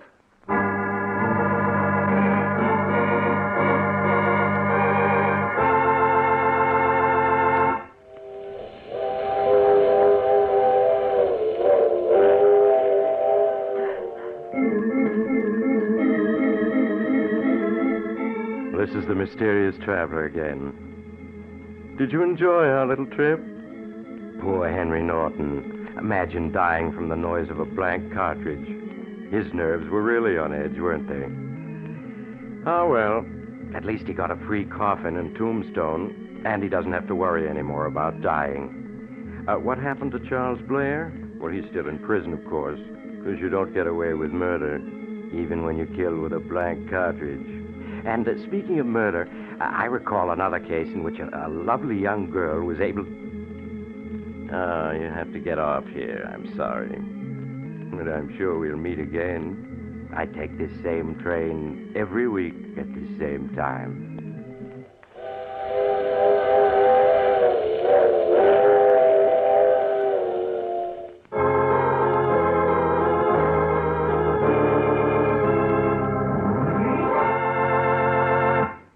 You have heard The Mysterious Traveler, a series of dramas of the strange and terrifying.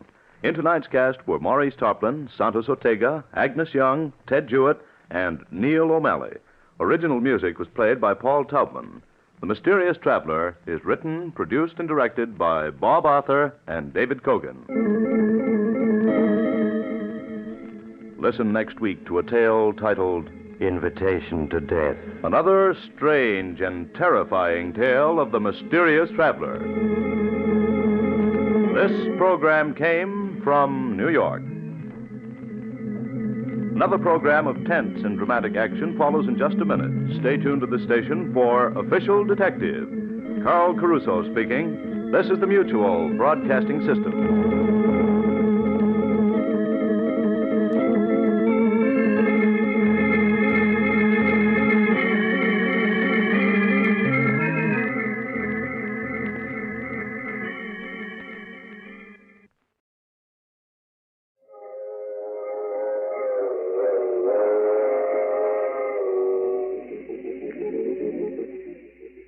The Mysterious Traveler.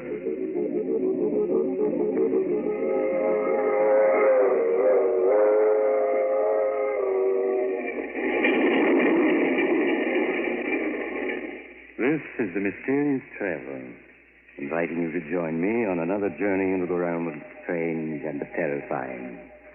I hope you will enjoy the trip, and it will thrill you a little and chill you a little. So settle back, get a good grip on your nerves, and be comfortable. If you can. Where are we going? Well, we're going to join Walter Cabot as he takes a little excursion into crime. I call the story Murder Goes Free.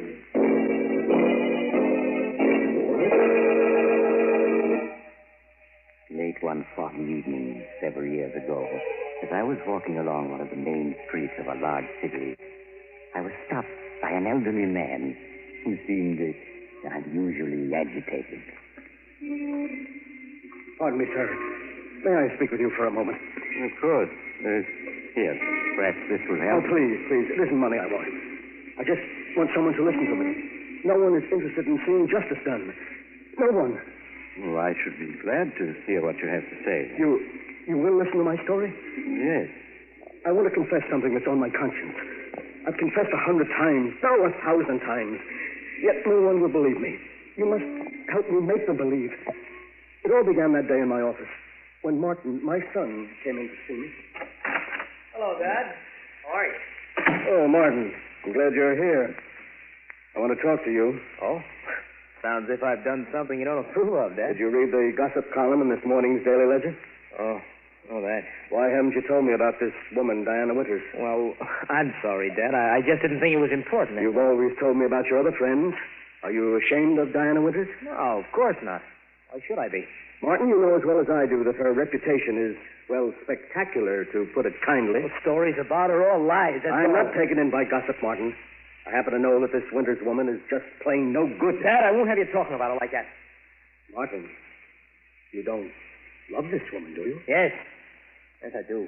Martin, you must give her up. Dad, I'm old enough to make my own decision. Can't you see what she's doing to you? She's just a predatory gold-digging... Stop talking about her like that. All right, son. If that's the way you feel about it, you'd better go. All right. Goodbye, Dad. Oh, Martin. My son. Oh, perhaps that's... Come in. Oh, it's you, Norman. Hello, Walter. What's the matter with Martin? Just past him in the reception room. He appeared to be quite upset. We've had a quarrel. Oh? It's the first one we've ever had. Was it about that bit of gossip in this morning's Daily Ledger? Yes. Imagine Martin's name linked with that of a... Martin will be all right. He'll get over it. No, he won't. I can't stand by and watch him ruin his life. I've got to do something. I wouldn't if I were you, Walter. You've got to let Martin make his own decisions. He's no Oh, child. you're a fool, Norman. You expect me to watch the only person who means anything to me get hurt? No, I suppose you won't. What are you going to do? I'm going to have a talk with that woman, Diana Winters.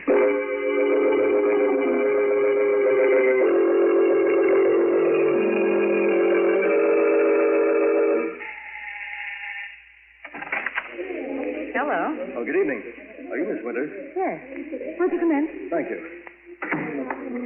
My name is Walter Cabot. Walter Cabot. I see. Can I have a word in private with you? Really, I have guessed It Mr. Cabot. will only take a few minutes. Well, all right. Come this way. Thank you. No bother if we're here. I hardly know how to begin, Miss Winters. And let's be frank, Mr. Cabot, and save ourselves time. You've come here to ask me to give up your son, haven't you? Yes. Well, then you may as well know that you're wasting your time. I love Martin, and I won't give him up. I know better. Since we're being so frank, I'll get to the point. How much do you want to let Martin go? Are you insinuating that I Oh, now, just come, want... Miss Winters. There's no need to put on an act for me. How much? Really, Mr. Cabot, you know, you're far more interesting than your son. Shall we say, 100,000? 100,000? Yes, 100,000. If you love your son, surely he's worth it. I haven't anything like that amount of money. Oh, I'm sorry. Do you believe for a moment that Martin has any money? Oh, no. But he will inherit $250,000 from his mother's estate in a few months. Oh, so you know about that? Hmm. Yes, of course. What other reason would you have for leading Martin on? None that I can think of. What if I were to tell Martin of our conversation? He wouldn't believe you. You can't do this to him. I'm afraid I must be getting back to my guest, Mr. Cabot. Now, wait, please. Please listen to me. Martin is everything I have. If I had the money, I'd gladly give it to you. But I haven't it. Oh, so sorry. Women like you don't deserve to live. Will you please leave at once? If you don't give Martin up, I'll kill you. Oh, get out, do you hear? I'll have my friend throw you out. I'm warning you. Stay away from Martin, or I'll kill you.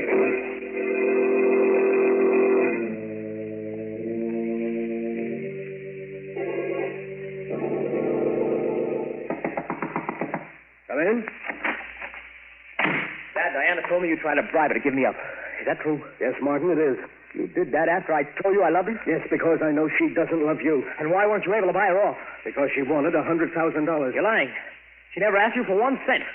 Have you ever known me to lie to you? Dad, I told you I was fully capable of making my own decisions, and I meant it. An hour ago, I asked Diana to marry me, and she accepted. You're going to marry her? Yes. Just a few days. So you're going to ruin your life for a cheap gold digger? Dad, I told you not to speak about her like that. If you feel differently, Diana and I will be happy to see you. Get out. Get out, do you hear? All right, I will. After all these years and everything I've tried to do for him. Well, Walter, were you able to do anything? No. I'm not going to let him ruin his life, do you hear? But what can you do?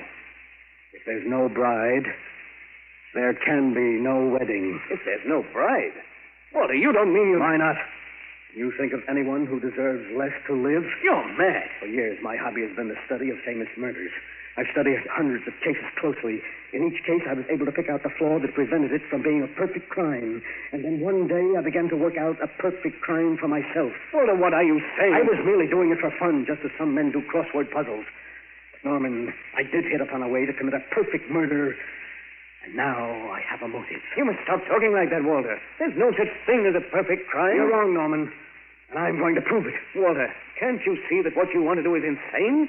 It's far better that Martin marry that woman than for you to become a murderer. No. If Martin were to marry that woman, it would be the end for both of us. At least this way I can be certain that his life won't be ruined, and that's all that counts. As for the police, Norman, they'll never catch me. Never.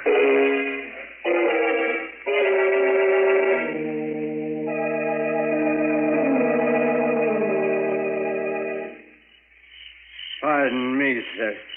Can you tell me the name of this horrible place? There ain't nothing horrible about Valley Springs, stranger.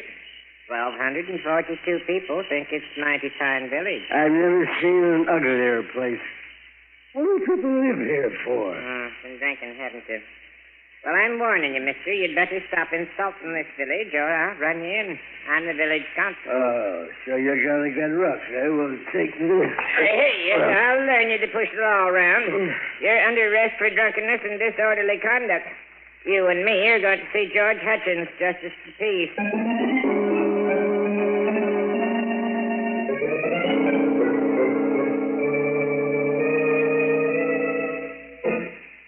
And after insulting our village half a dozen times, Your Honor, he attempted to attack me. And that's when I arrested him. Did right, Pete. What you got to say to the charges, Mr. What's your name? I'm not going to tell it. He sure had a jug full, Your Honor. Charge is drunkenness, disorderly conduct. How do you plead, stranger? Guilty, Your Honor, guilty. Yeah. Well, stranger, seeing you admit your guilt, I'll only fine you $20. Well, if I don't want to pay? Well, I'm afraid in that case you just spend the night in cash. I won't be intimidated. I'm not going to pay my fine, and you can't make me. Oh, dear. Pete, looks like you'll have to lock him up tonight. Take him away.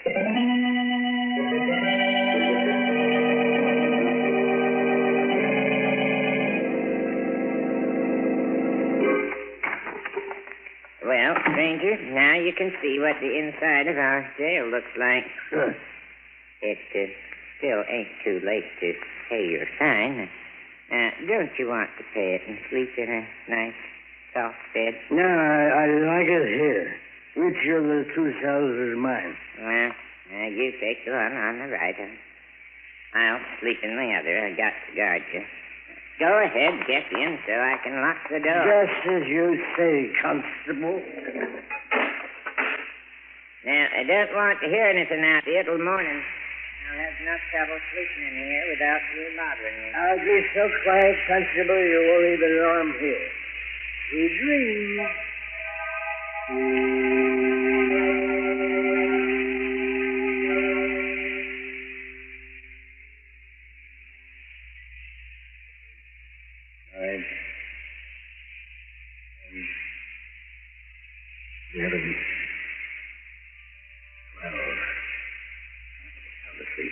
So far, everything is working out perfectly.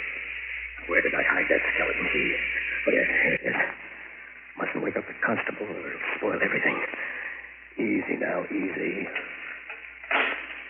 There, it's unlocked. I knew this old place would be perfect for my plan.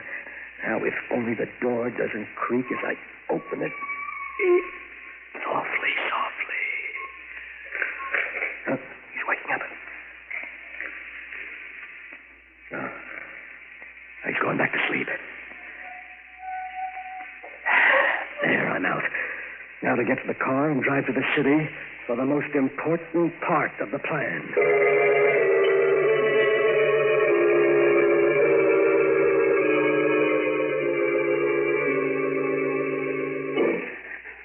Who's there? Who's there? Perhaps if I turn on the lights, Miss Winters. You. Yes, Martin's father. What do you mean by breaking into my apartment? What do you want? What do I want? You remember what I said to you the other night? What you said? Oh, no, And I'll refresh your memory. I said I'd kill you if you didn't give Martin up. You wouldn't dare. Oh, but I would. Oh, my friends heard you threaten me. You get the chair. I don't think I will, Miss Winters. Why are you looking at me like that? You're just trying to frighten me, aren't you? I tried to reason with you, but you wouldn't listen. You should have. No, you can't kill me. Stay away from me. Stay away from me, you hear? It's no use trying the door. I locked it when I came in, and I have the key. Please. Please listen to me. I'll do anything you want. I'll give Martin up. I'll go away. You had your chance. You wouldn't take it. No. Keep away. Don't touch me. I'm screaming.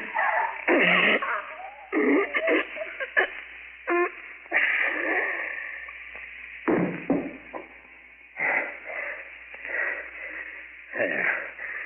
I'll just turn her wristwatch back to 12 and stop it. The exact time I was being arrested in Valley Spring, and my son is free. Free!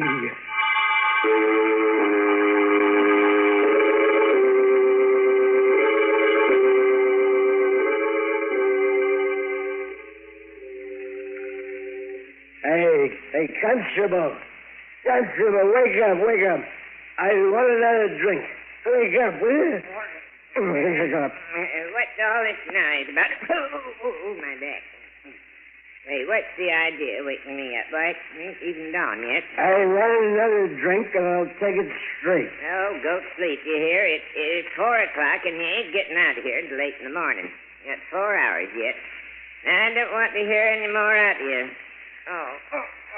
Just say, Constable, anything to oblige your gentleman. 4 hours more.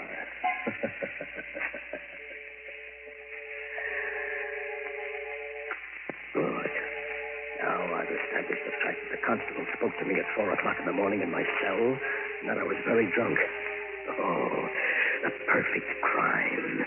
Everything's worked out exactly as I planned. The police will never be able to prove a thing. In a few months, the murder will just be a thing of the past. And Martin and I will once more be as close as ever.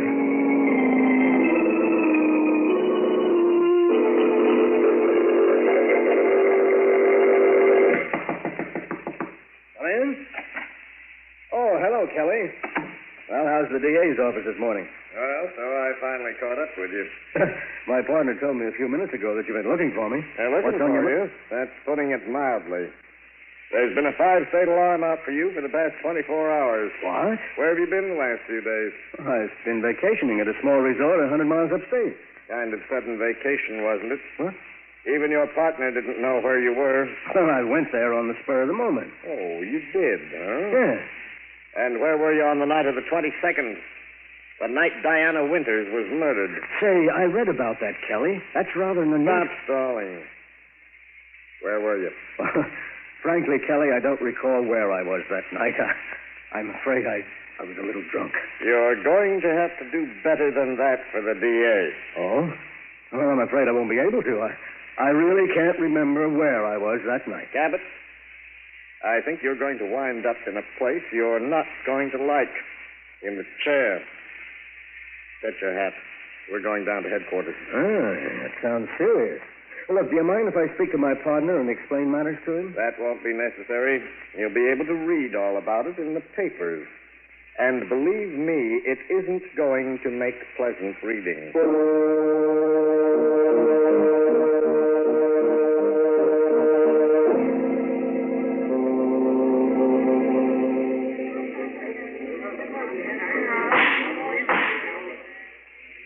A dozen witnesses have testified that the defendant, Walter Cabot, threatened to kill Diana Winters. And how has the defense replied to the charges of the state? It hasn't. Can we accept the flimsy story of the defendant? That he was drunk the night of the murder and hasn't any recollection of his actions? Perhaps Walter Cabot doesn't know where he was that night, but I do. He was in the apartment of Diana Winters, where he cold-bloodedly strangled her as he vowed to do before a dozen witnesses. There is only one verdict you can render. Guilty of murder in the first degree.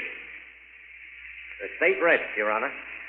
Since you've insisted on defending yourself, are you ready for the defense's summation, Mr. Cabot? Your Honor, I've often observed the strange twists of fate by which a man is saved or condemned. My inability to recall any of my actions on the night of the 22nd left me without a defense. Yesterday, frankly, I regarded my case as being hopeless. Today, however, through a twist of fate, I have received a new lease on life. I'm now prepared to prove my whereabouts on the night in question. I should like to call upon a witness for the defense. You have the court's permission. Thank you, Your Honor. I wish to call Peter Wilk to the stand. Peter Wilk to the stand. Here I am. Raise your right hand, please. You solemnly swear to tell the whole truth and nothing but the truth, help you God? I do. State your name and occupation, please. Peter Wilk. I'm constable for the village of Valley Springs. Mr. Wilk, will you tell the jury exactly what you told me this morning? Well, yesterday, George Hutchins, he's our justice of the peace, and myself were looking at a city newspaper. And in it, we see a picture of a man, Mr. Cabot, right on the front page. It says he's being tried for a murder committed on the night of January 22nd. Well, George and me recognizes him right away as the fellow we locked up in our jail that night on a drunken and disorderly charge.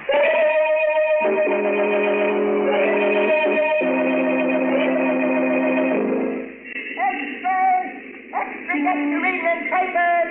Forward Cabot acquitted. Read all about it. Read all.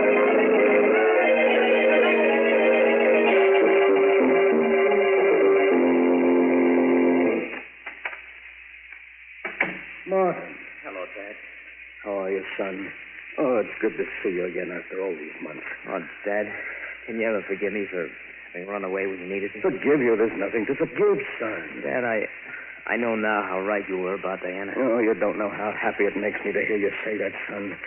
I've been through a great deal lately, but it doesn't matter now that I have you back. Oh, Dad, I'm glad to be back. I promise you I'll never let you down again.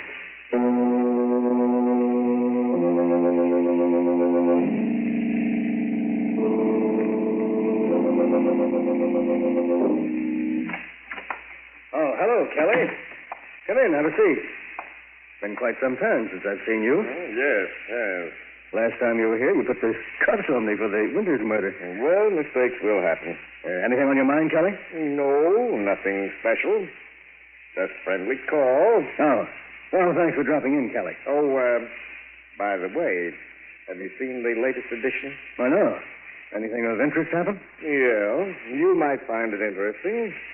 It could mean a client for you. Oh, really? What's happened? Well, here's a late paper. Read it for yourself. Oh, thanks. New suspect held for Winters' murder. Oh, no. Oh, it can't be. Why not? If you didn't kill Diana Winters, someone did. And we've got that someone down at headquarters. But you must be mistaken. What evidence have you got? Evidence? Yes. Oh, well, we can prove the guy we've got was at Diana Winters' apartment that night. What's that?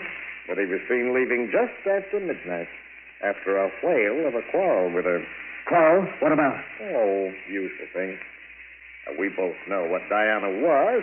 Two-timing gold digger. Yes, of course. She had plenty other boyfriends than your son.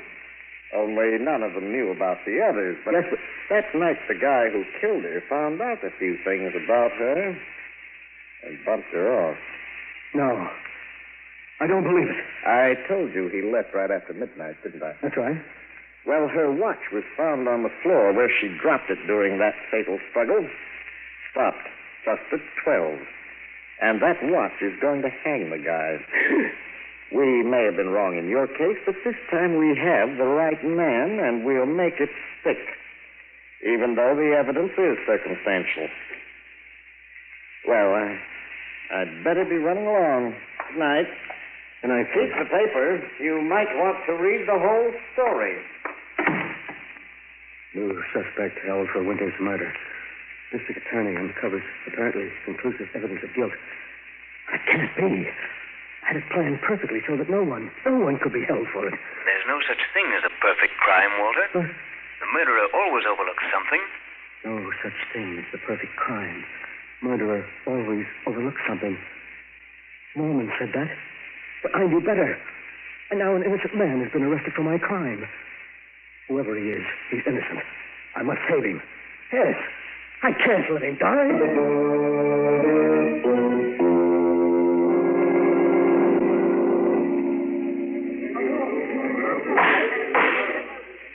Gentlemen of the jury, you have reached a verdict. You have found the defendant guilty of murder in the first degree. Silence in the courtroom. No, it can't be. You're wrong. Silence in the courtroom. I'll have it cleared. Mr. Cabot, you'll kindly refrain from such outbursts. But, Your Honor, I protest. The evidence submitted by the state was purely circumstantial. There was no real... May I remind Mr. Cabot that this case may be appealed. Your oratory is quite uncalled for. But the prisoner is innocent, Your Honor. You haven't any right to... Another such outburst, Mr. Cabot, and I'll hold you for contempt of court. Your Honor, the defendant was convicted on purely circumstantial evidence. But I have positive proof of his innocence. Why did you wait until after the jury rendered a verdict to make this statement? I hoped, Your Honor, that the defendant would be acquitted and I wouldn't have to reveal my proof of his innocence, but I would like to do so now. Yeah, this is highly irregular, Mr. Cabot. But since the jury has already rendered its verdict and cannot be influenced, you may proceed. Thank you, Your Honor. I know for a certainty that the defendant is not guilty of the murder of Diana Winters. For it was I who committed the crime. In the courtroom. Mr. Cabot, you say you confessed the murder of Diana Winters? Yes, Your Honor. I and I alone am responsible for her death. You must believe me. Mr. Cabot, only 3 months ago you were acquitted of the murder of Diana Winters. You well know that a man may be tried only once for a crime. This confession now can do you no harm. The court sees your confession as being motivated only by your desire to see the defendant go free. No, Your Honor, that isn't true. I did murder Diana Winters. Then I broke her watch, and I set it back to 12 o'clock. You must believe me, you must. Bailiff, have Mr. Cabot escorted from this courtroom. Prisoner will remain in his cell. No, wait, Your Honor. Listen to me. He isn't guilty. I am. I'm the one who...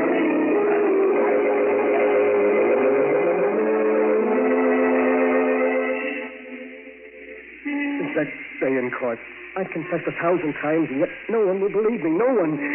But you, sir, you will help me, won't you? We can't let an innocent man die for a murder I committed. No, of course not. But I hardly see how Every minute that passes brings him closer to the end. We must save him. We must. If you only help Hello, me... Cabot. Oh, Kelly, I was just telling this gentleman here my story. We can't let an innocent man go to the electric chair. Kelly, you're a smart man. You believe I murdered Diana Winters, don't you? Yes, I do. You do? Then you'll help me save him? People wouldn't believe me any more than they do you. But they would, Kelly, they would. Why should they believe your story? You can't be tried again for the murder of Diana Winters. And what man in your position wouldn't confess to save his own son? But he's innocent, Kelly. Martin, my son is innocent. He was convicted only because he was near her apartment that night. And now there's so little time to do anything. The execution is set for midnight, and it's already... It's 12 already. No. I'm sorry, Cabot. He's so wretched. My son.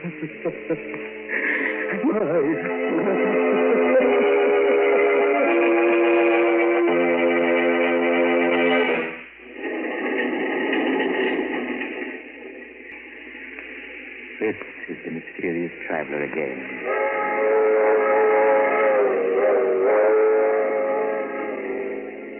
Did you enjoy our little trip? Too bad about poor Walter Cabot, wasn't it? Such a brilliant man. But his own intrigue sent the one person he loved to the electric chair. As the city hall clock tolled midnight, Walter Cabot must have heard his partner's warning. There is no such thing as a perfect crime. The murderer always overlooks something. So, if by any chance you're contemplating murder, I suggest that you stop and think it over. Lest you'll find to your sorrow that you... Oh, you're getting off here. I'm sorry. But perhaps we'll meet again soon.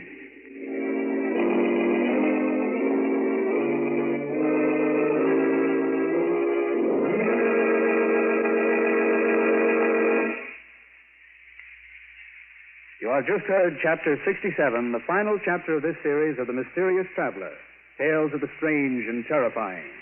In tonight's story, Murder Goes Free, Ed Latimer played Walter Cabot, Tony Barrett played Martin, and Irene Winston played Diana. The Mysterious Traveler is written by Bob Arthur and David Colgan, and original music is played by Henry Silverne. The entire production is under the direction of Jock McGregor.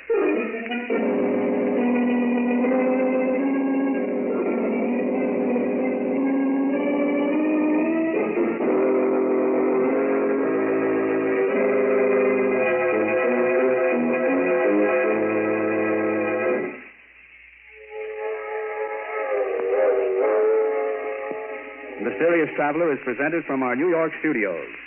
This concludes the present series of The Mysterious Traveler. Next Saturday evening at 9:30 Eastern Wartime over most of these stations, Mutual will present a new program, radio's first nationwide audience participation mystery series. It's called Calling All Detectives. We invite you to be with us for Calling All Detectives next Saturday night at 9:30 Eastern Wartime. This is the Mutual Broadcasting System.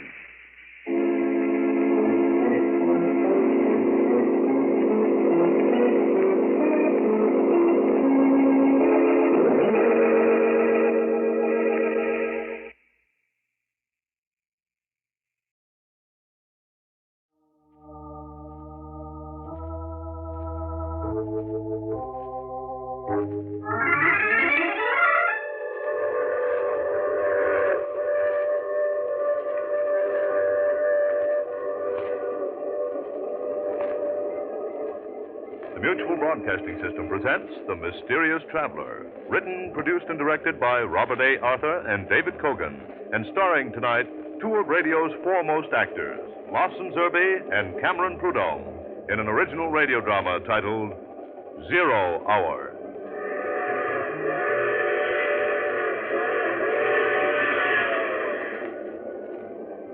This is the Mysterious Traveler, inviting you to join me on another journey into the realm of the strange and the terrifying.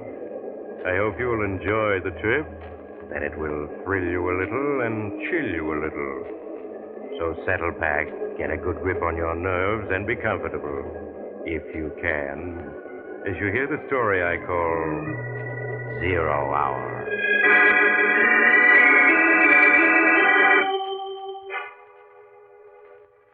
Our story tonight begins in the large, luxurious office of Dr. William Jackson, the noted psychiatrist. Dr. Jackson, a tall, intelligent-looking man in his late 50s, is seated in a chair beside a fireplace reading a patient's case history. As he reads, the door to his office is quietly opened, and Keith Roberts, a slender, nervous man of 35, peers into the room. Pardon me, Doctor. Oh, it's you, Mr. Roberts. Come in. Thank you. Is there anything I can do for you? Doctor, I just couldn't stay in my room. I must talk to you. I simply must. Well, now, won't tomorrow do? No. It'll be too late then. It's got to be tonight. I see. Well, here, take this chair by the fireplace. Thank you. Doctor, I know you're my final hope. That if you don't find me sane, they'll put me away. This is my last chance. I must make you see that my story is true. Are you sure it can't wait till tomorrow? No. Every minute counts. Even now, time is running out. You sound as though an overwhelming disaster were about to happen. Yes, Doctor. That's just it. A disaster such as the world has never known is about to happen. It will affect every human being on Earth. Suppose you start from the beginning and tell me everything. From the beginning? Yes. Well, I suppose it all began that day 6 months ago in Philip Cromwell's office. Cromwell is the fellow who publishes my books. I'm a writer, you know. Yes, I know.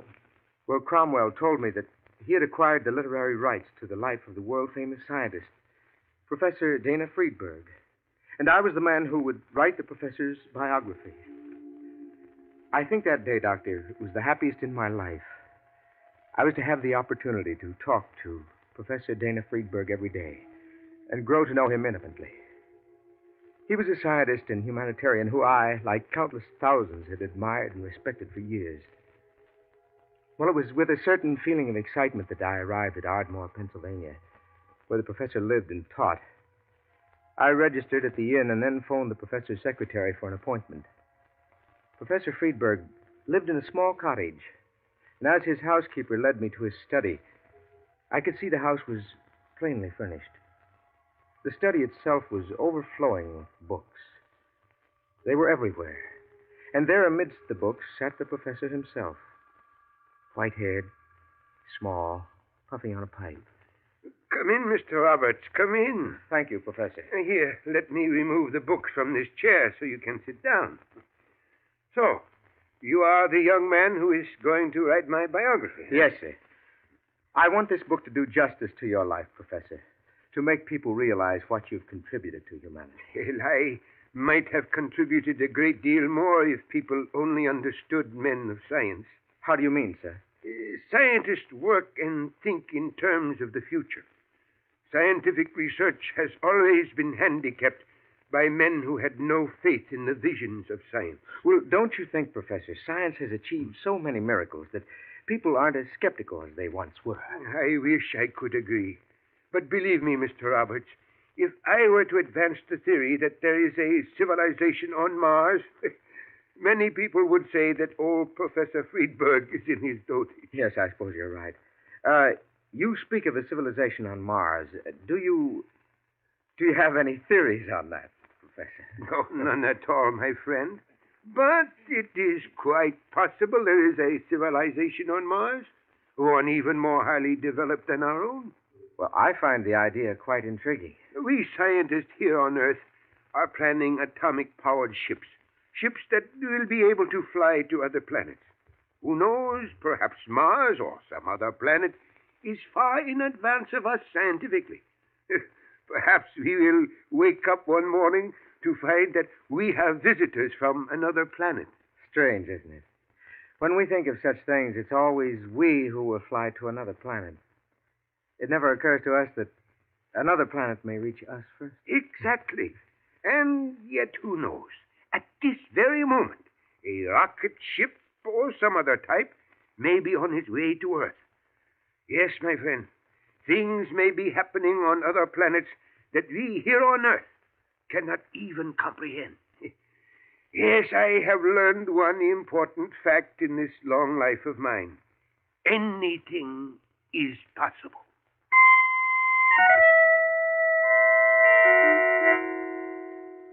The days that followed went swiftly.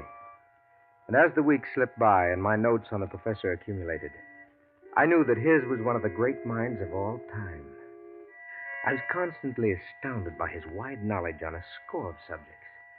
And it was small wonder that famous people from all over the world came to see this remarkable man. It was almost with regret that 4 months later, I finished the biography and called upon the professor to say goodbye. Oh, so you are returning to New York? Yes, Professor. I shall miss our daily talks, Keith. Yes, it had become a most pleasant habit. I'll miss them, too. Professor, is anything wrong? Wrong? What makes you ask? Oh, come now, Professor. We've known each other for over 5 months. By this time, I can sense your every mood, and something seems to be worrying you. Yes, Keith, something is. I don't know whether you read about it in the papers, but a week ago there was a tremendous explosion in the wilds of Montana. Yes, I recall the papers said it was a meteor. Yes, that seemed the obvious answer. After all, a meteor crashing into Earth is not an uncommon event. Are you trying to tell me it wasn't a meteor? A government investigation was made at the site of the explosion. A huge piece of metal weighing several tons was found buried deep in the earth. That certainly sounds like a meteor. Yes, it does. But when the metal was dug up and examined, a very curious fact was revealed. What was that? The metal could not be identified. It was a new element, never before seen on Earth. A new element? Yes. Every conceivable test was made. It is a metal that is a 1,000 times harder than steel, and yet it is lighter. Well, what does Washington think? They believe it to be a meteor, a type that never crashed onto Earth before. And what do you believe, Professor? I have a theory, Keith, which I have not told to anyone as yet. Do you recall our conversation the day we met? Why, yeah. I mentioned at the time that it was quite conceivable that some other planet might have a much higher civilization than our own. Yes, and you said it was possible that we might wake up some morning and discover that we had visitors from... Professor, you don't mean that the explosion... Why not? You think that explosion might have been a rocket ship from another planet that crashed into the Earth? It is only a theory, but it is not beyond the realm of possibility. If that is true, then it means this metal is wreckage. Yes. Before passing on this theory to Washington, I should like to conduct a personal investigation. Well, you mean go to Montana, the site of the explosion? Yes. Would you care to go with me? I'd like to very much. Good. Then I suggest we leave tomorrow without divulging our plans to anyone. We fly to Helena, Montana, hire a car there, and drive the rest of the way.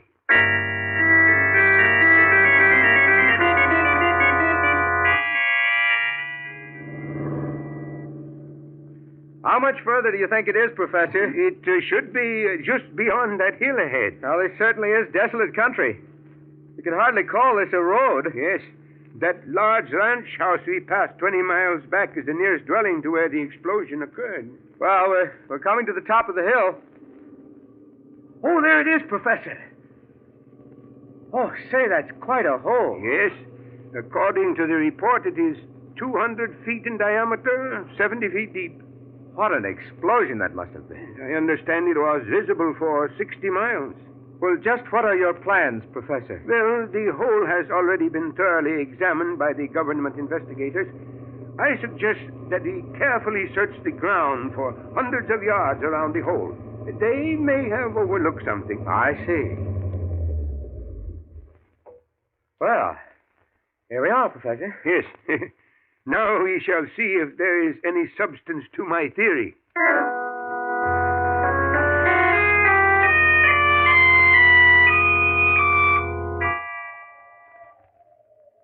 Professor? Yes? Found anything yet? No. Oh, we've been searching for almost 2 days now. You think there's much point in looking any further? Let us not give up yet, Keith. But we're already a mile from the site of the explosion. It isn't likely that anything landed this far away. I do not agree with you. An explosion that intense could... Hello? What is this? What's that you're digging up? Seems like a piece of metal. It is so covered with dirt that it is hard to tell. Keith, it is a small metal cylinder. Yes, you're right. Yes. And it is made of the same metal. Look. There are small grooves on the end of the cylinder. And symbols. Symbols? Let me see. Yes. You're right. There are 5 of them. I've never seen symbols like these before. Nor I. And I am familiar with 12 languages. Professor, this means you're right. That explosion, it wasn't a meteor. It was the wreck of a rocket ship from another planet. Yes, I am convinced of it now. What's our next step, Professor? We must get to Washington at once. This is a matter of the highest importance. This find we have made, it means a new era has begun for mankind.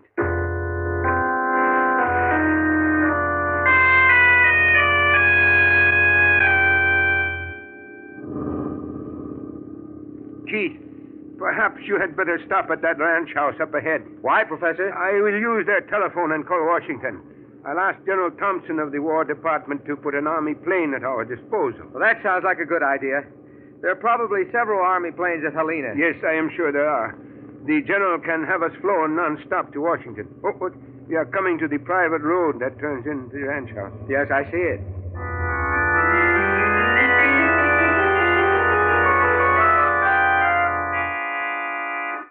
How do you do, gentlemen? My name is Jason DeCoven. I'm owner of this ranch. I understand you wish to use my telephone. Yes, if it is not too much trouble. I'm very sorry, Professor Friedberg, but my phone is out of order. I see you know me. But of course, Professor. I've long been a great admirer of yours. I am sorry your phone is not working. Come, Keith, we had better be going. Oh, but, Professor, it's already dark. It's time for supper. Won't you join me? I'd be honored. No, thank you. We really must be on our way. Come now, Professor. Surely Washington can wait a few more hours. What makes you think we're going to Washington? My men were watching the two of you from a distance as you examined the site of the explosion. Naturally, I assume you're on your way to Washington with the results of your investigation. Tell me, Professor, did you find anything of interest? Who are you? I've already told you, Professor. My name is Jason DeCoven. Your accent, I cannot seem to place it. Would you mind telling me your nationality? Come now, Professor. As one of Earth's most brilliant scientists, surely you must have guessed by this time.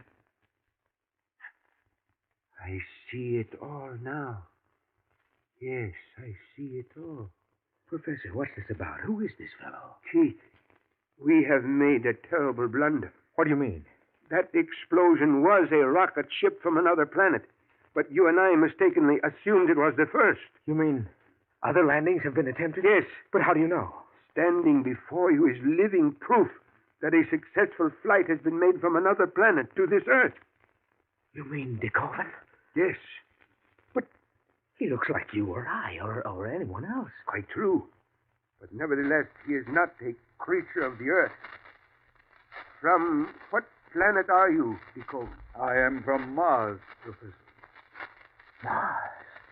Yes, gentlemen. I can see you're overwhelmed by all this, and understandably so. Might I suggest supper? And after we've had supper, I shall be glad to answer any questions you may wish to ask.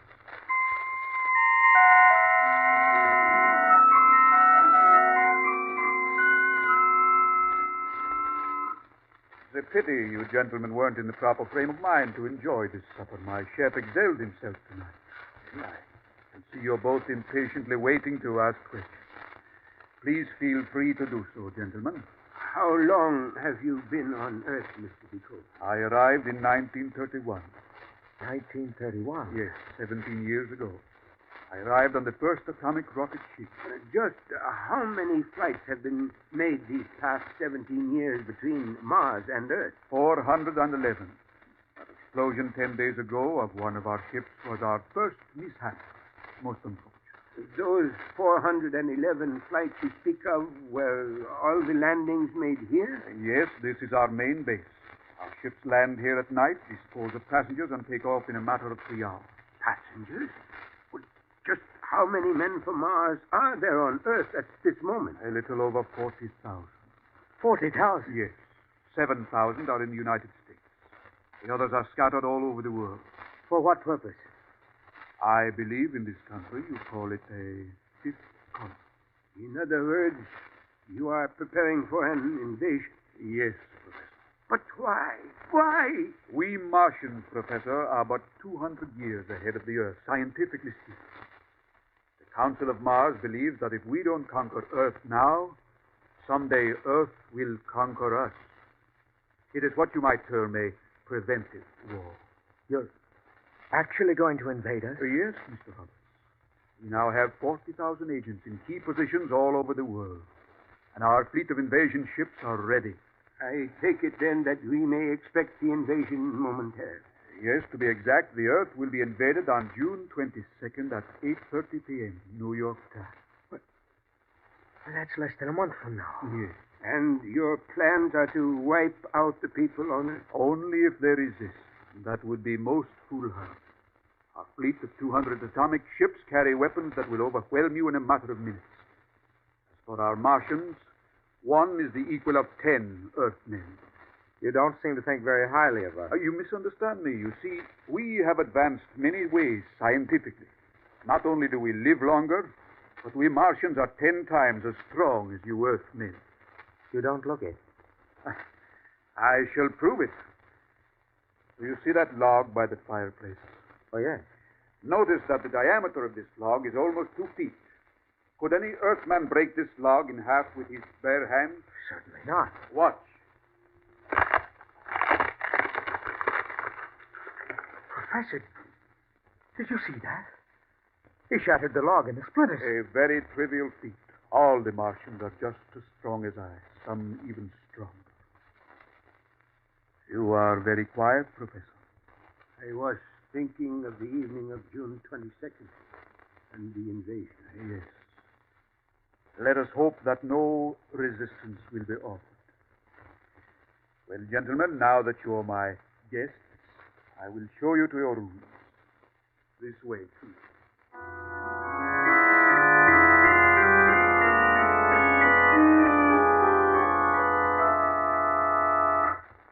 Professor, what are we going to do? Speak softly, Keith. Your room may have a dictaphone. Yes, you're right. Somehow we must warn Washington of the forthcoming invasion. There is little that can be done to stop the Martians, but we must prepare. Escape from here is impossible. Look out the window, Professor. That wire fence is charged with electricity. The grounds are all lit up with those floodlights, and there are guards everywhere. Yes, This ranch is like a fortress, and yet we must escape Vaughan, Washington. I'm afraid it's hopeless, Professor. Perhaps not. Oh? What do you mean? Keith, this ranch has its own power plant to generate electricity. Now, if I were to short-circuit the system, you might be able to escape in the darkness and confusion. Yes, maybe I could. Look, it is a 12-foot jump from the window to the ground. And then to the garage, it is 20 yards. Now, if you are fortunate, you will be able to start the car before anyone can stop you. But, Professor, there's the gate. How will I get out? It is 200 yards from the garage to the fence. If you get up enough speed, you ought to be able to crash through the gate. Yes, you're right. But what about you, Professor? I don't want to leave you here. Well, it cannot be helped, Keith. I am a little too old for running. You will have to make it alone. All right, Professor. But the moment I reach the village, I'll notify the sheriff. No, Keith, you must not do that. You heard what DeKoven said. He has Martian agents scattered all over the country. The sheriff may be one of them. Yes. Yes, I hadn't thought of that. Once you escape, DeKoven will leave no stone unturned to recapture you. You must get to Washington before he can stop you. Who am I to see in Washington? General Wadsworth, head of scientific research. Tell him exactly what happened and the date for the invasion. All right, Professor. Stand by the window while I create a short circuit. There is a socket in the wall over here. Ah, yes. This will do. Now, the minute the lights go out, jump, Keith, and keep running. Yes, Professor. Good luck. Thank you, sir. There go the lights. Jump, Keith. I jumped out of the window before the words were out of the professor's mouth. The moment I hit the ground, I started running. In a matter of seconds, I reached the garage and climbed into my car. Fortunately, there were no guards nearby.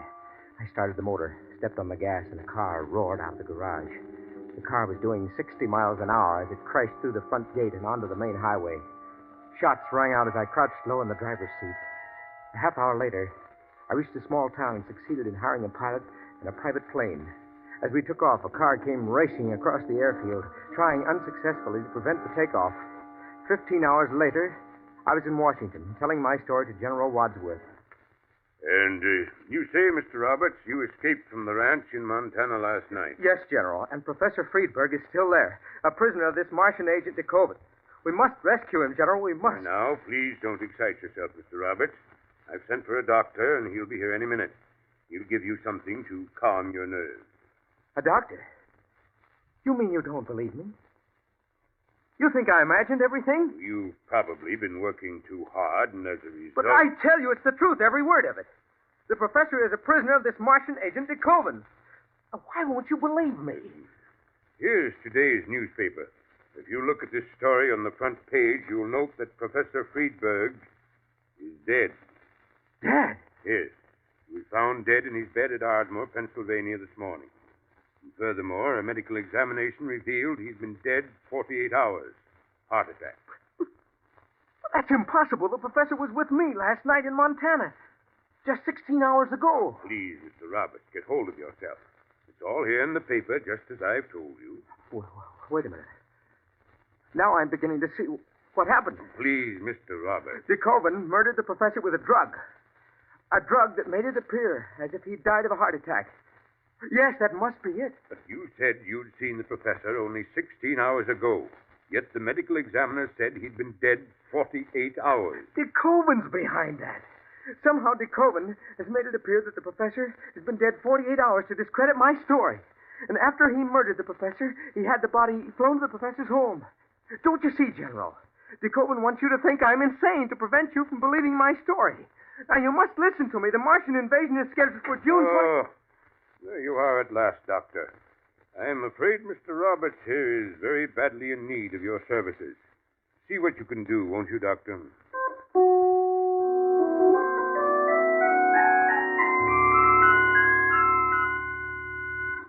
That was several weeks ago, Doctor. And ever since that day I told General Wadsworth my story, I've been confined to this institution.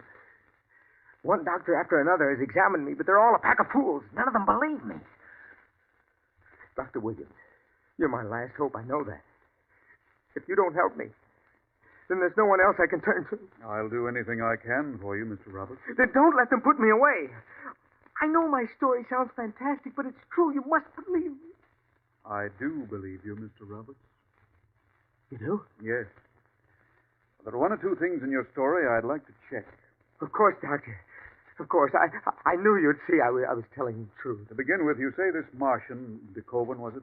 Yes, Jason DeKoven. Yes, you say this fellow DeKoven picked up a log that was 2 feet in diameter and crushed it in his hand. Yes, Doctor.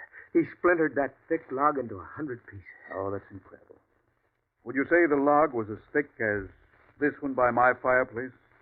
Yes, just about the same size. But, Doctor, why are you picking the log up? I just want to show you something.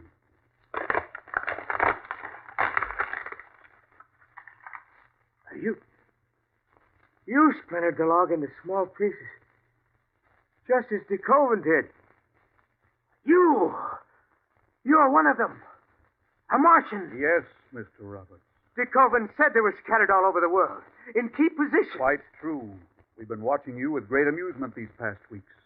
We knew your story would never be believed, not after DeKoven's clever disposal of Professor Friedberg. What are you going to do with me? Declare me insane and confine me to this institution? Oh, no, Mr. Roberts. You're perfectly free to leave at any time. I'm free? To go? Yes, any time you desire. Aren't you afraid that someone in Washington might believe me? No, Mr. Roberts. You no longer present a problem. I believe you said the invasion was scheduled to occur on June 22nd at 8:30 p.m. New York time. Is that correct? Yes. In other words, tonight. Tonight? Yes. Didn't you know it's June 22nd? I've lost all track of time. I see by my watch it's exactly 8:28. According to your story, the invasion should start in just 2 minutes. Yes. I'll open a window so we can see the skies. Yes. There's the Martian invasion fleet coming into the stratosphere. Mr. Roberts, I do believe your story. It is now 0 hour. The invasion has begun.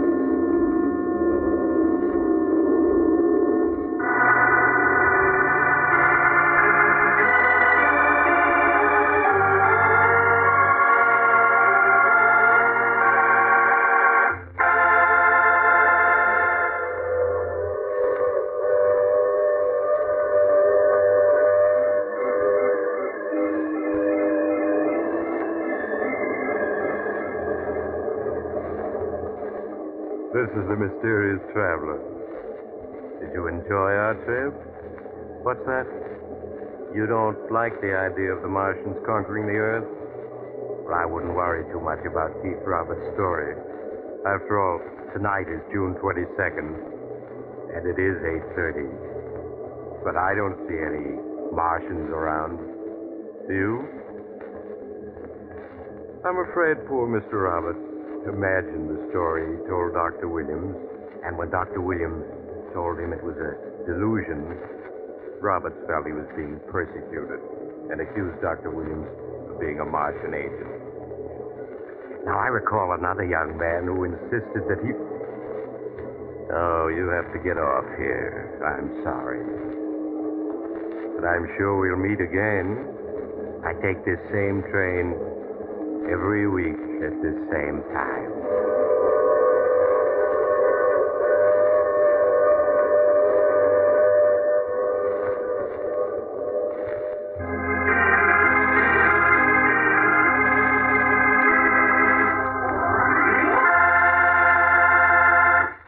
You have just heard The Mysterious Traveler, a series of dramas of the strange and terrifying.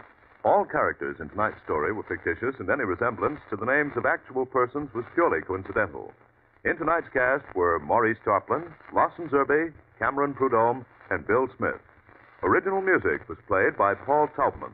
Sound was by George Cooney, broadcast engineer Al King. Mysterious Traveler is written, produced, and directed by Bob Arthur and David Kogan.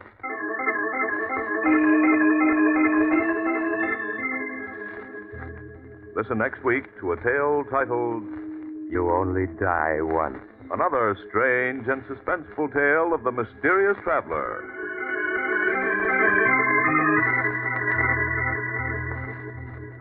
This program has come to you from our New York studios.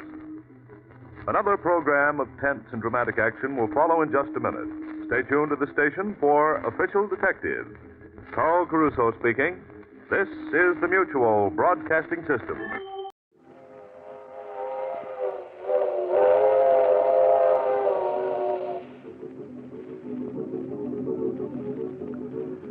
The Mysterious Traveler.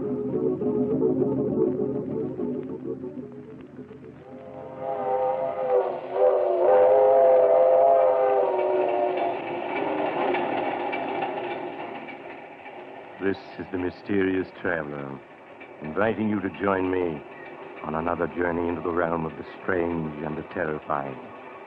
I hope you will enjoy the trip, that it will thrill you a little and chill you a little. So settle back, get a good grip on your nerves, and be comfortable, if you can. Where are we going? Why, we're going to visit a man who could change the soul of a human being from one body into another, in a story I call They Who Sleep.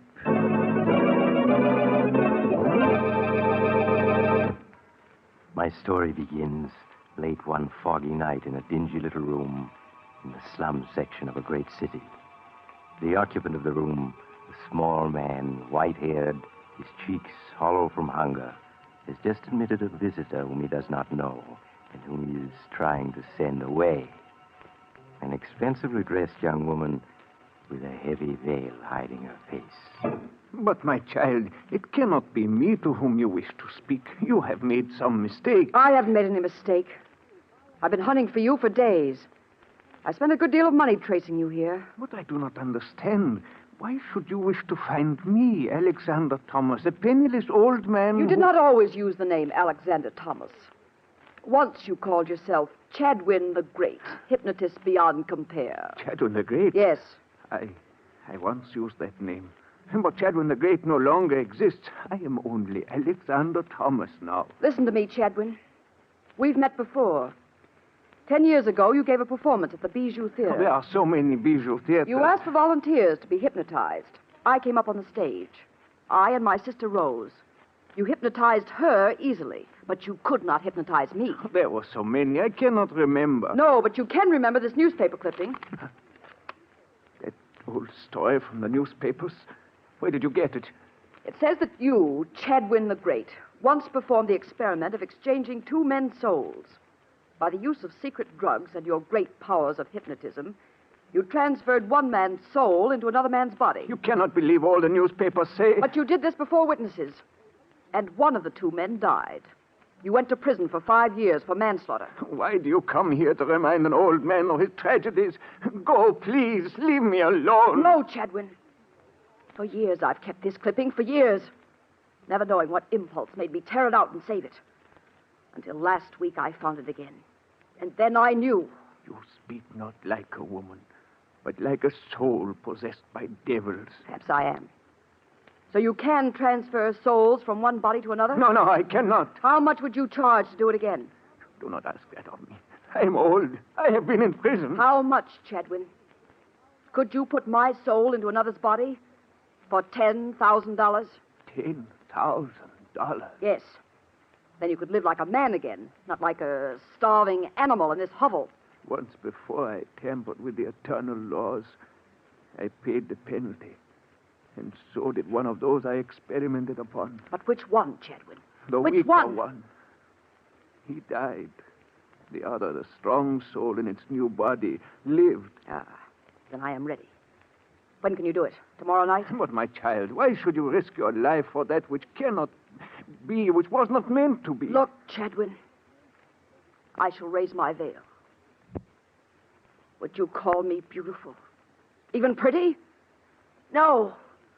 I'm ugly. You are not ugly. Your face is strong. But if it were not twisted by bitterness... Enough of talking. How can you know what it means to a woman to be ugly? To lose the man you love to a woman you hate? Because you are plain, and she is so beautiful. Chadwin, will you do as I ask? To help you change with one who is beautiful. To help you to be loved for just a little. My child, Perhaps it is not such a great wickedness to do that. Then you'll do it? But it is only for a little while. You must understand that. For 10 days, no more. Then the laws, which cannot be violated with impunity, require that your soul must return to your body. It's enough. It's all I want, Chetwynd. Very well. I have here a small bottle. Here. Take it. Guard it carefully. When the moment comes, she, the other, must drink it in water. Yes. It will be easy. She will drift off to sleep.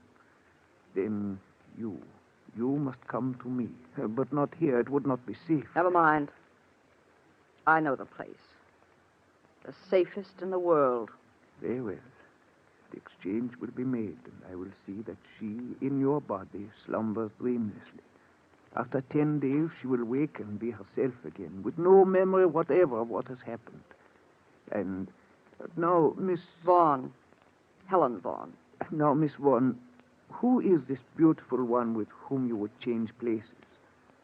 The girl who just married the man I love. My sister, Rose Vaughn.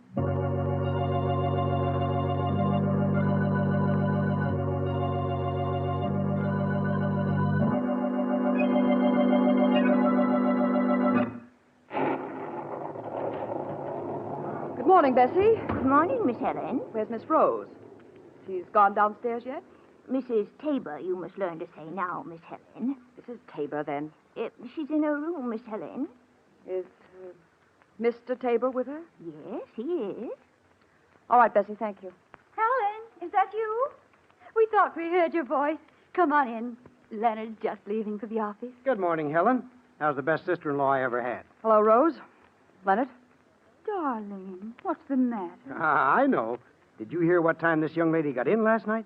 It must have been quite a party. Leonard, I hope you aren't keeping tabs on Helen. No, but I did hear the clock strike 3 just as her door closed. Well, me for the office. First, a goodbye kiss. Oh, gosh. I sure picked myself a beautiful wife. Oh, run along, you silly. Bye, Helen. Got a sisterly kiss for me? Leonard, don't put your arms around me, please. Well, there's sisterly affection for you. You'd think she hated me. Oh, run along, Leonard. They probably need you downtown to polish off a big deal. Yeah, they probably do at that. Okay, I'm on my way. Bye, you two. Bye, darling. Well, Helen, you are in a mood this morning. I just think you two carry this lovey-dovey business to a ridiculous extreme. Helen, it's as if you dislike seeing Leonard kiss me. You don't have to be constantly kissing him in front of other people, do you? Helen, oh, my dear, I didn't realize. Didn't realize what? Didn't realize that... Oh, Helen, darling, believe me, someday the man will come along who'll mean just as much to you as Leonard does to me. You'll find him. I'll help you find him. Listen, I'll give some parties and invite a lot of new men. Stop it, Rose. Let go of me. Don't go gushing over me, you idiot. Helen, how can you be so cruel? Oh, stop sniveling like that. I'm sorry, Helen, but you're always so sharp when anybody tries to be nice to you. And you're always so nice to everybody, so soft, so sweet. Oh, I'm sorry, Rose. I always forget how the least quarrel upsets you. Well, here. Drink this, Rose. There's a sedative in it. Something quite harmless. It'll soothe your nerves. Oh, all right. Oh, nasty stuff. Now lie down in your bed. That's it. Just a few moments now, and you'll be drifting off to slumberland, my beautiful sister. Oh, it is quick, isn't it? Feel drowsy already. You do? And you must give in to the feeling, you hear? Don't fight it. I feel so queer. It's as though I were on a boat. A little boat. Rose? Can you hear me? Yes. Yes, Helen, I hear you. seems such a long ways away. Such a long way. Rose, you're to come to me when I call you. Do you hear? You're to sleep for a while. Then when I call, no matter where I am, you're to come to me. Yes, I'll come to you. I'll... She's asleep. Chadwin's drug is working. The rain! Come! Well, let it rain. Yes, let the skies open and drench the earth. Let the rain fall like a curtain, like a cloak to hide the rebirth of Helen Vaughn.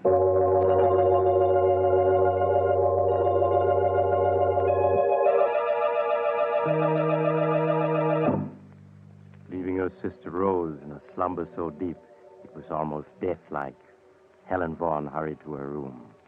There she wrote a note addressed to Rose and Leonard, explaining that she had decided suddenly to go off by herself on a trip to Mexico, and that they would probably not hear from her for some time. Then she put on her hat and coat and slipped out.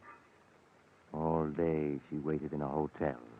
Then when night came, she picked up Chadwin the Great in a rented car and drove him through the storm into a spot well outside the city, where she turned into an ancient cemetery. There she brought the car to a stop before a low building of white marble over which ivy and moss had grown for many years. With a heavy key, she opened a massive padlock, and they entered, shutting the door behind them. The air in this old mausoleum is dank odor of a charnel house. But where else could the living lie asleep, peaceful and undisturbed, as safely as here among the sleeping dead? No, I will not go through with it. You already have your money.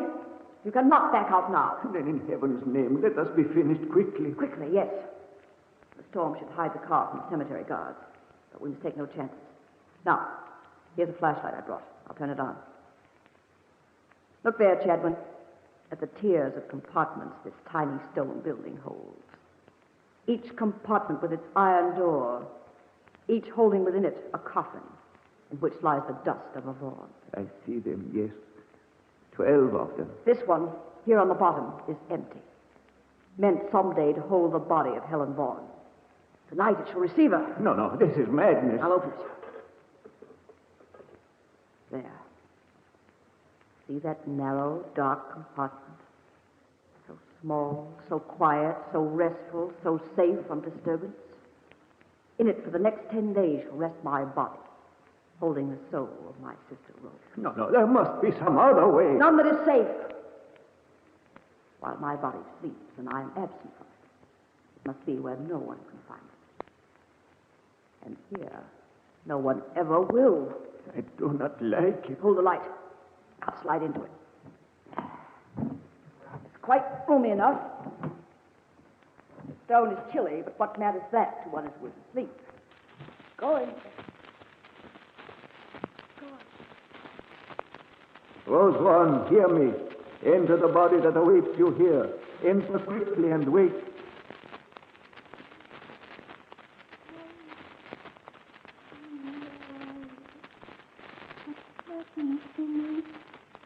So cold, I'm lying on stone.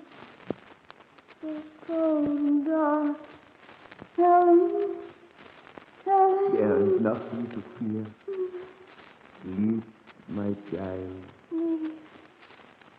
Yes, I see.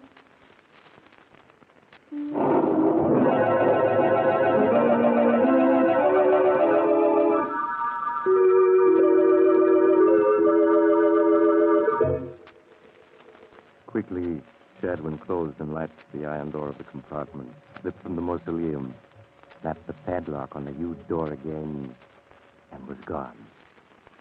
At the same time, back in the big house in the city, the frantic Leonard paced the floor, waiting for some change in the condition of his wife Rose, who all day had been in a strange stupor from which nothing could arouse her. There. Doesn't she look better? Yes, I think she does. She's waking up. Rose. Rose, darling, don't be frightened. Why, Leonard. Yes, of course it's me. Who did you think it was going to be? I don't know. I was startled. I guess I must have been dreaming. Rose, what's happened to you? Why, your voice sounds just like Helen's. Really, Leonard? That's odd. Perhaps I'm catching a cold. No. Now you sound like yourself again. But for a moment, I'd have sworn it was Helen speaking. I guess I've been so worried I'm just imagining things. Oh, Leonard, hold me close. Close, darling, close. Always, Rose. Always. Always. Yes, always. She'll never have you back. Never. What are you saying, Rose? I was just thinking of how much I love you. So much that I'll never let anything take you away from me. Never.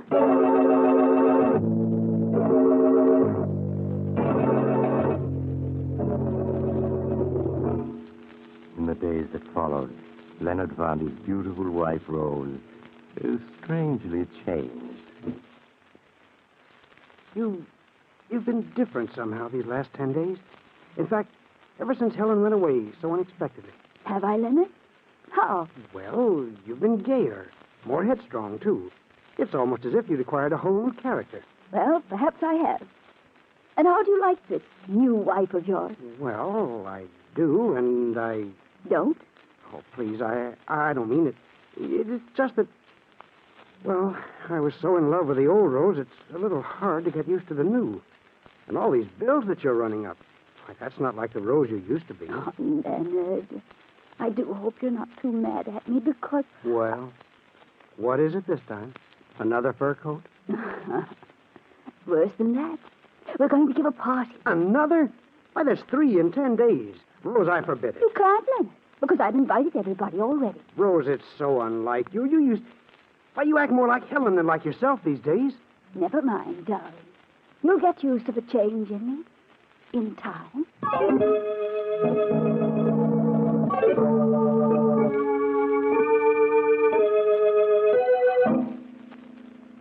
Ignoring her husband's displeasure, Rose, or should I say, Helen, went ahead with her plans for a party that night.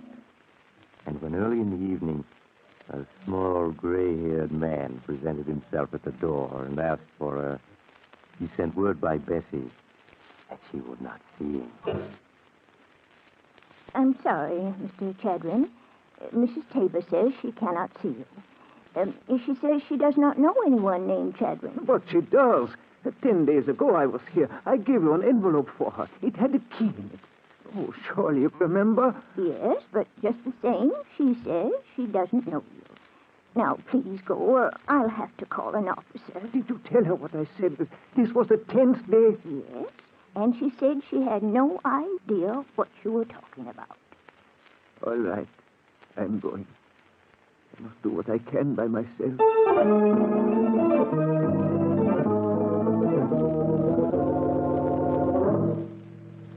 And while the gay party went on, miles away in the old cemetery, Chadwin the Great worked frantically with a hammer and chisel to force the padlock on the door of the mausoleum in which, unknown to the world, a sleeping girl lay hidden.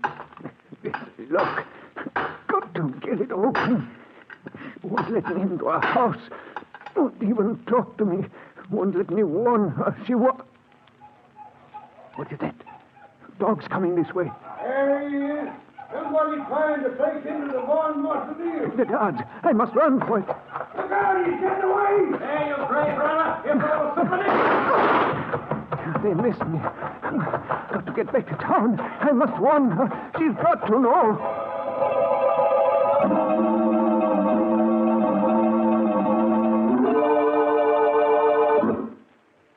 Miss Vaughan, thank heaven this time you heeded my message. I won't have you coming around to my house this way, do you hear?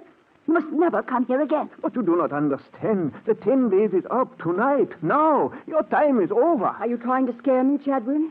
To get more money from me? Money? No. I am just trying to tell you. It was understood 10 days only. More is not allowed. You fool. Do you think I ever intended to give up Rose's body once I had it? In that narrow crypt in the tightly locked mausoleum, my body has long since died from lack of air. And Rose has died with it. But I remain alive. So, that is what you planned. I should have guessed. But it is not so. Your body is not dead. It is in a sleep so deep that it scarcely breathes. Needs no food, no water. But sometime tonight the dog will wear off, and your sister Rose will claim her body again, while you, Helen Vaughan, will wake to find yourself locked within a burial crypt. No. No, it's not true. It is true.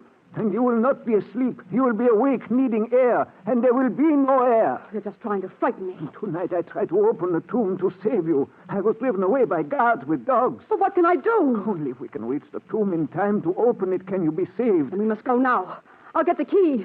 And we must hurry.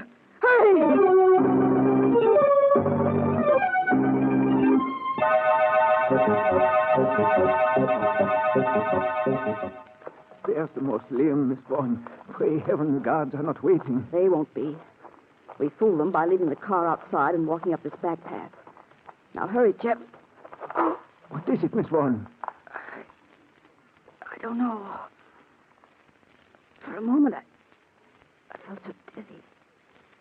So weak. It's Rose, trying to return to her body. We cannot waste an instant. Hold me up. Something is pulling at me, tugging at me. Darling, where are you? She's speaking through her own lips. No, not yet. Go back, you hear me, Rose? Go back. Here's the mausoleum. The key. Give me the key. Here it is, quickly. She's pushing at me so hard. No. Helen, help me. Everything is so dark. Where are you? Go back. Go back, I say. Chedwin, have you got the lock out yet? It won't unlock. It must. They put a new padlock on. Oh, dear heavens, they've changed the lock. Helen. No. It's getting dark. Dark. It's hopeless. We cannot enter. Helen, where are you? No. We can't both be in the same body. Go back. Helen, I'm frightened. Don't force me out. Help me. Go back Helen. where you were. Help me. Wait, Rose, wait. Help me. Helen. No, don't. Rose, you mustn't. You mustn't. The guards, they're coming back. Where am I? What's happened to me? Come on, he's back again. Sleep, child. Sleep a little longer and wake without memories. Please. Yes. For her within, I can do nothing now. And the guards, they must not catch me. They must not. There he is. We got him this time. Holy cat. It's a girl. It's Mrs. Tabor. Asleep on the steps of her own family mausoleum. Say, we got to get her out of here. Help me lift her out. Hey, wait. Did you hear something then? Like somebody calling a long ways off? Listen. I can't breathe. Chadwin, help me. I'm not dead. Did you hear anything? Nah, I can't hear anything, just the wind. Come on, we got to phone Miss Tabor's husband. She may be sick. Come on now, no time to lose.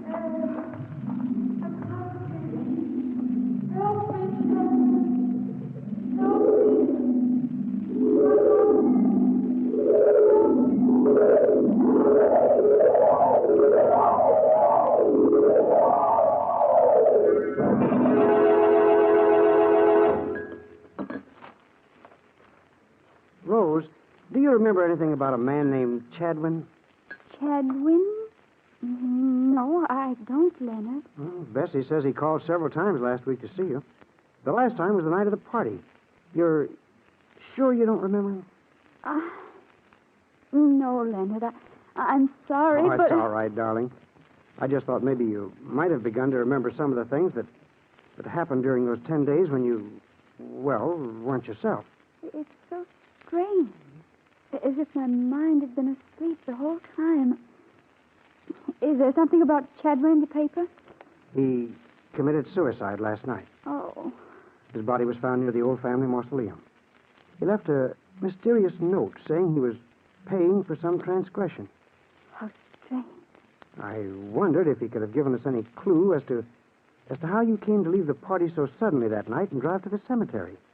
Oh, but it's all over now and not worth worrying about. I'd remember if I could, but when I try, I become suddenly frightened and feel as if I were locked in some dark, tiny space where I can't breathe. All right now, darling, all right. Let's forget the whole thing. Now, let's see what came in the morning mail. Maybe there's a letter from Helen. You know, it's high time we were hearing from her. She's really not acting much like a sister, being gone so long without even writing or letting us know where she is.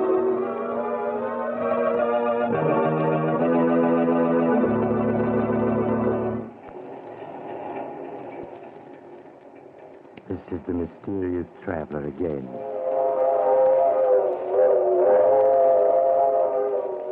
I'm afraid Leonard and Rose are going to have to wait a long time for a letter from Helen. In fact, I'll be very much surprised if they ever get one. I suppose it'll never occur to them to look in the old mausoleum. In fact, since they both feel a distinct aversion to going near it, it may never be opened again. But I don't suppose that'll make much difference to Helen. Now, if you were wishing you could step into somebody else's shoes, maybe what happened to Helen will make you change your mind. You know, I knew a man once who he stole somebody else's body, only to discover when it was too late that he... Oh, you're getting off here? Well, perhaps we'll meet again soon. I take this same train every week at this same time.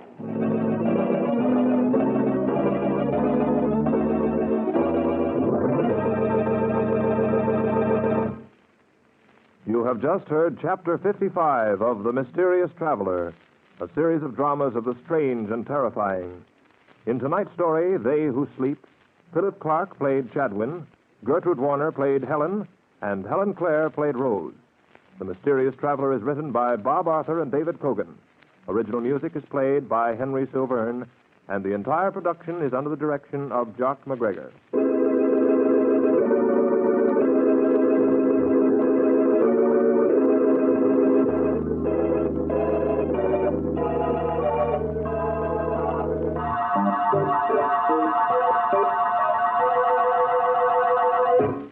Listen next week to a tale titled Escape Through Time. Another tale of the mysterious traveler.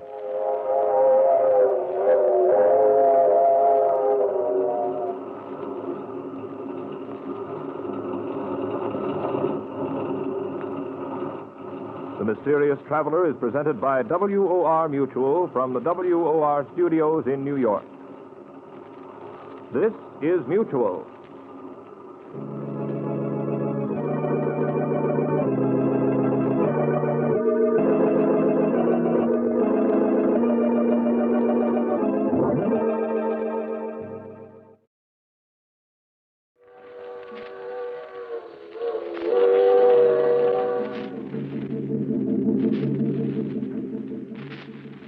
The Mysterious Traveler.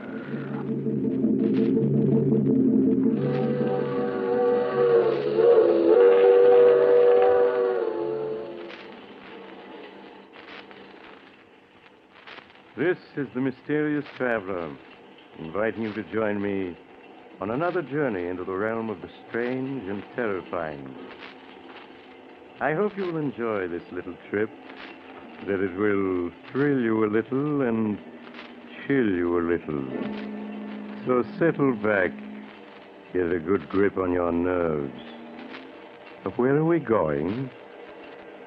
We're going to delve into the life of a frightened man in a tale titled The Queen of the Cats.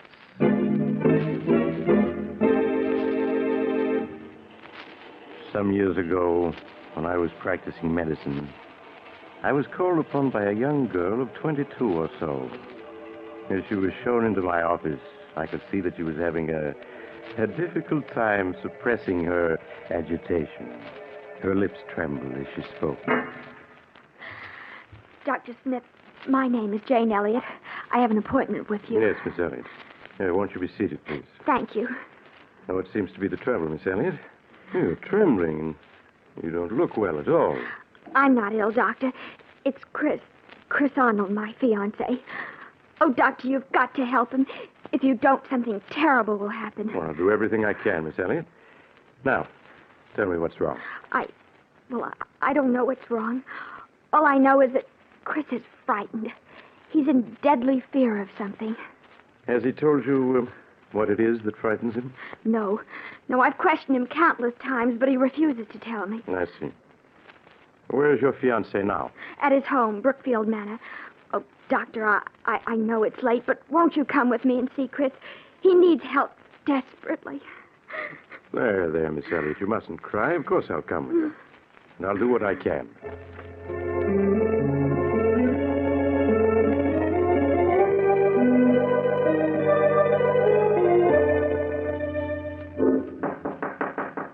Who is it? Chris, it's Jane. Just a minute.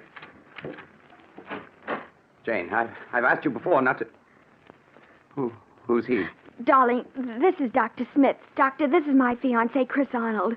How do you do, Mr. Arnold? Why the devil did you bring him? I don't need a doctor. Please, darling, I just couldn't stand Forgive to me, see Mr. it. Arnold, but it's obvious to the most untrained eye. You do need a doctor.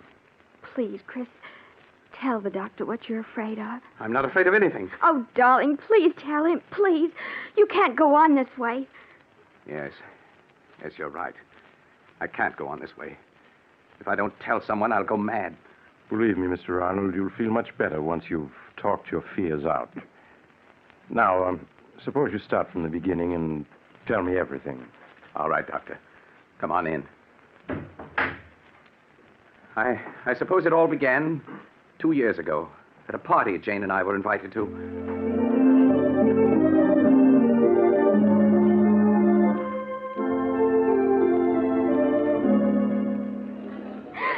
Oh, Chris, isn't this a wonderful party? The only thing wonderful about it is you. Oh, Chris, don't. People are watching. Oh, a fine thing when a man can't kiss his best girl in public. What's this generation coming to, anyway? At Miss Tyndall's school, we were taught a young lady never kisses a man in public. Miss Tyndall is setting romance back 50 years. Who are you looking for, anyway? Rana Farouk, my roommate at Miss Tyndall's. Oh, yes, she's the Egyptian girl you were telling me about. Yes, I want you to meet her. Only you better not fall in love with her as every other man does. Sounds as though she's a second Cleopatra. Men just can't seem to be able to resist her. Well, I'm curious to see this siren of the Nile. Oh, there she is, Chris. Come on. So that's Rana. No wonder men can't resist her. Hello, Jane. I've missed you. Rana, this is Chris Arnold. Chris, this is Rana Farouk. Hello, Chris. Hello, Rana. Oh, look, there's Miss Tyndall waving to me. Excuse me, won't you? Of course, Jane. I'll be back in a minute. You know, Chris, at Miss Tyndall's, the first thing I'd see in the morning when I got up, and the last thing before I went to bed was your picture. And I always knew that someday we should meet. And now we have.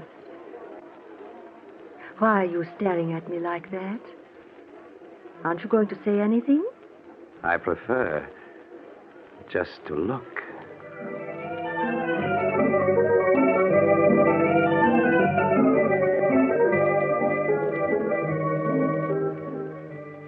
Even now, Doctor, 2 years after our first meeting, I find it difficult to describe how beautiful Rana was.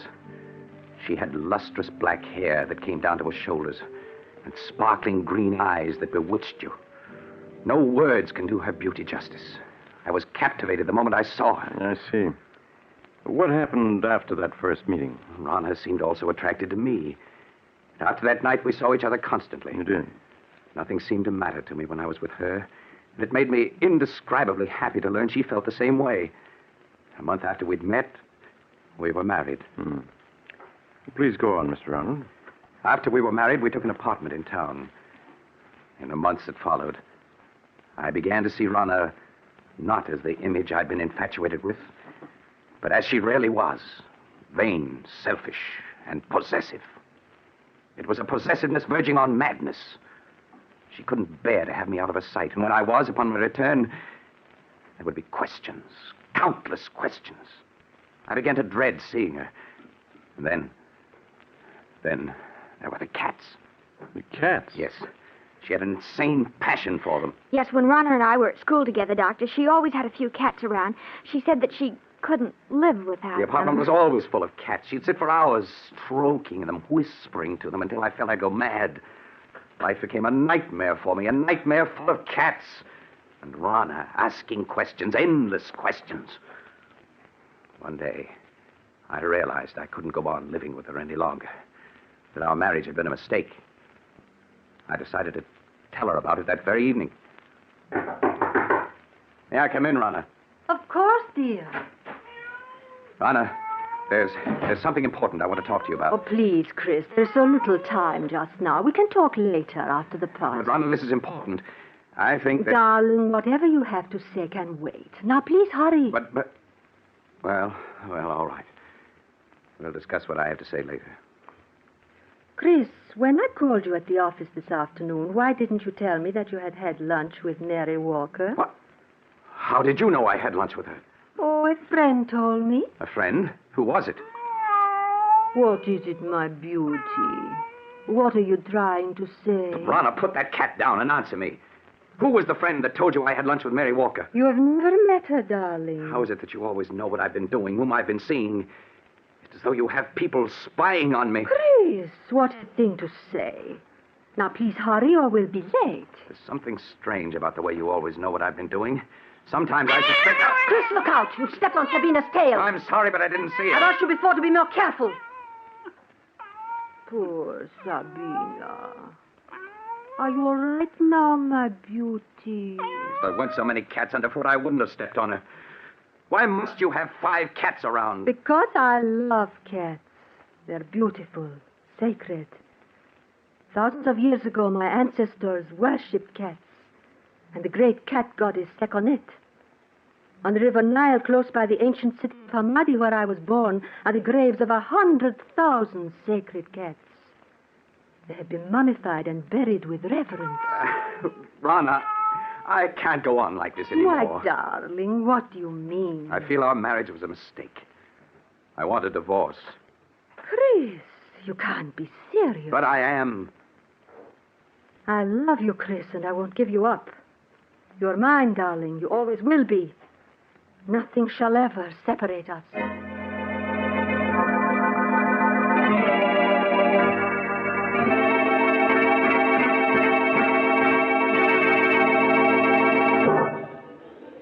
Would you care for a cocktail, sir? No, thank you.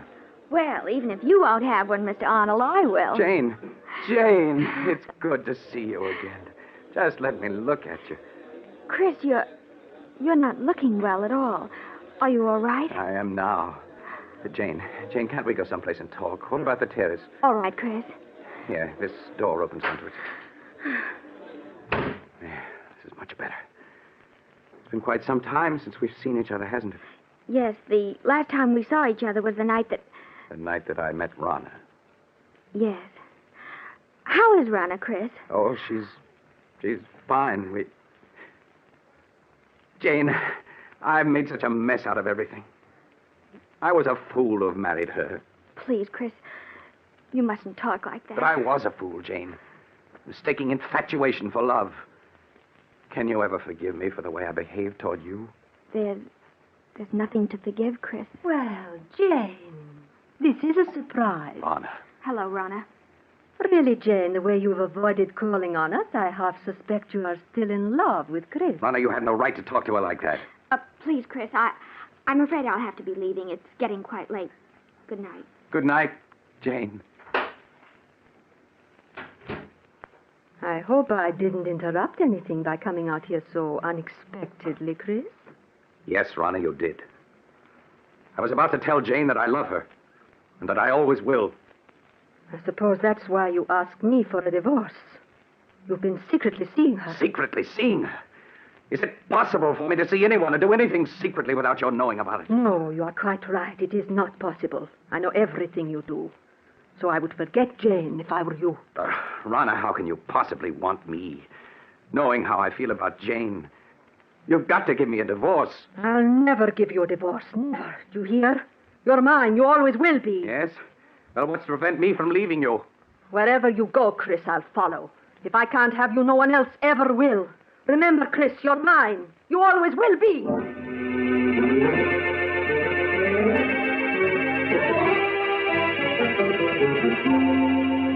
I can still see her, Doctor, as she stood there screaming at me. Remember, Chris, you're mine, and you always will be. It was a shock to suddenly realize that she looked like a cat, an angry cat. Her green eyes, cold and murderous, her long nails digging into my arms, her body tense. For a moment, I thought she was going to scratch my eyes out. Yes, Rana did look like that when she was in a rage. What happened after that night, Mr. Arnold? I stopped speaking to Rana. We lived in the same apartment, but that was all. Weeks passed, and Rana waited for me to come around, as she felt certain I would. Yes. She had all the patience of a cat playing with a mouse. But when a month had passed and I still refused to talk to her, she made an attempt to win me back. It happened one night as we were driving to this house. Why are you slowing down, Rana? I want to talk to you, Chris, and I can't talk to you while I'm driving. There's no point in your stopping. We have nothing to say to each other. Oh, but we do, darling. Chris, we could be so happy together if you wanted to. You know how much I love you. It's a possessive love that smothers me to death. Chris, you know that isn't true. I could make you happy if you'd only let me. Oh, please don't turn away from me, Chris. I'll do anything to make you happy. Anything. Anything? And you can give me a divorce. So you're still thinking of her, hoping I'll give you a divorce so you can marry her. Well, I won't. Do you hear? I won't. I think we'd better be moving along. Chris, you haven't any right to treat me like this. I'm your wife. Only in the eyes of the law, not in my eyes. I hate you. I hate you! You cat! You almost took out my eyes with those claws of yours. I will scratch your eyes out before I let any other woman have you. You're mine. You always will be. Perhaps this will bring you to your senses. Slide over. I'll drive. Very well, Chris.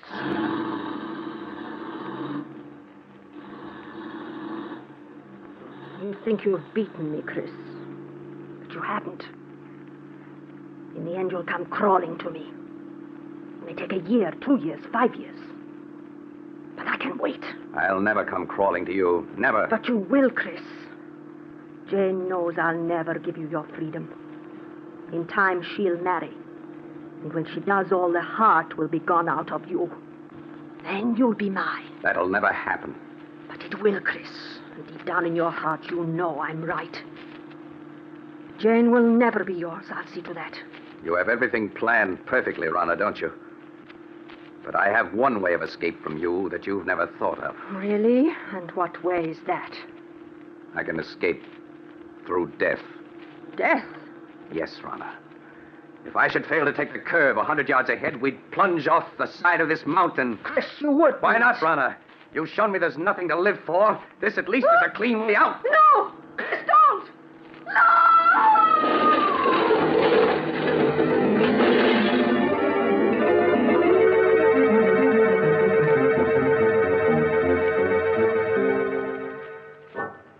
When I drove the car over the side of the mountain, Doctor, I thought Rana and I were going to our deaths. But fate decreed otherwise. When I recovered consciousness 48 hours later in a hospital, I learned it was only Rana who died. Yes, I recall reading about it in the papers. It was a miracle that you survived. Yes. For weeks, they despaired of saving me. But at the end of 8 months, I walked out of that hospital. The police believed my story that it was an accident. And I was free to begin a new life. It was just a week after I was discharged from the hospital that I ran into Jane. Chris! Oh, Chris, it's you. Janie, you always seem to pop up just when I need you most. Chris, you look so much older. Are you all right? Well, my heart isn't any too good, but otherwise I'm fine. And seeing you again is just what I need to put me on my feet. These past months must have been so difficult for you. I don't want to look back to the past, Jane, but only to the future. The future I once hoped we'd share, and still do.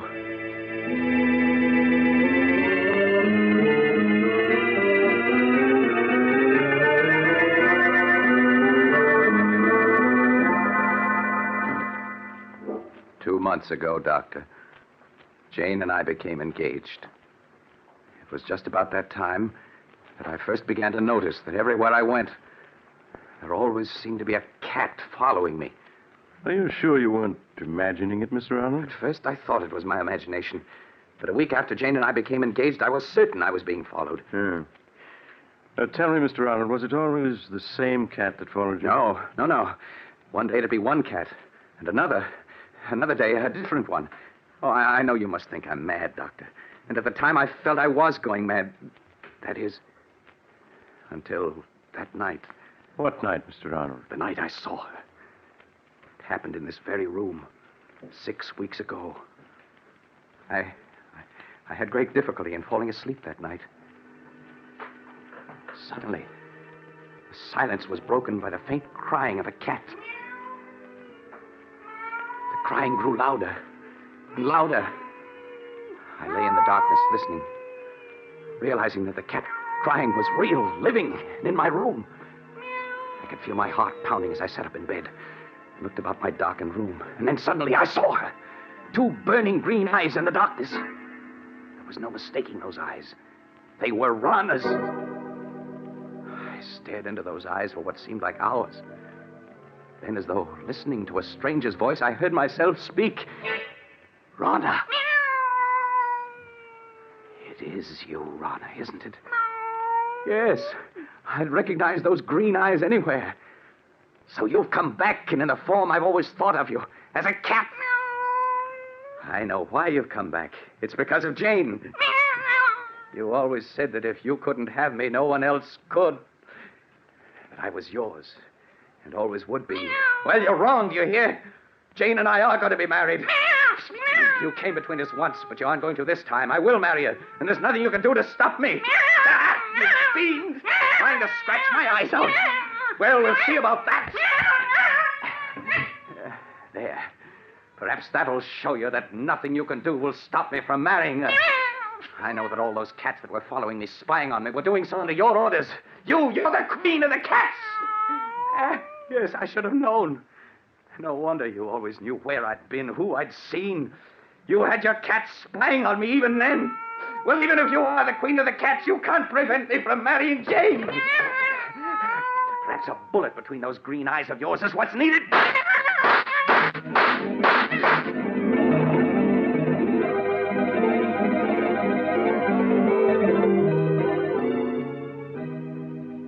I emptied the gun at her, Doctor, and then turned on the lights. There was no sign of her. She'd vanished. All that I found were those 6 bullet holes in the wall. Tell me, Mr. Arnold, isn't it possible that you only dreamed all that? That actually you fired the gun in your sleep and the shots themselves wakened you? I tried to tell myself that, Doctor. But during the nights that followed, I knew it was not a dream.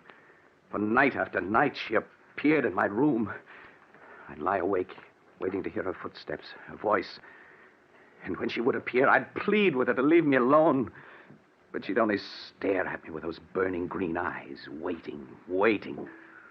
I knew she'd never leave me alone as long as I intended to marry Jane. Finally, I could stand it no longer, and I went to see Jane. Chris, this is a surprise. Come in, darling. Thank you, Jane. Oh, well, where have you been keeping yourself this past week? I was beginning to believe I was being jilted. Jane, there's something I want to ask you. Yes, Chris, of course. What is it? I know we set our wedding for next week. But couldn't we put it off for a while? Just a little while. Darling, what is it? There's something wrong. I know there is. Please tell me. I wish I could, but I can't. Please, Jane, just have faith in me. You know I wouldn't postpone our marriage if I could possibly help it. All right, Chris, I do have faith in you. We'll consider our marriage postponed for the time being.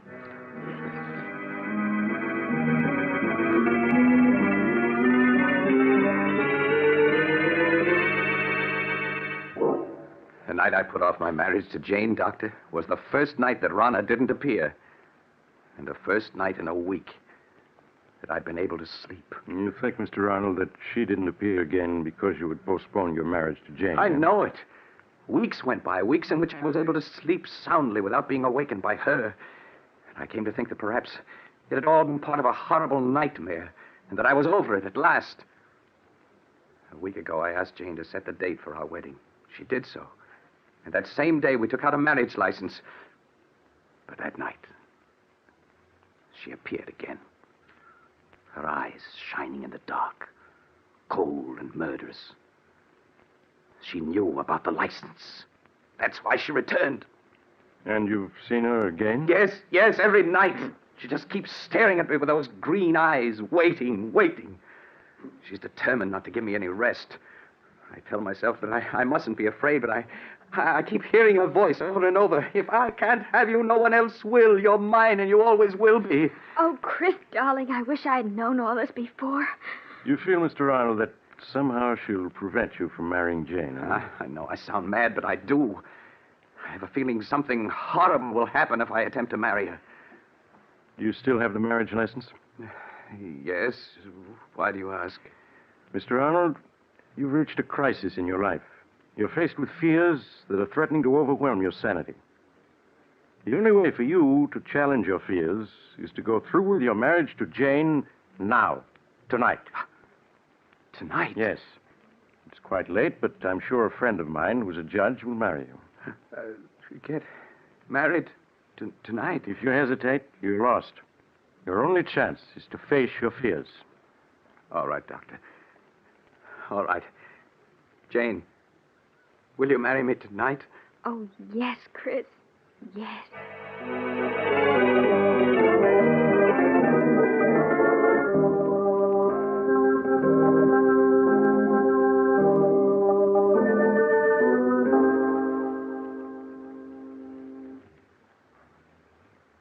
I'm sorry to get you up in the middle of the night, Judge, but for reasons I can't explain, it's important that these two be married tonight. That's quite all right, Doc. Always glad to oblige a friend. Have you got the license and the ring, young man? Yes, sir. Here's the license and the ring. Now, young man, if you'll take a right hand. That's it. Now, shall I give you the long ceremony or the short one? The short one, please. Just as you say, young lady. This is the shortest one I've got. Do you, Jane Elliott, take this man to be your lawful wedded husband, to love, honor, and obey as long as ye both shall live? I do. Do you, Christopher Arnold, take this woman to be your lawful wedded wife, to love, honor, and cherish as long as you both shall live? It's she. It's Rana. Chris, please, it's only a black cat. You mustn't pay any attention to it. Of course not. Now, It's Rana, I tell you. Look at her eyes. I told you she was trying to prevent my marrying Jane. Well, I'll get rid of her once and for all. Chris, what are you doing with that gun? Put it down. She got away. Well, whatever she's gone, I'll find her and kill her. Chris, come back.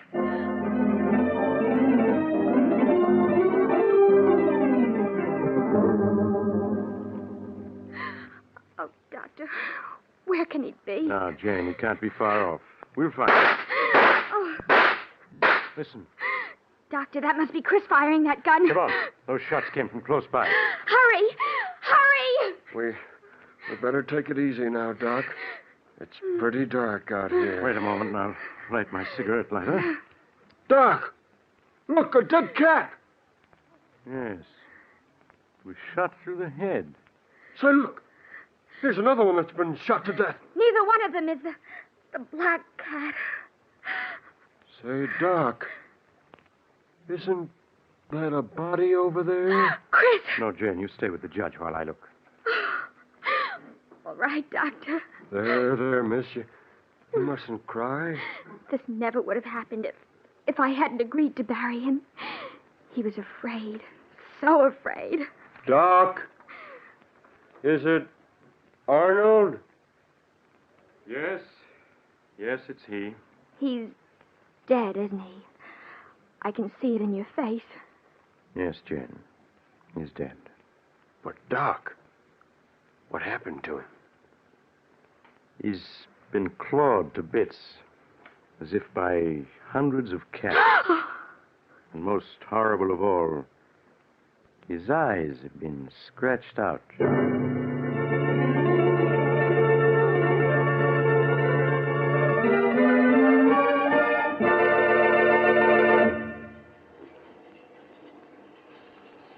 This is the mysterious traveler again.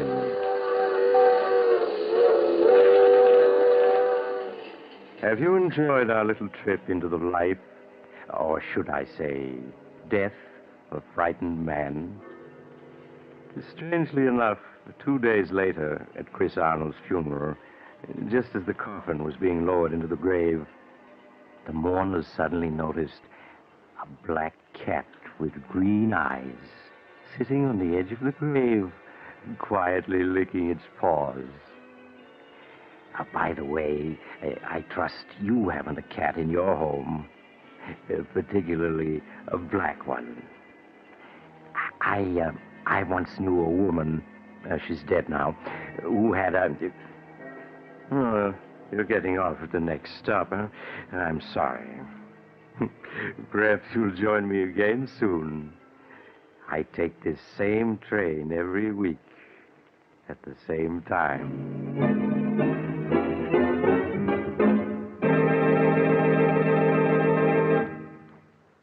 You have just heard Chapter 31 of The Mysterious Traveler, a series of dramas of the strange and terrifying. In today's story, Queen of the Cats, Stutz Cotsworth played Chris, Sarah Burton played Rana, and Sandra Gould played Jane. The Mysterious Traveler is written by Bob Arthur and David Cogan, and original music was played by Doc Whipple. The entire production was under the direction of Jock McGregor.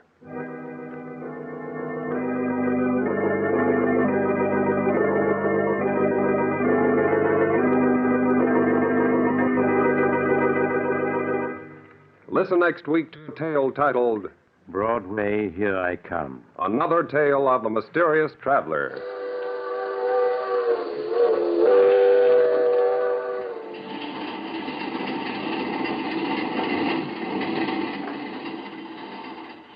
The Mysterious Traveler is presented by WOR Mutual from the WOR studios in New York. It is presented over most of these stations every Sunday afternoon at 3:30. This is Mutual.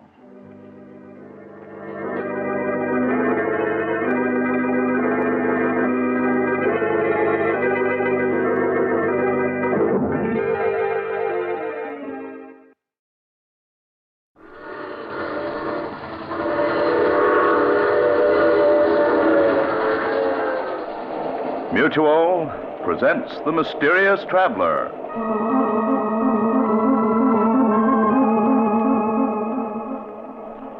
This is the Mysterious Traveler, inviting you to join me on another journey into the realm of the strange and the terrifying. I hope that you enjoy the trip, that it thrills you a little and chills you a little. So settle back, get a good grip on your nerves, and be comfortable, if you can. Tonight we're going to join Bill Storm, a newspaper reporter, on the strangest manhunt ever conducted. Or should I say woman hunt, as he searches frantically through a great city for the most dangerous and deadly woman you've ever imagined. In the story I call The Woman in Black.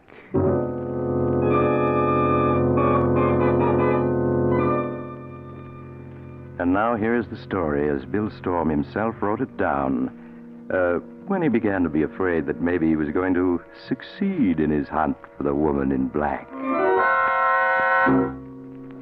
My name is Bill Storm. I'm a newspaper reporter. And I'm writing this because I have a date tonight. A date with a gorgeous brunette with big dark eyes and the smoothest, softest voice in the world. Sounds nice, doesn't it? Well, I'd like to believe she's nice, but I can't. In my heart, I know she's the most dangerous woman in the world. Up to a week ago, I'd never even heard of her. A week ago, the day of Rusty Dean's funeral. You know, the big shot, gambling, slot machines. Killed by a solitary gunman while stepping out of his nightclub. They didn't catch the killer, but they gave Rusty the biggest funeral since Prohibition. I was on the read-write desk that afternoon. My best friend, Tom Jervis, was covering the funeral. And along about 4, he phoned in. First, he gave me all the dope on the funeral, and then he started telling me about some brunette he just met. He was always a sucker for brunettes. Bill, she's a knockout. Big black eyes and the smoothest, softest voice in the world. I want you to meet her. Oh, blonde's more my style, Tom. Anyway, you're supposed to be working. Or have you forgotten? I am working. Listen, Bill, I've got a front-page story here. Theda led me to it. Who did? Theda, that's her. Theda, Theda. Just like Theda Barra, the old silent picture star. Oh. Well, this is how it happened, Bill. I was watching the crowd at Rusty's funeral. I spotted a trim little number all in black, whispering to Joe Nelson. Well, who's Nelson? Joe Nelson, a small-time thug. Well, anyway, she moved off. I thought she might be a relative of the deceased, so I asked Joe about her. He claimed he'd never seen her before. That all that she'd said to him was 4 o'clock at the Banner Bar and Grill. 4 o'clock at the Banner Bar and Grill. Sounds like a message. That's what Joe figured. Only he decided that she'd delivered it to the wrong guy. Well, I sort of wanted to see her again, so I persuaded Nelson he needed a drink. We slipped around the corner here to the Banner Bar and Grill. Sure enough, she was here waiting for us. Now, Tom, watch yourself. Well, you've got the wrong idea. She's a perfect lady. Yeah? What about that big story you claimed you had? I'm coming to it. But honest, Bill, I want you to meet Theda. You'll go for her. Hey, look, I'm going to put her on the phone to say hello. Here she is. Theda? Hello, Bill Storm. Hello, Theda. Is that your real name? Yes. Don't you like it, Bill? Well, sure I like it. What's the rest of it? Any girl my sidekick goes overboard for, I'd like to know her name. There isn't any rest of it, Bill. Just Theda. Oh, nobody is just one name. Not these days. Sorry, Bill. It's all I've ever had. Here's Tom again. Listen, Bill, I'm going to fix up a date with her for you. But here's the story that I promised you. Joe Nelson has been getting quietly plastered. And from what he's let slip, I'm positive he's the gunman who killed Rusty Dean. He is? Well, then hang on to him. I am. You get a car, come down here. We'll smuggle him up to the office and work on him. Maybe we can get the whole story out of him. I'll be there in 15 minutes. Keep buying him drinks till I get there. What's the address? It's on the corner of 5th and Spruce. Bill, 2 men just came in the door. They got Tommy guns. They're after Joe Nelson. Tom, what happened? They just mowed him down. Theda's gone. She slipped away when they came in. I think she fingered him for them. Yeah, that explains everything. Bill, they're coming over toward this phone booth. They're going to shoot. Bill! Tom! Bill, they've got me. But find that girl. She knows who they are. She's working with them. So long, Bill.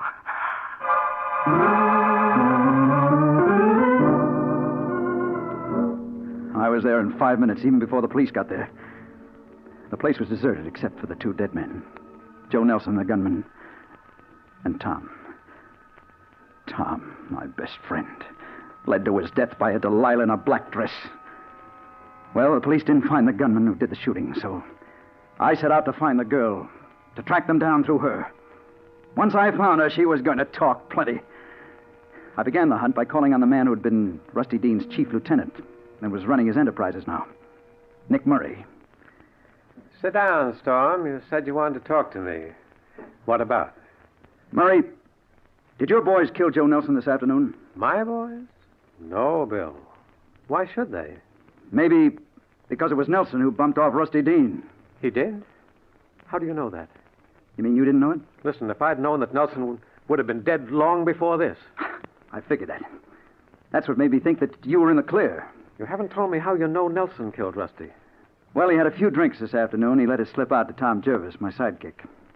Just before those 2 hoodlums riddled them both. A brunette named Theda put Nelson and Tom on the spot for them. A brunette named Theda? Never heard of her. Oh, I hoped you might have. A good figure. Deep, dark eyes, low, soft voice. Looks like a lady. Some lady if she works with a bump-off gang. No, I never heard of her. But if she's working with any local mob, I'll hear about her all right. If any of my boys run across her, I'll let you know. Thanks, Murray.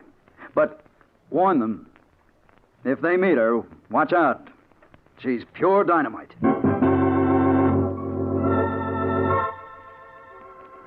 Well, that was one lead that got me no place. So next I dropped in on Captain Hughes, the head of homicide, to ask if the police had gotten any fingerprints off the glass the girl had been drinking from before the shooting started. Sorry, Bill. No dice. You mean you didn't get anything from the girl's glass? Not a thing. You see, she hadn't touched it. None of the liquor was gone. Well, now that proves that she wasn't on the level. Not necessarily, but I've issued orders to have her picked up if she's found. Not much to go on, though. We tried to get a description from Gomez, the waiter who served them, but, But what? well, he says he didn't get a good look at her. When she slipped away, he didn't even see her go. Some eyes he must have had. I suppose he didn't even see the shooting. Not much of it. He dived down the cellar steps when it started. He's in Civic Hospital now. Well, I'm going out there to talk to him. He must have noticed something. Oh, and so long, Captain, and thanks.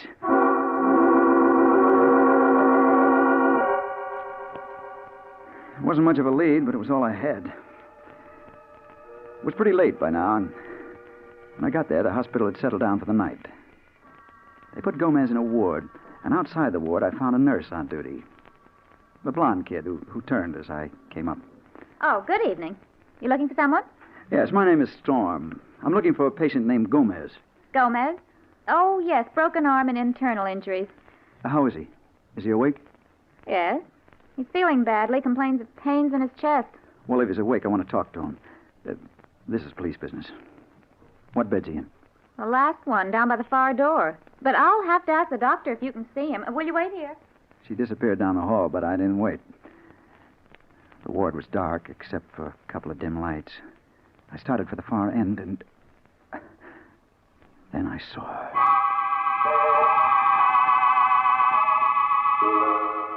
She was just a figure in a black dress bending over the last bed. But it was Theda, all right. It had to be. I tiptoed down the room. She was talking to Gomez, and he was moaning a little. It hurts, doesn't it, Gomez? Yes, of course it does. But it'll go away soon. He mumbled something, and then he reached for the glass on the table beside his bed. A drink of water? Of course. Let me help you. She helped him lift the glass to his lips, and then I knew what she was up to, and I yelled, Gomez! Drop that glass! Don't drink out of it! He dropped it all right, but it was too late. He'd already drunk from it. He turned to stare at me, his mouth open, and she moved toward the door right beside her. I ran after her, but it was too late. When I reached it, she was gone, swallowed up in a dark hall. I knew it wasn't any use hunting for her, and I turned back to Gomez. In my impatience, I grabbed his shoulder. Gomez! Who was she? What did she want? Mr. Storm, you're not supposed to be in here. What are you doing to my patient? I'm going to make him answer me. Take your hands off him. He's not going to answer any questions for you tonight. And I say yes. I'm afraid not, Mr. Storm. He's dead. Yes. He was dead, all right. The only possible witness who could have led me to her, and she eliminated him. And then I knew that whoever she was and whatever her game was, trying to find her was going to be about as safe as moving into a den of rattlesnakes. I put in a bad night trying to figure it all out. Next morning, when I got down to the paper, my eyes looking like two holes burned in a blotter, I hunted up my editor, Harry Holloway, in the city room. Well, look at Frankenstein. What happened to you, Bill? Oh, I'm all right, Harry.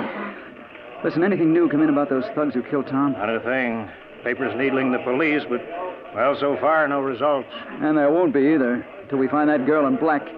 She's the key to the whole thing, I know it. Aren't you getting a little hipped about that girl in black? After all, she may be perfectly innocent. Oh, yeah? Then how do you explain her killing Gomez last night, just before I could question him? Bill, are you sure you didn't imagine you saw her at the hospital? After all, nobody else did. Not even the nurse. Imagine it. I heard her talking to him. In a soft, honey voice, as if she was bringing him flowers instead of poison. Yeah, that's another thing. The hospital autopsied Gomez. Found no trace of poison. They claim it was internal hemorrhage and shock that killed him. Sure, the shock of a nice, healthy slug of poison in his glass of water. Suppose they didn't find anything. They weren't looking for it, that's all. Harry, look, I saw her kill her. Okay, you saw her. Now what? I want to be relieved of all assignments until I find her, that's what. She's in this city, and I'll run her down inside a week. Or I'll quit calling myself a reporter. A week, I said. It didn't take any week to find her. Not that girl. She got around too much. I saw her again just 1 hour later. It happened like this. I went back to my apartment, and I dropped into a chair beside my window. And I started trying to figure my next move. Now, I have an inside room, and the window looks right out on another building across an air shaft, not 10 feet away. I'd been sitting there about half an hour when, out of the corner of my eye, I saw someone in the room directly across from me come to the window and stand there, looking over at me. It was a girl in a black dress, wearing a cute little hat with a black veil down over her eyes. And as soon as I saw her, I knew it was Theda. Don't ask me how I knew, I just did. Standing there with a 10-foot air shaft separating us. Well, I did what I could. I turned so that she couldn't see what I was doing, and I got Captain Hughes on the phone. He said that he'd have the building surrounded if I could keep her talking for 5 minutes. Well, I hung up the phone and I turned back toward the window, trying to act casual. Hello, Theda. Looking for me? Hello, Bill. No, it's just accidental that I'm here. But you're looking for me, aren't you? Her voice did something to me. I can't explain it. It sounds crazy for a hard-boiled crime reporter to say, but it seemed to get down inside me and twist things all around. Why, a minute ago, I had hated her. And now... Well, now I knew why Tom had gone overboard about her. I said something, anything to keep her talking. Why, yeah, Theda, I've been looking for you. You're a hard girl to find. I have to be, Bill. But why, Theda? Look, you're just a kid. What kind of a racket are you mixed up in, anyway? I'm sorry, Bill. I can't answer that. But listen, you could be anything you wanted. You don't have to be mixed up with murder. Then you think I'm a murderer? Oh, what else can I think? Last night you killed that poor devil at the hospital. I saw you. Yes, I know. You wouldn't believe me if I told you you're wrong, would you? Oh, I'd like to, Theda, but I can't. I can't. I'm sorry, Bill. Someday you'll know the truth. Now I have to go. Oh, no, wait. Let me look at you. I think we met someplace before. Yeah, it was Chicago. But I can't remember where. Please don't try to, Bill. And don't try to find me anymore. Now, goodbye. Oh, no, wait. But she was gone. And then somebody else appeared at the window. A window washer.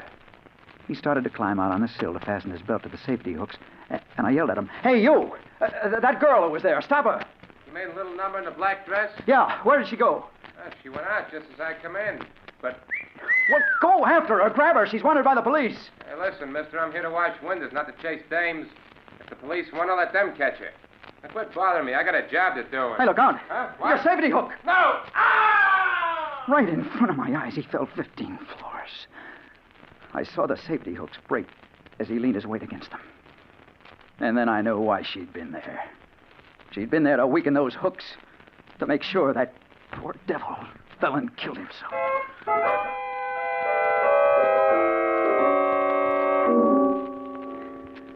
Well, Storm, we didn't get her.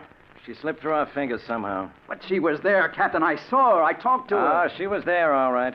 We found a handkerchief in the room, a woman's handkerchief. Initial J on it. Heavy perfume. Here it is. Lilac. It's drenched in lilac. But look, the initials J. She said her name was Theda. She was kidding you. But she did the job, all right. Those safety hooks had been filed away to nothing. One of the local mobs is trying to get control of the window washers union. That's why she was killed. Intimidation. Sweet little lady, that one. Hey, but Storm, the elevator boy who took her up says she was a blonde, not a brunette. He was crazy. Her hair's as black and soft as midnight. Getting poetic, aren't you? I wonder if you're still as anxious to find that girl as you were. What? Of course I am. Yeah? And when I find her, she'll get what's coming to her.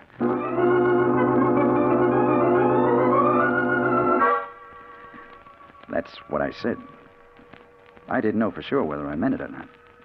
I just knew that I had to find her again. For 4 days, I combed the town for that girl.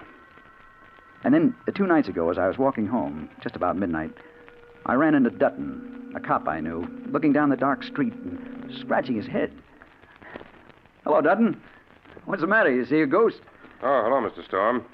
No, but I got a funny feeling I just saw that girl Captain Hughes once picked up. You did? Where? When? Just a minute ago.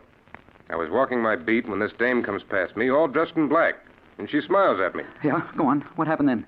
Where'd she go? Down the street. She turned into that door down there. Well, come on, then. If she's still there, we gotta get her. In 30 seconds, we were standing before the dark door that Dutton said the girl had turned into. It was partly open. That's the door, Mr. Storm. But that's the entrance to a first storage loft. Why would she go in there? I don't know, but we'll find out. Well, better let me go first. I got a gun here. I'll see what's going on inside. He pushed the door open, stepped into the dark hall. And then I heard him call out. Hey, lady, I want to talk to you. Hey, you up there. Put down that fur. Put it down. Dutton! Dutton! Who shot you? Was it the girl? No. She was just standing there. It was two guys upstairs. Hijacking the furs. They... Oh, Dutton! Dutton!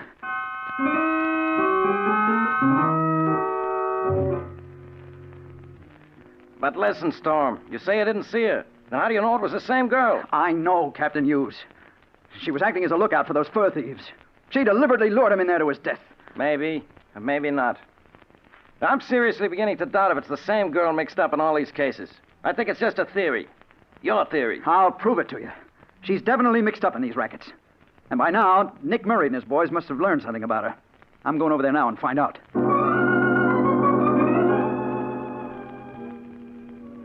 When I got to Murray's club, one of the boys showed me up to the office.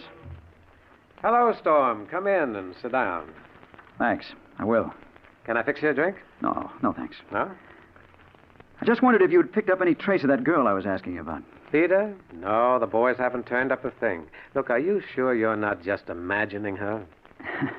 That's what the police are beginning to think, too. But I'm not, Nick. She's real, all right. Listen, if there was any such girl working in this man's town, I'd know about her by now. Unless she's awful smart. And it looks like this one is. Oh, well, I guess I'd better go and get some sleep. I need it. Oh, before you go. Yeah? I don't know anything about the girl, but tomorrow I may be able to tell you who killed your sidekick, Tom Jervis. You me? Yeah. When? Well, I won't have the dope until tomorrow night. If you'll meet me around 10, I can give it to you. I'll meet you. Just say where. You know the Tambourine Bar on 3rd Avenue? No, but I'll find it. Okay, there's a back room. Meet me there about 10. And come alone. About 10? Right. I'll be there.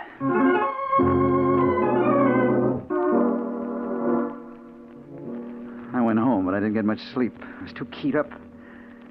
About 3, I got up and I put on a dressing gown. I sat down by the window to smoke. And then, behind me, Hello, Bill Storm. I turned, and she was there, standing in the doorway. I started to get up. No, stay where you are, Bill. Unless you do, I'll leave. Theda, why have you come here? You've been looking for me so hard, Bill, I thought I ought to. Look, I won't touch you or try to make you stay, but let me get up and fix you a drink. I'm sorry, Bill. I can't stay. But I did want to tell you the time has come when you can know the truth about me. You mean you're going to tell me who you are and why you've done what you did? Everything, Bill. But not tonight. I'll see you again tomorrow, though. When? Where? You have an appointment, don't you, with Nick Murray at 10 o'clock? Oh, yeah. At the Tambourine Bar. How do you know? Are you working for him? No, Bill, I'm not. I don't work with anyone. Yeah, but Theda... Please don't ask me any questions now. I can't tell you anything until tomorrow night. Good night, Bill. Oh, no, wait. You can't go yet. But she was gone. By the time I reached the door, she was out of sight. So I went back to bed, but I didn't get any sleep. I was groggy, punch-drunk. I knew she was guilty, but I wanted to believe she was innocent. Well, now I'm going to learn the truth. I'm waiting in the back room of the Tambourine Bar. It's almost 10. And I'm just finishing this report that I started this morning. She should be here soon. So should Nick Murray. If what she tells me satisfies me that she's innocent, I'll tear this up. But if she isn't, well, I'm going to find out because she's coming through the door now. Hello, Bill. Hello, Theda. You did come, didn't you? Of course I came, Bill. You believe bad things about me, don't you? Oh, yes. How can I help it? Believe me, Bill, I'm not wicked. Look at me and see if you really think I'm bad. She lifted her veil then. And for the first time, I saw her face clearly. It was just as I thought it would be. A beautiful face. With dark eyes that I could see into deeper and deeper, like looking into the heart of the night itself. Now, Bill, do you really think I'm wicked? Oh, no. No, I don't. I've been wrong. But who are you then? What's your connection with these murders? You'll know in a moment, Bill. I have to leave you, just for a minute or two. Just while you talk to Murray. He's coming now. She slipped out one door while Murray came in the other. Nick closed the door behind him and sat down. Well, I see you're on time, Storm. Yes. If you can tell me who killed Tom Jervis, I want to know. That's what I'm here for. 2 of my boys killed him.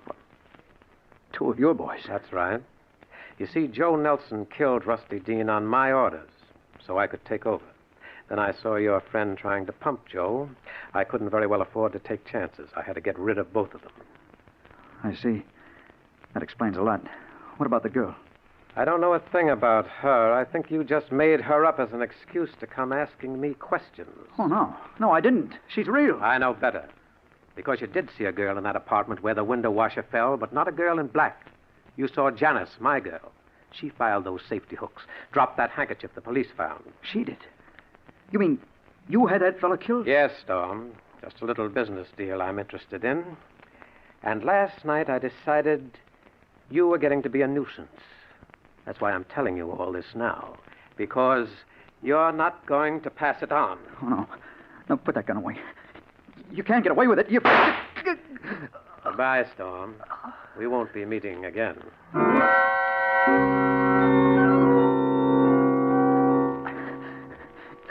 Theda. Here I am, Bill. Oh, Theda, help me. Call a doctor. I'm sorry, Bill, I can't. But it won't hurt long. Theda. Yes, Bill. I recognize you now. I know where I saw you that time in Chicago. Yes, Bill, I knew you'd remember. Oh, no. No, stay away from me. Bill, don't be afraid of me. Oh, no, stay away from me. Stay away. Bill, come back. You mustn't run away from me. Come back. Come back. No. No, I won't. I won't. You're not going to get me like you did the others. Mr. Storm. Mr. Storm, can you hear me? What? Where am I? You're a nurse. Yes. You're in Civic Hospital. You were brought here an hour ago, shot in the chest. You were found crawling down 3rd Avenue by policemen. Oh, yeah. I remember. Nurse, take this down. Nick Murray shot me. What? Get word to the Morning Ledger. Certainly, Mr. Storm. Now, please lie quietly while I get the doctor. I'll only be a minute.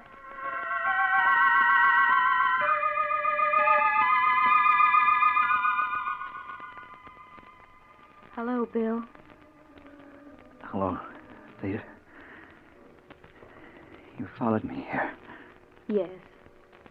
You shouldn't have run away, Bill. I did it because I remembered where I saw you last. In Chicago. The time I was in a taxi accident. I saw you in the other car just before we hit. 3 people were killed. That's right, Bill. You did see me then. And now you know who I am. Yeah, I know. Now I understand why you have to be around when people die. You don't kill them. It's just your job to be there. But I never expected you to be a beautiful girl. Why not, Bill? Just because people think of me as an ugly old man with a scythe, does that make it true? I'm not really ugly, you know. I'm not someone you have to be afraid of. Oh, no. And I'm glad you're beautiful. Makes it easier this way. Now take my hand, Bill. It's time for us to go. Yeah, sure. I'm ready.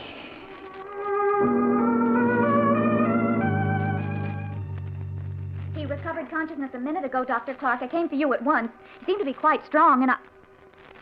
Doctor Clark! He's dead.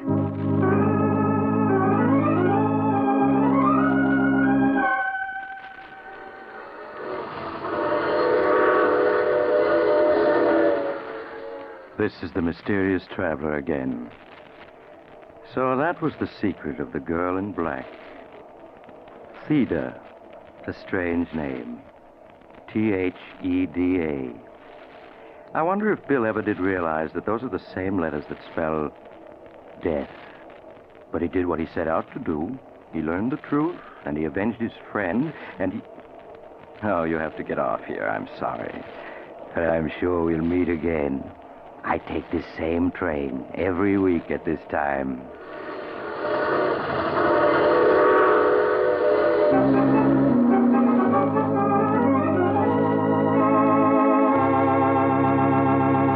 You have just heard The Mysterious Traveler, a series of dramas of the strange and terrifying. In tonight's cast were Maurice Tarplin, Chet Stratton, James Van Dyke, Wendell Holmes, Mort Lawrence, and Joan Tompkins.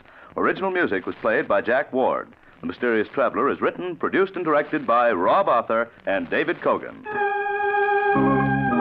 Listen next week to a tale titled Death Wears My Face. Another strange and shivery tale of the Mysterious Traveler. The Mysterious Traveler came to you from our New York studios. Carl Caruso speaking. This is the Mutual Broadcasting System.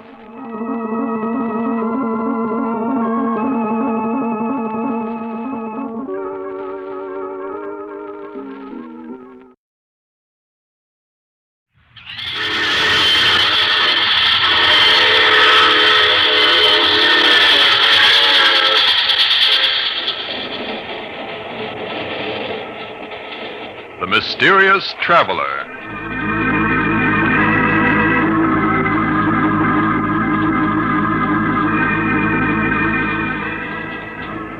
This is the Mysterious Traveler, inviting you to join me on another journey into the realm of the strange and the terrifying.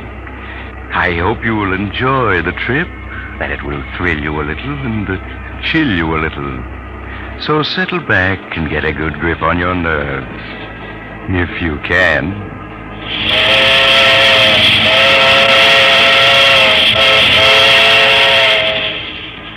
Where are we going? Why, today we're going to accompany Mr. Harvey Benson through a fateful 24 hours of his life in a story I call No One on the Line.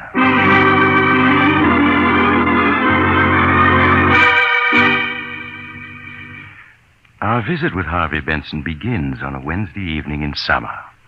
Harvey, a self-made businessman, is smoking a cigar and reading the paper, while his wife, Linda, reads a book. It's really quite a picture of peaceful domesticity.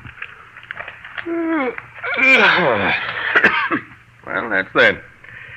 Nothing much in the paper tonight, dear. It's too bad your poker game tonight fell through, darling. I know how you look forward to Wednesday evening. Oh, well, it doesn't matter. Good book you're reading? Oh, yes. Yes, it's very exciting.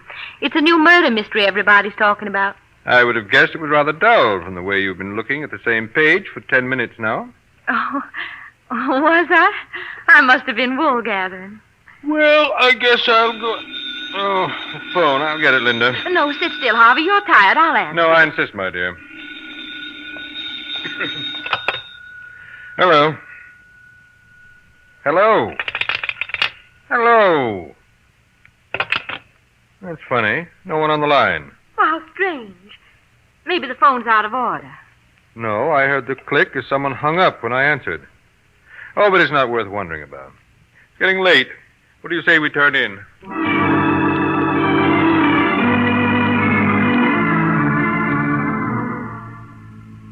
And now we join Harvey again at breakfast the following morning. It's getting late, but Harvey lingers over his coffee as if he had the whole day ahead of him. Good coffee, this. Pour me some more, will you, darling? Of course, Harvey.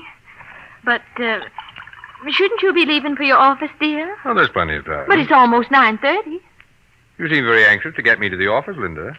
You're not trying to get rid of me by any chance. Oh, well, of course not. But you said you had an important appointment this morning, and I yes, just but thought... the fellow will wait. Mighty good coffee, this. Harvey, is there anything wrong? Anything wrong? Yes. You seemed a little odd the last day or two, and this morning. And what's the matter with me this morning? Oh, I don't know that anything is, but You do seem a little strange. Strange? In what way, Linda, my dear? Oh, I'm sorry if I've said anything to annoy you, but... Oh, I'll answer it. Still, Linda, I'll answer it. But, Harvey, it's probably... I said I'll answer it. Maybe a call I've been expecting. All right, Harvey. Hello? Hello? Hello? Strange, there's no one on the line. Same thing that happened last night. Well, how peculiar. Oh, but that phone must be out of order. Yes, I suppose so. Yet I could swear I heard someone hang up when I answered. Oh, you must have been mistaken, darling. I suppose so. You better give the company a ring, Linda. Yes, I will, Harvey, right away. Good. And now I do have to be going. See you tonight, darling.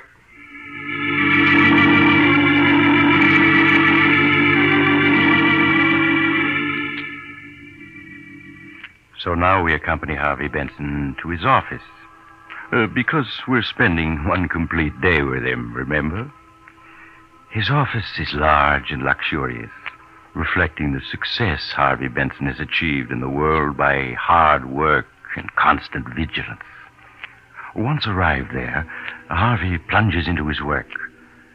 Until shortly before noon, the sound of the inter-office phone arouses him. Excuse me, Mr. Benson. Oh, yes, Miss Johnson? Mr. Mungo is here to see you. Shall I send him in? No, ask him to wait. I'd like to see you for a moment first, Miss Johnson. Certainly, Mr. Benson. I'll be right in. Yes, Mr. Benson? Sit down, please, Miss Johnson. Yes, sir. I brought my book. You won't need it. I just want to chat with you for a moment. I don't understand, Mr. Benson. I just want to talk to you, that's all.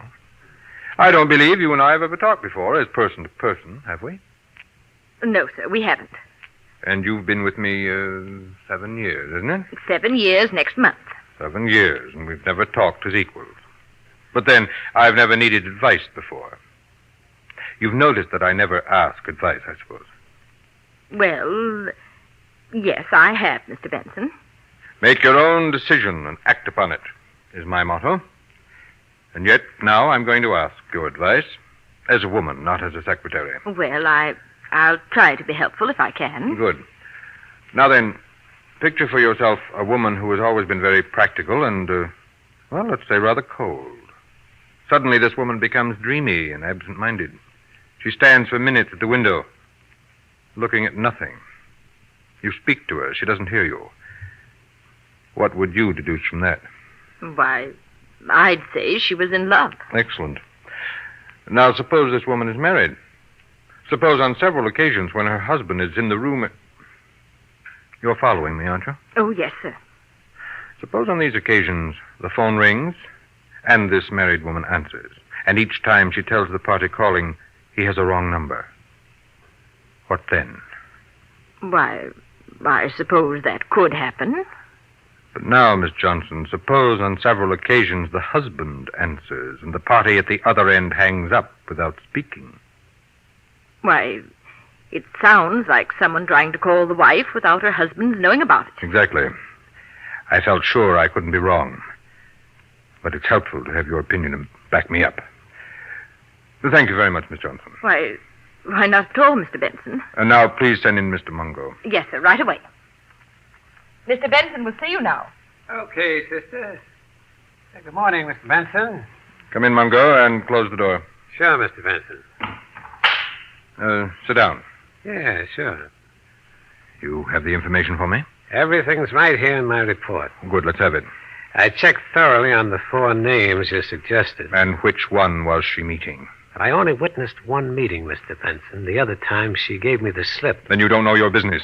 Well, what she did was go to Duke and Baker's department store, take a dress into one of the fitting rooms, and then leave by another door. I couldn't very well follow her there. You should have managed it somehow. Never mind that. What did you learn? I'll give you the general report first before mentioning names. All right, do so, but don't dawdle about it. Yes, Mr. Benson. As you'll see, I've called the 4 individuals you suggested parties A, B, C, and D. Yes. Now, party B, Mrs. Benson knew before her marriage, but I found no evidence they have ever communicated since. Yes, go on. Parties C and D she also knew before she became Mrs. Benson, and from time to time she's seen both of them since. But those meetings appear to have been accidental. Maybe so. Get on with it. But party A, the architect one, I traced him back to Atlanta. That's his hometown. Yeah?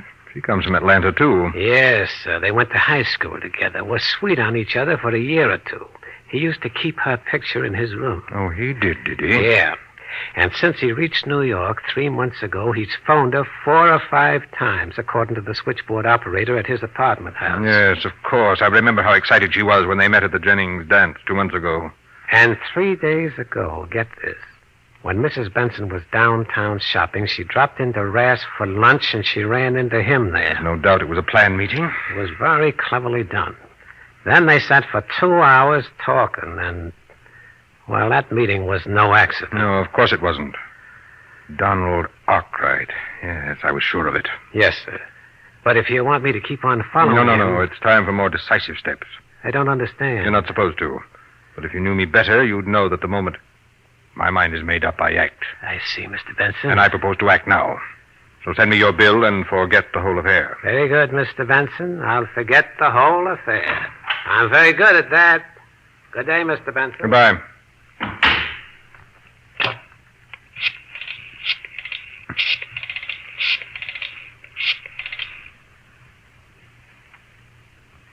Hello, Donald Arkwright speaking. Oh, hello, Arkwright. This is Harvey Benson. You remember me, Linda's husband? Oh, yes, of course, Mr. Benson. How are you? Fine, thanks. I'm calling because I need an architect. Oh, and you wanted me Yes, to... I'm going to put up a summer place out on Long Island, and I wanted you to draw the plan. Well, that's great, Mr. Benson. Now, what kind of site have you? I'll do better than tell you. I'll show it to you. That is, if you're free to drive out with me this morning. Well, I do have an appointment. Cancel it. This will be well worth your while, I assure you. Well, all right, I will, Mr. Benson. Good. Then I'll pick you up in my car. Say about 45 minutes. All right, that'll be fine. I'll be looking for you. Good. I'll see you shortly then. We'll have lunch on the way. Miss Johnson. Yes, Mr. Benson? I'm leaving for the day. Cancel any appointments I may have.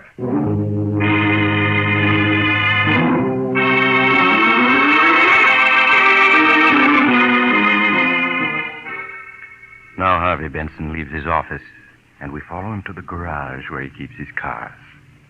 Well, Joe, you have my car ready? I got it right here, Mr. Benson.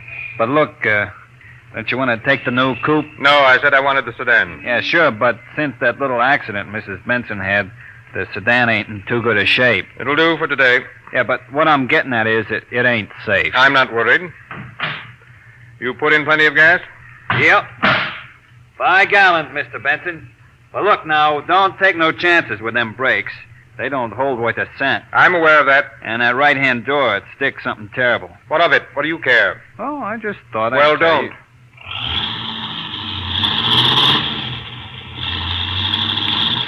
Golly, he's certainly in a hurry. With them brakes the way they are, he'll kill somebody if he ain't careful.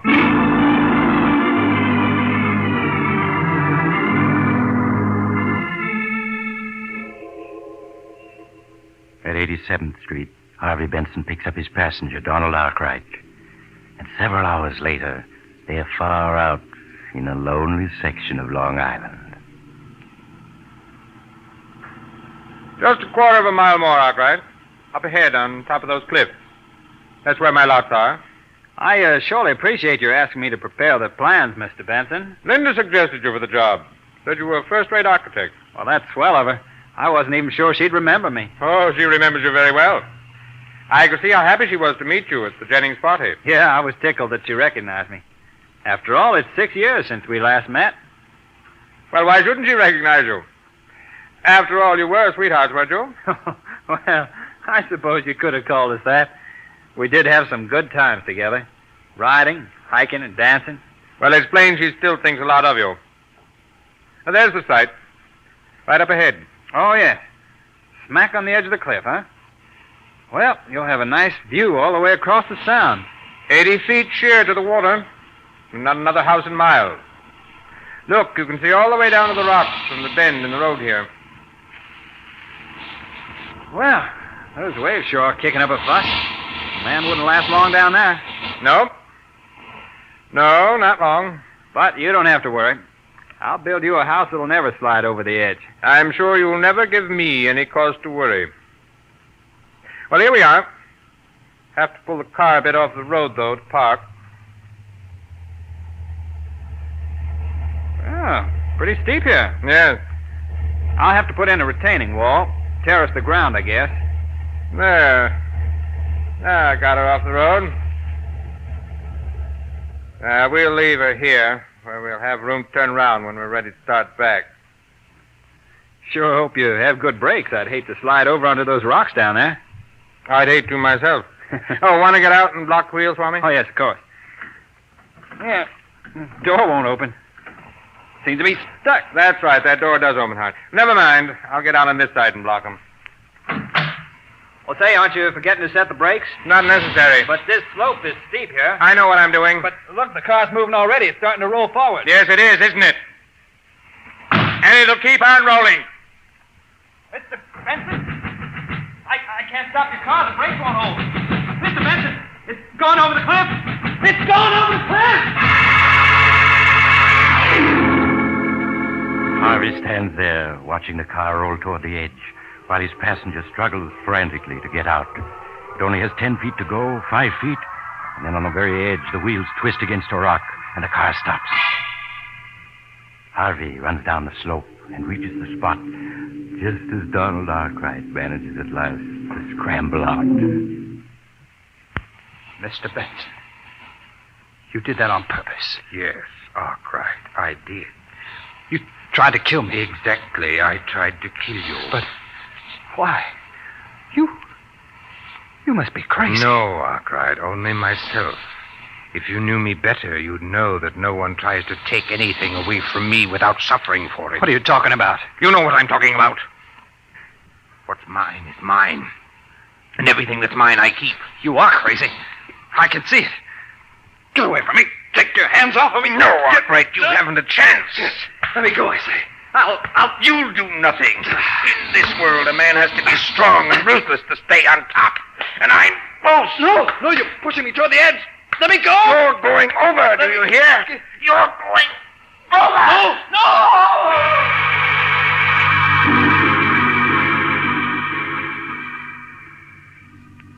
For a moment, Harvey stands, glaring down at the white-capped waters that have received his victim.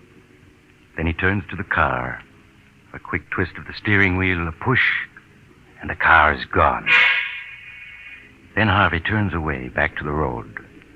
He walks a mile, 2 miles, 3, until he gets a lift from a driver who takes him to the nearest state police barracks, where State Police Sergeant Thomas hears his story.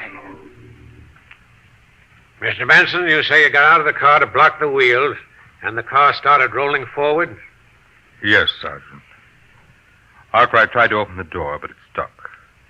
The car was at the edge by the time he got it open. He jumped, but he was too late. I see. All right, I have the details straight. It was horrible, Sergeant. He was my friend. There was nothing I could do to help. Nothing. Yes, I understand, Mr. Benson. You were quite alone at the time? No witnesses? No, we were miles from the nearest house. Why do you ask? Well, because there's a Boy Scout camp about a mile from there, Mr. Benson. I thought some of the boys might have been within sight. Oh, no. There wasn't anyone in sight. I see. Well, I guess that's all, Mr. Benson. It's just about dark now, so we probably won't recover the body before tomorrow. I'll notify you the minute we do, so you can identify your friend.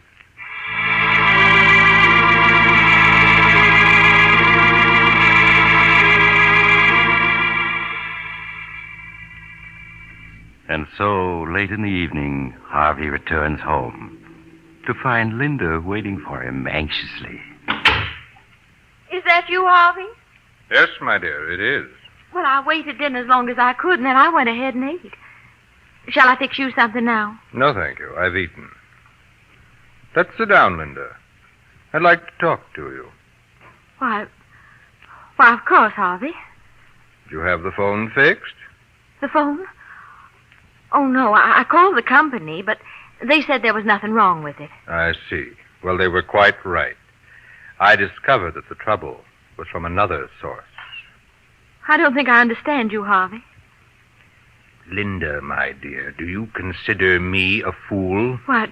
Well, of course not. Don't you suppose that I've known what was going on for some days now? Just what do you mean, Harvey? When a woman suddenly takes to mooning around the house, staring out the window, not answering when she's spoken to, The signs are unmistakable. Are you speaking about me, Harvey? And when that same woman gets several phone calls while her husband is in the room and each time tells the caller, "I'm afraid you have the wrong number. There's no one here by that name," it would be a very stupid husband indeed who failed to notice. Yes. Yes, I suppose it But would. the crowning touch was those calls when there was no one on the line. One several days ago, one last night, and now one this morning. But, Harvey, I answer and there's no one on the line. But who's there when you answer? That's what I want to know, Linda. Well, what have you to say? There isn't much I can say, Harvey. Oh, then you admit it. Those calls were from someone I wasn't supposed to know about. Someone you're in love with. Yes. Someone I'm in love with. Someone I've been trying to bring myself to tell you about. Someone you've been meeting at Tawdry Rendezvous. Nothing of the kind. We've met, yes. But they've been perfectly innocent meetings, lunch, and a walk in the park. Nothing worse than that. You're a fool to expect me to believe that. Yes, I suppose I am. And yet it's the truth. Well, it doesn't matter. But may I inquire what your plans are? I want a divorce, Harvey. So that you can marry this unknown who telephones you and then hangs up when I answer. Yes. And I'm sorry that ever happened. It was my fault. I suggested it. You see, I was afraid of you, Harvey. Afraid? Of me? Of your loving husband? I was. But I'm not anymore. I only want to be free of you. Free to marry the man I really love. Very interesting, my dear, but slightly impractical. Do you really think I'd let anyone take you away from me? I'm afraid you have no choice. Well, you're wrong. It's you who have no choice. You're penniless, Linda. You have no family, no money, no training. You have only me. What are you trying to say? I'm just leading up to a story I have to tell you, Linda. A very tragic story which occurred only this afternoon.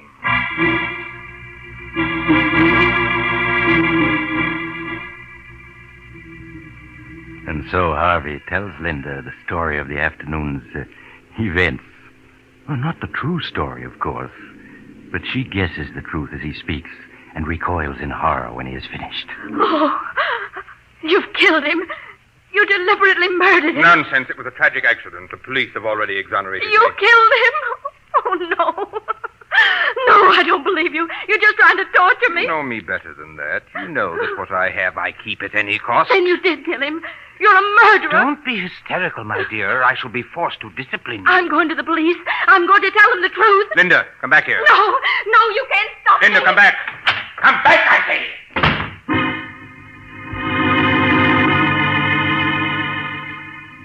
Linda is gone before Harvey can get to the door. Harvey pauses, irresolute. Then he shrugs, turns back, sits down, lights a cigar.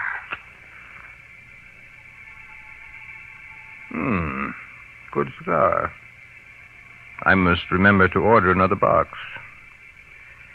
And so, Linda, you've rushed off to the police. In your heart of hearts, you hope that I'm lying. Your first move will be to rush to a telephone. You put a nickel and dial with trembling fingers. You'll hear the phone at the other end ring. And with beating heart, you'll wait, hoping against hope that Donald Arkwright will answer. But he won't. And then you'll know I've told the truth. Then, will you come back first, or will you go on to the police? I rather think you'll go to the police, for you are excited just now. And you'll return with a detective or two. I shall have to explain to them, tell them of your hysterical spells. Then you and I will be left alone. And in a day or two, I think we'll leave on a little trip. Yes, up to my hunting lodge, where we can be alone there. And we'll get to know each other well again. Very well. And in the future... the bell. So you're back already, Linda. I guessed wrong.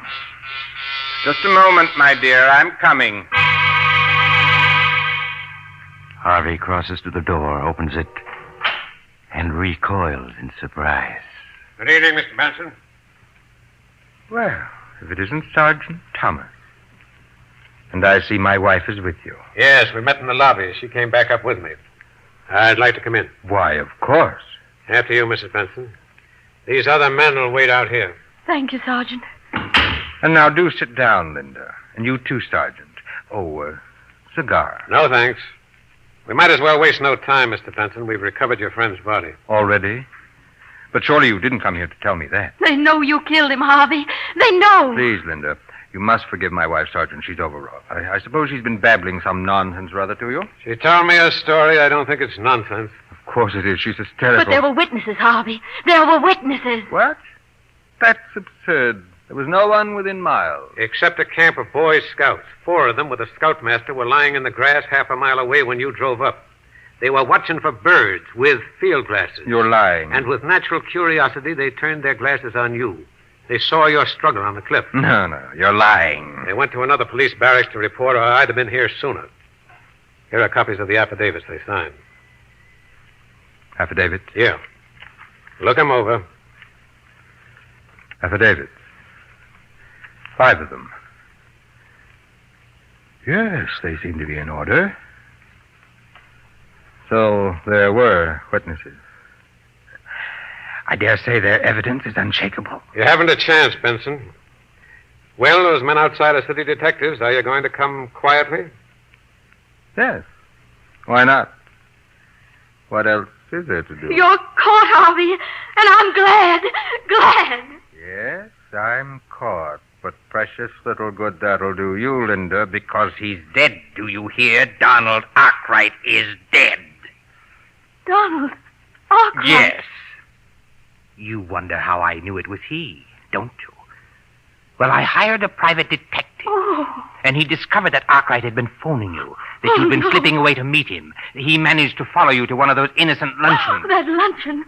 But that meeting was an accident. A very clever accident, but not clever enough to save Arkwright, because he's dead, do you hear? And no matter what happens to me, I've beaten you. You're insane. You always have been with your lust for power, and I never guessed it till now. Fine words. But they won't change the fact that your beloved is dead and that I've taken him from you. You killed Donald Arkwright because you thought I was in love with him.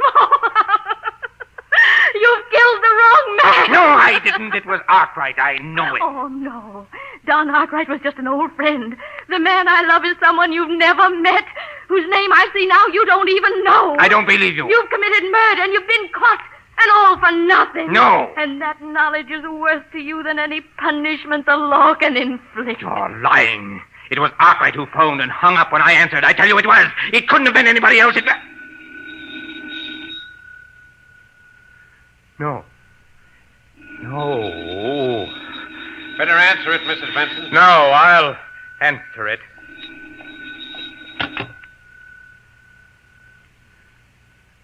Hello? Hello? Hello!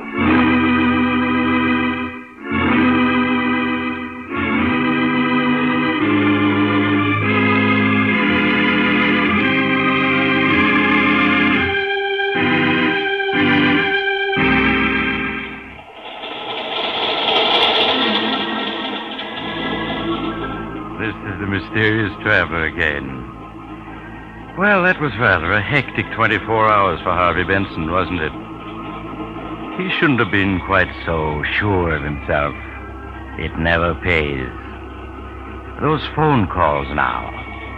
If you get any calls and find there's no one on the line, don't be quite as hasty as he was. You might get into a bad jam. I know someone else who didn't wait to make sure of his facts, and he... Oh, you're getting off here. I'm sorry. But I'm sure we'll meet again.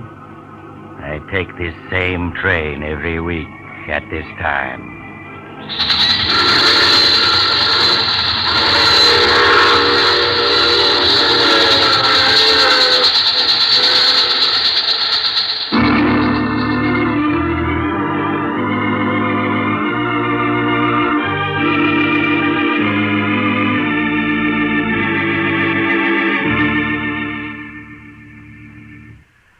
You've just heard The Mysterious Traveler, a series of dramas of the strange and terrifying. In today's cast were Maurice Tarplin, Ted Osborne, Mary Jane Higby, Jack Manning, and James Van Dyke. Original music was played by Doc Whipple. The Mysterious Traveler is written and directed by Bob Arthur and David Cogan.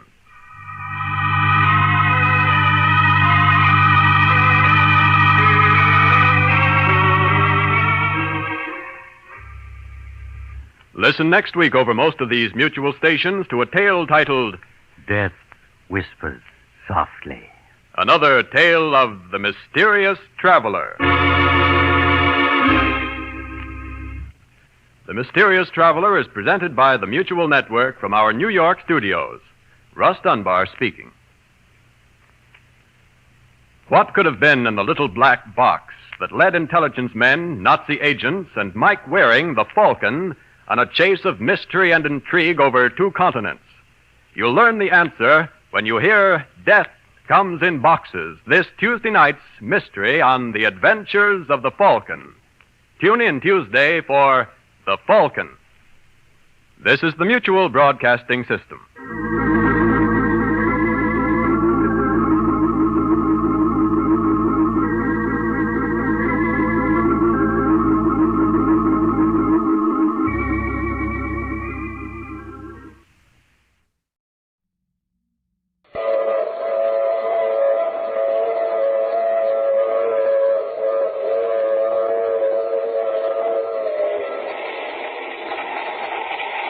The Mutual Broadcasting System presents The Mysterious Traveler.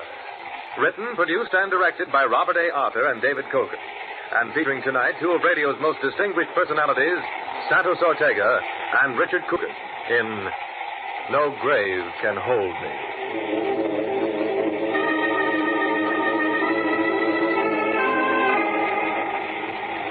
This is the Mysterious Traveler, inviting you to join me on another journey into the realm of the strange and the terrifying. I hope you will enjoy the trip, and it will thrill you a little and chill you a little as we travel tonight into the world of shadows, from which no man may return, and we learn the story of one who does return. It's a story I call No Grave Can Hold Me.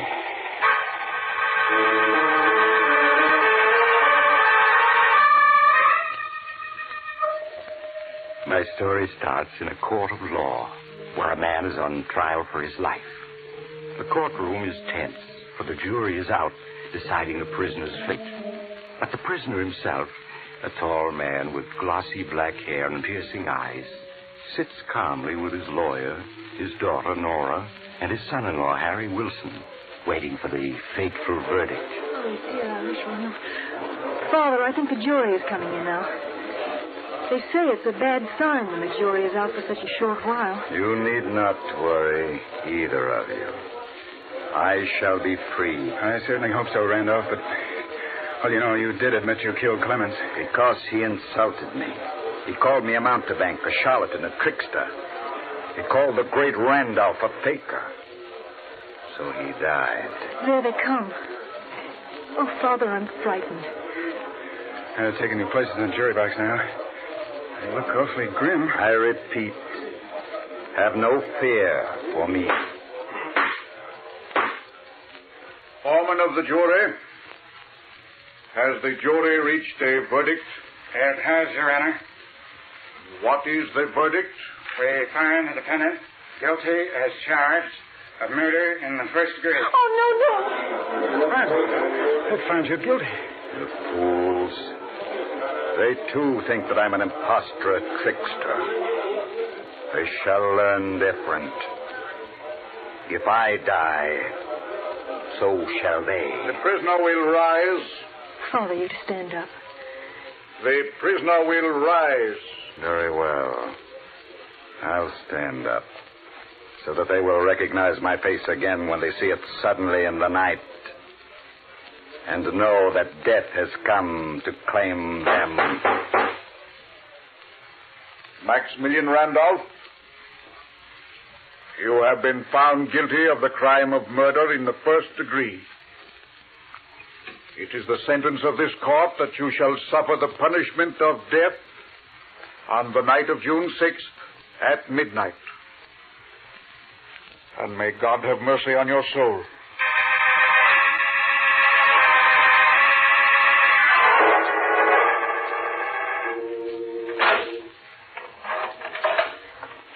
Visitor for you, Mr. Randolph. Thank you, Guard Miller. You can see him for only 5 minutes, Mr. Wilson. Yes, all right, Guard. Hello, Randolph. Good evening, Harry. I see that my guard Miller managed to get you in to see me. Yes, he did. Time is so short that... Well, I know. It is almost midnight. And at midnight, I die. But Guard Miller has become a good friend. I knew he'd arrange it. Nora and I saw the governor this afternoon. He refused to do a thing. It does not matter. What is death but a new garment for the soul to wear? Nora's waiting outside. You said you didn't want to see her tonight. That is as I wished. You were my assistant. We were very close, you and I. And now there is a last promise you must make to me. Anything, Randolph. When you receive my body, the empty husk of the great Randolph, bury it in a vault with a bronze door which faces east. A vault facing east? Yes, of course. The door must be locked with a padlock of bronze, but it must be possible to open it from the inside without using a key. Randolph, you... The coffin must be locked shut as well. But I must be able to open it from the inside. Randolph, surely you're not serious. I never joke. All this and one thing more. Promise. All right, I promise. When I am buried, beneath my head must rest a notebook bearing the names and addresses of the 12 jurymen who found me guilty, of the prosecuting attorney, and of the judge. But why, Randolph? So that I may know where to seek my vengeance upon them. The vengeance I have sworn, which must be executed before my soul can sleep. Oh, Randolph, that's madness. You disbelieve. So do they. But in my studies, I have learned many things. And one of them is how to reach back from behind the dark curtain of death. All right, time is up, sir. Thank you, Miller. Goodbye, Harry. Just tell me one more thing. Is the full moon shining tonight? Yes. It's a full moon tonight. Good.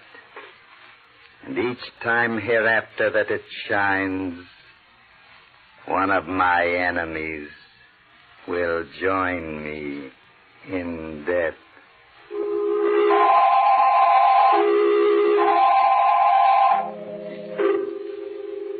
And so the great Randolph went to his execution and was buried according to his instructions. After a few days, his case was forgotten. Forgotten by all but Harry Wilson, his son-in-law. Well, as the first month passed and the full moon again shone in the windows of his apartment, a strange restlessness possessed Harry. Harry, what's wrong with you? No, I'm sorry, Nora, but tonight, the night of the full moon, I'm nervous. I can't help it. Oh, darling, you're not worrying about Father, are you? About his threat? Yes, I am. Oh, but that's absurd. Poor Father. Toward the end, I'm afraid he was suffering from delusions, and he was more than just an ordinary man. He wasn't entirely sane, Harry. No, maybe not, but he was so sure of himself, so certain. And those instructions for the way he was to be buried. Oh, of course, I'm just being foolish. Why don't you go out and walk for a while, Harry? It'll help calm you. All right, I will. You want to come along? It's a nice night. No, I think I'll stay here and read. All right, I'll be back in an hour or so, dear. And if nothing happens tonight, I'll know that Randolph was just putting on an act.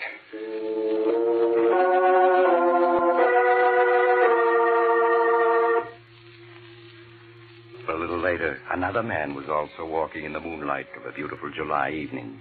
This one was short and stout. He was strolling homeward from a small poker party with his friends when, in the dark shadows cast by the trees along the edge of the park, a tall figure stepped directly into his path. Just a moment, Adam. Who are you? What do you want? Just to talk to you. I don't want to talk to you. Get out of my way. So fast, my friend. Look. A gun. Say, what is this, a hold-up? No, Adams. It is not a hold-up. And why are you threatening me with that gun? Why have you got that scar covering your face? Because my face has changed in the months since I was executed and buried. It's rather frightening now. What are you saying? Who are you, anyway? You're beginning to recognize my voice, aren't you? You know who I am. You just don't want to admit it to yourself. But great Randolph. Whom you, as foreman of the jury, caused to be executed. Oh, no, it's not possible. No one could come back from the dead. No ordinary man. But the great Randolph has come back. No, I don't believe it. There's a trick of some kind. And is this a trick, Adams? Is it? Is it? But Toby, is it?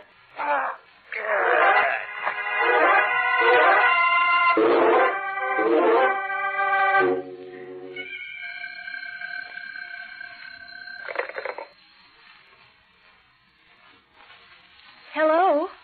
Hello, Nora. Is Harry there? No, he's out for a walk. Who is this? Don't you recognize my voice, Nora? Surely you heard it often enough. Father. Oh, no, it can't be. Strange how skeptical everyone is of me. Even my own daughter. Father, it is you.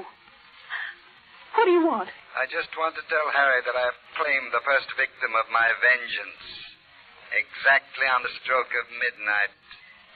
The same minute when I died. Oh, no, no. And I wanted to warn him that he must do nothing to interfere with my plans. Or if he does, I shall have to add him to my list of victims.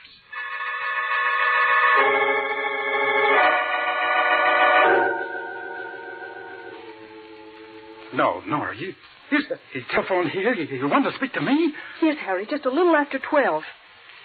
He said that he... Yes, I know. I heard the news. I was in a restaurant having coffee, and he came over the radio. Adams, the foreman of the jury, was found strangled in front of his home. Oh, but it's impossible. And yet it was his voice, Harry. Father's voice. Oh, we've got to do something. Nora, I've got to warn the others on that list. The other jurors, Baldwin, the district attorney, and Judge Dexter. Yes, but he said if you tried to interfere... I know, but that doesn't matter. In the morning, I'm going to District Attorney Baldwin. He'll believe me. He'll have to.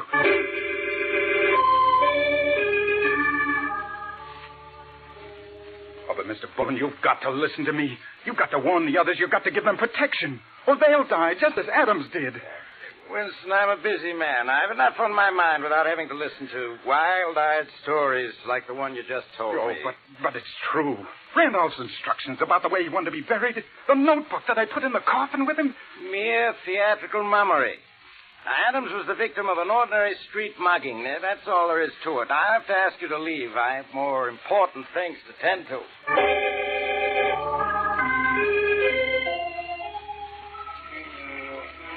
Mr. Lloyd, you're a sensible man. You edit the biggest newspaper in this city. If you'll only print what I've told you, the authorities will have to take some action. Wilson, my job is to print news for our readers, not ghost stories. If I ran your story, I'd be fired tomorrow. Then you don't believe me. Tell you what I will do. I'll make a story for the Sunday supplement out of it. Oh, that won't do any good. If it's in a Sunday supplement, people will just smile at it. When they see it, they'll know it's just a story. And I'm afraid there's no use in talking any further, Wilson. All right, I'll go to other papers. One of them will have to believe me. I don't advise it. You run a shop, don't you, selling tricks and magic apparatus? Yes, that's right. Why? Just this. Newspapers don't believe in giving free publicity, and that's obviously what you're after. Goodbye, Mr. Wilson.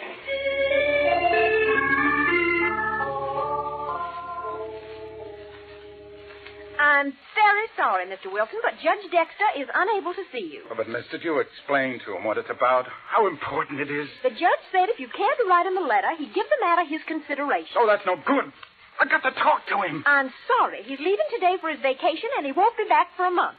Perhaps he'll be able to see you then, but he simply can't see you now.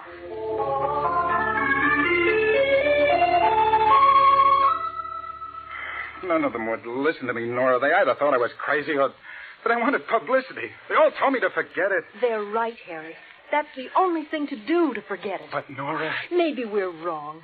Maybe Adam's death last night was just a coincidence. I'm sure Father had nothing to do with it. Oh, no. He telephoned you. You heard his voice? Well, I'm not sure now that I did. Maybe it was a dream, Harry. Maybe I just imagined it. So forget the whole thing. Please, Harry, for my sake, forget it.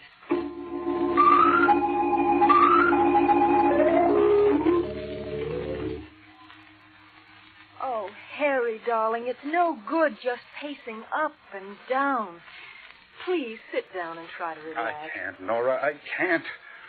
Tonight's the second full moon since Randolph was executed. He'll be leaving his grave tonight, and someone else will die. But, Harry... There ought to be a guard over the vault he's buried in. Oh, no, that wouldn't do any good if he came back to him that dead. He wouldn't be bothered by a guard. Please, Harry, you've done the best you can. And if it is true and you go on like this, well, you'll be in danger, too. I don't care. That list, Nora, the names on it were alphabetical. And Adams, the foreman, was the first to die. What are you driving at? The second name on the list is Baldwin, the district attorney. Baldwin. Wouldn't listen to me last time, but tonight he's got to.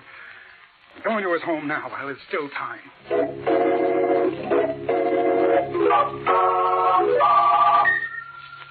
Mr. Baldwin, you are in danger tonight. I'm sure of it. Deadly danger. No, you mean it, I'm sure, Wilson. Yes. I thought it was some kind of a gag before. Now I can see you fully believe everything you've said. Oh, then you will take precautions, at least for tonight? I've been an officer of the law for 30 years.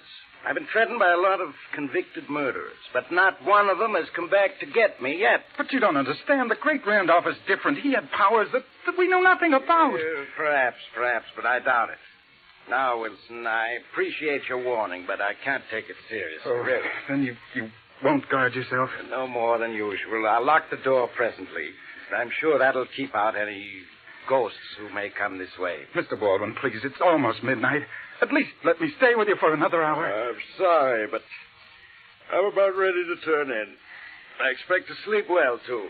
Now, you go on home, do the same, because nobody's going to be harmed tonight by the great Randolph spook.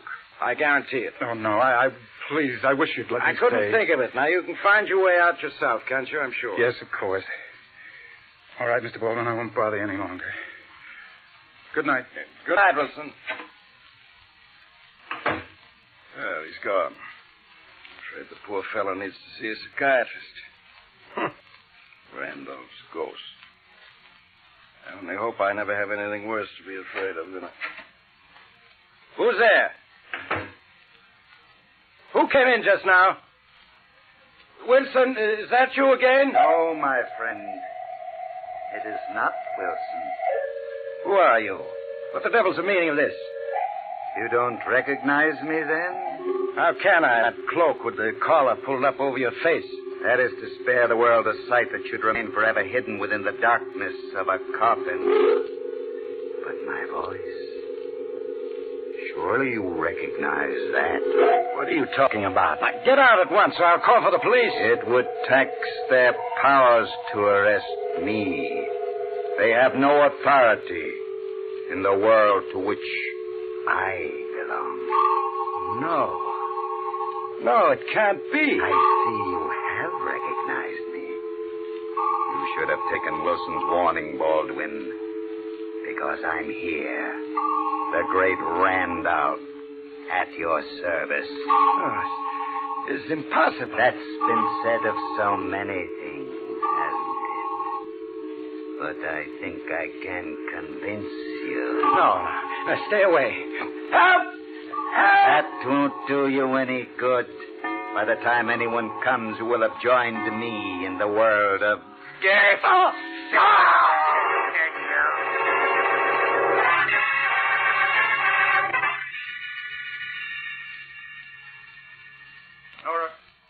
Nora! Where are you? Nora! Harry, I could hear you calling all the way down the hall. Nora, where have you been? I just went out to get the morning papers. Why? Why? It's happened again. District Attorney Baldwin has been killed. But how? Exactly the same way Mr. Adams was killed, strangled, just at midnight. Oh, no. And Nora, I think I know the truth now. What do you mean? I don't believe it was your father at all. I think it was I that killed him. I killed them both.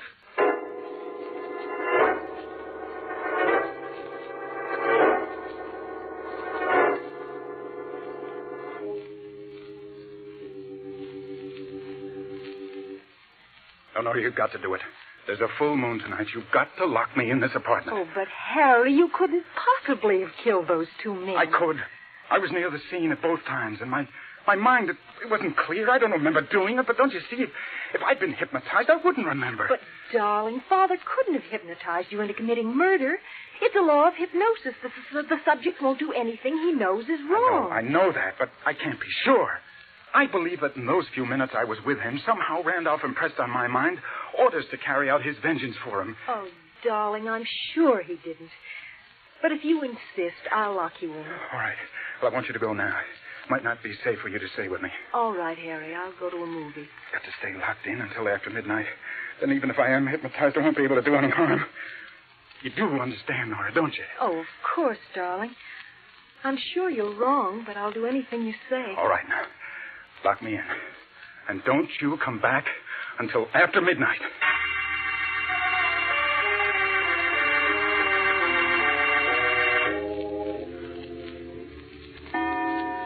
7, 8, 9, 10, 11. Another hour and then I'll know. Or will I? Maybe I'll try to get out and I won't remember it. Or... telephone. Yes. Hello. Hello, Harry. Randolph. Yes, my boy. I'm glad at least you don't say, no, it's impossible. No. Where are you, Randolph? That doesn't matter. I just wanted to warn you.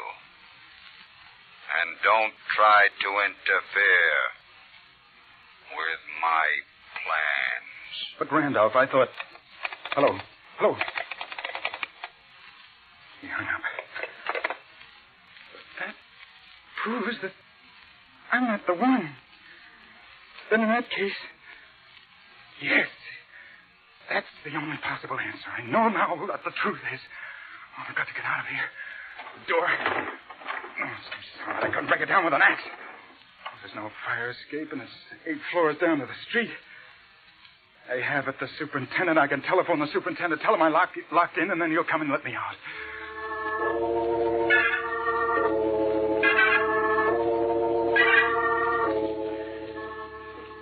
Judge Dexter. First, Adams died, then Baldwin. Their names were the first two on the great Randolph's list. Your name is third. And so you think that tonight I'm scheduled to die, huh? Yes, I'm sure of it. And you say you warned Baldwin last month just before he was murdered? I did. And he laughed at me. But he died just the same. And you're seriously asking me to believe that a dead man legally executed by the state is walking the streets tonight seeking my life? I tell you, he telephoned me only half an hour ago. I recognized his voice. You know, of course, that your story sounds like the ravings of an insane mind. I know it. That's why I've kept quiet this last month. I did try to convince the police, the district attorney, and all I got was laughed at. And then... Yes, and yet, obviously, you're in earnest. I don't think you're crazy. I'm not. For a little while, I thought that I was the killer. You? How? I thought I was under post-hypnotic control, that Randolph had planted in my mind the impulse to kill his enemies. But that phone call proved that I was wrong. And what do you propose that we do? If we went to his tomb, perhaps then we'd learn the truth. Well, Wilson, what do you want to open Randolph's tomb for? Don't you see? If we go there and we find Randolph is still in his coffin, then I'll know that the real murderer is my wife, Nora.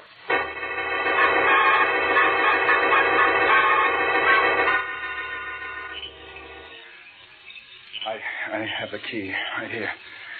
I'll have the padlock off in a minute. Well, then hurry. The moon is bright. I'd hate to have anyone see us. Yes, all right. A very strange story, a man in my position prowling around a cemetery at midnight. Oh, but we had to come, Judge. We had to make sure. Well... There. unlocked it. We can open the vault door now. I'm rather sorry I paid any attention to you, Wilson. But we're here now, so let's get this thing over with. Now, I'm going in first. But don't forget, I'm armed. Oh, don't worry about me. There, I've shut the door. Be safe to turn on the flashlight now. There. See?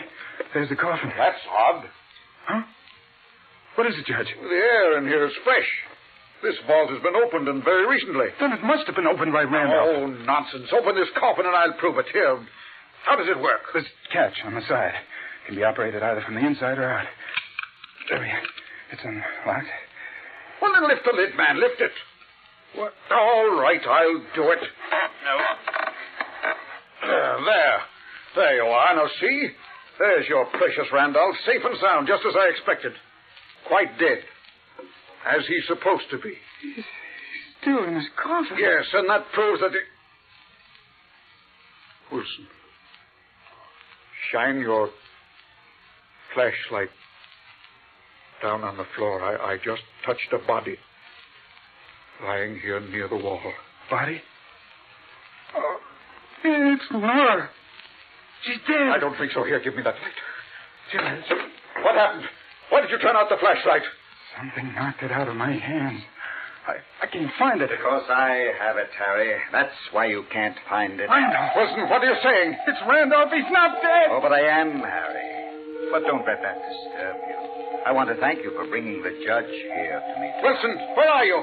You're trying to play a trick on me? No, I swear. He's quite innocent, Judge Dexter. As for Nora, she merely came to make sure I was where I'm supposed to be.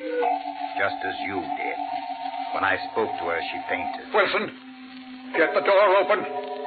We've got to have some light in here. It's no use, Dexter. I can see in the dark like a cat, and you can't. No. I have you now. No, Judge. Let me go. You're going to die, Dexter. Executed as you ordered me. Executed. Randolph, let me go. I warn you, Randolph. I've got a gun. I'm going to shoot. You're too late.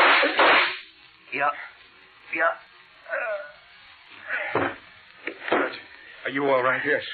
Yes, I am. Now, see if you can find the flashlight. Right. I think I've taken care of Mr. Randolph, if it was Randolph. I think I have it. Yes, here it is. Judge, Randolph's body, it's still in the coffin. I rather thought it would be. Harry? Harry, is that you? Oh, Nora. You're not hurt? No, just my head. I came here to see if Father... We understand, Mrs. Wilson, and then someone hit you. Yes, from behind. There was someone here in the vault. I just got a glimpse of him, and then he hit me. But who was it? That's what we're just about to find out. Now, let me have the flashlight, Wilson. Yes, of course. I think he fell over here. Now, yes, here he is. But who is he? He was impersonating Father, but who is he? I hear he's lying on his face. We better turn him over. Carefully now. He's still breathing. That's it. Oh, there. It's Miller, the guard from the penitentiary, the one Randolph said he made a friend of. Yes, the one who was guarding him just before he was executed. Oh, that's it. It was Miller. Miller, can you hear me? What happened? I'm afraid he's dying. Before Father was executed, he must have hypnotized this man and ordered him to carry out his fantastic scheme of vengeance. Oh, it was a trick, but a very cunning trick. By means of hypnosis, Randolph used this man as a tool, even though Randolph himself was dead. He must have recognized that Miller was unusually susceptible. I think we'll find that Miller was a psychotic to begin with. Otherwise, Randolph's hypnosis would never have worked. For no normal person can be influenced the way Miller was under any circumstances. Isn't there anything we can do for him? No. No, he's gone. And with him, the great Randolph has died, too. For good.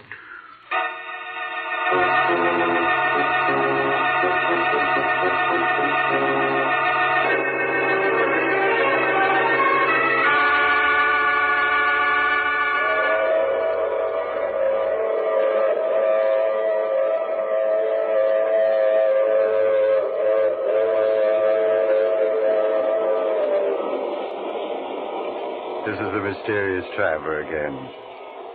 So the great Randolph is dead for good, is he? I wonder.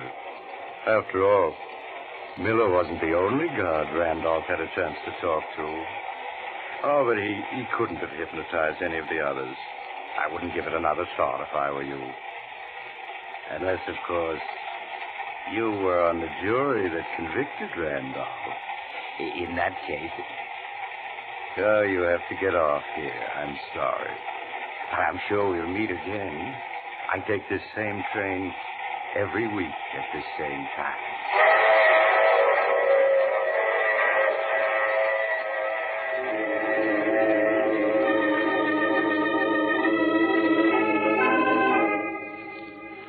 You have just heard The Mysterious Traveler, a series of dramas of the strange and terrifying.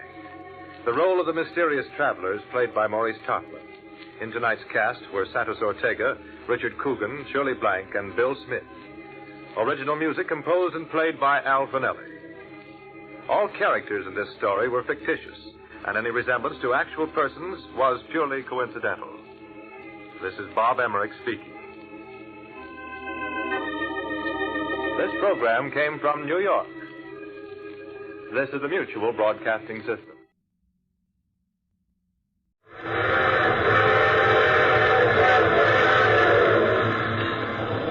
Mutual presents The Mysterious Traveler.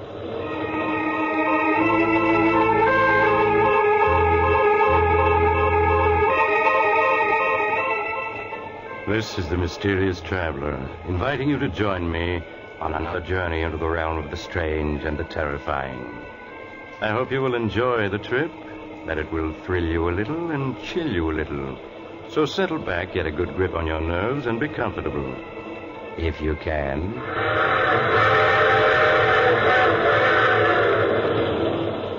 It's the end of July, and rather warm, isn't it? There's probably an insect or two buzzing around in your living room right this moment, or banging against your screen trying to get in. Before we go any further, you better get rid of it. If you do, you'll breathe easier as you hear the unusual story I have for you today. The story I call The Man the Insects Hated.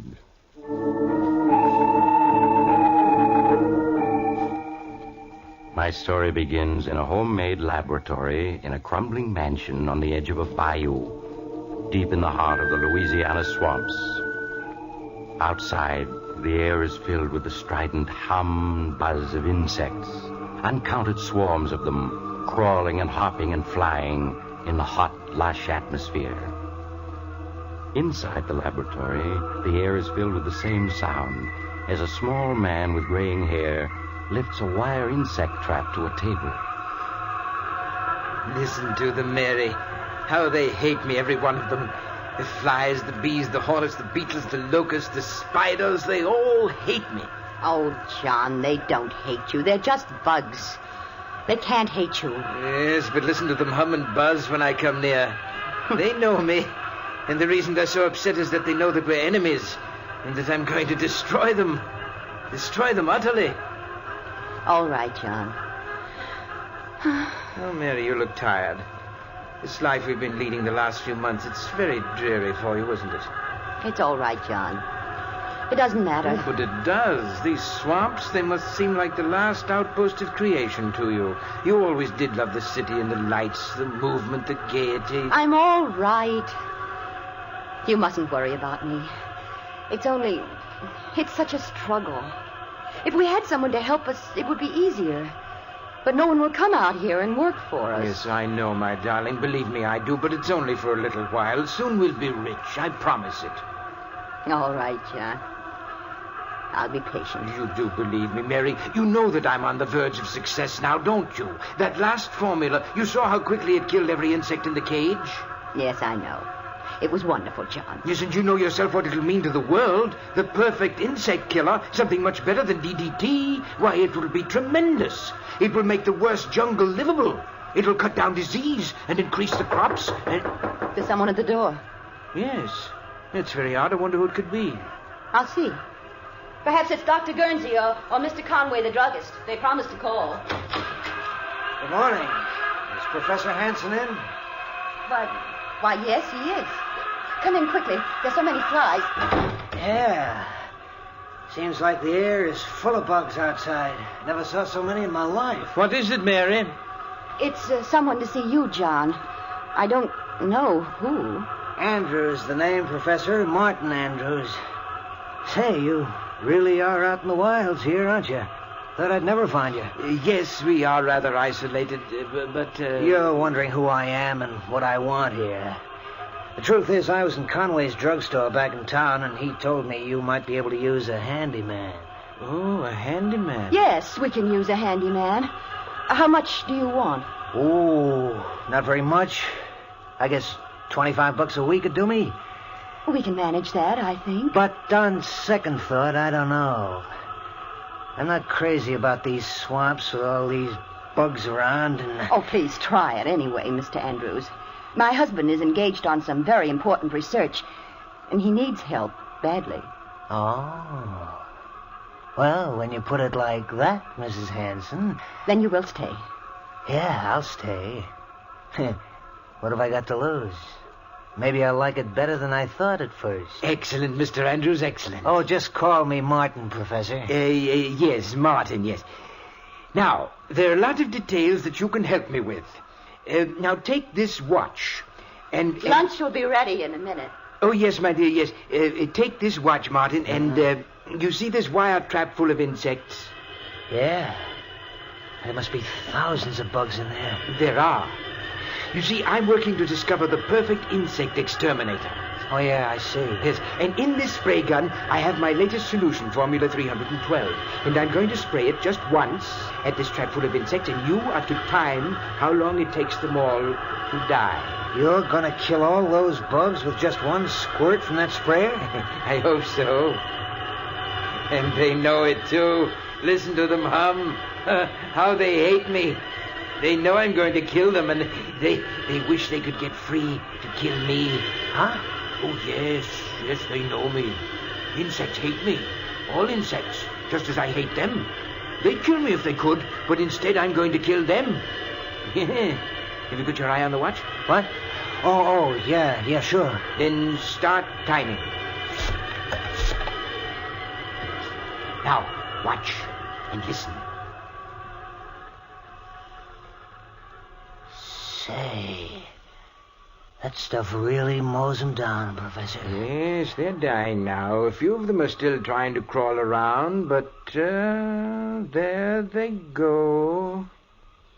Now, how long did it take? 29 seconds. It's good, but not quite good enough. But I'm sure I'm on the right track. Lunch is ready, John. Oh, yes, my dear, yes, we're coming. Well, Martin, do you think you're going to like working here, helping me develop my new insect killer? Yes, sir, Professor. I've got an idea it's going to be a lot more interesting here than I ever imagined.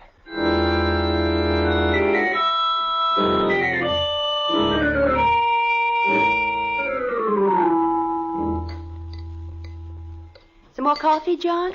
Thank you, my dear. No, I want to go back to the lab to try a new formula. And while I'm mixing it, why don't you show Martin around the place? Why, That's a swell idea, Professor. I'd like to get wise to just what you're doing here. But I'm sure that John could show you around and explain everything better than I could. No, not at all, Mary. And besides, you know how I feel about going outdoors. Well, all right, John. If you want me to. Fine. I'll get started on the new mixture right away, and when you're through, I'll have something for you to do, Martin. Okay, Professor. Well, Mrs. Hanson, I'll be obliged to you if you'll give me the lowdown on everything. Well, all right, Martin. There are things that you really should know.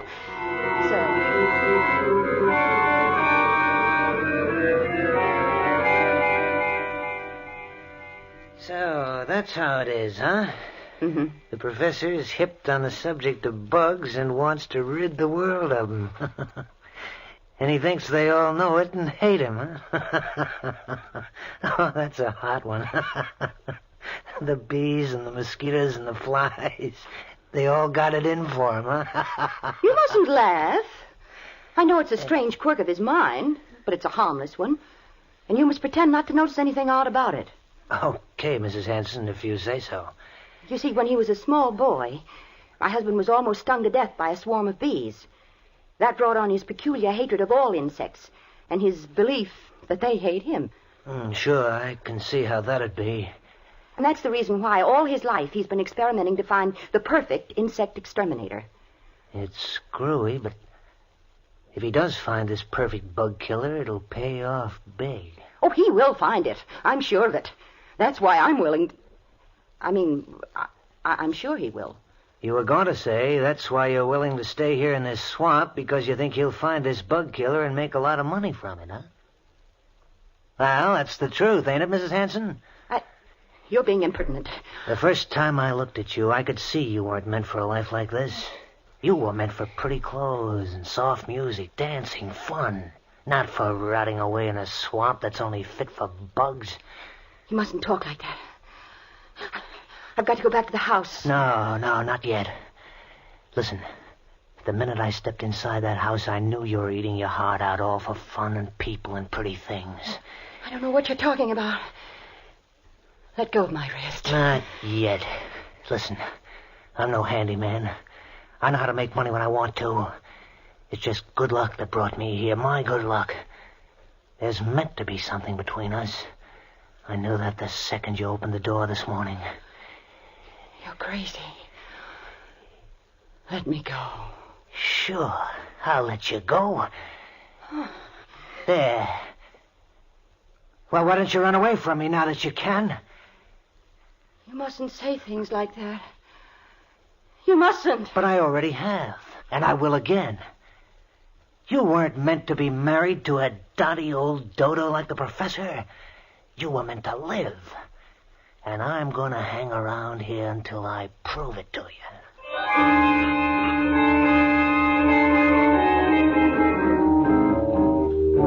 And so Martin Andrews joined the strange household in the swamps, the household where Professor Hanson plotted death for the insect world.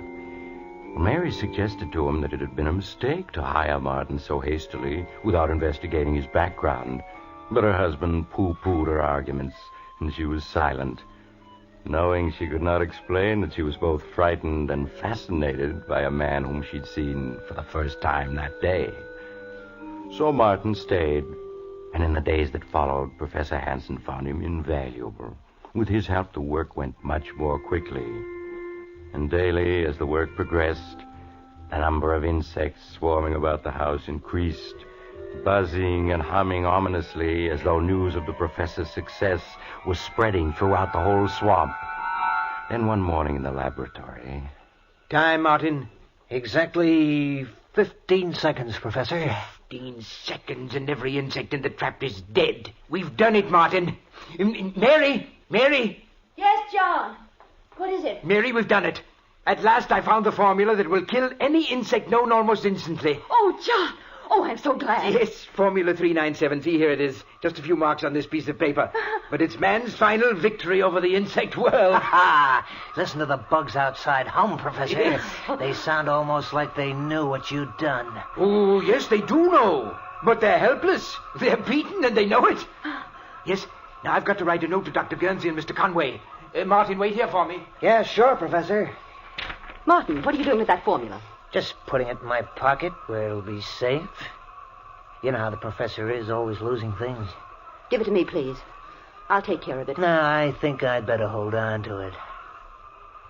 But I have something else for you. No. Let me go. Let go of me. Ever since that first day.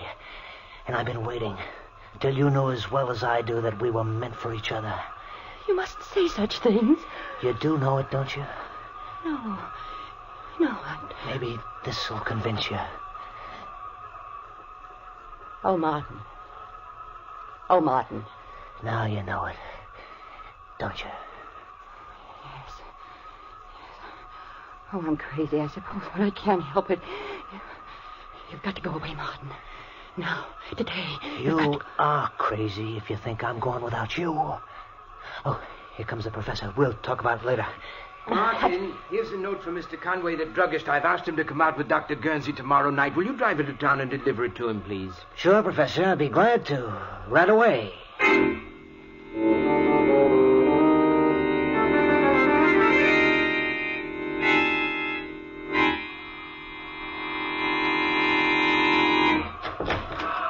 Come in, Martin, quickly. Yeah. Oh, my, your clothes are covered with insects. Here, stand still a minute. I'll get rid of them. There. It takes care of that. How in the world did so many get on you? When I got out to open the garage door, they were crawling all over it. They dropped onto me. I couldn't knock them off. John! Oh, John! Yes, Mary. John, there are ants in the kitchen. A whole swarm of giant black ants. They're monsters. Giant ants in the kitchen. How did they get in? I don't know, but they're there. And more coming all the time. Well, never mind. We'll take care of them. Come on, Martin. Bring the spray gun. Right. They mustn't get into the house. I won't let them. They want to get at me, but they're not going to. There they are, John. All over the floor. There's giant ants. The floor's black with them. And look at them come this way toward me. They know who I am. Quick, Martin. Use the spray. Yes, Professor. This will fix them. Look at them turn up their toes. Yes.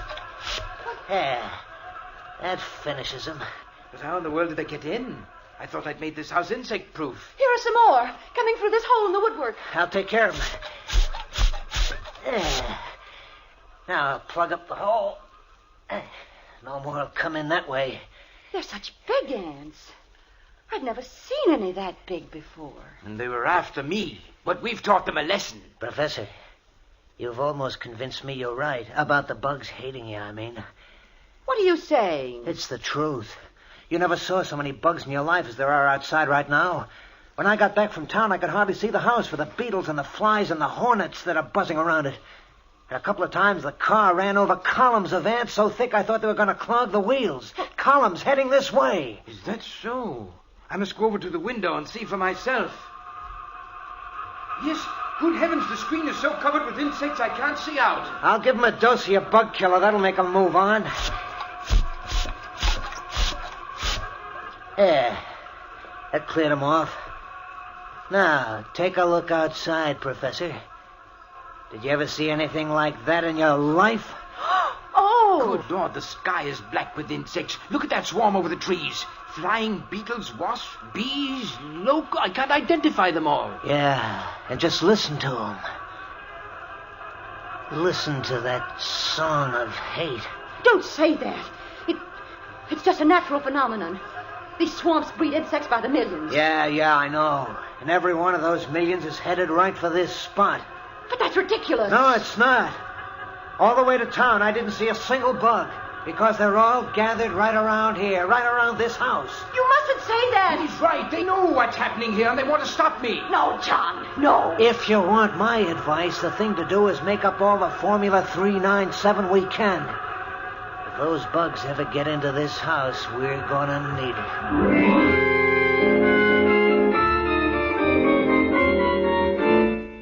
As the day wore on, the clouds of insects surrounding the old mansion in the swamps grew steadily bigger. At times, the house was almost hidden by the black swarms of tiny creatures flying and crawling over it, as if they really were trying to force their way inside. But only a few did get into the house through unnoticed cracks, but as night came on... John. Yes? John, the lights won't go on. They won't? No, look. Her fuse must have blown out. I'll go take a look, Professor. I have the flashlight. Thank you, Martin. I'll only be a minute. Listen to them, Mary. Listen to them swarming about the house, beating against the screens, trying to get in at me. Oh, John, they're just insects. They don't hate you. They don't? Well, then where have they come from? Why are they surrounding this house? Answer me that. Oh, I don't know. Martin agrees with me. He said so this afternoon. You mustn't pay any attention to Martin. Listen to them. If they could get in, we'd be dead in 15 minutes. There's death we hear humming and buzzing out there, Mary. Professor! Professor! Yes, what is it? Did you find the trouble? Yes, it's in the switch box, all right. All the fuses are blown out. All of them? But how? The switch box is full of little beetles. I don't know where they came from, but they caused a short circuit that blew out all the fuses. They did it on purpose. Oh, John! Well, anyway, we'll be using candles tonight. And there's another thing. What, Martin? The cellar is full of little white ants. I couldn't find out where they're coming from. White ants? Not ants, Martin. Those are termites. Well, termites, then. They're all over everything. Termites? They can eat their way through wood. They can eat holes that the other insects can enter through. Yeah. That's right, isn't it? Martin, come on. Get 2 insect sprays. We've got to get down there and destroy them before they destroy us.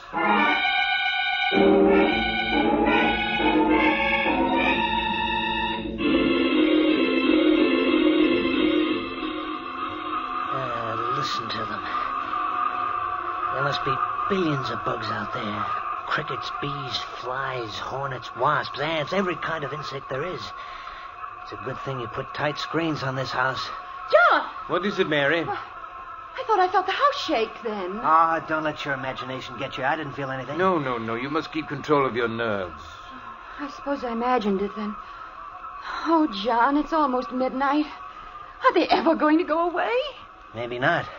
If the professor's right and they're after him, they'll just hang around until we starve to death. Or until they get in and finish us off. Oh, Martin, stop it. Martin is right. We've used up all the Formula 397, and if they ever do get into the house, we're doomed. I was just thinking that myself. We have got to get help. Go out of the house? Yes. Oh, no, John. Not all of us. But maybe if I were to take the car and make a dash for town, they might follow me. John, that's madness. In the sedan with all the windows shut, they couldn't get at me, and in town I could get help. Yeah, you could. I could make up more Formula 397 at Conway's drugstore, and he and Dr. Guernsey can come back with me. And if we used a big pumper spray, we could destroy every insect that's outside. No, you mustn't try it. It sounds like a good idea.